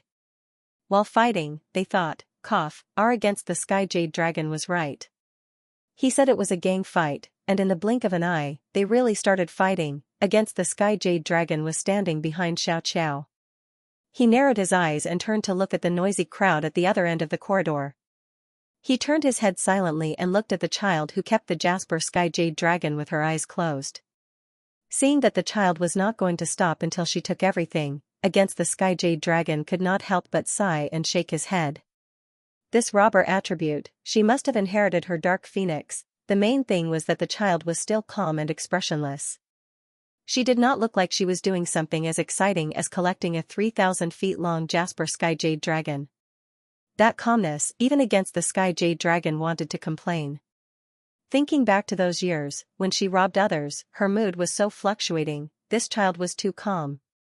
He was so calm that he didn't seem human at all. With a wave of her hand, she flung away the tens of thousands of golden shards that were flying towards her. Against the Sky raised his hand and shot out hundreds of golden needles condensed from metal elements. Each needle pierced through the countless golden fragments and directly melted them into nothingness. The golden tubes nearby exploded one after another as if they were facing a great enemy. Countless golden fragments, accompanied by the sound of the wind, once again swept in the direction of defying the heavens. Against the Sky quickly moved his wrist twice, drawing a few arcs in the air. He gathered all of his strength in his right hand, and a stream of wind shot out from his fingertips. The tyrannical power suddenly flew into the air. Outside the corridor, a group of aristocratic family disciples were fighting with the little fellows of the Nidian family. Suddenly, there was a muffled buzzing sound, and the entire corridor was shaken into pieces. The roof tiles flew in all directions, and dust fell down with a puff. The aristocratic family disciples turned their heads vigilantly. With one look, they were all dumbfounded. They saw that the originally dense golden fragments rushing towards Against the Sky Jade Dragon were gradually swallowed up by a golden light that filled the sky, slowly disappearing without a trace. The golden fragments that had just killed them until they were crying for their parents, why were they not effective on Miss Qin? The golden tubes that were 5 steps apart suddenly seemed to have lost their traction. One by one, they fell to the ground like piles of scrap metal. "Bastard, you dare take them all away?" Everyone's eyes were red with anxiety. They glared angrily at little Qiao's back, wishing that they could shoot a few holes in it. Seeing that they were being obstructed, the aristocratic family disciples didn't care too much. They all surrounded her. A family head shouted, "All disciples, listen to my order. Set up a defensive array." With a wave of his hand, dozens of swords flew out, surrounding Against the Sky Jade Dragon and the others. That family head took advantage of the moment when everyone was in a flurry to rush out, and in an instant, he was in front of the corridor. Without thinking, he pulled out a shining black sword from his sleeve and stabbed it towards Against the Sky Jade Dragon's shoulder. This Nidian who ruined everything should have died long ago. The family head's eyes were filled with deep anger. His entire body was like an arrow that had left the bow, flying straight towards Against the Sky Jade Dragon's shoulder. Against the Sky Jade Dragon tilted his head slightly, and in an instant, he dodged to the side. However, the moment she turned her head, a silent sleeve arrow flew out from the side and blew towards her left shoulder at an extremely fast speed. Against the Sky Jade Dragon frowned. His eyes flashed as he looked towards the female cultivator who thought that she had hidden well in the crowd. This female cultivator had previously encouraged everyone to come forward, and this time, she had been waiting quietly outside the crowd. Against the Sky Jade Dragon was almost shot by her, She was extremely sinister. Qin Nitian's eyes flashed with anger, but before she could do anything, before he could react, he saw little Qiao jump up as if she had been pricked by a needle. A pair of dark eyes bloomed with a fiendish anger. The female cultivator thought that she had hidden well, but who would have thought that her every move was already exposed in front of everyone? She retracted the hand that had shot the arrow, and in a daze, she felt a shadow move in front of her.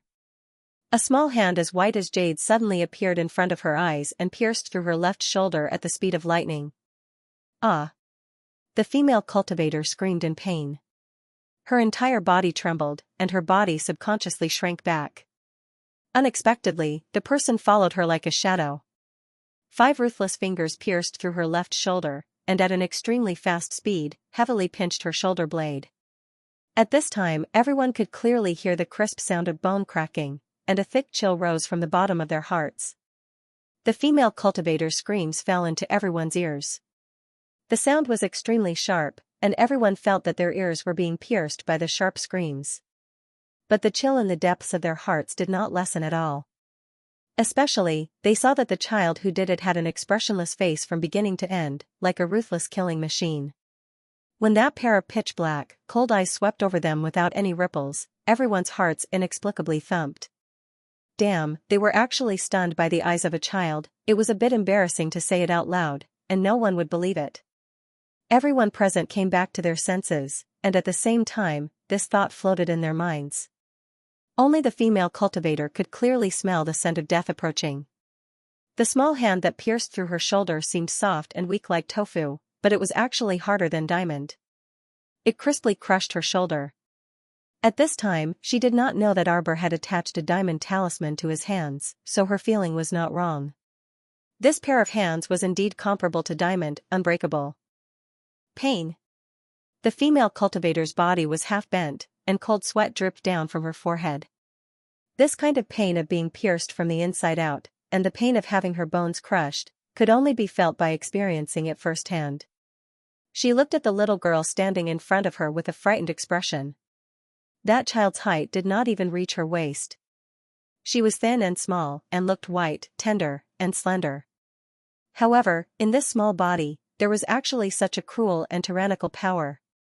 The child glanced at her and carefully studied the expression on her face for 3 seconds. Suddenly, she reached out and swiped at the void, and slowly pulled out a sword from a shadow of light.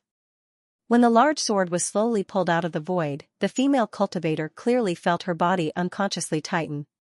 Her nerves were stretched taut, and she felt an extremely terrible danger from the bottom of her heart. She looked at the little girl in front of her with a panicked expression, and at the first moment, she cleverly read the words, "Cut the weeds and dig up the roots," from the little girl's dark eyes that were like an ancient well. That's right, if you cut the weeds and dig up the roots, they will grow again when the spring breeze blows. The child saw a trace of revenge in the female cultivator's eyes. If she did not kill her now, there would definitely be complications in the future. Although the child did not say anything, the flowing silver light in the depths of her withered eyes told others so. So scary, the female cultivator trembled. This little girl was only 6 or 7 years old, but she was unbelievably ruthless. Since when did all the children in this world become so terrifying? Little Bao against the sky was shocked. She was a little slow to react from the beginning. The child's movement speed was too fast. When she came back to her senses, the child's hand had already pierced through Wang Yin's shoulder. When she pulled it out again, that hand was dripping with blood. Against the sky was a little stunned, and his brain went blank, when she saw the child pulling out the fushi sword that was even longer than her body from the sea of consciousness. She suddenly felt a little unwell. When the fushi sword was pulled out, the surrounding people immediately retreated a few steps. Some of the aristocratic clans who had experienced the power of the large sword before had their faces smeared with a layer of dust. With every inch the fushi sword was pulled out, the child's face turned a little paler. She tightly held the sword hilt with both hands, and let the large sword buzz and shake as she struggled to control it. This child was really messing around. Against the sky was so scared that his heart almost jumped out of his chest. He hurriedly rushed to her side. Little Bao, quickly take it back. With this child's current strength, it was impossible for her to completely control the fushi sword. If she used force, it would only harm her body. The last time she used the Fushi sword carelessly, it took her a long time to recover. If she used it again, how could her sea of consciousness and her body take it? The child had already pulled out half of the Fushi sword, and her body had become a little transparent. When she heard Against the Sky's cry, she looked back with a dazed expression. Against the Sky leaped up and landed beside the child. He grabbed her small hand and said in a serious tone, "Are you not going to listen to Martial Uncle's words? Quickly take it back." Whoosh. The Fushi sword flashed and suddenly disappeared into the air. The surrounding people all let out a long sigh of relief. They felt the heavy pressure on their bodies disappear with the departure of the Fushi sword. Who would have thought that this child looked so small and skinny, but how could her body be filled with so much energy? Everyone could not understand. They looked around blankly, and their faces were full of stupidity. Could it be that in this world, even children were beginning to mutate? How could they be so strong? It was fine that they could not beat Against the Sky, but now even a child, everyone's faces were covered in dirt, and they were extremely miserable. Everyone wanted to cry out loud. Although the Fushi sword was taken away, these people's eyes were still very unfriendly. They stared at the child with a deep sense of vigilance. She wouldn't take the risk to pull out the sword again, right? She wouldn't do something overboard to them again, right? Could this child not be like a normal child? Naive, lively, and cute. Could it be that being a normal person was really that difficult for her? Against the Sky turned a blind eye to everyone's suspicious and cautious gazes. He only lowered his head to look at the child. "You silly child, what could happen to Martial Uncle?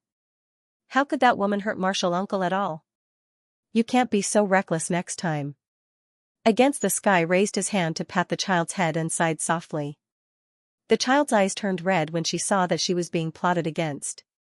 That was why she suddenly attacked and scared the crowd. Although the child was usually very obedient and expressionless, once her eyes turned red, she was really a little star of misfortune. At this moment, the child's furry little head gently rubbed against the Sky's palm. Her body swayed slightly. That disgusting female cultivator suddenly attacked and wanted to hurt Martial Uncle. She could not let Martial Uncle get hurt. No, she had to protect them well. She had to protect them well. Arbor's body swayed slightly again and suddenly sank down. Against the Sky hurriedly picked her up and patted her back. When he turned to look again, the child was already lying on his shoulder, exhausted. She had fallen into a deep sleep. What happened to little treasure? Why did she suddenly fall asleep? Against the Sky patted the child's back and said softly, "It's nothing. She's just exhausted her mental strength." Her too thin curved eyebrows frowned slightly. She looked at the child's pale body with some worry. Perhaps, after this trip was over, it was time to discuss with Xianxia how to send the child back to where she came from. Otherwise, her missing soul would always be incomplete and cause great harm to her divine sense and body if she drifted outside for too long. Especially when this child was so reckless. She often used up a lot of mental strength to try to control the huge antique Fushi sword. A child without a pulse naturally did not belong to this continent. She would not stay by her, and senior sister Xianxia sighed forever. Against the Sky sighed softly and raised his hand to caress the child's head. Even though he was very reluctant, senior sister should be able to understand the stakes involved. After much consideration, she would agree to send her back. However, when he thought that this child would leave them one day, his heart was very heavy, depressed, and uncomfortable. He was not willing to think about it for the time being. Would there really be a day when they would be separated? Against the Sky frowned slightly and sighed softly. Against the Sky was clear about Xiaomu's attributes. This child was usually quiet and obedient, but she had a heart that could sense all kinds of treasures. Don't laugh when I tell you this. No matter where the treasure was hidden, this child seemed to be able to sense it immediately and find it with a single glance. For example, a few days ago, Against the Sky was having a life and death battle with his opponent. The little girl was wearing a white dress. She propped up her chin and looked up at her opponent. She just squatted there quietly and appeared at an inopportune time, giving everyone a fright.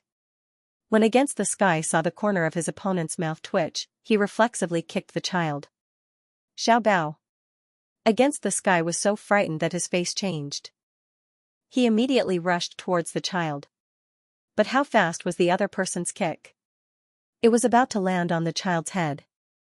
With that kind of strength, not to mention a delicate and weak little girl, even if it was a burly man, his head would probably explode from the kick. So without any suspense, this kick to the head meant that the little girl would definitely die. But, crack. Ouch, the person who kicked the girl let out a shrill cry. His whole body jumped and landed on one leg. He jumped back a few steps and swayed, almost falling to the ground.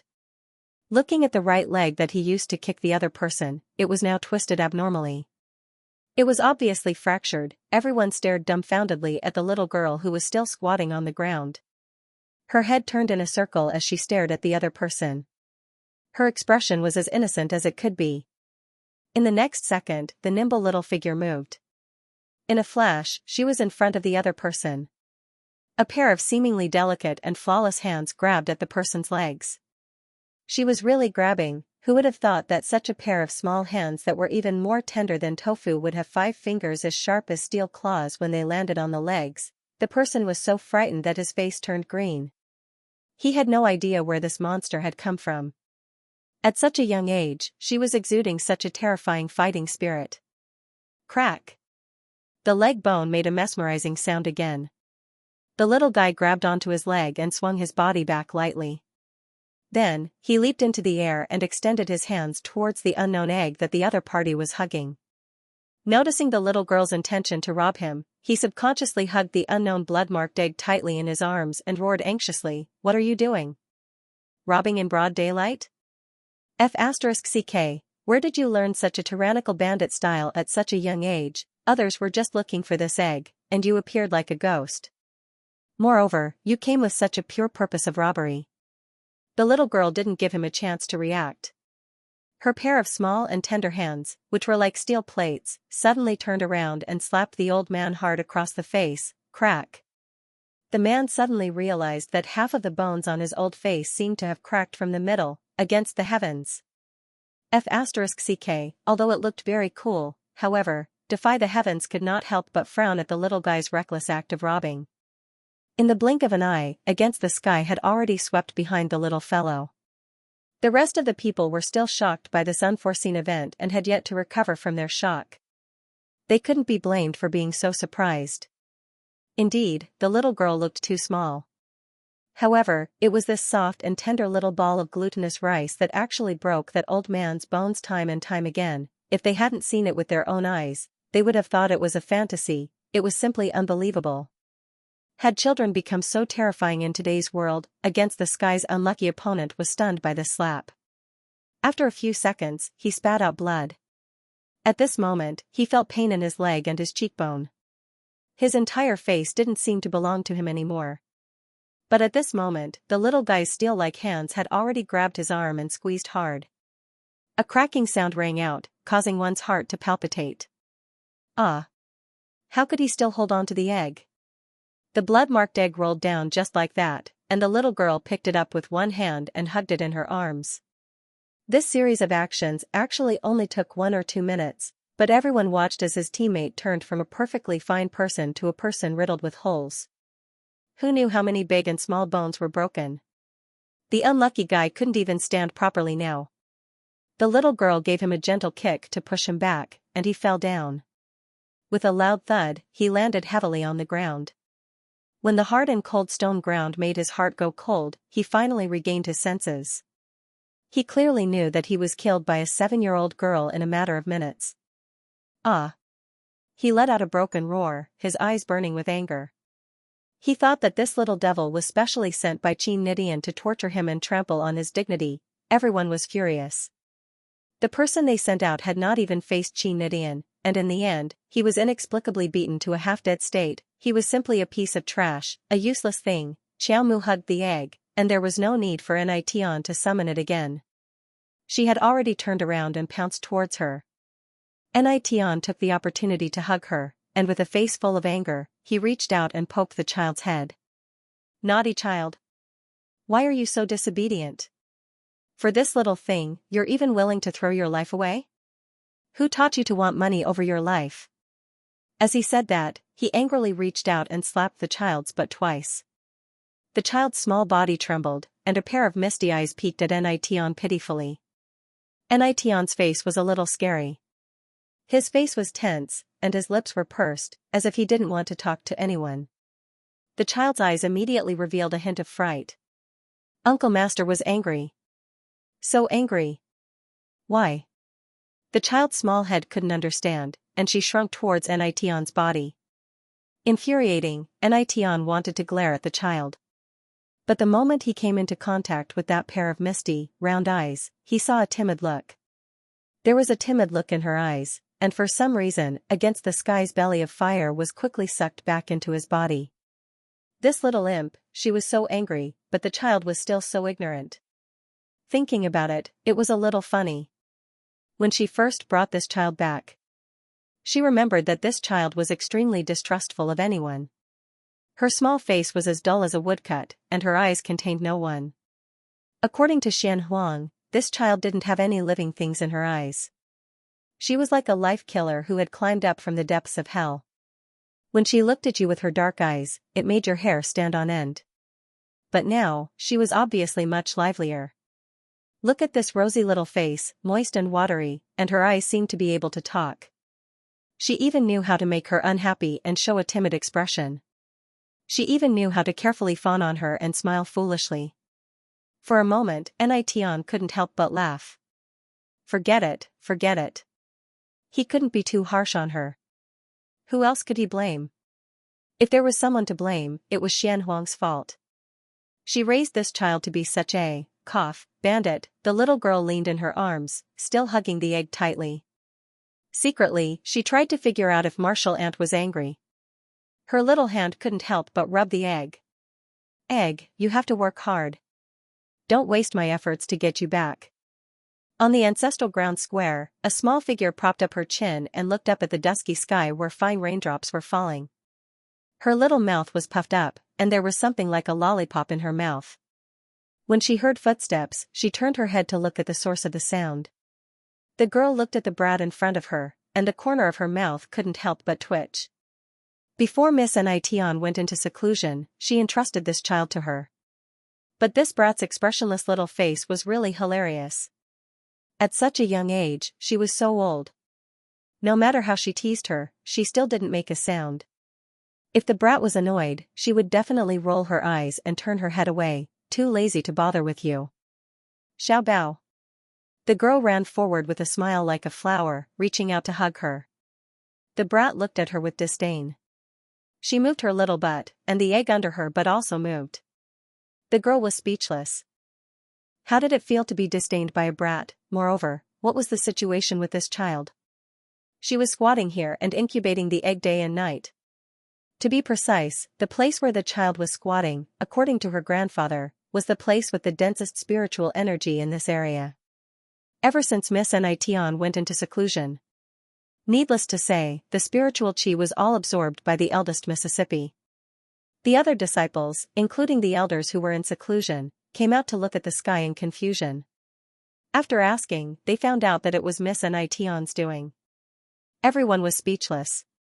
And the place where the child was squatting now was the only place where there was still some spiritual energy left. Then, she would incubate the egg here when she had nothing to do.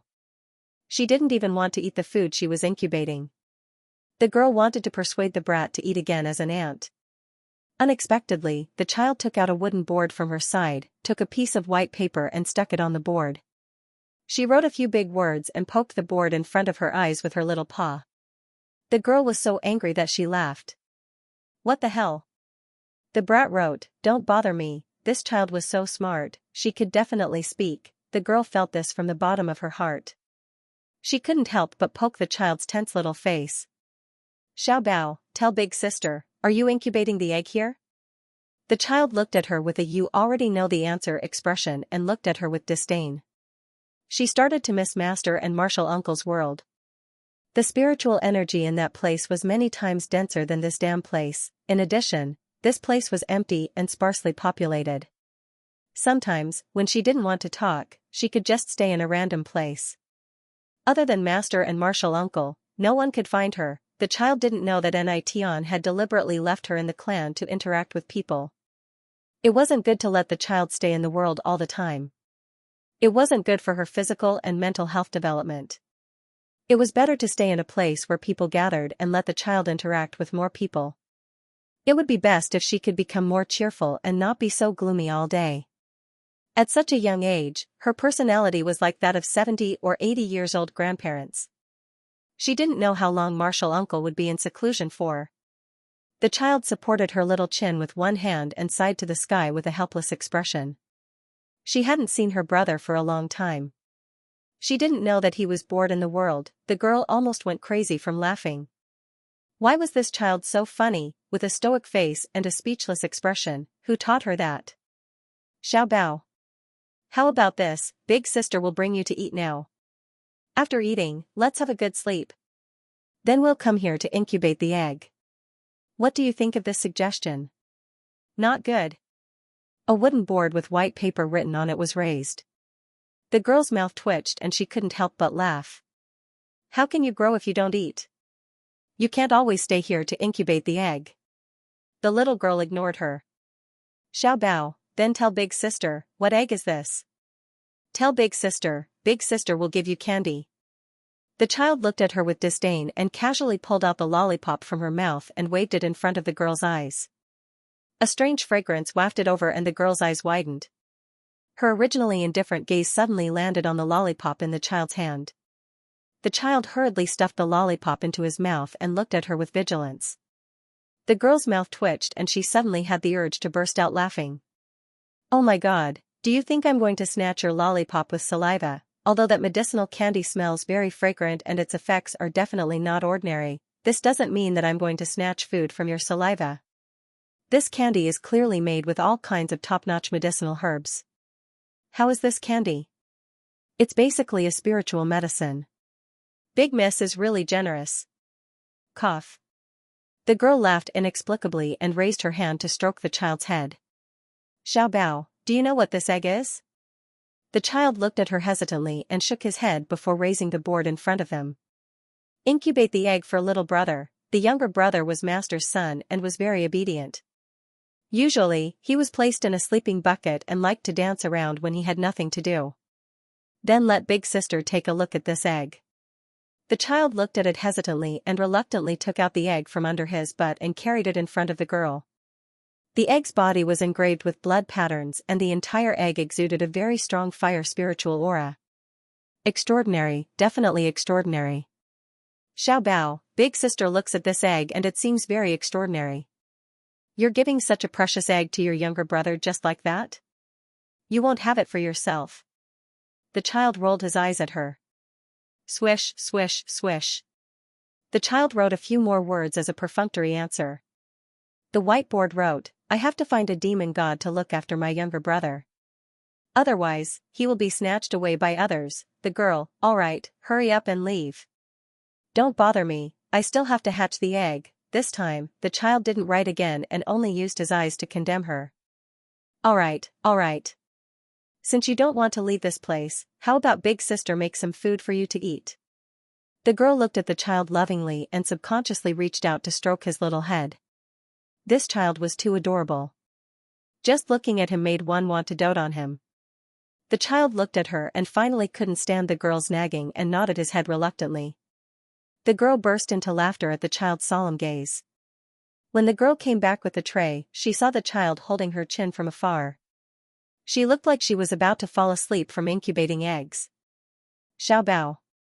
The girl poked her in amusement. Come and eat. Actually, it didn't matter if she didn't eat. She didn't feel hungry anyway. Xiaomu sighed in her heart. She didn't know why these adults were like this, always calling her to eat. So if she became a foodie in the future, it would be their fault. Reaching out to take the bowl, her gaze shifted to the smiling girl's face. Suddenly, her gaze froze. That serious and deep gaze stunned the girl, and she subconsciously reached out to touch her face. There's nothing dirty on my face. The child stared at her for a while, then suddenly put down the bowl in her hand. With a wave of her white hand, she revealed a rectangular jade tablet. The girl's gaze fell on that jade tablet. The child grabbed the girl's hand and stuffed the jade tablet into her hand. Then, she gestured to her chest. The girl foolishly followed her instructions and stuffed the jade tablet into her bosom. You want me to put it here? The child nodded in all seriousness.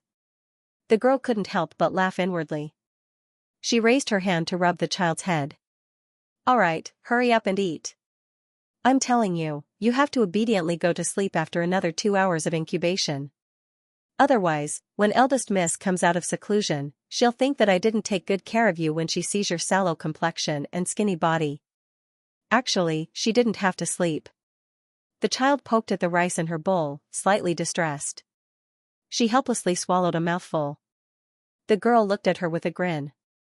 Oh, right, when the enemy attacked yesterday, those golden statues that you suddenly opened were. As soon as she finished speaking, Xianxia waved her hand, and the golden statues were released one by one. The girl's gaze narrowed.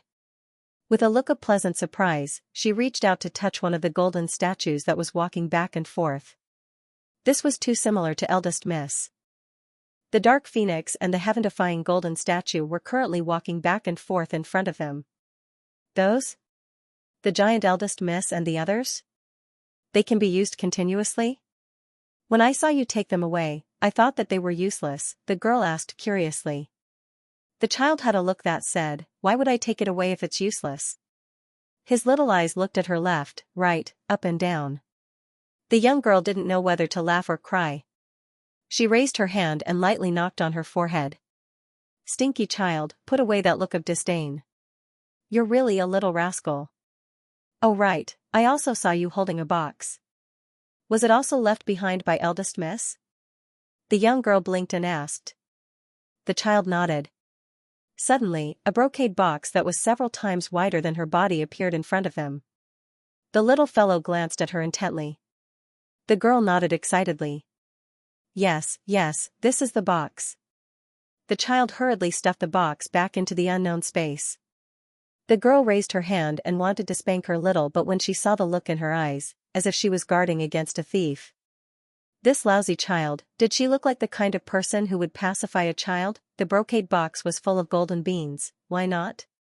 Why don't you give me one to play with? That little golden bean looked so cute. Once it exploded, it actually produced such a big young miss, moreover, every young miss looked very fierce. It was not a problem for them to deal with more than 10 enemies with one hand. Such a funny young miss, she had to bring one back to play with. It looked so interesting, the child's eyes were filled with, you can't do it, you can't explode the golden bean. It's not that I look down on you, but you really can't do it. Damn, the young girl instantly felt that she was simply godly. She could actually understand the look in this lousy child's eyes in an instant. Why can't sister do it? The young girl wished she could slap the child's butt. After thinking about it, she still held it in. Firstly, she couldn't beat the young miss. Secondly, it seemed she couldn't even beat the child. SOB, SOB, SOB, the child's expression of you think you can do it, but you can't do it at all, made the young girl grit her teeth. She looked at the child with a smile. A hand was about to land on her fair and tender little face. The child quickly saw through her intentions and took out a golden bean from her pocket and stuffed it into her hand. Shui's eyes were filled with, if you don't believe me, you can try it. Don't cry to me if you're too badly hit. The young girl. I don't want to understand the meaning in your eyes at all. Although she couldn't completely read the meaning in her eyes, she didn't think she was blind, so she could still understand the disdain in her eyes. She angrily snatched the golden bean from the child and looked at the round little thing in her palm. She chuckled and looked at the child again. If sister throws it down, will the young miss be able to come out immediately? Hee, don't think that I don't know that behind your hee is absolute disdain. This requires the power of the metal element to open. Her grandfather's loud laughter came from the side. The young girl turned her head and saw her grandfather walking over with a smile on his face. His gaze fell on the golden bean in her hand and he nodded excitedly. I really didn't expect that the young miss had already made so many preparations before she went into seclusion. The handful of golden beans that the baby scattered yesterday required the power of the metal element to open. Although I don't know what kind of divine artifact this is, it must be extraordinary. The young girl's expression was serious. Grandpa, it was produced by the divine artifact golden basket. But it was very obvious that the old man couldn't read the words "golden basket" from her serious little eyes. A trace of regret slid across the young girl's expressionless face. A silent world was lonely. Now that Martial Uncle was in seclusion and Master wasn't here, no one could understand this baby's words. After hearing her grandfather's words, the young girl couldn't help but chuckle. Did you always forget that this baby in front of you doesn't have the power of the metal element at all? But she could easily open the golden bean, couldn't she? She just said that she could open the golden bean with the power of the metal element, and then she slapped herself in the face. Didn't she find it interesting? The young girl rolled her eyes in disdain, causing her grandfather to be stunned. The old man smiled embarrassedly and reached out to touch his nose. Cough, all right. Take the baby back to rest for a while. The young girl nodded and carried the child back to the clan grounds, stuffing the golden bean into her space ring on the way. The child nestled in her arms and silently glanced at her openly greedy behavior. Puffing her cheeks, she suddenly flipped her hand and threw a jade tablet to her. A defensive jade tablet? The young girl's eyes lit up. She didn't forget the jade tablet the child threw to her yesterday, allowing her to save her little life in front of the enemy. The child turned to look at her, took out a golden bean, and pointed at the jade tablet. It's not a defensive jade tablet. The young girl's face was blank. Then her eyes suddenly lit up, and she rubbed the child's face. You're saying that this jade tablet stores the power of the metal element? I can open this golden bean by holding this jade tablet and borrowing the power of this jade tablet. Summon the godlike eldest miss? Ha ha ha ha ha. Awesome. This feeling of being able to summon eldest miss at any time was great. The child looked at her like she was looking at an idiot. What power of the metal element? She laughed like an idiot. A defensive jade tablet, bah, that was an attack talisman. But she understood more or less. It was just that this attack talisman didn't have any power of the metal element, it was the power stored in the child's body. As for why the child could open the golden bean without any power of the metal element, the child completely attributed it to her extremely powerful origin power. What's there to be happy about? The child wrote a sentence and slapped the paper on a certain idiot's chest. The young girl took it and looked at it. The child wrote, "You don't have a space above the divine level, so don't even think about properly preserving Martial Uncle's incarnation. After Martial Uncle comes out, he can at most last for 24 hours before immediately dispersing." The young girl was dealt a blow, and suddenly felt miserable. She casually took the second golden bean that the child took out, ignoring the shameless look the child gave her. Good girl. The young girl smacked a kiss on the child's face, completely ignoring the child's disdainful wiping of her face. She giggled and said, "Let's go home." Useless fellow, look at how happy she was with 2 golden beans. The child wiped her face in disdain for a while, then silently rolled her eyes at her. Then, she reached out and threw her a small bag. The young girl opened it to take a look. There were at least 20 golden beans shining brightly in front of her eyes. She was so moved that hot tears were about to fall. Oh my God, I feel like I've hugged a thick little leg. This child was too adorable. Today is your Martial Uncle's wedding. There will be a banquet in the main hall tonight. Today, don't hatch the eggs. Be good, we'll go back after we eat. Xianxia held the child's hand with one hand and looked down at the wooden face of the child. She sighed softly. Come. Xianxia waved at the little girl who was holding her hand. The 2 little girls were slightly older than Xiaomu. Seeing this, they ran over. Xianxia smiled and pulled the 2 little girls over. Later at night, we'll be very busy and won't be able to take care of you. You have to take good care of Xiaobao and watch her. Don't let her run away alone. This child's whereabouts were very strange. If you didn't pay attention, she might slip back into the world and hatch the eggs quietly. Xianxia had the same thought as against the sky. She also hoped that this child would interact with more people. In particular, it would be easier for children to communicate with each other. It would be best if this child could stop avoiding people and be aloof from the world.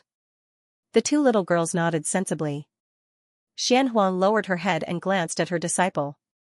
The child usually sat quietly by herself and didn't say anything. She didn't know why, but looking at her made her heart feel stuffy. The child looked at the 2 little girls without saying a word. Xianhuang comforted herself. Don't worry, don't worry. Her little disciple wasn't familiar with the other children. In the future, she would naturally have a lot to say to them. Xianhuang comforted herself along the way, but she seemed to have completely forgotten that her little disciple didn't seem to have spoken to anyone from the beginning to the end. She was already used to using pen and paper to replace the technical work of speaking. Xiaomu looked up at her master. Xianhuang's beautiful little face stiffened. Anyway, you can't hatch the eggs today. This child was going to hatch the eggs in the world. She was about to become that freaking egg. Xiaomu nodded her head reluctantly, thinking that she should return to Martial Uncle and Martial Uncle's world later. The world was really quiet today. All the beasts ran out to drink the wedding wine. The entire world seemed to have come to a standstill in an instant. It was so quiet that one could only hear the faint sound of the breeze brushing across the lake. Xiaomu hugged the blood-patterned egg and sat by the lakeside with a tense face. She felt the lake breeze and the rustling of the leaves. Nah, nah. A soft and cute little hand touched the corner of her clothes. Xiaomu looked seriously at a certain little one who was sitting in a sleeping tub and waving his little hands excitedly. So stupid. He looks dazed and will smile dazedly when he sees something. If such a child didn't have a strong little beast to protect him as he grew up, he would most likely be abducted midway. If that happened, Master would definitely be very sad. The child lay on the edge of the sleeping tub and moved her round eyes close to Xiaochen's head. The little bun's sparkling eyes were filled with this little sister's wooden little face. The little bun tried to hide his expression and curled the corners of his mouth, trying to make a wooden expression like this little sister. Unfortunately, he didn't succeed. His naturally smiling big eyes made his expression look a little strange at this moment. Xiao, Chen. Xiaomu tried hard to think of what to say before slowly spitting out the two words. Xiao Chen. Xiao Chen. The little bun waved his little hands cutely, his big eyes filled with joy. Xiaomu propped her chin with one hand and poked the cute little bun's chin with a finger. What an idiot. That face of his was too harmless. Suddenly, Xiaomu looked down at the egg that was rustling in her arms and inadvertently rolled her eyes. This egg was also an idiot. It had been so long. It still hadn't struggled out of it. This was too stupid. The spirit energy in this world was so abundant, but it still hadn't hatched after so long. It couldn't be an incomparably stupid and cute egg, right? Crack. A certain child propped his chin with one hand and muttered to himself, such a stupid egg. It won't be useless after hatching, right? Crack crack, nah, ah. A certain little thing that only knew how to say a few monosyllabic words cutely climbed onto his sleeping tub. Xiaomu turned around and saw that this stupid baby was about to fall head first into the sleeping tub. She hurriedly reached out and instinctively hugged him. As luck would have it, the egg in his arms rolled down from his knees and slid all the way down the slope. With a bang, it fell into the lake. The child turned her head in shock and looked at the egg that had fallen into the lake. She was just thinking about whether she should get the beasts in the lake to fish it out. Suddenly, the entire lake began to boil like water that had been boiled to the peak. A whirlpool of water surged from the bottom of the lake, and with a boom, a large amount of water was blasted into pieces and broke through the surface of the lake. Roar, roar, a certain child carried a baby and stared dumbfoundedly at the three little dragons that had suddenly leaped into the sky from the bottom of the lake. Her eyes lit up. It was Little Red, Little Red, and Little Red. They had come out. Each of the three little dragons had a pair of bulging lumps on their foreheads. A crimson dragon's body coiled in the air. As the three of them spat fire in the air above the lake, the water beasts in the lake all rose from the bottom of the lake in astonishment. They glared at the three uninvited guests angrily. The flames that the three little dragons spat out were crimson in color. The moment the flames touched the surface of the lake, a sizzling sound was heard, and a small part of the lake water was completely evaporated. An unlucky water beast at the bottom was slightly touched by the crimson flames. It was immediately burned until it cried out in pain and rolled all the way into the depths of the lake. As it rolled down, the lake water that it touched evaporated into water vapor. Xiaomu stood by the lake and watched in shock. If they continued like this, wouldn't such a nice lake be evaporated by these three fellows? Aha! Come out! Xiaomu waved her hand angrily. At that moment, the heaven-defying wedding banquet was in full swing. After 3 rounds of wine, all the courtiers stood up happily and toasted each other while chatting and laughing. Suddenly, a soft and crisp voice of a little girl was heard from outside the hall. Stop. Roar. Roar. Sizzle. A courtier who walked out of the hall after hearing the voice was almost hit by a ball of fire that fell from the sky. He took a step back and was pulled to the ground. That courtier stared blankly at the huge hole in the ground that had been burned and couldn't help but tremble. Stop, stop, stop. The enraged Xiaomu was really fuming. She held a soft and cute little bun in one hand and a fushi greatsword in the other, which was slowly emerging from her palm. These 3 disobedient crimson dragons actually dared to wreak havoc everywhere. He had almost destroyed a perfectly fine spiritual lake. They simply shouldn't exist. The little girl's wooden eyes contained a trace of malice and killing intent, and the fushi greatsword in her hand kept emerging from her palm. Xiao Bao. What are you doing? Xian Huang, who was alarmed by the commotion outside, ran out to see this terrifying scene. The child didn't know that when she pulled the fushi sword out of her body, her entire body became transparent. It was on the verge of shattering, like a thin piece of paper. When she saw this, she felt her heart clench. Xiaomu was suddenly stunned. Her body, which was bristling with anger, suddenly paused.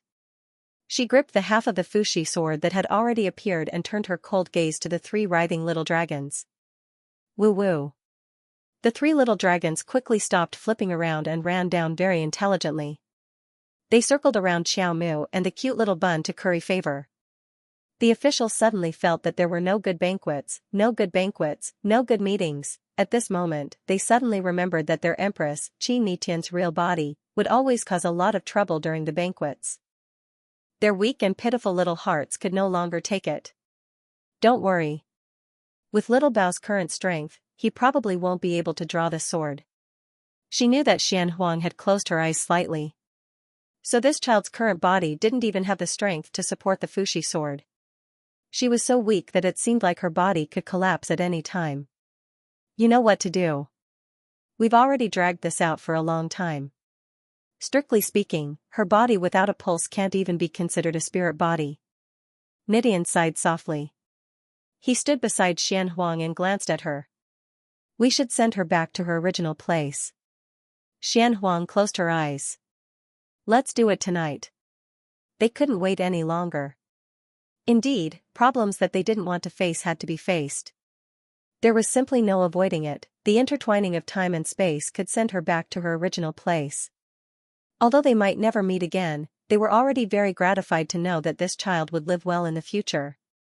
Night. Xiaomu stood in front of a misty forest with a confused expression. She completely didn't understand what master and martial uncle were doing. Instead of sleeping at night, they brought her to a forest that she didn't even recognize. What were they trying to do? Tonight, Xiaochen seemed to be a little impetuous. She kept moving her little arms and legs, as if she had sensed something. Xian Huang held Xiaomu's little hand and stood in front of the forest.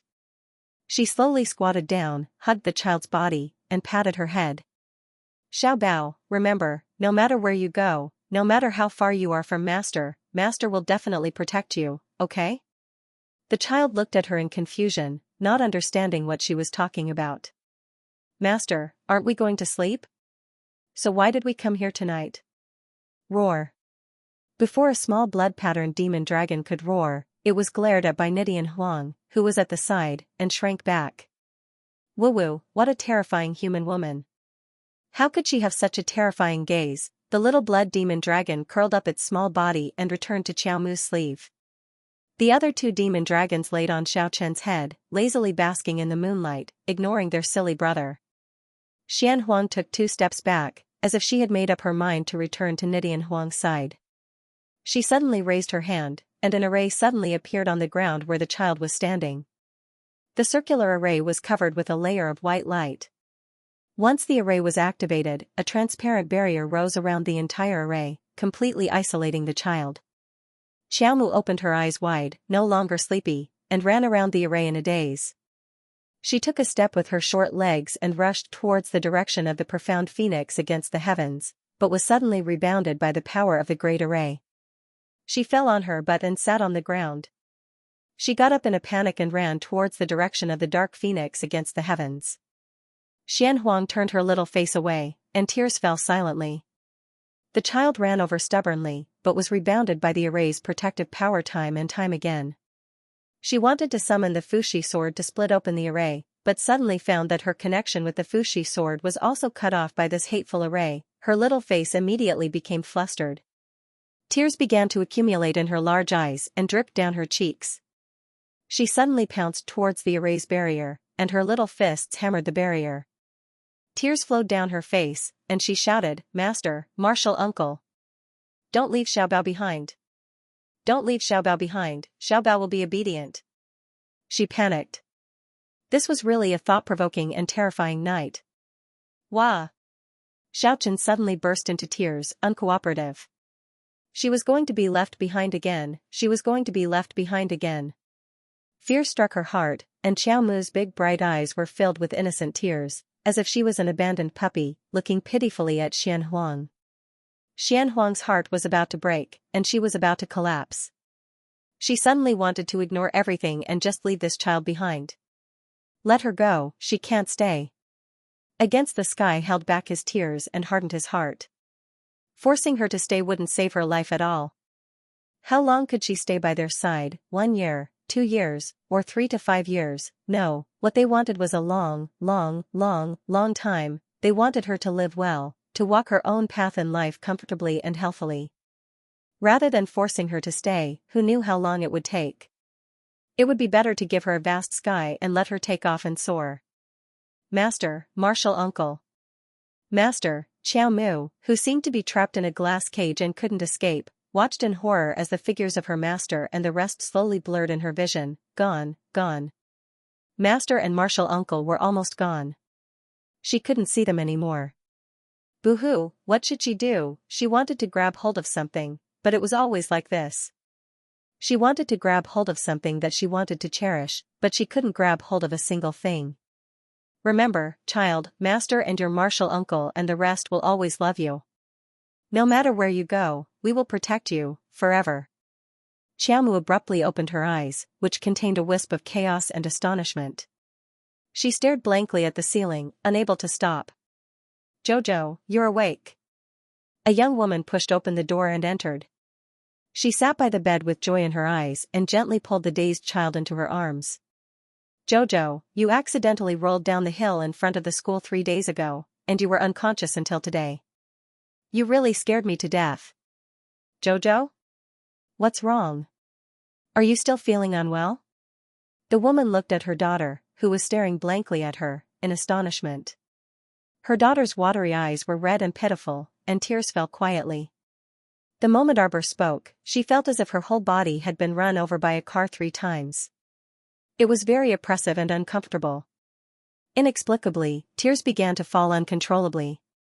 She looked at the woman sitting by the bed and murmured softly, "Mother, I seem to have forgotten something very important." Forgetting made her feel very uncomfortable. She kept feeling that she had forgotten something very important. She couldn't remember anything. It's fine. The doctor said that you might have hit your head when you rolled down the hill. You'll slowly recover in the future. You'll remember, child. Don't be afraid. Mother is here. Mother will protect you, good child. The woman hugged the child, who had been lost and recovered, in her arms again and sighed softly. Arbor slowly lifted the tattered quilt from her body and slowly got off the bed. She came in front of a broken bronze mirror. She reached out and gently wiped the bronze mirror. She expressionlessly looked at her blurry figure in the mirror. She had the appearance of a 7-year-old, with cold and sharp eyes. The coldness between her brows seemed to reflect the chill in her heart. I'm back. She coldly wiped the surface of the bronze mirror over and over again. Fan Xiuhe, you didn't expect that I, Arbor, would return one day. Are you prepared to die? All my enemies hiding in the dark, wash your necks clean and pay the price with your life. I'm back only to grow better. My path, even if it's full of thorns, must be paved with blood, and, in Zhaoping town near Wenka City in Shuntian Prefecture. The recent peace was completely broken. The townspeople asked everyone they met, "Did you see that?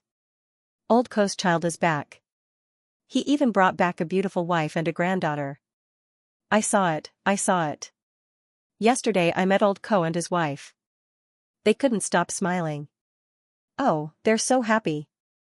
I didn't expect Old Ko and his wife to be so successful. Their son is so promising. No one could have imagined that things would turn out like this.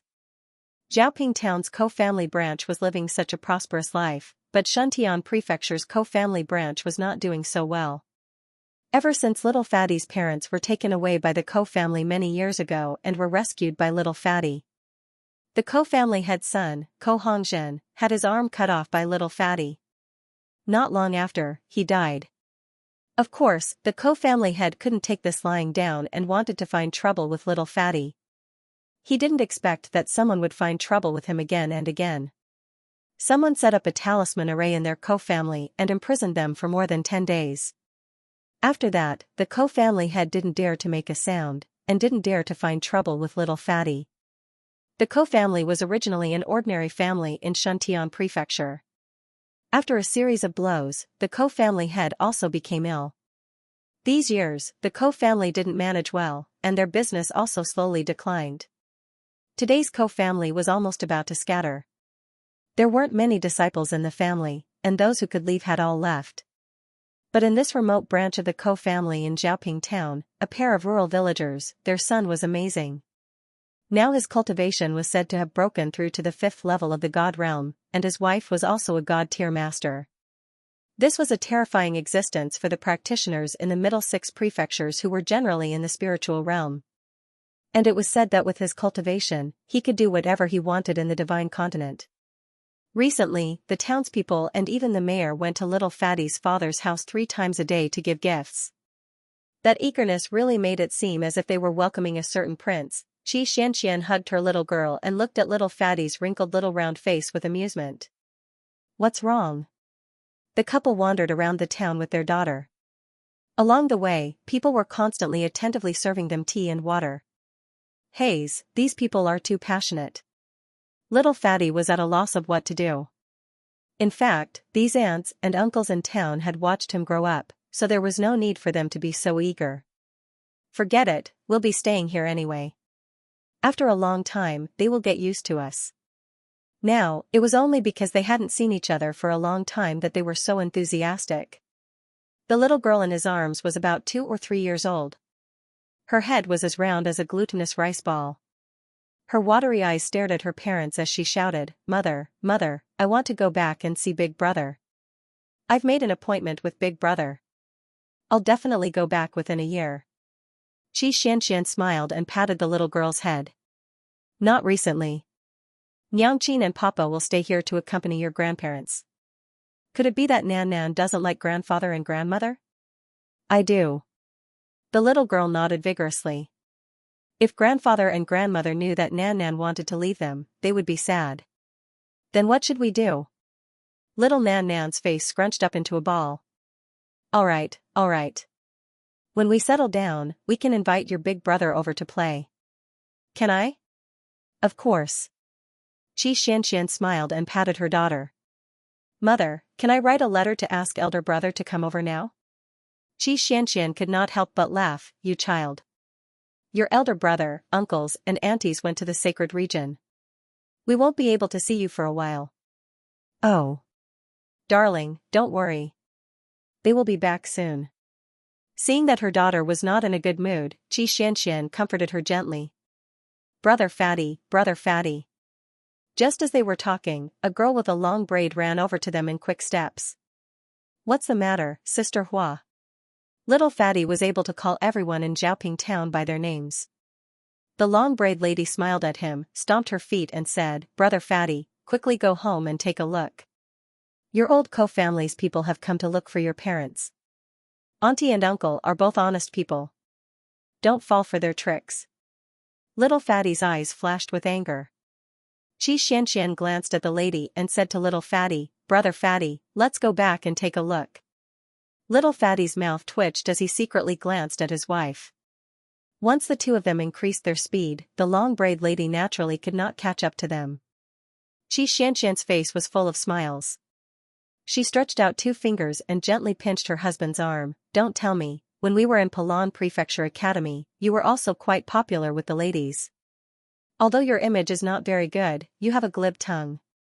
You can call me sister and sister very happily. Sister Hua, brother Fatty, you are quite smooth. Little Fatty grimaced and quickly took his wife's hand. He laughed and said, Wife, my loyalty to you can be seen by the heavens. Xianxian rolled her eyes at him. I think you are just addicted to flirting with girls. Little Fatty had an innocent look. No, definitely not my wife. You know that when your husband became your man, I was completely innocent from top to bottom. Xianxian could not help but laugh. Your mouth really likes to joke around. Since when? Little Fatty had an innocent look on his face. Dear, what I said is the truth. Alright, let's not talk so much. Let's hurry back and see our parents. Xianxian said. That old fellow Cody Hai, I wonder what he's up to this time. At a time like this, he actually wanted to come to Xiaoping town to find trouble. The little Fatty was furious. Isn't that so? His father and mother were both honest people. If they met Cody Hai, they would not be their match. This Cody Hai only had half his life left, yet he still dared to come and find trouble with them. His death was simply not worth pitying. Xianxian and little Fatty rushed to their house. In fact, the residence of the Ko family's 2 elders was considered quite good in town. A few years ago, little Fatty had found someone to help them repair it once. This time, when the couple came back to stay, they found some craftsmen to help lay out the floor behind the house and build another courtyard. This way, the 3 of them could live together. The decorations in the house didn't need to be expensive. It would only last for 1 or 2 years. When they reached home, they saw the Ko family's 2 elders sitting uneasily on the armchairs. They didn't even know where to put their hands. Cody Hai brought an old servant and knelt in front of the Ko family's 2 elders, wailing and howling. Big brother, sister-in-law, I've been living a poor life these years. You must save me this time. The entire Ko family can't operate anymore. After I sold the house, I've spent most of my money these years. I, your younger brother, am really penniless now. Every year, I spend 20,000 spirit coins on medicine. If big brother and sister-in-law don't help me, I'll die. Xianxian was speechless. She glanced at them and winked at little Fatty. It seemed that these people were not here to find trouble, but to borrow money. When it came to borrowing money, for people like Cody Hai, lending it to him was equivalent to giving it to him. They probably wouldn't be able to get it back. After all, with his current situation, he had to spend a lot of spirit coins every year just to eat medicine. How could he have the ability to return the money? She looked at the old servant beside him. His body was also thin and didn't have much meat on it. He looked like he had 1 foot in the grave, but he still had to take care of a trash like Cody Hai. It was obviously very strenuous. Seeing Cody Hai's destitute state, Xianxian couldn't help but sigh. Things were really different now. The more arrogant he was in the past, the more miserable he was now. Perhaps Cody Hai himself never thought that he would be in such a miserable state in his life. One had to know that back then, when this person had exiled little Fatty's parents to Xiaoping town, he had been in high spirits and had not said that he had much compassion. Little Fatty was obviously very impatient with this Cody Hai. He seemed to have remembered what happened in the past, so he quickly walked forward. Cody Hai turned his head and saw him. He immediately cried and rushed over. Hongwen, Uncle knows he was wrong. Uncle knows he let your family down. But look at it now. Uncle has already received the retribution he deserved.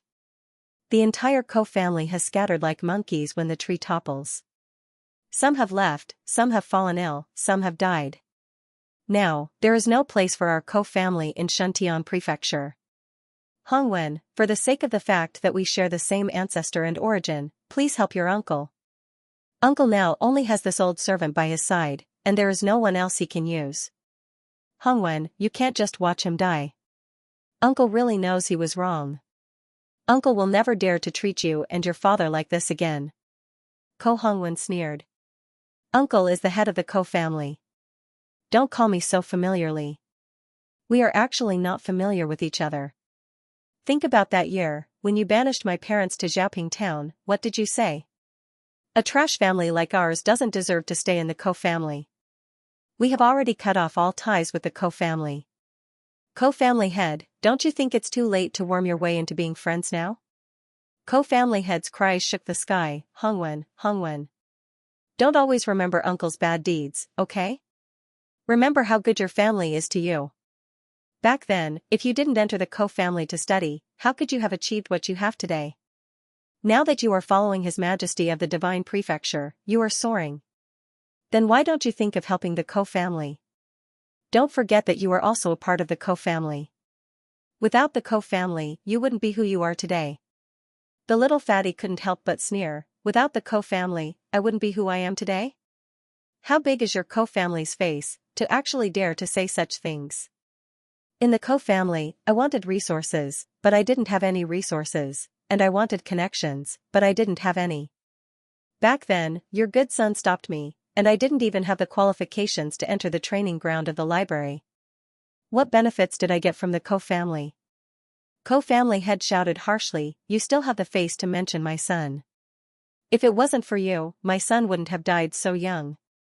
You still have the face to say that? Xianxia was furious. If you didn't capture my parents, would we have to make trouble for you? Your son is a cultivator, but he shamelessly attacked two ordinary people. If he doesn't die, then the world will be in chaos. You vicious woman. Ko family head's facial muscles twitched fiercely. His eyes were about to pop out of their sockets. Hongwen married a vicious woman like you, that's why he has such bad intentions towards the Ko family. Our family is unfortunate, our family is unfortunate. Marrying a wife should be a virtuous woman. Marrying a scourge like you is really going to be a disaster for 3 generations. The little fatty was so angry that his whole body trembled. Without waiting for Xianxia to speak, he rushed forward and kicked the Ko family's patriarch.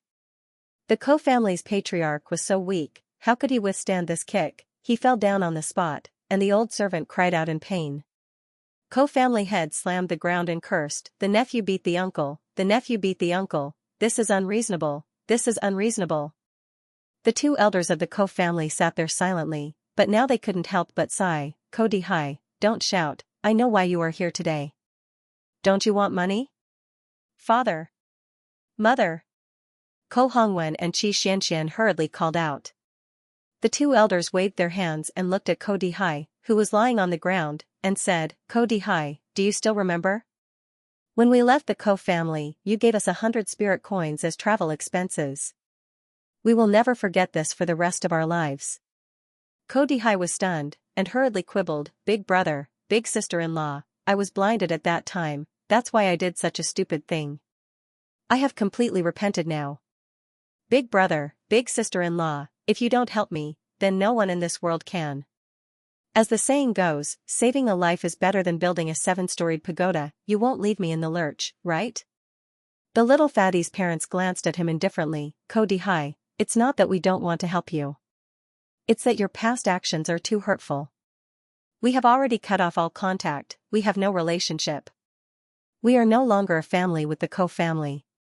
Considering that you've traveled a long way and it's not been easy for you, I'll give you a sum of money on account of our past friendship. Saying so, he whispered to the servant standing to the side, take 1,000 spirit coins to Ko family head. Yes, the servant nodded and hurried into the inner room. After a while, she took out a small bag of spirit coins and hurriedly handed it to the madam. Father Ko nodded and said to the servant, send it over. The servant bowed in front of Ko Dihai and handed over the small bag of spirit coins. Ko family head, please. Ko Dihai was so angry that he almost fainted. In the past, he had humiliated the 2 elders of the Ko family, and now the tables had turned, he was being humiliated again. 1,000 spirit coins, they wanted to send him away with just 1,000 spirit coins? His eyes became sharp, and he shouted, you dare to treat me like this? Big brother, big sister-in-law, is there really no trace of our past friendship left? These people looked down on him and only gave him 1,000 spirit coins. What was this? 10 times the 100 spirit coins from back then. Ko Hongwen sneered, that's enough, Ko family head, there's nothing more to say. Please leave, and don't bother my parents in the future. Ko Hongwen, you little brat, you really are insidious. Amazing. Amazing. I was wrong in the past. This brat was now following the emperor of the divine land, and was living a good life. If the father and son had not driven him out of the Ko family back then, would it mean that he could have lived a good life with them now? Unfortunately, there were no ifs in life, and it was impossible to return to the past so many times. Good, good. Since you are not benevolent, then I don't need to talk about benevolence and righteousness with you. Ko Dihai's face was distorted as he shouted coldly. Since you want to compensate me, then the 100 spirit coins from back then should be 100 times more today. At least give me 10,000 spirit coins. Xianxia, little fatty, and the others were stunned by this person's shamelessness. They thought that he was going to explode, but he jumped out and said such nonsense, so be it. With his sickly condition, 10,000 spirit coins would not make any difference at all. At most, he would be able to survive for half a year. It was said that the medicine he took would cost more than 10,000 spirit coins a year. It was better to avoid trouble. The two elders of the Ko family asked the servant to take out 9,000 spirit coins and gave them to Ko Dihai. Alright, today is the last time we meet. Ko Dihai, I hope that we will not meet again in the afterlife. Ko Hongda sneered. Did they think that he wanted to see them? He did not want to see them at all, seeing these people who were not as good as him in the past, now living in big houses and luxurious houses, eating delicacies, and living in bliss, his heart was twisted with jealousy. Xianxia asked someone to send Ko Dihai and his servant out, then shook her head and said, I don't think he will live for long. Such a person should be left to fend for himself. There was no need to dirty her hands. In any case, with his broken body, the longer he lingered on at death's door, the more pain he would feel. The little fatty nodded. The whole family did not know that Ko Dihai had just left Xiaoping town for the outskirts. The skinny old servant instantly attacked and stabbed Ko Dihai in the back, directly piercing through his heart. Ko Dihai was stunned, his face twisted as he looked back at him. The old servant spat at him, kicked him to the ground, then bent down to pick up the bag of spirit coins. He opened the bag happily and counted the coins. The old servant didn't say anything more to him and left.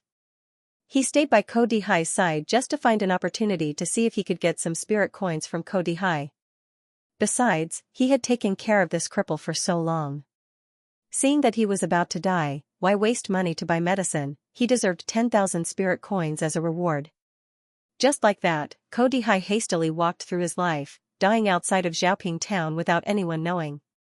After the little fatty's family sent off the god of plagues, they happily hugged their chattering granddaughter and had a happy reunion dinner. At night, they returned to their room. Under the candlelight, their daughter had fallen asleep, her face pink and tender. The little fatty held Xuanxuan's hand. Wife, it's been hard on you to stay here with me. I've asked the doctor. Father probably only has a year left. I want to seize the time to accompany the two elders. I can't go around with you. After all, a normal person's life was very limited. If they did not seize the time, they might regret it for the rest of their lives. Xianxia patted her husband's hand. What's there to be sad about? This town is peaceful and happy. I'm very happy. Being by your side is also my greatest happiness. Our father's health is not good. If one day, our father really leaves us, when that time comes, let's bring mother back to China. The little fatty blinked his sour eyes, his voice choked. Okay. As long as I have you, I'm not afraid of anything. No matter when or where, Jojo and the rest would definitely wait for them in China for their reunion. The couple held hands and smiled at each other. And, Pa. A crisp sound rang out. The firewood in front of her was split in half. Ro Xian, Ro Xian. A sturdy farmer walked in from outside the courtyard. Your injuries haven't fully healed yet, why are you chopping firewood again? Let me help you. No need, big brother Anyo. Mu Ro Xian was wearing a coarse green hemp garment. She turned her head and glanced at him with a smile. I can do it myself. The sturdy man called Anyo side. You're always like this. Everyone in the village has received your kindness. It's not impossible for us to help you once in a while. Mu Roxian shook the firewood in her hand. I'm almost done chopping. If Big Brother Anyo really feels apologetic, then help me get 2 buckets of water. All right. The farmer who was dispatched walked out quickly with a happy expression. Roxian, wait here. I'll go get water for you right now. Mu Roxian smiled. After watching him leave, she turned her head and scooped half a ladle of water from the water jar, gulping down a few mouthfuls. She raised her sleeve to wipe her mouth. Looking at the lonely little courtyard, she sighed self-deprecatingly. Now in the entire divine continent, the 4th stage of the antidote had been put into the water source. As long as she drank more water, she could still control the source of the poison in her body. Unfortunately, treating the symptoms but not the root cause. It could only delay the outbreak, but could not completely cure it. However, she thought that perhaps if she took the antidote for a lifetime, she might not have an outbreak for the rest of her life. Ancient Path Village was a place that couldn't be found on the map of the divine continent. She came here a year ago and settled down. The people here were simple and honest. There were only 100 or so families in the village, so she was familiar with everyone at the front and back of the village. After Mu Roxian settled down, she liked this simple little mountain village more and more. Without all the scheming in the Mu family, her mood gradually calmed down. Perhaps she would have to live in this mountain village for the rest of her life. But it didn't matter. This kind of peaceful life was already a luxury for the current her. Big Brother Anyo quickly walked in with 2 buckets of water. He said to her with a smile, "Someone came to the village today. A person from a great cultivator aristocratic family came to our village to inspect. Look around to see if we missed any corpse puppets." Ever since His Majesty issued the edict, all the cultivator families have actively participated in the mission to eliminate the remaining corpse puppets. Our divine land hasn't been so peaceful for 2 years. Mu Roxian was stunned for a moment before she smiled. That's good news. Yes. Brother Anyo cautiously said to her, I heard that some half-zombies would hide in remote villages like ours, hiding from people. These practitioners are mainly here to clean up the people who are showing signs of turning into corpses, so that they won't turn into zombies and harm the entire village. Mu Roxian's heart tightened as she clenched her fists slightly. I have to go back. Later, the village chief will bring those venerables to check from house to house.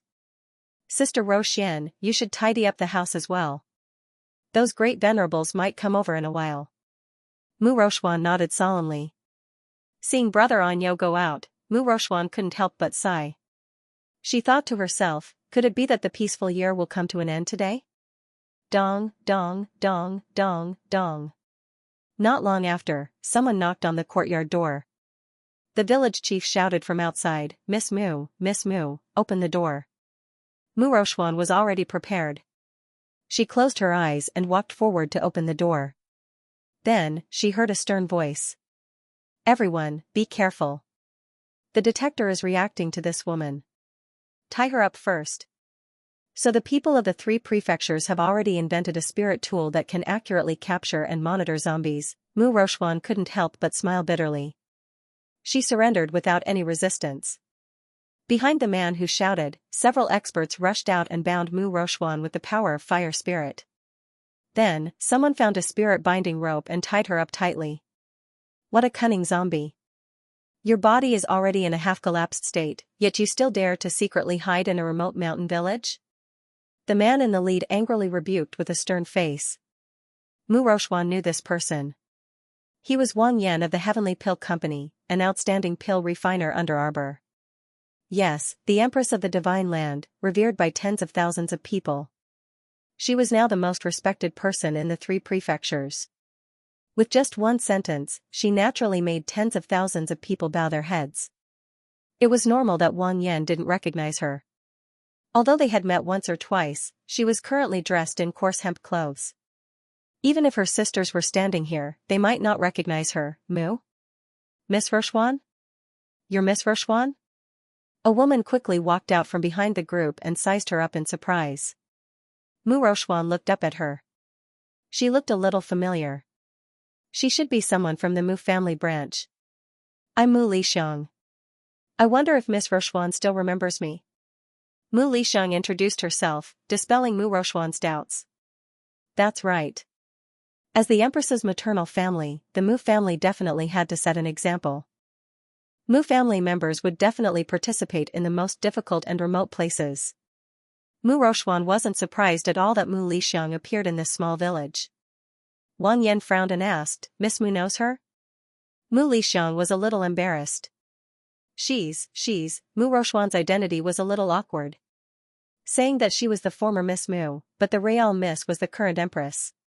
She's our Mu family's Miss Roxuan, Mu Lixiang said after some consideration. Brother Wang, can you let go first before speaking?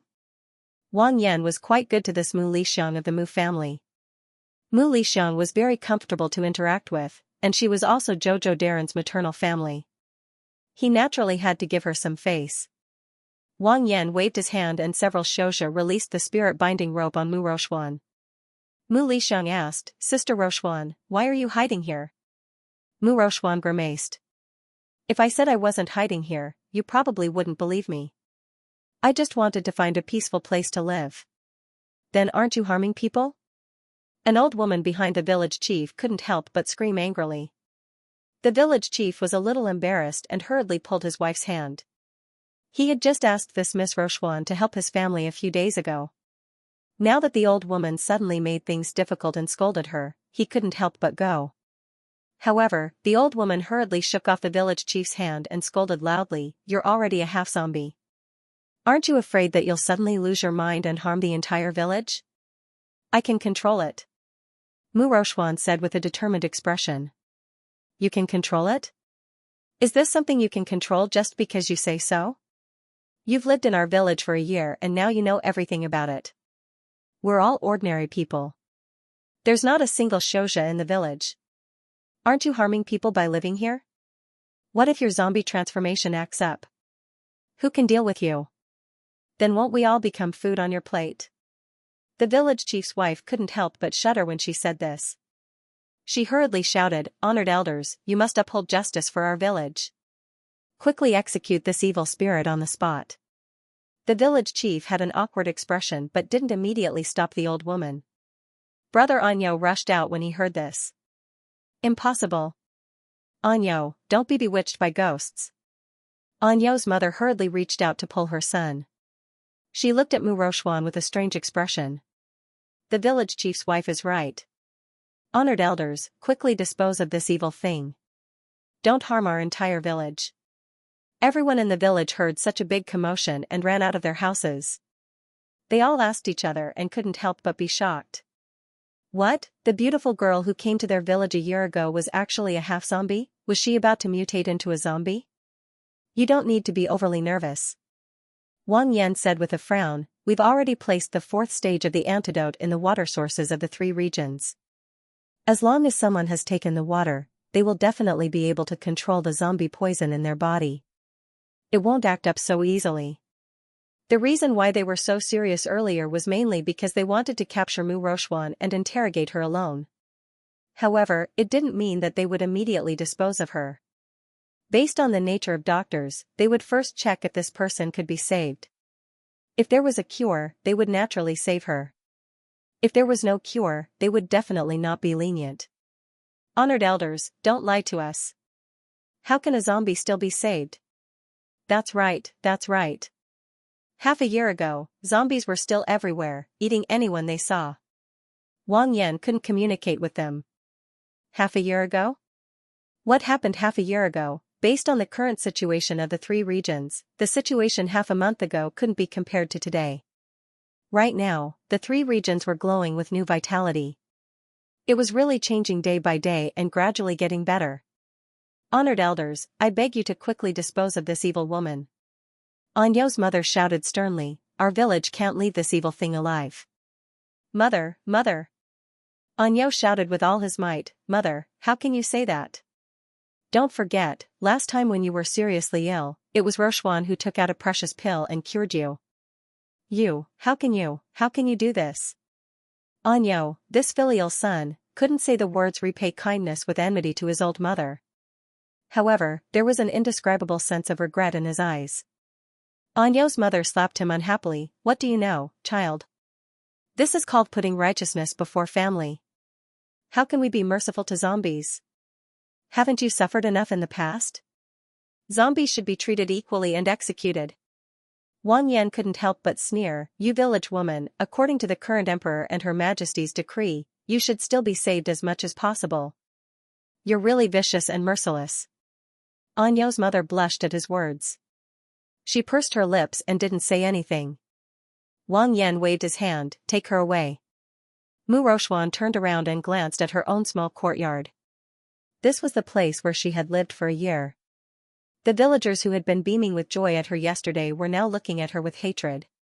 It was as if she had already turned into a zombie and wanted to devour them all. This was probably human nature. When you were harmless to them and treated them well, they would praise you to the heavens. Once something went wrong, everyone would naturally want to step forward and trample on you. Mu Lixiang sighed and shook her head. Sister Rochuan, this place isn't as peaceful as you said. You want to find a place like a paradise? It's a pity that this village isn't what you think it is. Mu Rochuan smiled bitterly. Are you going to take me back to the capital? She asked indifferently. Life was full of ups and downs, and she had already seen through everything. After this incident, it was as if she had seen through the world of mortals and didn't have any thoughts about anything. Yes, she should have known earlier, shouldn't she? You can treat others wholeheartedly, but everything might not go according to your wishes. Mu Lixiang walked to her side and took out a small green and furry fruit from her inner world and handed it to her. Sister Rochuan, eldest young master told me to give this to you. Mu Rochuan was stunned. Holding the fruit, she felt her heart heat up. What is it? Although she asked this, her heart couldn't help but heat up when she saw the burning gazes around her. Holy fruit! Wang Yan shouted with a face full of joy. Before leaving the capital, Sir Jojo had also given him a holy fruit. He had told him not to use it unless it was absolutely necessary, and that he had to check the person's character before using it. The holy fruit was extremely valuable. Even a person who had turned into a whole corpse would be cured and their cultivation level would rise by a level. He had one in his inner world, so he naturally recognized it. Wang Yan patted Mu Rochuan's shoulder. Since that's the case, you can go into seclusion after eating it. This person doesn't need to be registered. He said, no need to register. This meant that her name was removed from the list of corpse puppets. Mu Rochuan was excited. Holding the holy fruit, her hands trembled slightly. Eldest young master came to find me before leaving the capital. He said that I would follow the aristocratic family's team and search for corpse puppets. Perhaps I would meet you. If I did, he asked me to give this to you. Mu Lixiang smiled. Fortunately, I didn't betray eldest young master's trust. Thank you, Sister Lixiang. You should thank eldest young master. Mu Lixiang smiled, then said, no, perhaps you should thank eldest young miss. Eldest young miss gave this holy fruit to eldest young master. I heard eldest young master mention it. Eldest young miss gave him too. Mu Lixiang looked at her and smiled. Do you understand? Mu Rochuan bit her lip and lowered her head slightly. Eldest young miss is the softest person in the world. She didn't want to see eldest young master sad. She also never wanted to make things difficult for you. I know. Mu Rochuan smiled in relief. She said that I was never her match. She's right. Many things are due to my own desperate efforts. Mu Rochuan smiled. Sister Lixiang, help me thank her. Just say that I'm not someone who doesn't know what's good for me. Do you have any plans? Mu Lixiang smiled. I want to wait until my body recovers before taking a stroll. Do something meaningful. Perhaps I'll join the team to clear out corpse puppets. Maybe I'll meet my big brother then. Sister Rochuan, I'm relieved that you think this way.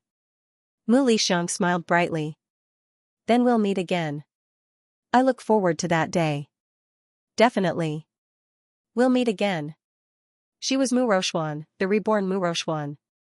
And, in the woods on the outskirts, a man in simple green clothes was sitting under a short tree, eating the dry food in his hand. At this moment, a burst of ding ding dang dang dang sounds of swords clashing could be heard from the outside. The sound was getting closer and closer. 3 or 5 tall and sturdy men were chasing each other, trying to cut him off as they fought and retreated toward him. Chirp chirp, chirp chirp. A small mechanical bird flapping its wings circled around the man's shoulder, chirping noisily, Mu Xingchen, Mu Xingchen. Mu Xingchen sighed, patted the little mechanical bird's head, and slowly got up. He couldn't even have a peaceful meal, and he even encountered people fighting here. He didn't know who was fighting who among the 3 to 5 burly men. It felt like they were in a chaotic fight.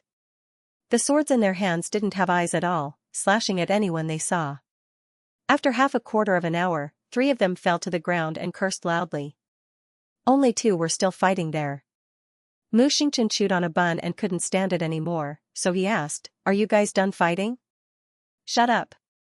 The 2 burly men who were fighting each other turned their heads and yelled fiercely at Mu Xingchen. "I also really want to shut up, but you guys are really disturbing the peace and quiet by making such a ruckus." Originally, he was thinking of lying down to catch up on sleep after eating the bun. Now that these guys were stirring things up, he probably didn't have the chance. "You bastard, just shut up when I tell you to. Why are you talking so much nonsense?" One of the burly men in the fight was holding a large machete. He cursed fiercely and slashed at his opponent's neck with the machete in his hand. Seeing this, Mu Xingchen moved his finger slightly, and a flame zigzagged forward. It suddenly hit the burly man's machete. With a clang, the 1-meter-long machete in the burly man's hand suddenly fell to the ground. Everyone was shocked, and they looked back at Mu Xingchen in panic. They instantly understood. The person in front of them was dressed in coarse clothes and looked travel-worn, but in fact, he was a rare expert. For low-level lackeys like them, he could pinch them to death with one finger. However, he had just been glaring at the other party, cursing and scolding him with a bad attitude. Thinking of this, the burly man was so scared that he broke out in cold sweat. Plop. Kneeling on the ground, the burly man repeatedly kowtowed out and shouted, "Spare my life, hero! Spare my life!" Mu Xingchen was speechless. Did he look like a bandit? "Shut up, you're so noisy," Mu Xingchen shouted coldly. "Yes, yes, yes." The large man was sweating profusely as he asked in a trembling voice, "I don't know where you come from. This lowly one deserves to die 1,000 deaths for offending you. Please, for the sake of not knowing, spare this lowly one's life." Mu Xingchen didn't intend to make a move in the first place, but he saw that the other party's behavior was a little overboard, so he stepped in to stop them. Seeing this person frightened to this extent, he felt a little apologetic in his heart. Thus, he asked calmly, "Why are you fighting?" The men who had lost too much blood due to the fight looked at each other. From the looks of it, they were all heavily injured. There were bloodstains on their bodies and faces. It was the man whose saber had fallen to the ground who said, "We picked up an earth-level medicinal herb in the forest." Subsequently, they fought over this rare earth-level medicinal herb. Actually, earth-level medicinal herbs weren't very expensive in China. However, to ordinary farmers, this was definitely a precious medicinal herb. After selling it, they would reap a lot of benefits and could help improve their family's conditions. That person continued, "After we saw this earth-level medicinal herb, none of us was willing to let it go. We couldn't come to an agreement, so in the end, Mu Xingchen was speechless. In the end, they reached an agreement and simply used fighting to resolve this matter. In the end, whoever could still stand there alive would be the owner of this earth-level medicinal herb. For a young master of an aristocratic family like Mu Xingchen, it was hard to imagine in the past that there would be people in this world who would risk their lives for an earth-level medicinal herb. However, in the past half a year, he had been traveling in the 3 continents, specifically choosing remote places to travel. After traveling and seeing more, he knew some of the hardships of the people's lives. In this world, there was always a gap between the rich and the poor. Those who drowned would die from drowning, and those who died from drought would die from drought. This kind of thing wasn't something a small commoner like him could control. He just wanted to come out for a walk and gain more experience. Other than that, he reached out and stroked the little mechanical bird beside him. At this time, the little mechanical bird was still calling Mu Xingchen very warmly. He suddenly thought of what Xikong Foling said that day. "Mu Xingchen, if I die in this battle, I hope that one day, when you think of me, your heart won't be filled with hatred and disappointment toward me. I hope that you can at least think of the predicament we were in the realm of misfortune that day. He actually really wanted to ask this Miss Sikong, is this life tiring? If there's an afterlife, do you hope to meet the person you like earlier? Perhaps because of their different standpoints, even if there was a little flame of affection in his heart, it was extinguished by both of them at that time. He didn't know if there was any regret in his heart. Mu Xingchen didn't want to recall these anymore. Mu Xingchen waved at everyone, took a bite of the bun, and turned to leave the forest. He couldn't care so much. Since they wanted to use this method to resolve the dispute, then let them be. As for himself, he would still walk whatever path he needed to walk. There were too many injustices in the world. He couldn't interfere in everything, and even if he was bored, he couldn't care less. Now, he just wanted to accompany this little mechanical bird to walk around. Perhaps it would stay in a small village and become a fisherman and farmer for the rest of its life, or perhaps, it wouldn't stay anywhere. Wherever it went, it would be the end. All of this was in the future. Right now, he just wanted to walk around like this. Brother-in-law, can I ask you for a favor? Help me make a smaller mechanical bird. It's best if it can contain a wisp of a soul. Is that okay? During the final battle, thousands of arrows were fired, and Miss Sikong blocked countless arrows for her brother without hesitation. In the end, her body was badly damaged, and there wasn't much left. Only a faint wisp of her soul was left. Mu Xingchen put this wisp of soul into the little mechanical bird's stomach. Every day, no matter where he went, he could hear her cheerfully calling out, Mu Xingchen, Mu Xingchen. However, she only knew how to call out these 3 words. Even so, his wish was fulfilled. Reaching out to touch the little mechanical bird lying on his shoulder, Mu Xingchen smiled faintly and walked forward. Miss Sikong, if there's really an afterlife, I'll definitely find you before your brother does. I promise you a lifetime of peace, and I won't force you to make any choices anymore. And Rosy Cloud's Peak was the main peak of the Holy Water sect. Just like the deep and serene bamboo forest in the past, the bamboos rustled softly in the wind. Morong Sun slowly paced through the forest and narrowed her eyes, taking a deep breath. Suddenly, she heard light footsteps behind her, and she slowly turned around. Just like when they first met at the seaside, she clearly saw that person's face. Forget Chuan Morong and your Yun family have been incompatible like fire and water since our ancestors. Don't come find me again in the future. Ah Sun, how many years has it been since the beginning of our ancestors?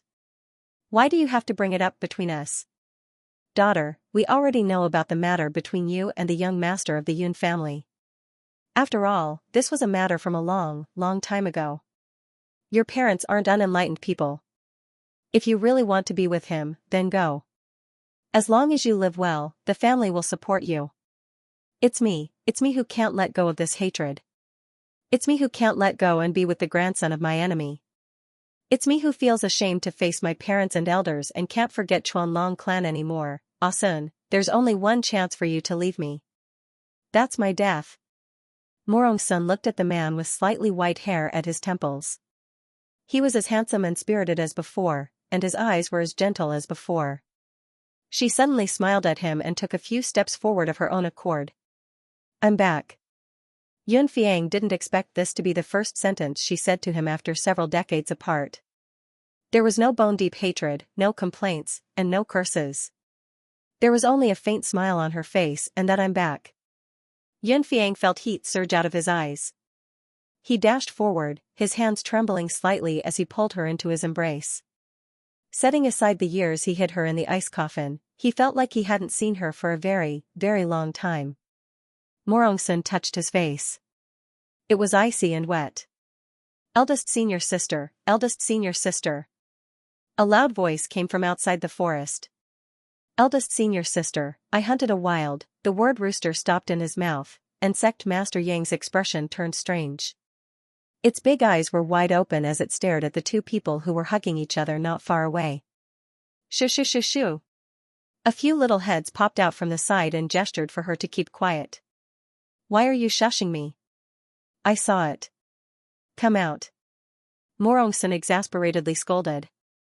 Su Shanshan, Jiangqi, Feng Su, and the other holy water sect disciples walked out from behind Yang Shirong in a hubbub and scratched their heads with silly smiles. It was all the sect master's fault. Previously, they were hiding here well, but she suddenly ran over and shouted. She alerted Peak Master Morong and caused them to miss a good show. Woof, Peak Master Morong glanced at the group of single dogs and helplessly shook his head. Forget it, all of you can scram. Oh, by the way, I saw that you guys were quite free recently, so I accepted a mission for you guys. Hold a flower banquet with the noble clans and sects to promote the friendship between the young cultivators of the 3 prefectures. What? Yes. Morongsun nodded unhurriedly. It's exactly what you're thinking. Second junior sister, you're not young anymore. Peak Master Morong looked at her with a pained expression. Although the sect wants you to carry the banner, we didn't want you to be single until now. Xianxia? What did I do? Where am I? Is eldest senior sister insulting me? Eldest senior sister insulting me for still being single? Is eldest senior sister insulting me for being single? Xianxia stomped her feet and pinched the pheasant in her hand. She coyly swayed her body. Eldest senior sister. You're a guy who forgets about friendship after lust. I don't want to talk to you anymore. After saying that, she ran away while holding the pheasant in one hand and sobbing in the other. Morongsun's lips twitched. She felt that junior sister Yang's coquettish actions were a bit suffocating.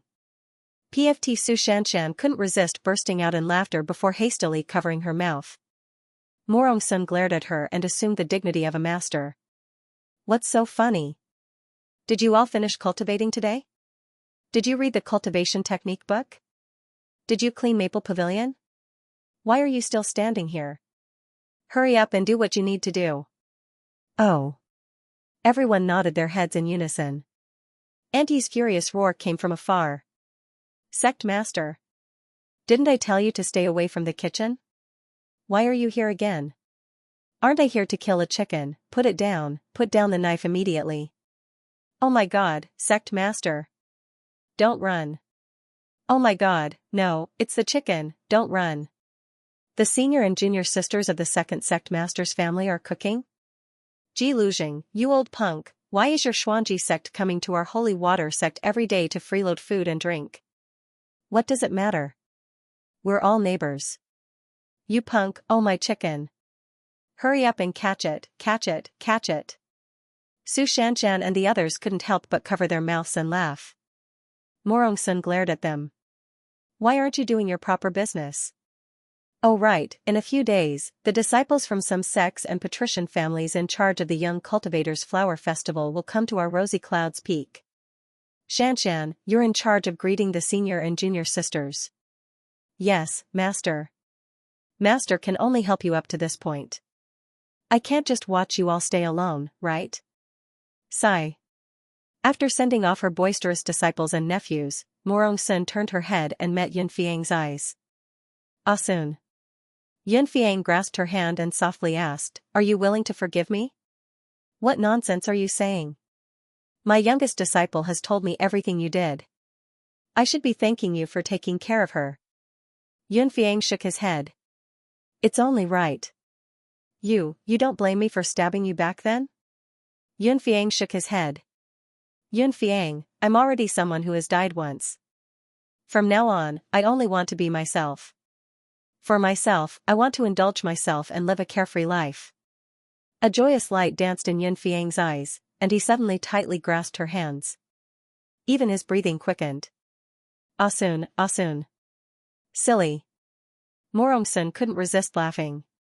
Yunfiang picked her up, unable to contain the excitement in his heart.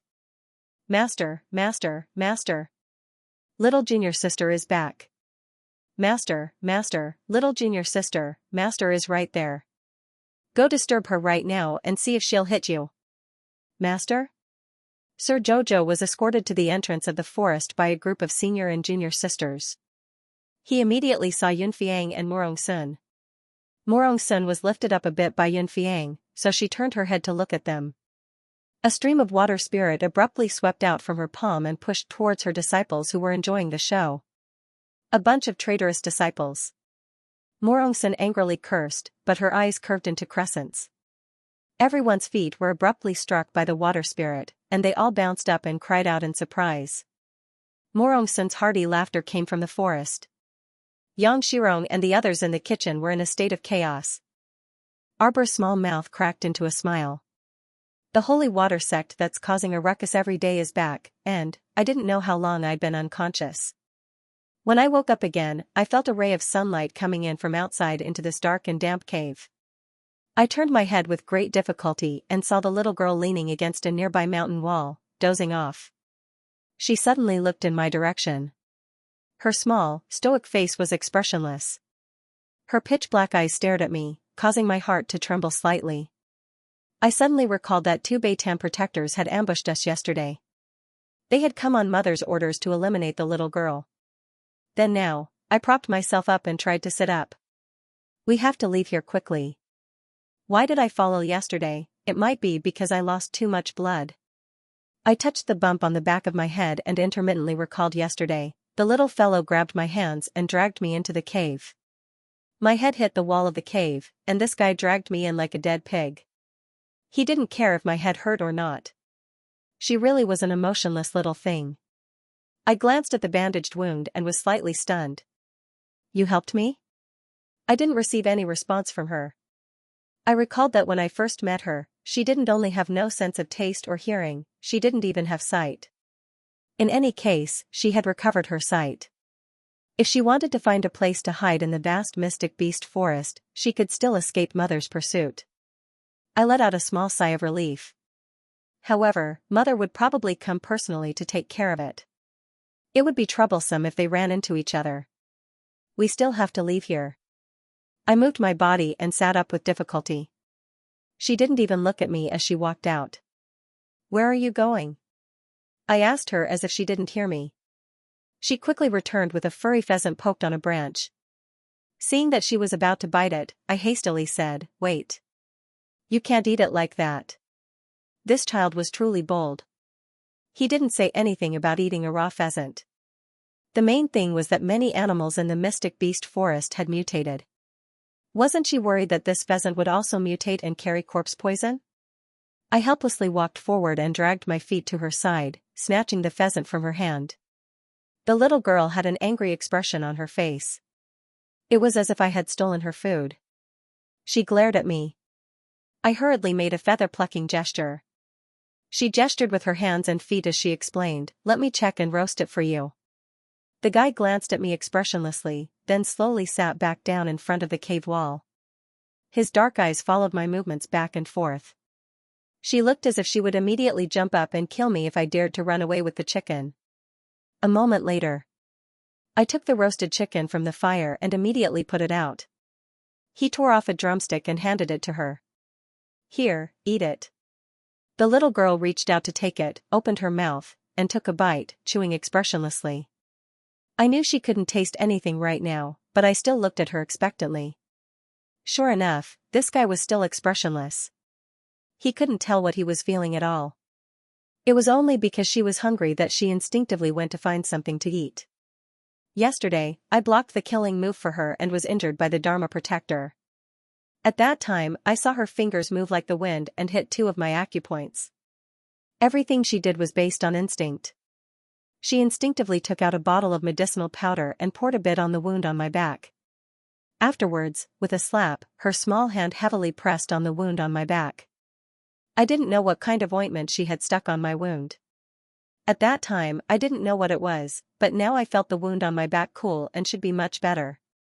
Although I knew everything was based on her instincts, including treating my wound, I still felt a bit happy.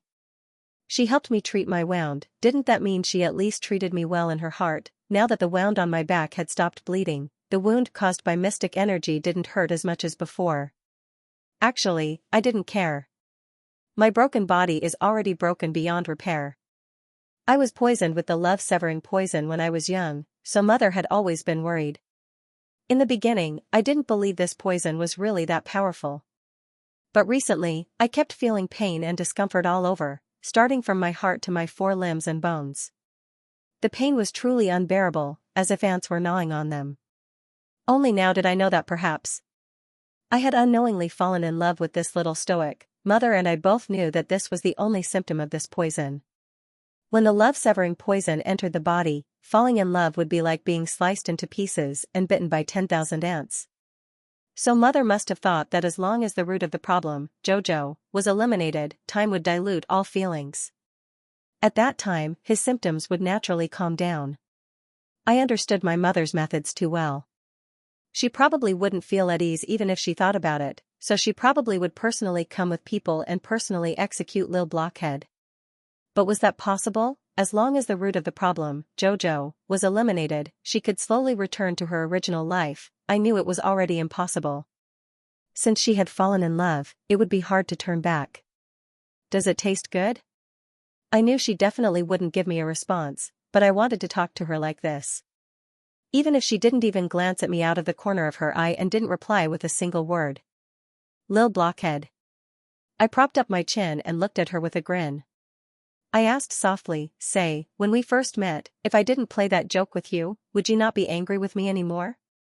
You said I met you a bit earlier. If I met you earlier than Mo Lien, would you have fallen in love with me? I looked at her slowly chewing the drumstick with her mouth moving. I couldn't help but smile. You helped me treat my injuries and saved me. I have nothing to repay you with, so how about I repay you with my body? The little girl was still chewing on the drumstick. She glanced at me after she finished chewing. I found it funny and tore off another drumstick and handed it to her. After she took it, she naturally reached out and wiped the grease on her little robe. I quickly walked over and pulled up her sleeve. Jojo, get some water to wash it. She looked at me blankly, as if she didn't even remember how to use the water. Seeing her like this, I couldn't help but feel sorry for her. I reached out and patted her head. What happened? Who did this to you? My injuries were gradually recovering. Looking at the darkening sky, a thunderstorm was about to arrive. I considered staying in the cave for one more night. Tomorrow, we would leave this place and look for a good place to settle down. Even if Lil Blockhead had to stay like this for the rest of her life, it didn't matter. I would take care of her. That night, it rained heavily as expected. The sound of thunder and lightning outside woke us up. I saw the little girl crawl up from the cave wall. She squatted there and quietly looked at the lightning outside.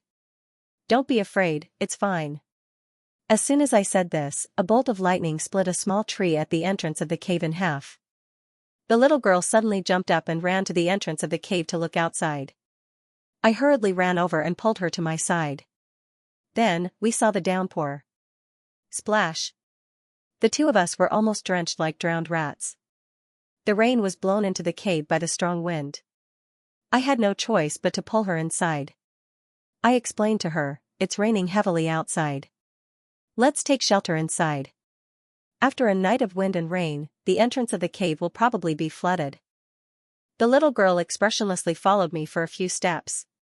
We both settled down and sat down. She suddenly reached out and patted me a few times. Then, she stuffed something into my hand. I was stunned. I lowered my head and vaguely saw a pill in my hand. There was no light in the cave at this time. It was dark in front of us. Even the moonlight that shone in at the beginning couldn't be seen. I sat in the darkness, but there was a faint flame in my heart. I said, Jojo, it would be great if we could be like this for the rest of our lives. Let's not go out, okay? Let's leave this messy and noisy world behind. Let's find a place where there's no one and live in seclusion, okay? Just you and me, the two of us. No one will disturb us. I said softly and rambled, Jojo, can you answer me? I knew she wouldn't respond, but I couldn't help but say a bunch of nonsense. The next day, the sky cleared up.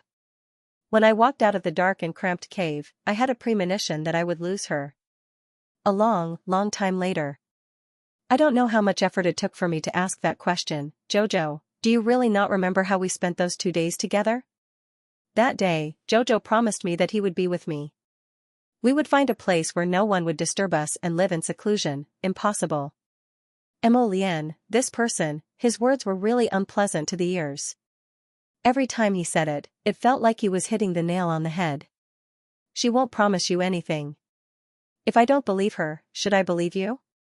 I was really speechless. Then, I don't know how long I suffered day and night. Until one day, I finally opened up to her. My mother was poisoned by that vicious woman from the Long family. I've been carrying this poison since I was a baby. But it wasn't me who did it. Why would your mother do this to me? She's crazy and doesn't like anyone. I get it. She thinks I stole her son, right? It was said that there was a type of woman who would raise a child alone and would have an extraordinary desire to control her child. I've always felt that your mother's mental state wasn't normal. That must be it. No, you don't understand at all. You don't understand how terrible it is when the love-severing poison acts up.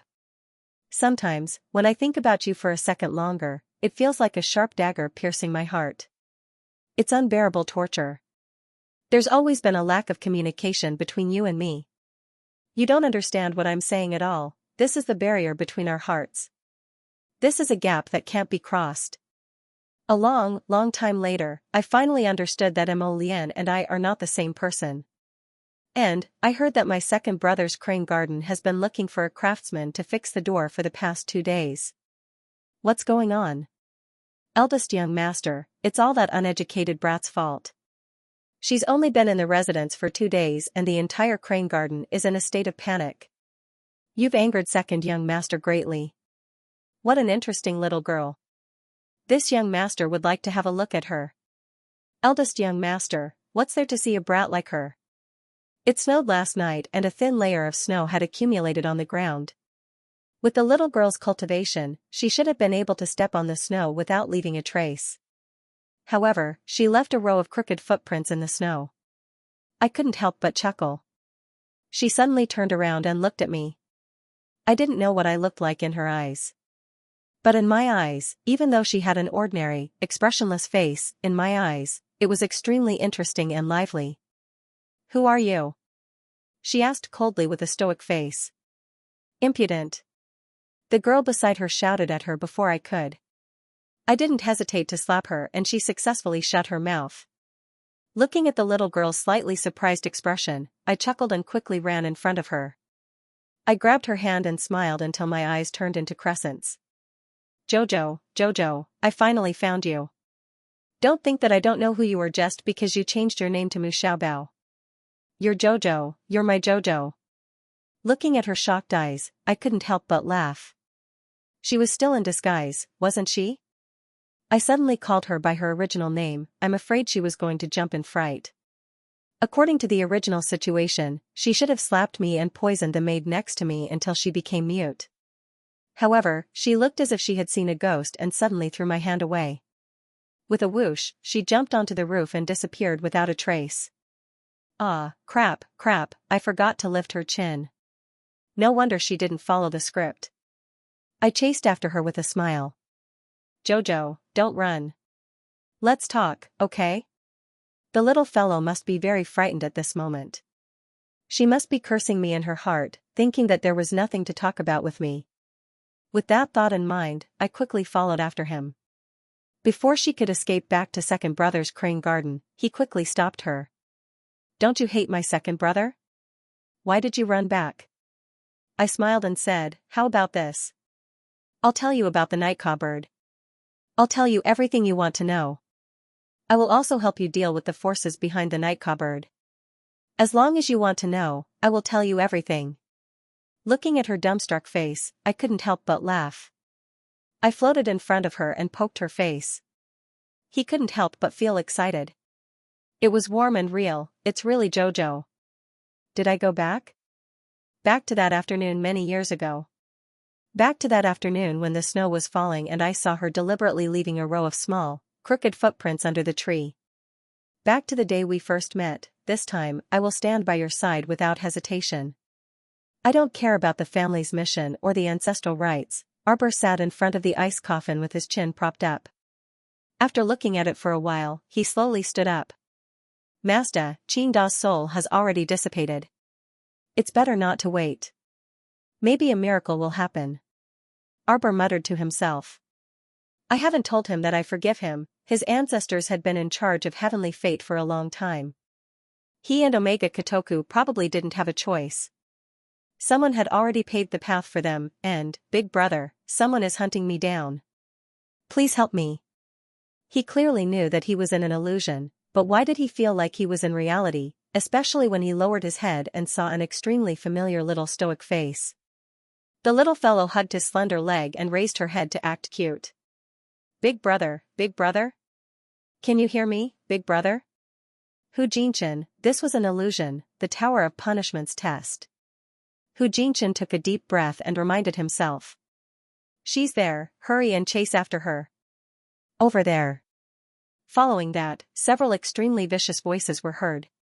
Hu Jinchen looked up and saw a dozen or so people holding clubs coming forward and instantly encircling them. Each and every one of them viciously glared at the little girl hugging his leg, their eyes revealing traces of viciousness. Big brother, hurry and save me. They were all killed by me. The little stoic hastily hid behind him and only poked her head out from beside his leg. Hu Jinchen reflexively wanted to dodge to the side and let these people do as they pleased. However, that little girl kept hugging his leg and refused to let go. He couldn't very well kick away this person who resembled Jojo, right? Wouldn't that be too ruthless? While they were hesitating, a few extremely vicious people had already made a move against them. Hu Jinchen very instinctively flung out several wood spirits and hit them in the face.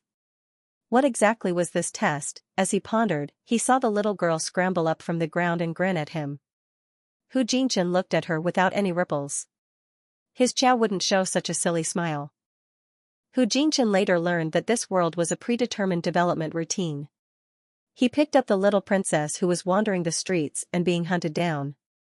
He brought her back to raise her and helped her defeat those ambitious siblings.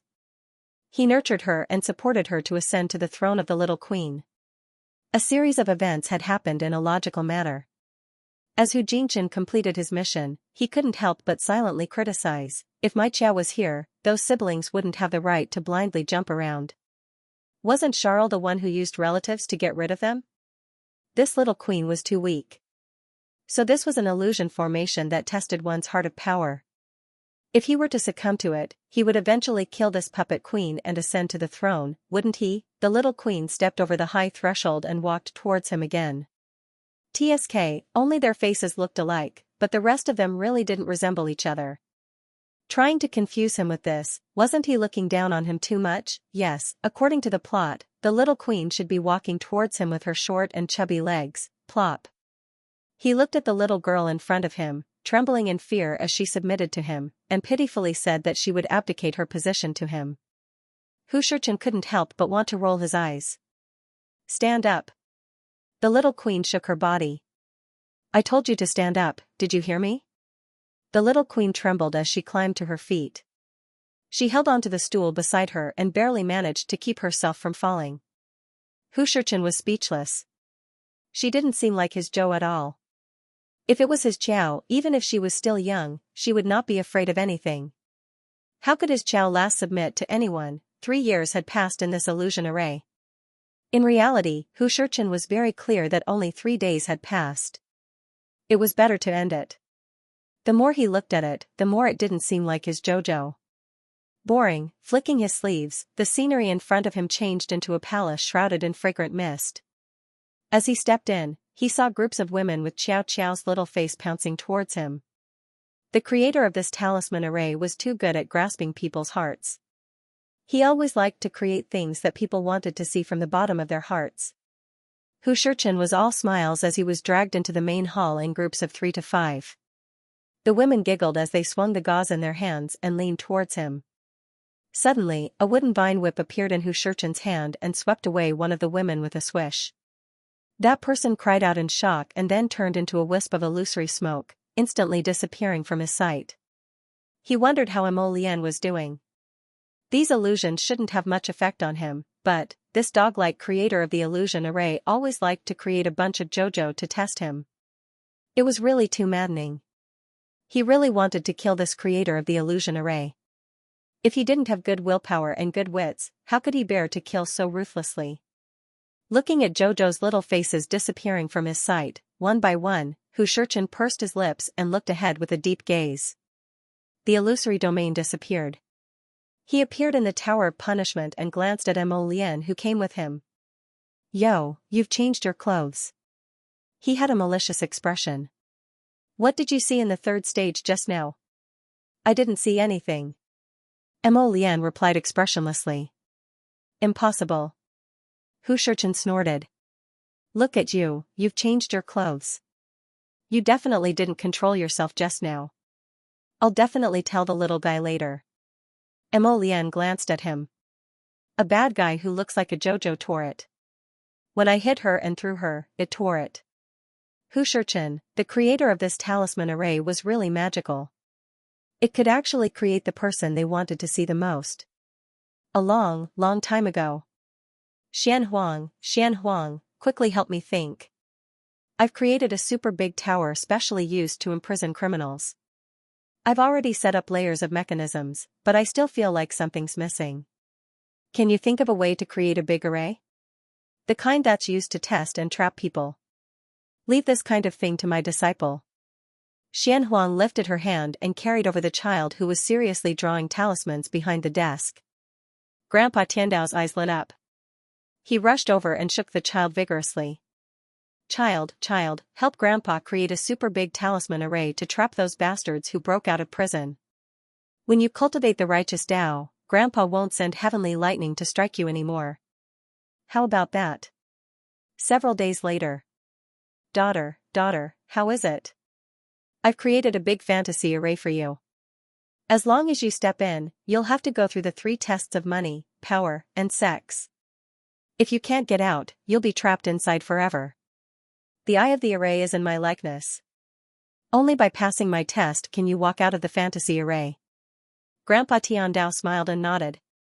Daughter, you're so talented at such a young age. In the future, you'll be my biological daughter. Xian Huang? Wasn't he still Grandpa a few days ago? It hasn't even been 2 days, and you've lowered your seniority. Is it really okay for you to be such a lackey? Jojo propped his chin on his hand and sat beside the small pond in his courtyard. He drew a golden talisman in the air and pushed it out expressionlessly. Lightning explosion talisman. Open. If Grandpa Tiandao doesn't keep his promise in the future and wants to strike me, I'll strike him back. 100 years passed. One day, Mo Lian, Hu Shichen, and the rest accidentally found out that the creator of the fantasy array in the Tower of Punishment was actually their JoJo. Their expressions were like this: oh. What the heck, we've been tricked by you. Oh my god. GC felt her body go out of control as she followed the venerable peach blossom immortal into the beast's mouth. When its 2 rows of teeth were closed, he narrowly passed through and slid down the chaos beast's esophagus. GC's face was ashen as she thought to herself, my life is over. Ah. Lord Guangguang is dead because of you. Light congealing mirror was in Hu Jinshan's arms. As he passed through the beast's esophagus, he couldn't help but grumble. Dead. Dead because of you.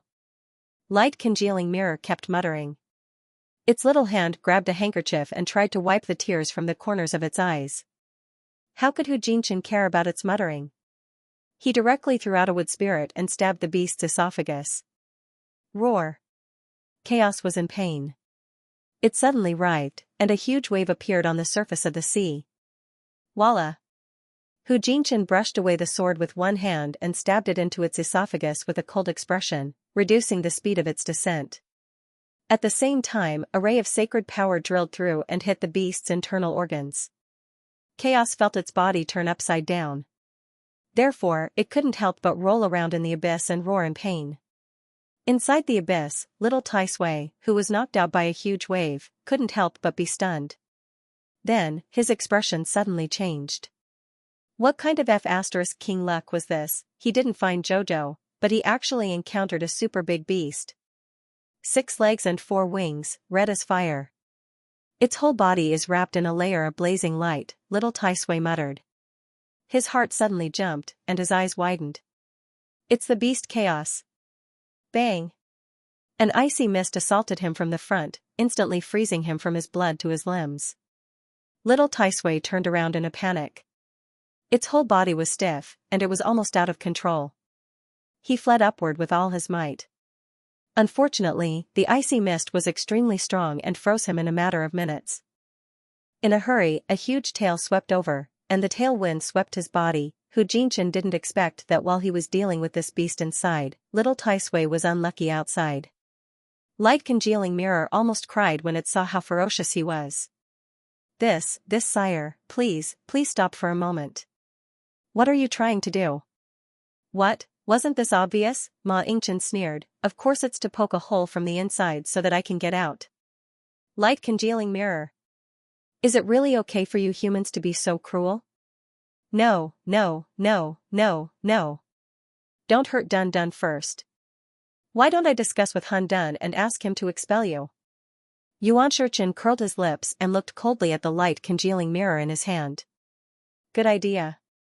Expel, as long as it dared to defecate, he dared to stab its anus to death. Light congealing mirror could see the malice in the man's eyes. She shuddered and quickly corrected herself. No, it's spitting it out. For some reason, the human in front of him looked terrifying. It made the light congealing mirror feel a trace of fear from the bottom of its heart. I will discuss with Han Dun and ask it to spit you out. Ha, don't be anxious. It was about to cry. Dun Dun's internal organs were about to be pierced through by this abnormal human. It felt that Dun Dun was a little pitiful. What to do? Light congealing mirror wiped away its tears. It carefully transmitted its voice to the churning Dun Dun in the sea. Dun Dun, don't be anxious. Listen to me first. You'd better let these humans out of your stomach first.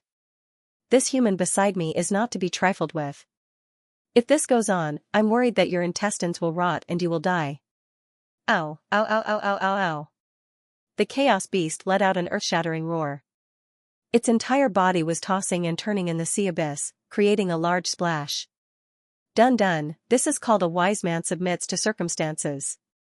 This is not called cowardice, understand? Light congealing mirror taught the angry chaos beast. Yes, I know you want to come out.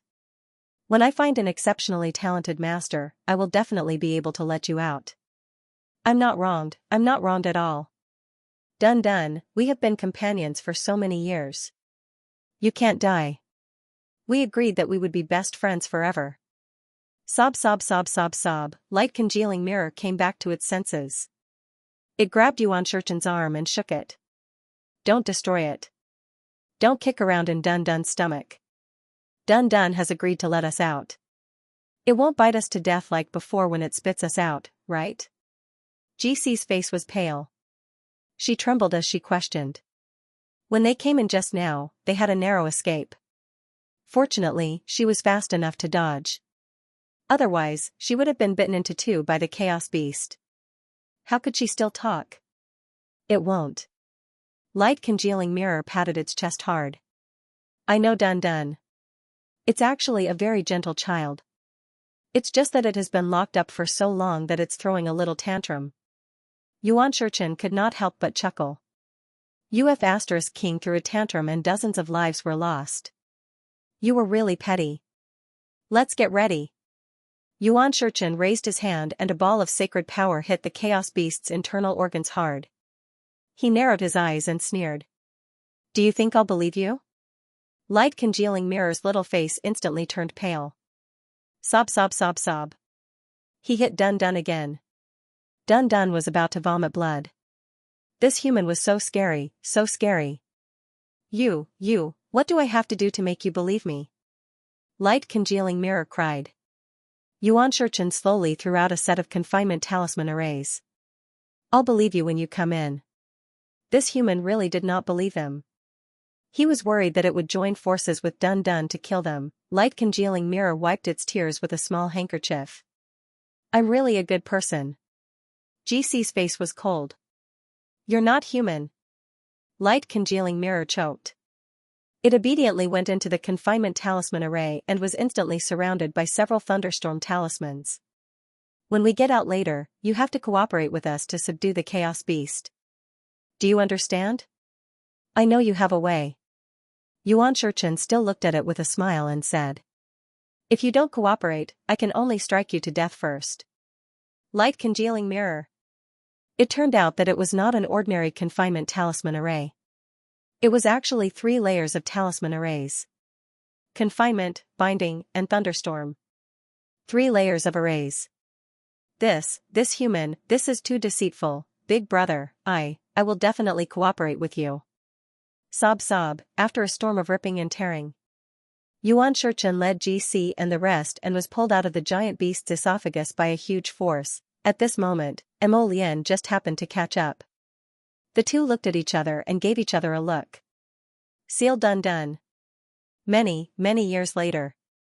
Light congealing mirror hit the ground and wailed, little dumpling, you have to uphold justice for us. Back then, we were almost beaten to death by Daddy and Uncle Peach Blossom. Sob sob sob sob.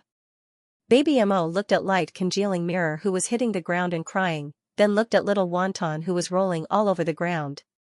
He nodded his little head solemnly. I will uphold justice for you.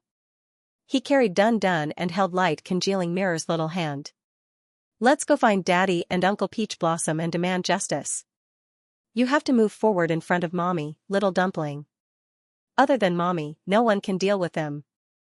I want them to kneel on the washboard. Dun Dun, who had rolled dozens of times, shook his little tail and said solemnly. Yes, it was really too dangerous back then. Little Wonton and I almost couldn't save our lives. Leave it to me. Baby Mo nodded vigorously in agreement with a loyal expression on his face. After a moment, Xiao, who was feeding the fish at the edge of the pond, saw her son rolling over like a glutinous rice ball. She hugged her thigh and held, Mother, you have to make a decision for little dumpling. I can't continue living like this. I am going to be angered to death by Daddy and Uncle Peach Blossom. Arbor turned his head to look at his husband and rotten Peach Blossom, looking at them expressionlessly. Mo Lian and Xianxia, who were playing chess by the pond, could not help but look over. At the same time, their mouths twitched. Why did the air suddenly become chilly? Could it be that they were going to be unlucky? Wife, listen to your husband's explanation. Strange, what does your husband want to explain? Is my son trying to fight for favor and rise up the ranks? And, I transmigrated into this magical world. I was shocked from the start. I didn't transmigrate into a rich family's daughter, nor did I transmigrate into a princess or a noble lady. I transmigrated into this divine continent where the strong were respected, but I actually transmigrated into a good-for-nothing? No, this was impossible. I transmigrated, so shouldn't I have the halo of a female lead? Why was I still pregnant with a vile spawn? I didn't want this vile spawn at all. I used 1,000 methods, but I couldn't get rid of her. With no other choice, I could only give birth to her. I didn't have any skills, so I could only temporarily rely on the Mu family and my lover, Mu Jingfeng. But later, I gradually found an opportunity. That Long Chuyun was the one with the halo of a female lead. Although Mu Jingfeng said he hated her, I could clearly see that every time he looked at her, there would be a light in his eyes. This disgusting man, he said one thing and did another. Since he dared to cheat on me, I naturally had to cheat on him back. I racked my brains to trick a secret out of Long Chuyun's mouth. I wanted to obtain that shark pearl. I wanted to change my good-for-nothing physique. I could definitely do it. The shark pearl was so powerful that it could definitely change my life. At that time I would no longer need to rely on that useless dog of a man, and no longer need to carefully and gently curry favor with him. I could be myself. She was a strong career woman with an excellent psychological endurance. Since I already couldn't return to my modern world, I had to stay and become this world's main character. I schemed against Long Chuyun, plotting her death on Seacone Planet step by step. And she was still so naive and sweet even in death, thinking that I was a good sister who treated her sincerely. Not only did I scheme against her, I also wanted to scheme against her daughter. I wanted to make this proud daughter unable to rest in peace even in death. I wanted to control her delicate daughter in my hands, so that she would never be able to escape the fate I had planned for her. But it was wrong. Ridiculously wrong. In the beginning, everything was developing well, but later on, it completely went off track. Shuntian Prefecture's prefecture lord, Gung Pengcheng, that useless guy, couldn't even deal with a child. She actually came out of that lousy mountain village. She actually came to Shuntian Prefecture. She actually set foot on the land of the divine continent. This was impossible. Under my meticulous calculations, how could everything still be out of my control? I believe that everything I've set up is flawless. It's impossible for anyone to see through my true identity. But why? I still lost. I didn't know why I lost until the moment before I died. Why am I still unable to control that girl's fate even though I've planned every step carefully? I won't be able to get the shark pearl that I've always wanted. An ordinary person like me, in this world where powerful martial artists are respected, I'm just an ant, but I can't accept it, I can't accept it, I can't accept it. I have yet to see my Xiaoshui get married and have children. I have yet to see us mother and daughter live a truly comfortable life. Am I going to die just like that? I only found out right before I died. It turned out that I had been so wrong all along. That Arbor, she was reborn, in this life, I wasn't able to defeat her. The reason I'm in such a miserable state is all thanks to her. God, you're unfair. Why did she have to be reborn? Why did you let me transmigrate into such a miserable person? I want to go back, I want to go back. Go back. I was completely enveloped by a ball of raging fire. From top to bottom, I was wrapped in a ball of red heavenly fire. I suddenly let out a crazy laugh. Go back, I didn't fail, never. I can still go back. Go back and start over, go back and start over. There will be a chance, there will definitely be a chance. Arbor. I didn't lose. Why is the heavenly fire so hot? Why is it burning my entire body to the point of pain? What kind of heinous crime did I commit for the heavens to treat me like this? I felt my soul being separated from my body bit by bit, slowly disappearing from this world. I really can't accept it, I can't accept it. From the beginning to the end, I was just a clown. I can never return to the past. I've lost, I've completely lost. I lost to Arbor, I can never turn back. Inside a farmhouse's courtyard house. A few poultry kept outside cooed and walked slowly along the fence, occasionally lowering their heads to peck. A sow covered in dust was lying in the pigsty, using its head to nudge the dirty sink. Mother, I think that pig has grown quite fat. Let's sell it at the restaurant tomorrow at the market. I don't know if it can be sold for a good price. The dusty pig seemed to understand something. Suddenly, it ran over and hit the fence with its head. What the hell is it? It's going crazy again. Ouch. Mother, I told you this pig has a bad temper. It's sick. We should have sold it to the restaurant for spirit coins. Outside the fence, a few vines whipped in. The young woman said angrily, Mother, find something to tie it up. We'll sell it in town today. It would throw a tantrum and knock into things. Ever since this pig was brought back, it had quite a temper. The footsteps of the mother and daughter went away. Perhaps they were looking for ropes or something. Suddenly, a figure landed in the courtyard. There was a red burn scar on the woman's face. She looked at the grayish pig that was scurrying around and suddenly, tears flowed down her cheeks. Miss, I've finally found you. How did you become like this? Mu Xiaoxue was furious. Previously, Second Qin had used a transformation talisman to turn her into a piglet, but that heartless man actually used his sacred energy to seal her outer appearance.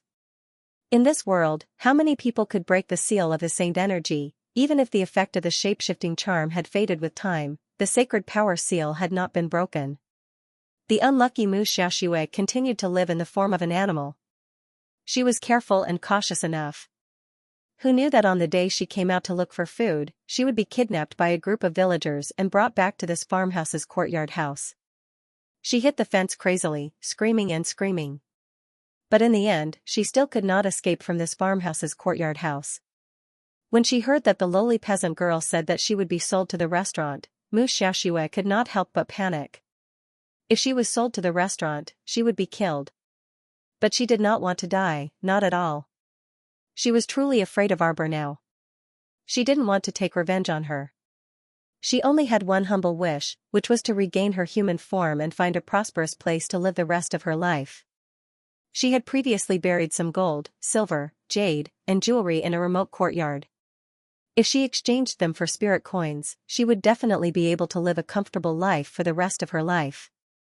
Perhaps with her looks, she could marry into a good family in the future and have many children and grandchildren. She forcefully arched her head and shouted at the red-scarred woman outside the fence.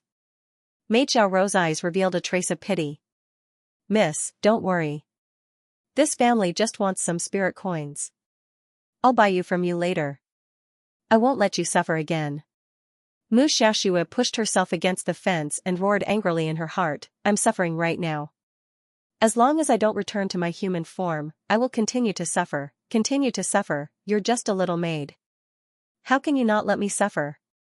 What ability do you have to stop me from suffering? If you really have a loyal heart, you should do everything in your power to help me remove the transformation talisman seal on my body. Hey, who are you? The farmer woman and her daughter returned. When they saw another person in their courtyard, they couldn't help but be startled. You, how can you trespass on private property? We can report you like this. The young farmer woman held her mother's hand. The mother and daughter were so frightened that they took a few steps back. Don't be nervous. Xiao Rou quickly said, I want to buy your pig. Can you give me a price?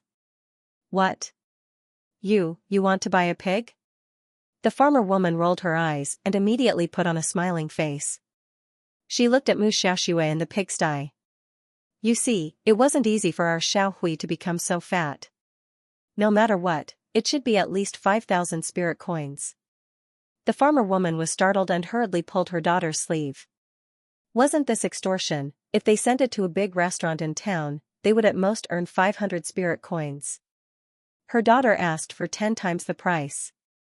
Mu Xiaoxue was furious in the pigsty. She kept banging her head against the fence. She angrily cursed in her heart, you idiot, you're a cultivator. In any case, you are now a great spirit master. Crushing these 2 village girls in front of you is as simple as crushing ants. You could have just killed them. Why did you have to be so long-winded with these greedy village women?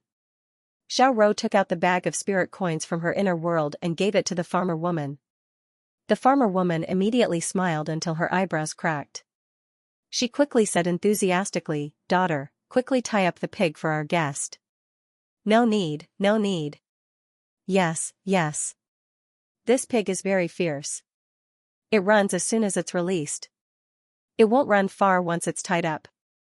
As she spoke, she opened the gate.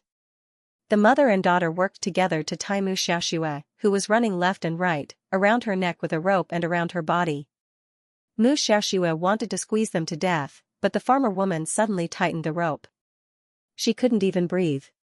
The woman and her daughter dragged Mu Xiaoxue out of the fence and closed the gate again. They handed one end of the rope to Xiao Rou. Guest, I'll leave the pig to you. You have to watch it carefully. It's very fierce. It often bangs its head here and there. It's very strange. Xiao Rou looked at Mu Xiaoxue's bruises and couldn't help but shed tears. She carried her out of the farmer's courtyard. Mu Xiaoxue was so angry that she cursed in her heart, You're such a good person. Didn't you want to treat me well? Didn't you say you wanted to take care of me? Why didn't you teach them a lesson when they saw me being abused like this? Mu Xiaoxue didn't know that Xiao Rou wouldn't do anything to ordinary people. The mother and daughter from the village didn't know that their miss was someone who was sealed by a talisman. They were just ordinary village women who were used to farm work. They raised pigs, chickens, and ducks. It was impossible for them to treat poultry as if they were emperors. Whipping and driving livestock was a common thing in the farmer's courtyard. How could Xiao Rou kill people for such a thing? Xiao Rou wasn't Mu Xiaoxue. She had her own bottom line in her heart, even though she was a maid from the beginning to the end. However, she also secretly told herself that she must take good care of her miss in the future. Even if her miss couldn't regain her human form for the rest of her life, it wouldn't be a problem.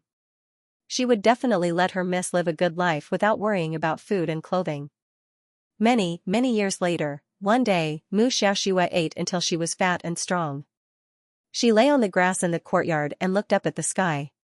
She suddenly remembered what her mother had said to her while crying. Xiaoxue, you can't win against her. Mother doesn't ask you to be rich or have a meteoric rise. Mother just wants you to live well. Xiaoxue, listen to mother's advice. Stop, she couldn't help but shed tears of regret. She probably couldn't turn back in this life. She really regretted not listening to her mother's teachings. She regretted it so much, and, Heikyu. The venerable peach blossom immortal looked up at the clear sky. Didn't you say we'd reach in a day or two? GC and the others were rowing the boat with all their might. Hearing his voice, they turned back to look. Lord, we're going against the wind now, so we're rowing slower. We'll reach the shore tomorrow morning at the earliest. Hurry up, the conditions are too bad. There's not even a shelter. Luckily, it's not raining. Otherwise, we wouldn't even have a shelter. Don't, just shut up. Mo Lian glared at him. Whatever he said with his crow's beak came true. But it's so boring. Hu Shurchen sighed and leaned against the bow of the boat. Glancing at the snake sitting upright, Hu Shurchen narrowed his eyes. Swalan Mountain, why don't we play Madiao? Ah, right, I remember now. You're a stinky snake who's been suppressed in the undersea abyss for so many years. You probably don't know how to play. Swalan Mountain exploded. Who says I don't know how to play? Let's play then, who's afraid of who? Mo Lian looked at Hu Shurchen speechlessly. This guy was in the mood for leisure. Hu Shurchen winked at him. When Mo Lian saw this guy's expression, he knew that this guy wanted to scam people again. He invited Hu Shurchen so enthusiastically, so he definitely wasn't trying to trick him. Mo Lian, after asking old Zhou to accompany them, the four of them sat down, took out a Madiao from their inner worlds, and started playing. Wait, touch. Hu Shurchen waved his hand at Hu Shurchen and winked at Mo Lian, who was sitting on his hand. Lanshan, you've been in the undersea abyss for so many years. Do you have any entertainment activities? No, I just sleep. Then you've been living too poorly. As Hu Shurchen spoke, he gave Mo Lian a look. Mo Lian's mouth twitched. She ran her fingers over the cards, opened the 10,000, and played a card that Hu Shurchen wanted. Wait, touch again. Old Zhou, he didn't see anything. I won. Hu Shurchen pushed the cards and smiled. Lanshan, do you know how to play? It's okay if you don't know how to do it. Tell us and we'll teach you. Lanshan wanted to save face no matter what. Who said I don't know how to play? Continue. After a few rounds, all of them were firecrackers at Swalan Mountain. Old Zhou was speechless. Young Master Mo and young Master Swan must have worked together to trick others, and they had developed a tacit understanding of killing gazes. Lanshan. Why don't we play big? If you win, we'll give you half of the things in our inner worlds. If we win, you'll give us 10 drops of human snake blood and 1 human snake tooth. How about that? Old Zhou thought to himself that it was really nothing much. You are most likely waiting for Swalan Mountain to fall into the pit. Mo Lian looked at Swalan expressionlessly.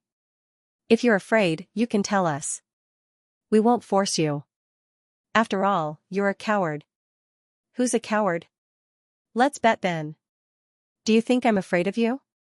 Many years later. Mo Baobao was dressed in a small robe with blue flowers on the bottom.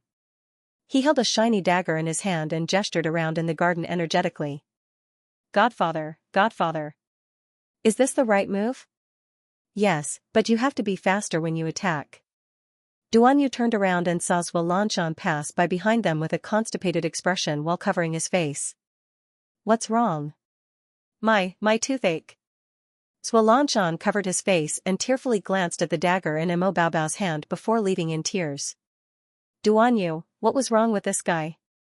He looked like he had a toothache every morning when he passed by the royal garden. Couldn't he sleep more if he had a toothache? No one was forcing him to get up. Mo Baobao blinked and skipped to Duanyu's side. Uncle Human Snake has been crying all the time when he passed by these past few days. Why, Godfather? Duanyu pondered for a long time before coming up with an answer with knitted brows. Maybe the toothache caused constipation? Otherwise, why would he have that expression every day? Mo Baobao sighed. I'll stew some soup for him later. He turned around and leaped into the air. The dagger drew an arc as he abruptly jumped into Duanyu's arms. Godfather made this dagger. It's so useful. It's not bad. Duanyu smiled as he hugged the child. Alright, we're going back. Mother is calling us back for breakfast. MHM. Remember to stew red dates and pear soup for Uncle Human Snake later. He was crying a bit pitifully, and, spring-filled house after a crisp slap, the hall that was originally filled with singing and dancing instantly quieted down. He saw a woman with a messy hairpin grabbing another woman as she rolled out of the room and down the stairs. She crashed into a nearby pillar with a bam. The man and woman who were chatting and leaning against the railing jumped in fright, and they hastily retreated backwards. Gu Daojian, you be *tch, you actually dared to barge in and steal someone from me. Your Gu family has King declined. Declined, understand? You still dare to steal from me. Do you know my Mu family's current status? Ow, you dare to hit my eyes. I'll whip you to death. Second great aunt, second great aunt. There were 2 servants sobbing at the side, calling out to her repeatedly. The little stoic is here. Someone shouted, and 7 to 8 private rooms in the building opened their doors at the same time. A group of handsome men in thin clothes ran down the stairs. They instantly surrounded the little stoic. They all shouted at once, Aya, how long has it been since you came? You heartless little one. Why haven't you come to visit our spring-filled house for so long? Jojo, you're so annoying. Don't you know that 3 days apart feels like 3 autumns? I miss you so much. Sir Jojo glanced at them expressionlessly. Then, he waved his small hand and bellowed with a dark expression, someone, drag her back. Someone immediately went up to grab Mudoni and even advised jokingly, oh my second great aunt, please don't court death. Her Majesty the Empress has personally come to arrest you. Hurry and come back with me. Second great aunt said indignantly, I haven't finished listening to Mingming's song. Don't touch me, don't touch me. I still want to have a long talk with Mingming, a candlelight talk, a night, Mingming. Mingming Second great aunt Mudoni clung to the pillar next to her and howled at the top of her lungs. It was simply unbearable to watch. Arbor's small face was cold as he angrily shouted at the people who were scrambling to pull second great aunt, hurry up. Hurry up and drag her back. What are you waiting for? This Mudoni was so embarrassing that she didn't pick a good day. This Mudoni was so troublesome. Who asked her to come to the spring house to pick a fight? Why didn't you pick a place to pick a fight? Did he not know that this place was under Jojo's protection? Mudoni shouted angrily, my niece, my eldest niece. How can you treat your own aunt like this? I'm really just here to listen to the song today. Who would have thought that Gu Daojian, that old woman? It's her, it's her. You've disturbed my mood of listening to Mingming's music. Don't you think this woman deserves to die? In any case, most of their clansmen are already dead. It doesn't matter if one more dies. Niece, help me kill her, kill her. I'll kill you, you noisy bastard, Arbor looked at her expressionlessly. Shut up. Get the hell out of here right now, and I won't argue with you anymore. If you're any later, I'll get angry. Mudoni shuddered. It was not easy for her little niece to get angry. She didn't dare to confront Arbor. She nodded quickly, got up, and walked out dejectedly. Who would have thought that Gu Daojian would actually take 2 steps forward and kick her in the back? Mudoni staggered forward a few steps and fell to the ground with a thud. She hurriedly howled and shouted, Gu Daojian, you old woman, how dare you hurt me behind my back?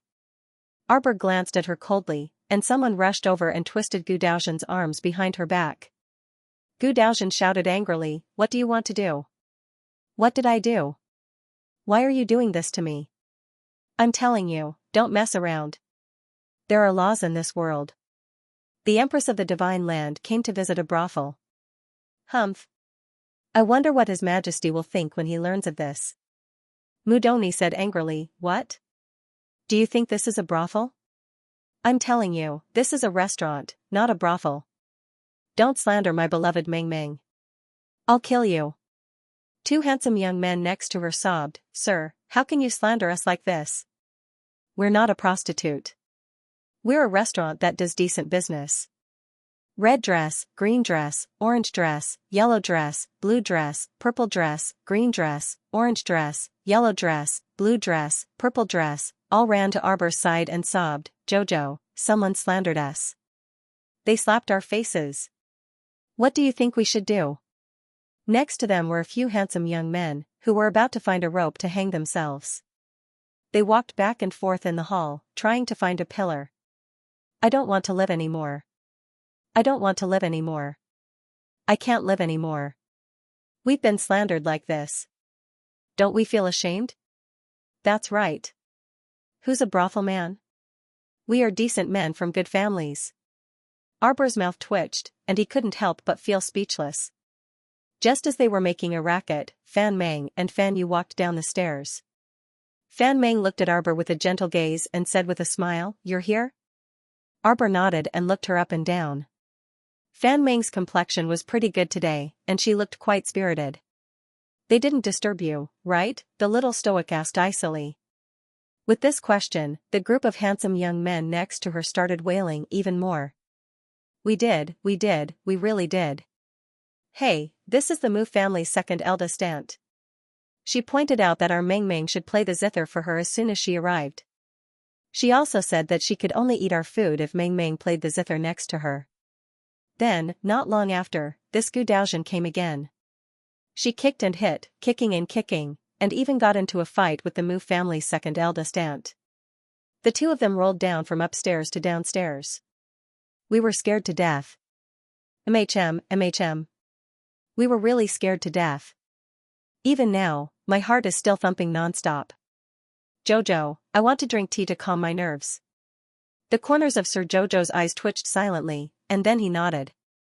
How do you want to punish them? A handsome young man shouted, These two women's conduct is not good. They must both be chased out. That's right. Forbid them from coming to our spring house to eat in the future. That's right. I really don't know if they came to eat or to take liberties with Meng Meng. They're really too abominable. All the handsome young men nodded in unison as they shared a common enemy. Arbor nodded and turned to roar at Mudongni, Did you hear that? Don't come here in the future. If I find out that you're here again, I'll have Grandpa break your dog legs. Mudongni burst into tears. Niece. My feelings for Meng Meng are absolutely sincere. I'm willing to climb a mountain of swords, dive into a sea of fire, fry a pot of boiling oil, and roll on a nail board for him. I'm not afraid of anything, but I can't not see him. Niece, if you don't let me see my Meng Meng, I really won't be able to live another day. The group of handsome young men trembled and silently glanced at her. With a cold expression, Lord Jojo suddenly stepped forward and kicked Gu Daojian. Everyone couldn't help but speechlessly cover their faces. What to do? After so many years, this fellow was still so cute.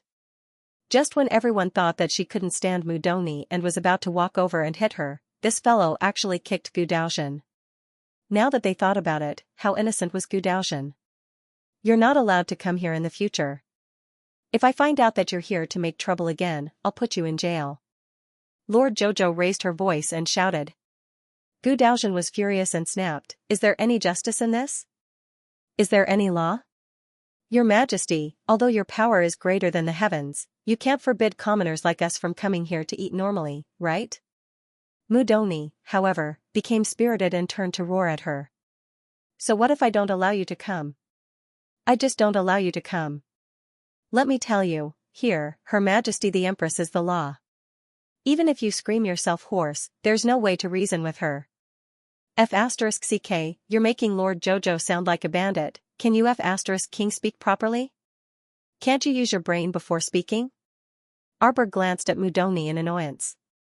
Okay, kick her out too. Mudongni's face immediately fell and she looked bitterly at Jojo. Xiaomu didn't pay any more attention to her and directly waved her hand to have the two of them thrown out. She walked to Fan Meng's side and looked up at her. Your injuries? Fan Meng said with a smile, I've been recuperating for so many days. Ever since you removed the thunder fire, my body has slowly recovered. It's almost healed. Just ignore people like this in the future, Arbor said speechlessly. After all, you're still running a restaurant business? You can't always chase customers away. Fan Meng smiled good-naturedly. Arbor was speechless. Sigh, these transcendents liked to stay here and run restaurants. Forget it, as long as they were happy. Jojo, come with me. Fan Meng waved at her. The two of them went to a room upstairs and Fan Meng handed her a letter. Recently, the remaining corpse puppets have been cleared out in various places. There may be underground bases in these places. I hope this will be of help to you. Eldest young master told us to organize this in advance. Fan Meng sighed softly. She didn't expect that such a talented eldest young master would actually sleep in a crystal coffin, never to wake up again.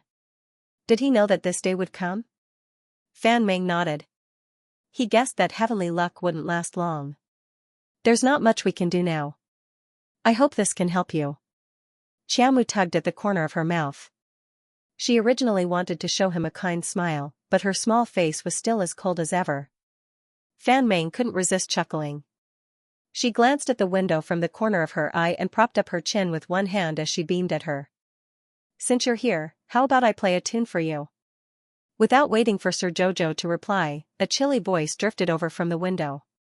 Are you playing a song? Do you want to do a striptease? Whoosh, whoosh.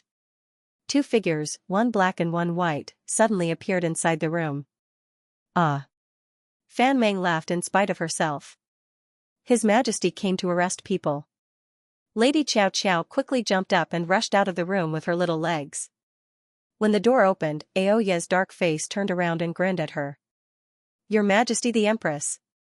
Scram. Arbor slammed the door shut with a bang and turned to glance at her husband and Duanyu. Heh. She smiled expressionlessly. Duanyu couldn't resist being amused. Eh? Is this the House of Spring? Yes, this restaurant's food is very delicious. Sir Jojo ran up and glanced at his husband. Husband, why are you here? Oh, we were just strolling around. We didn't expect to hear someone on the street say that Her Majesty the Empress ran to Spring Full Restaurant to arrest the Mu family's second Mississippi, Duanyu chuckled. Yes, I came to arrest that Mudongni. Arbor glanced at the two. Why didn't Rotten Peach Blossom come out with you? Downstairs, Mo Lian replied expressionlessly. Arbor raised her hand and stroked the hair by her temples. She turned around and faced him with the back of her head. Then, I'll treat you to a meal. This husband of hers was not a simple person at all. Afraid that she would run away, not only did he have Aoyi wait outside the door, but he also placed Rotten Peach Blossom downstairs to block her. Humph, what was there to be afraid of? She was here for serious business, not to look for a pretty boy. Why did she need to feel guilty for no reason? Thud thud thud thud thud, a pretty boy was nagging at Aoyi outside. Aya, little brother, why are you blocking my way? I want to see Jojo. I hate you so much. Aoya's face turned green. Mo Lian's face also turned green. Could it be that every time they saw his Charles, these hateful young men in the spring-filled house spoke like this? F***ck, he really wanted to kill them. Duanyu chuckled on the side and quickly went up to stop this irascible guy. Hey, calm down, calm down. Thud thud thud. Jojo, it's bad. Something happened outside Hong Yi, this little flower, called out delicately. Several pretty boys chimed in beside her and said in trembling voices, someone barged in, snatched her. Mo Lian's handsome face darkened. Look. These weak and helpless pretty boys would become like this every time they saw his chow. They would run to his chow every 2 to 3 days to seek redress and sob. F***ck, they were even more incomparably annoying than those self-reliant Wind Clan members who were mining now. Duanyu was exasperated as he shouted outside the door, please, there are a dozen or so Transcendence realms among you. Can you rush them yourselves? Can't, my hand will hurt. You'll twist your head. We're so delicate, how can you hit us? I really want to beat you all to death, Duanyu thought. Then he hastily went up to grab Mo Lian's hand. Don't be agitated. Calm down. It's fine. We're going to Seacombe Planet tomorrow. We'll stay there for 1.5 years and not come back. Wah. The pretty boys started crying outside the door. Jojo, you're going to Seacombe Planet? But that's our homeland. We're also going to Seacombe Planet. Jojo, take us to Seacombe Planet. Mo Lian glanced at Duanyu in bewilderment. Look, you mentioned Seacombe Planet, so these little B***cheese also want to go with you. F***ck, simply angering this darling to death, it's fine. Duanyu blinked and suddenly uttered Feng Tribe's first elder Feng Heping's catchphrase. You'll always be the principal husband. Mo Lian? Was this person still his friend or not? How could he say something like that? Mo Lian was so infuriated that he punched him in passing. Duan Yu quickly jumped to the side and looked at him innocently. I said something wrong. I didn't mean it. Mo Lian rolled her eyes at him. The banging on the door became louder and louder. Hong Yi was chirping outside the room. Jojo, come out quickly. There's about to be a fight down there. Jojo definitely couldn't sit still, so he quickly stood up and walked out the door. Hence, when she pulled open the door, she saw Aoya's tanned face turn around and grin at her, his teeth appearing especially white. Your Majesty, did this pretty boy disturb you? It's fine. I'll just kick him out. What a joke, didn't he see His Majesty give him a look? Seriously, this pretty boy. He kept nagging and causing trouble for His Majesty and Her Majesty when he had nothing better to do. Sir Jojo expressionlessly glanced at them. In the end, he still couldn't get rid of his curiosity, so he coughed lightly and said, go down and take a look. He had just chased Mudoni and Gu Daozhen out, so why were there people so blind to come to Spring House to cause trouble? Could it be that these people had eaten the guts of a leopard? One after another, they always didn't take Sir Jojo's words to heart. When he thought of this, Arbor's face tensed up. He left the room and walked down the stairs with a thud. At this time, the main hall was in a state of chaos. A few servants dressed in household clothes barged in with a ferocious look on their faces, as if they were about to smash something. Huang Yelvi Qing and Lan Zi were blocking them, not allowing them to do anything. Lan Ning asked a retainer nicely, who are you? Why did you barge in? This is a restaurant, don't randomly smash things. You'll have to pay for it if it's damaged. Everything here is expensive. If you can't pay for it when the time comes, you'll have to be sent to the authorities. A few of the servants roared at him fiercely, shut up. With a restaurant like yours, I can tell at a glance that you don't do proper business. You actually dare to snatch business from our boss? Are you tired of living? Lan Ning blinked her eyes and said with an aggrieved face, how can you say that, guest? How are we not serious? We are all decent people. That's right, we are all men from good families. How can you insult us? A little flower sobbed as she pinched her thumb and middle finger together. The servant looked at them and couldn't help but sneer. We are here on the orders of our boss. Get out of my way. To put it bluntly, they were here to cause trouble. According to their boss's wishes, they just had to come and smash it. If something were to happen, the boss would naturally back them up. Huang, Lu, Qing, Lan, and Zi all tried to reason with him. You can't do this. This is robbing. Don't come in and smash things. It's not easy for us to run a small business. I think your restaurant is just hanging a sheep's head to sell dog meat. That servant huffed angrily, our boss said that a restaurant like yours shouldn't be opened on Changle Street. Changle Street was a place where every inch of land was worth gold. How could such an immoral restaurant be opened? Ever since this restaurant opened here, because of the men's allure, this restaurant had inexplicably become the best restaurant on the entire street. It was really strange. How could they mess around like this? They didn't want to run their business properly. Instead, they took the crooked path and relied on selling their looks to gain attention. It was simply preposterous. Their boss endured for a month. When he couldn't take it anymore, he ordered them to bring a group of local ruffians over to cause trouble. Qing, Lan, and Zi sniffed and cried out pitifully, how can you be so unreasonable? You're really a group of bullies, baddies. The more they were so weak and bashful, the more they gave people the feeling that they were easy to bully. Seeing this, the servants and manservants were infuriated for no reason. F***ck. These indecent men relied on this kind of beauty to attract the attention of a group of love-struck women. That servant thought about how his wife would also run to this spring-full restaurant. He felt like he had been cuckolded. Arbor walked down from upstairs and coldly looked at the chaotic scene in the main hall. Who are you people? Jojo coldly shouted.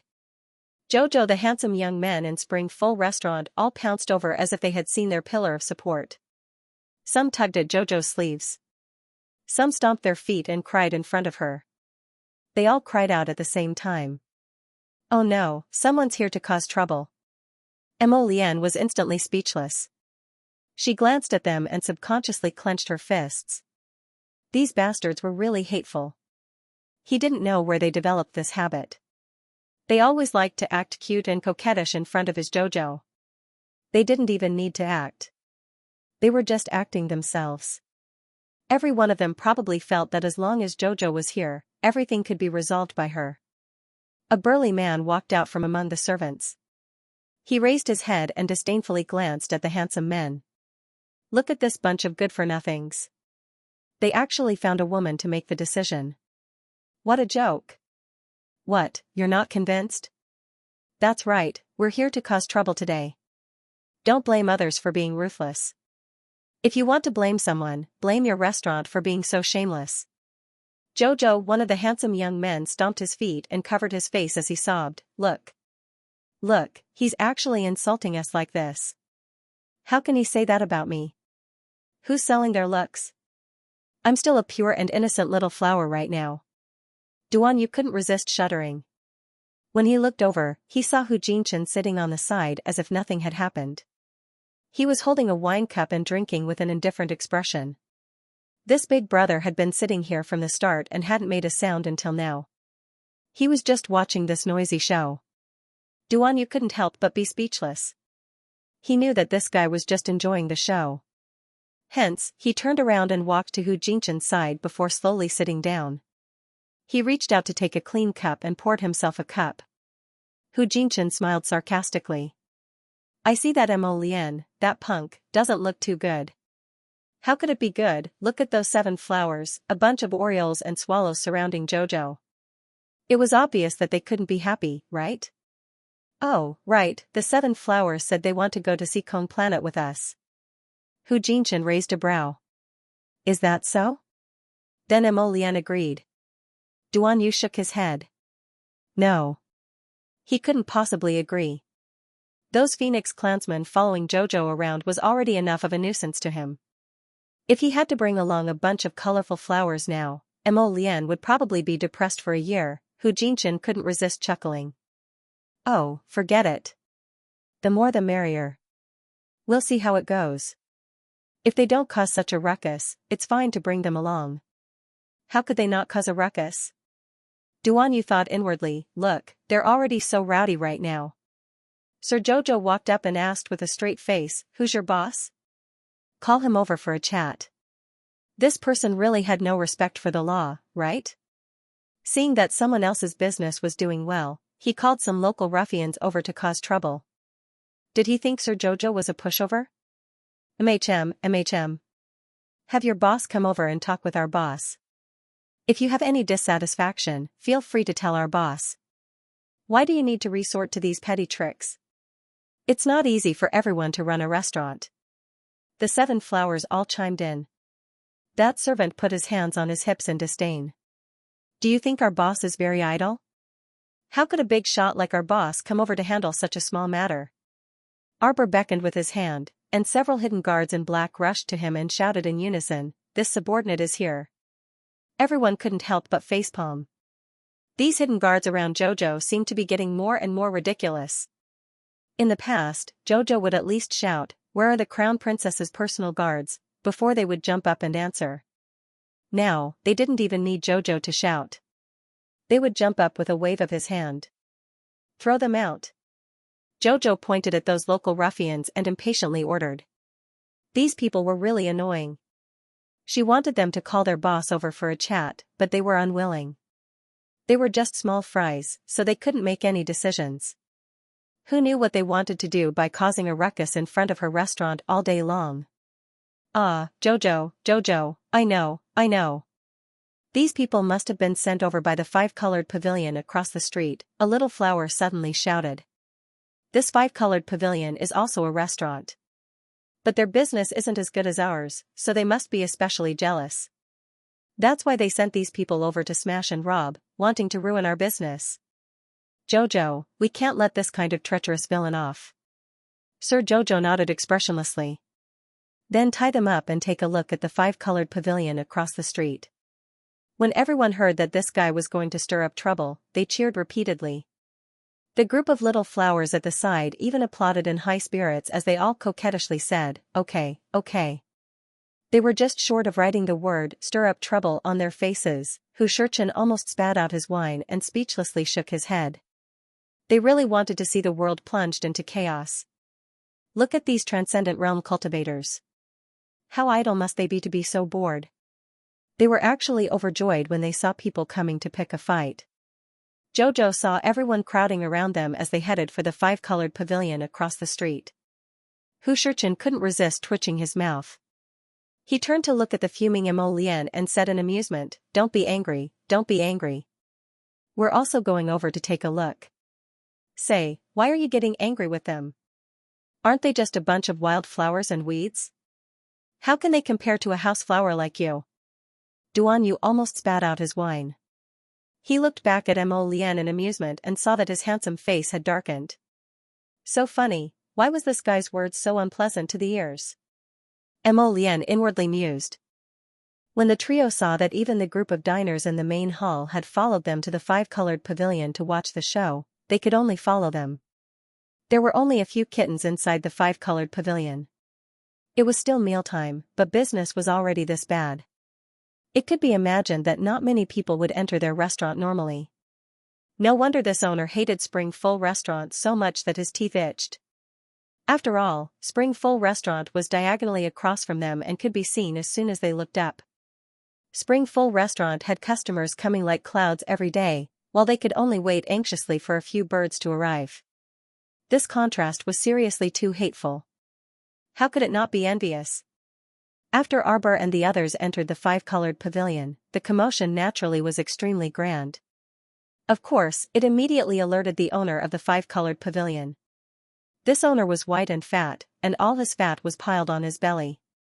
When he jumped down from the building and ran down, all the flesh on his body was jiggling. He ran down with an unsightly expression and pointed at Arbor and the others as he shouted angrily, "What are you doing? Are you here to pick a fight? Don't you know whose place this is? Do you know who's in charge of this place? Huh? Let me tell you. Our family's five-colored pavilion's backer is the royal family." Arbor frowned and turned to look at Emolian, who had followed them in. Her large eyes were full of accusation and a bit of disdain. The moment Emolian met his wife's gaze, he knew what she was thinking. His wife must be scolding him in her heart, "It's your family's good-for-nothing thing again, bullying others with the power of others outside." Emolian hurriedly squeezed through the group of little flowers and raised his hand to hold his wife's hand. He said with infinite grievance, "I don't know who it is." If he knew who the hell was so daring to pick a fight with his wife, he would definitely not let him off. Which royal family member? He's quite famous, huh? Tell me and let me know, Sir Jojo asked with a cold expression. She wanted to see which royal family member dared to be so arrogant. When he saw that other people's businesses were doing well, he immediately started smashing and robbing. If Quanlu Street was filled with such people, then how was this business going to continue? If they smashed whichever business was doing well, and if they found trouble with whichever business was doing well, wouldn't the owner be busy to death? The fair and plump owner looked arrogant. You don't want to know. You can't imagine how powerful my backer is. As he spoke, he even pointed up with a mysterious expression and raised his chin high. At this moment, a person who looked like a manager walked down. When he saw Arbor and Emolian, his face instantly paled. He trembled and was about to slip away when two shadow guards ran forward and grabbed him by the collar. Ah! That person wailed like a ghost and howled like a wolf. The shadow guards dragged him back and threw him in front of Arbor. That person who looked like a manager was so frightened that his whole body trembled. He repeatedly cowed out and begged for mercy. Your Majesty, please spare my life. Your Majesty, please spare my life. I was just passing by. That fair and plump owner was so silly that he couldn't help but laugh out loud. What are you doing, Manager Chow? You really, he suddenly remembered that this Manager Chow seemed to have called the two people in front of him, Your Majesty? Your Majesty? The fair and plump owner's expression changed in a flash. It couldn't be, right, Your Majesty, Your Majesty? It couldn't be what he was thinking, right? Yet Xiao Mu gazed curiously at that Manager Chow. Who are you? Do you know me? The capital was so big, it was normal that he didn't know her.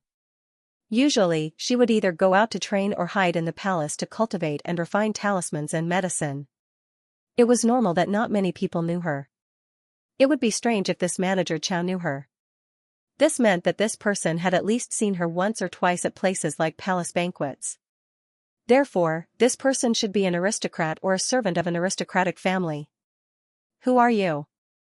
Xiao Mu sized him up from head to toe, her gaze full of intimidation. Manager Chow trembled and couldn't complete his sentence. How could he dare to be rash now? His own restaurant had actually encountered this pair of fiends. How could he endure this? If his master knew that things had turned out like this, he would definitely thrash him to death. He could only blame this white and fat manager for not doing his job well. Why did he attract these two people without rhyme or reason? Mo Lian's eyes turned cold, and she slanted her gaze. Immediately, someone stepped forward and dragged Steward Chow over. Answer the question. Speak. Who exactly are you? Manager Chow was so frightened that his entire body trembled. Frightened by the hidden guard, he immediately confessed. I am from the Prince of Xianxia's estate, he stammered and couldn't form a coherent sentence. I am the young manager of the Prince of Xianxia's heir apparent. Greetings to your majesty, greetings to her majesty the empress. The Prince of Xianxia's heir apparent? Mo-kun? The stoic queen's small face instantly turned somewhat unsightly. Xianxia, you've been quiet for a while, but you're courting disaster again. The little empress said angrily, you actually dared to cause trouble in my restaurant? You've truly eaten a bear's heart and leopard's guts. Manager Chow was almost about to cry out loud. He was truly too freaking unlucky. Recently, he discovered that this five-colored restaurant was incurring losses every day and couldn't earn any money. He originally came to inspect it on behalf of the heir apparent. He didn't expect to be involved in such a major incident. Steward Chow felt like crying right now. He was truly terrified. Everyone in the capital was aware of Her Majesty the Empress's terror. After a series of face-slapping incidents at the palace banquet, as long as the courtiers weren't brainless, no one dared to provoke this empress. Every time his heir saw this eldest sister-in-law, he also pretended to be a quail. If the heir knew that today's incident had attracted this terrifying fiend, he would definitely thrash him to death. Woo-woo. Steward Chow wiped away his tears and prostrated himself on the ground, crying with all his might, Nyang Nyang is wise. Your Highness, please be clear about this. Our crown prince, no. I didn't go to Her Highness restaurant to cause trouble. Bring him here. Jojo angrily waved her hand. The shadow guards dragged the group of ruffians forward and threw them to the ground. Suddenly, howls of anguish could be heard everywhere. These people groaned as they were thrown to the ground. Some people were still cursing, how dare you do this? Do you know who our boss is? There were also some people who saw the fat boss and scrambled up to him. They hugged his legs and shouted, Boss, you have to uphold justice for us. Those orioles and swallows in the opposite building actually dared to capture them and bring them to the five-colored tower for a confrontation. Did they take the wrong medicine? Do you know who opened this five-colored restaurant? That was the property of the Xianxia Wang family. Did they even dare to provoke a relative of the royal family? Those ruffians howled as they were pressed to the ground. Boss, save us. Boss, save us. Arbor looked at them and sneered, go invite the crown prince of Xianxia over. Everyone present inexplicably trembled slightly. They didn't know why, but they just had a bad premonition. Soon enough, the crown prince of Xianxia was invited over by two shadow guards. This guy probably looked like he had just woken up, as his eyes were hazy and sleepy. Suddenly, he was brought to this five-colored restaurant and handed over to the crown princess. The crown prince of Xianxia became much more energetic. He knelt on the ground with a plop. When he saw Jojo, he didn't care about anything else and started howling, sister-in-law, sister-in-law. It's been a long time since I saw you, sister-in-law. Why did you come to little brother's restaurant today? It's all little brother's fault for being uninformed. I didn't know that big brother and sister-in-law were here.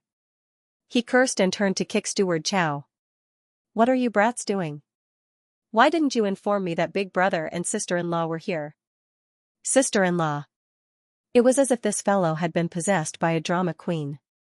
He rolled to Qiao Mu's side and exclaimed, if younger brother had known earlier that eldest sister-in-law was coming to my small rundown restaurant for an inspection, he definitely would have followed you the entire way.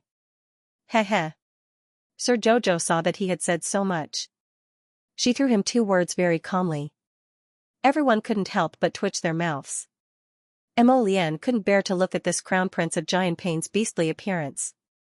Was this still a member of the Mo family? How did the Mo family produce such a simple-minded thing? Sister-in-law. Mo Kuan widened his dog eyes and blinked at her. Sister-in-law, why did you suddenly visit our 5-colored restaurant? Are you not feeling well after eating the dishes? If you have any opinions, feel free to raise them.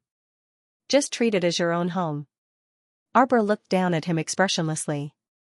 To be honest, this guy's bootlicking was almost unbearable to look at. If it weren't for her husband's face, she wished that she could slap him and wipe away that silly smile on his face. Looking at him was really too worrisome. How could this silly child be so silly? Normally, he looked like a normal person.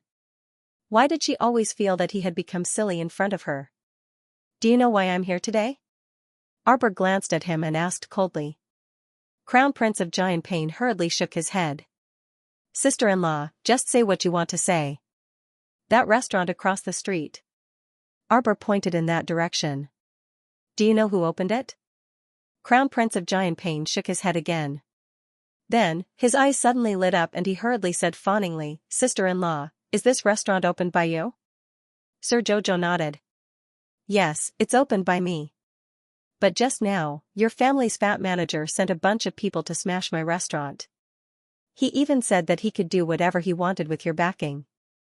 The fat manager's forehead was drenched in cold sweat. Beside him, Manager Chow was also quite frightened. He hurriedly wiped his sweat with his sleeve and lay there trembling, not even daring to breathe loudly. Crown Prince of Xianping's face darkened. What? They actually dared to be so bold. This bunch of shameless dogs. They actually dared to cause trouble at sister-in-law's restaurant? This is simply preposterous. Sister-in-law, don't worry. I will definitely give you a complete explanation for this matter.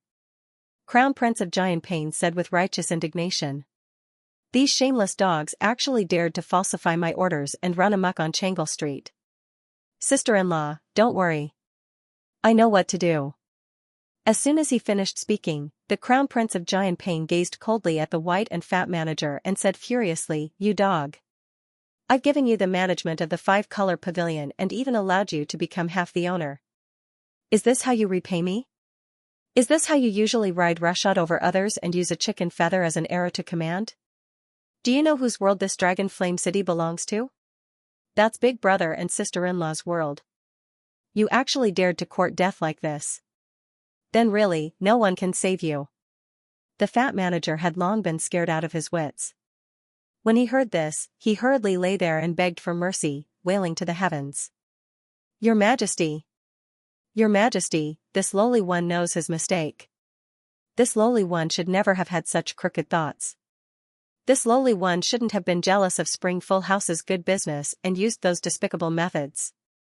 Your Majesty, please be magnanimous and forgive this lowly one this time. Without waiting for Jojo to speak, Crown Prince of Xianping jumped up and slapped him across the face. You stinking shameless thing. You've already done such a shameless thing, and you still want Her Majesty to let you off? Let me tell you, today's matter won't be settled peacefully. Even if Her Majesty is magnanimous and willing to let you off, I won't let you off. You brat, you're dead meat, do you know that? Doing such a heartless thing, you've simply disgraced this Crown Prince. The fat man cried out miserably, Crown Prince, please spare me, Crown Prince, please spare me. This lowly one won't dare to do it again. Crown Prince, please spare this lowly one's worthless life. Crown Prince of Xianping snorted coldly and suddenly snatched a sword from the hand of a nearby imperial guard. This guy was like a drama queen, shouting die, and placing the sword on the fat man's neck. The fat man fell to the ground in fright, his legs trembling incessantly as he cried out shakily, Crown Prince, don't kill my Crown Prince. Arbor speechlessly glanced at them. With a glance, a hidden guard understood and stepped forward to separate Crown Prince of Xianping's hand that was holding the sword. What are you doing? Sir Jojo unhappily glared at him. Eldest sister-in-law, this little brother will deal with him right now.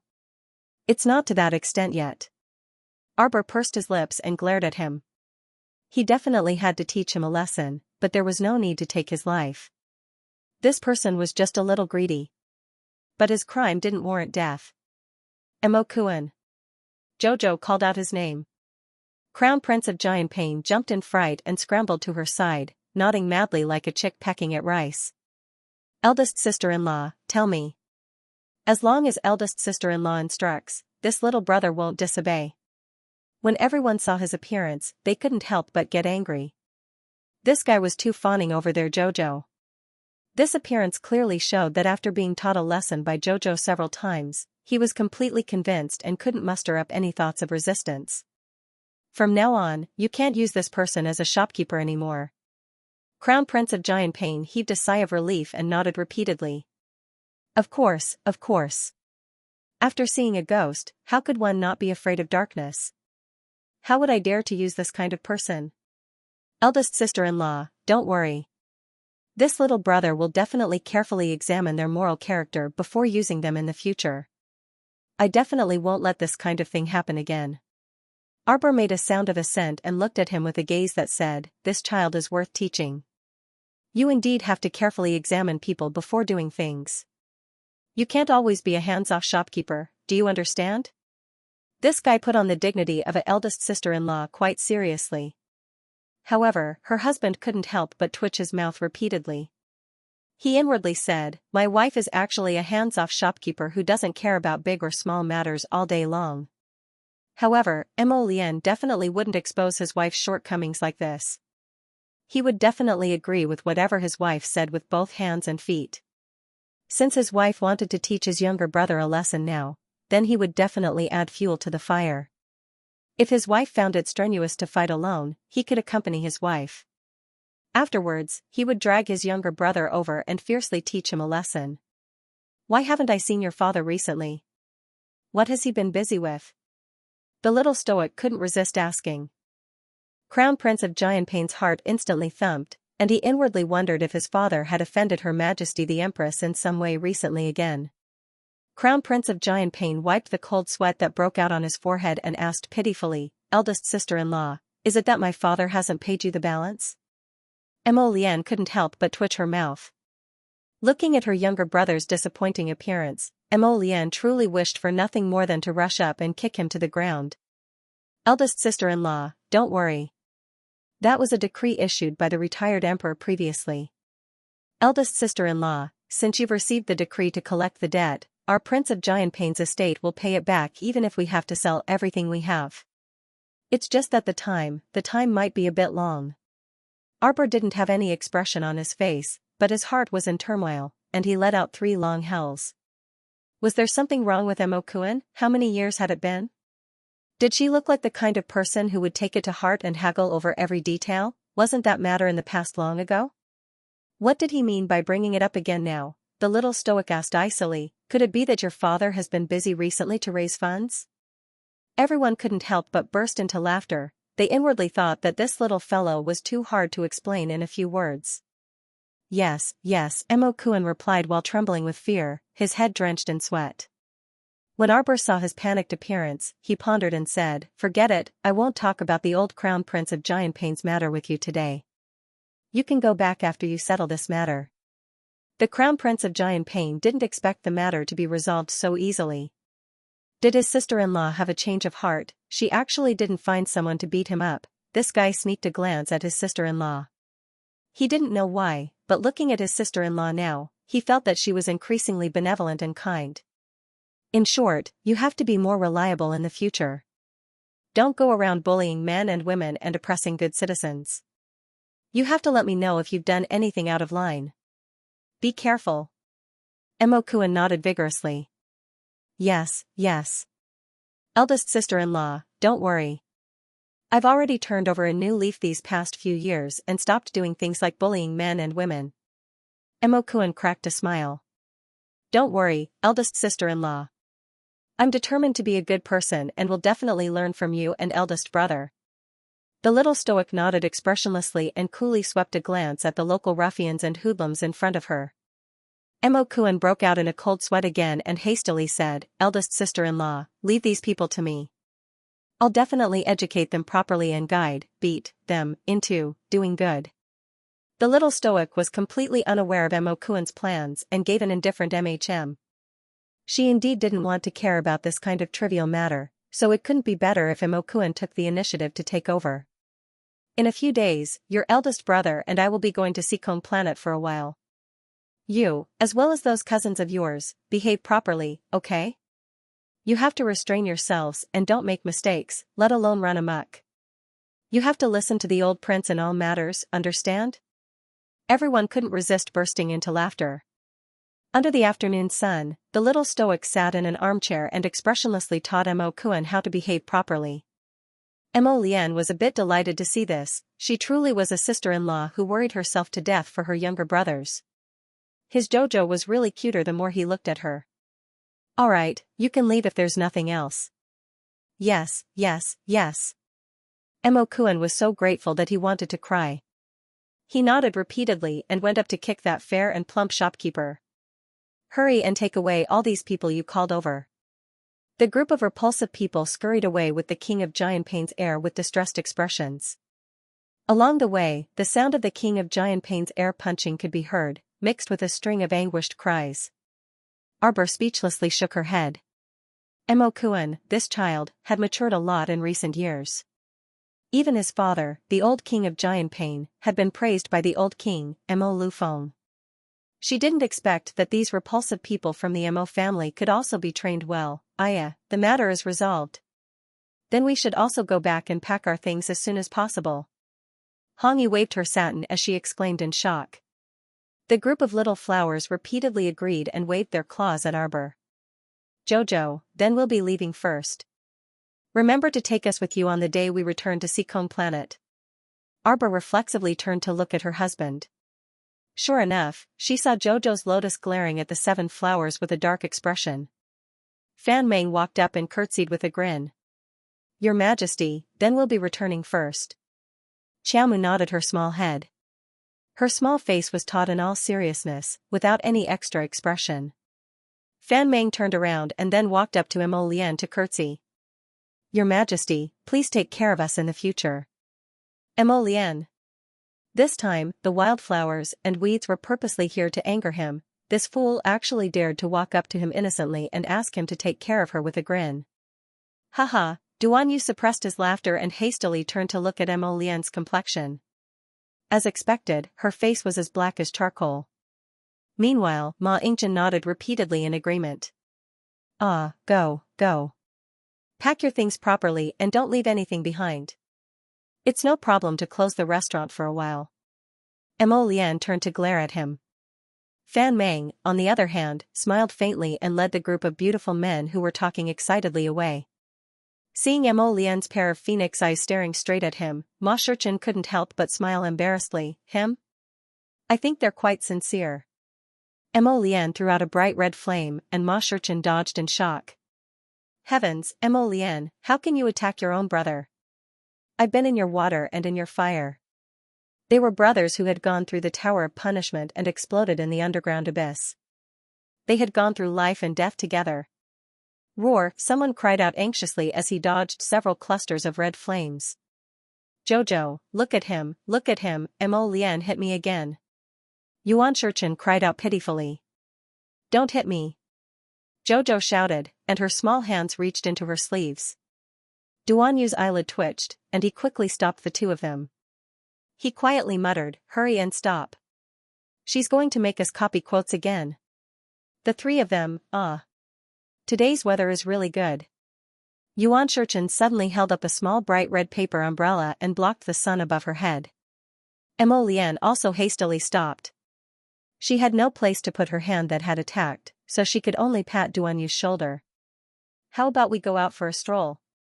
"That's right. Since we're already out, let's walk around." Arbor expressionlessly stood up from the wooden armchair and shook his head weakly. He looked up at the sky and sighed deeply. Sigh. When will these days of chaos end? Mo Lian floated to her side in a flash and couldn't resist laughing out loud when she saw her like this. I think there will be no end to these days of chaos. Yuan Shichen also couldn't resist laughing. Who's noisy, huh? I'm not noisy. The most noisy one is Mo Lian. Isn't that so? Forget it. Jojo sighed with a resigned expression. I can still endure it. The three of them couldn't resist guffawing. At this time, Changle Avenue had already regained its former splendor, prosperity, and peace. The people shuttling through the streets were all in high spirits and full of smiles. The shelves on both sides were filled with dazzling lineups, and it was simply too much to take in at a glance. A strange sight appeared on the street. From time to time, three beautiful men would linger in front of a certain stall. Mo Lian, buy this, buy this. This fan looks good. Mo Lian, buy this, buy this. This bracelet is not bad. I can give it to my Jojo. Mo Lian, F*CK, Mo Lian isn't your money bag. What makes you think that Mo Lian has to pay for everything when shopping? Hence, many people who strolled through the stalls were muttering in their minds, why does this name Mo Lian feel a little familiar? Get out of the way, get out of the way. Get out of the way. The crowd in front suddenly exclaimed in shock. Many people dodged to the sides. Sir Jojo was walking in front of them, looking left and right, and occasionally touching the things on the street stalls. Now that he suddenly heard the exclamations from the opposite side, he stopped in his tracks. Mo Lian and the other two were looking at a small floral umbrella at a stall. Yes, it was that fellow Shu Chen, who said that he wanted to buy a few more umbrellas to use. When they heard the exclamations, they looked up and saw a beggar in tattered clothes. He kept turning his head as he ran and stumbled towards Jojo. The three of them hurriedly flew forward. However, Jojo had already retreated a few steps and landed beside them with a whoosh. The beggar suddenly lost his strength and fell heavily to the ground. The oil paper bag in his arms also fell to the ground, and 2 or 3 white buns rolled out from it. 2 people caught up from behind. They were flustered and exasperated, cursing and swearing, and were about to kick him. However, the beggar rushed forward a few steps and threw himself on the white buns. He picked up 2 of them and stuffed them into his mouth. The 2 people who caught up were so angry that they laughed. One of the young men went up and kicked the beggar twice. Stinky beggar, you're so poor that you're crazy. You actually dared to steal my things. This person must be crazy. He just bought the buns, and the moment he turned around, the beggar pounced on him and snatched them away. Speaking of which, the strength of this beggar in an instant was not bad. They wondered if he used to be a cultivator. But as long as he had a bit of cultivation, he wouldn't be in such a miserable state, right? The 2 people wanted to go up and beat the beggar up, but they saw many busybodies surrounding them, pointing at them.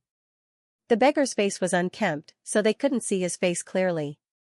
He was lying there, picking up the white buns on the ground and biting with all his might. Mo Lian couldn't help but raise her eyebrows. She raised her hand and grabbed Jojo's hand. Jojo, there's nothing to see. Let's go. Arbor nodded. She glanced at the beggar, but didn't say anything.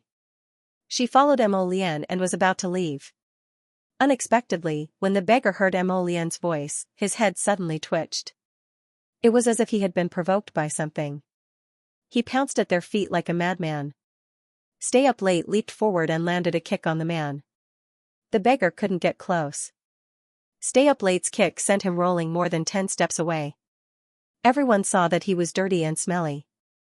They hurriedly dodged, afraid that he would touch them. Arbor's lips curled coldly. I know who he is. She suddenly said this. Mo Lian couldn't help but laugh. Look, he didn't want to be a human. Why did he have to be a dog? These days were all chosen by him. Arbor naturally didn't sympathize with the beggar. She looked at him coldly. I didn't expect him to end up like this. Who was this beggar? It was Mo Shikong, the prince of Jing whom Jojo had met not long ago. Jojo remembered that the last time he saw him, it was at Tianyin's headquarters. He had mixed in with a bunch of black troopers and was willing to be Tianyin's lackey. Although the corpse poison in his body had been cured, he was only left with 10 or 20% of his cultivation. Arbor had taken a look at him just now. She knew that he probably couldn't use the little bit of divine power he had left. His body was too weak. Although he could still live, it was better to die than to live like this. Mo Shikong's body wriggled slightly. He used all his strength to move towards Mo Lian and Arbor. He wanted to tell them that he knew he was wrong, he didn't want to court death anymore. He wanted to go back. He wanted to go back and continue to be Prince Xing. Even if he lost his cultivation, as long as he had the title of Prince Xing, he could still live a carefree life. He didn't have to sleep in the open. He didn't have to be like this, worrying about his next meal. Every time he used all his strength to crawl back to Prince Xing's residence, he couldn't help but cry when he saw the tightly shut red door. His days were so good back then. Why didn't he cherish them? Aoyu went forward to check. Master, his tongue seems to have been dug out. Mo Lian nodded and said faintly, yes, it was probably done by Tianyun's people. Tianyun had always been so cruel to useless trash. But this had nothing to do with the couple. Mo Shikong's current situation was all thanks to him courting death all the way. Jojo, this is the bracelet I bought for you. Ma Shichen beamed as she handed the little fellow a flower-shaped bracelet. Mo Lian expressionlessly replied, my husband paid for it. Jojo, this fan is also pretty. I'll give it to you, Jojo. Duanyu handed her a small sandalwood fan. Mo Lian added, and it was your husband who paid for it. The two glared at her, but Mo Lian gave them a look that said, figure it out yourself. Then, she held Jojo's hand and walked forward. Jojo, those two glared at me just now. So bad. Jojo sighed and looked up at the sky again. Men, are all childish ghosts. Mo Shikong crawled strenuously on the ground, wanting to chase after them. He really wanted to hug that younger brother's leg and tearfully complain about his remorse. He really wanted to let others know that he really regretted it, however, he couldn't crawl out of the crowd at all. He could only watch helplessly as those people's figures gradually disappeared from his sight. Arbor glanced back and couldn't help but scoff. Why do I feel like his expression seems to be a bit regretful? Only a fool wouldn't regret it, right? Aoyi thought to himself, Mo Shikong, the Prince of Xing, really knew how to play. He played himself all the way to the bottom of the valley.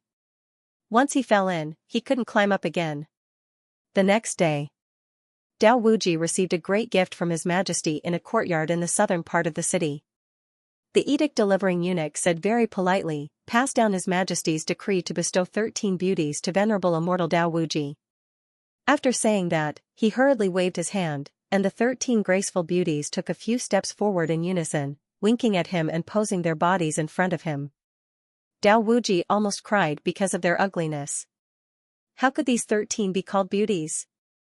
Weren't they all aunties? Don't come over, don't come over. If you come over, I'm going to scream. Aya, husband, look at your stupid face. We're beauties bestowed to you by His Majesty. That's right, what are you screaming for? Even if you scream yourself hoarse, no one will pay attention to you. Husband, a night of spring is worth 1,000 gold. Let's go quickly. Dao Wuji was so frightened that he repeatedly shouted, I don't want a wife, I don't want one. Little Taisui sat in the outer courtyard, listening to the wailing and howling inside. He couldn't help but shake his head. You're really mean. How many years ago was that? You're actually still thinking about it. Mo Lian pretended to be puzzled. What do you mean? Little Taisui rolled his eyes. Wasn't there once when Dao Wuji mocked you for being a henpecked husband and was beaten up by Jojo? He even boasted that he would marry 100 beauties when he returned to China in the future. Then you remembered what he said, and now you want to take revenge on him? Mo Lian looked innocent. Do I look like the kind of person who would do such a boring thing? You do. Little Taisui gave her a look of absolute certainty. You're 10,000 times more boring than Jojo. Bah. Mo Lian snorted and pointed inside. Listen. Big brother, I was wrong, big brother. Big brother, I'll go to Seacombe Planet with you. Big brother. Take me to Seacombe Planet. Mo Lian winked at little Taisui. Isn't it settled now? Little Taisui rolled his eyes several times. Dao Wuji is really unlucky to have made such a mean friend like you. I mean? Someone's putting up an image talisman array inside. Who? Mo Lian threw him a look that said, figure it out yourself. Shurchen? Little Taisui exclaimed. Holy shit, he's 100 times more mean than you. Of course. Mo Lian stood up and flicked her sleeves. Jojo said that single dogs are more boring. Little Taisui glared at her. It looks like it's going to rain. I'm going back to the palace first. Jojo is still waiting for me to go back and have dinner with her. Get lost, get lost, get lost, get lost. Pack your things. We'll set off tomorrow. Get lost. What the hell am I packing for, son, what are you doing? Mom, there are too many spiritual bamboo shoots growing in the ground.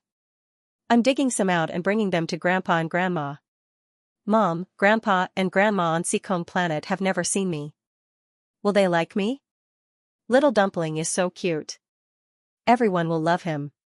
Little Mo Xiao grinned and bounced into Arbor's arms, rubbing his little head. Then let's go quickly. End of chapter 5746. Don't forget to subscribe, like, and share the video to support the channel.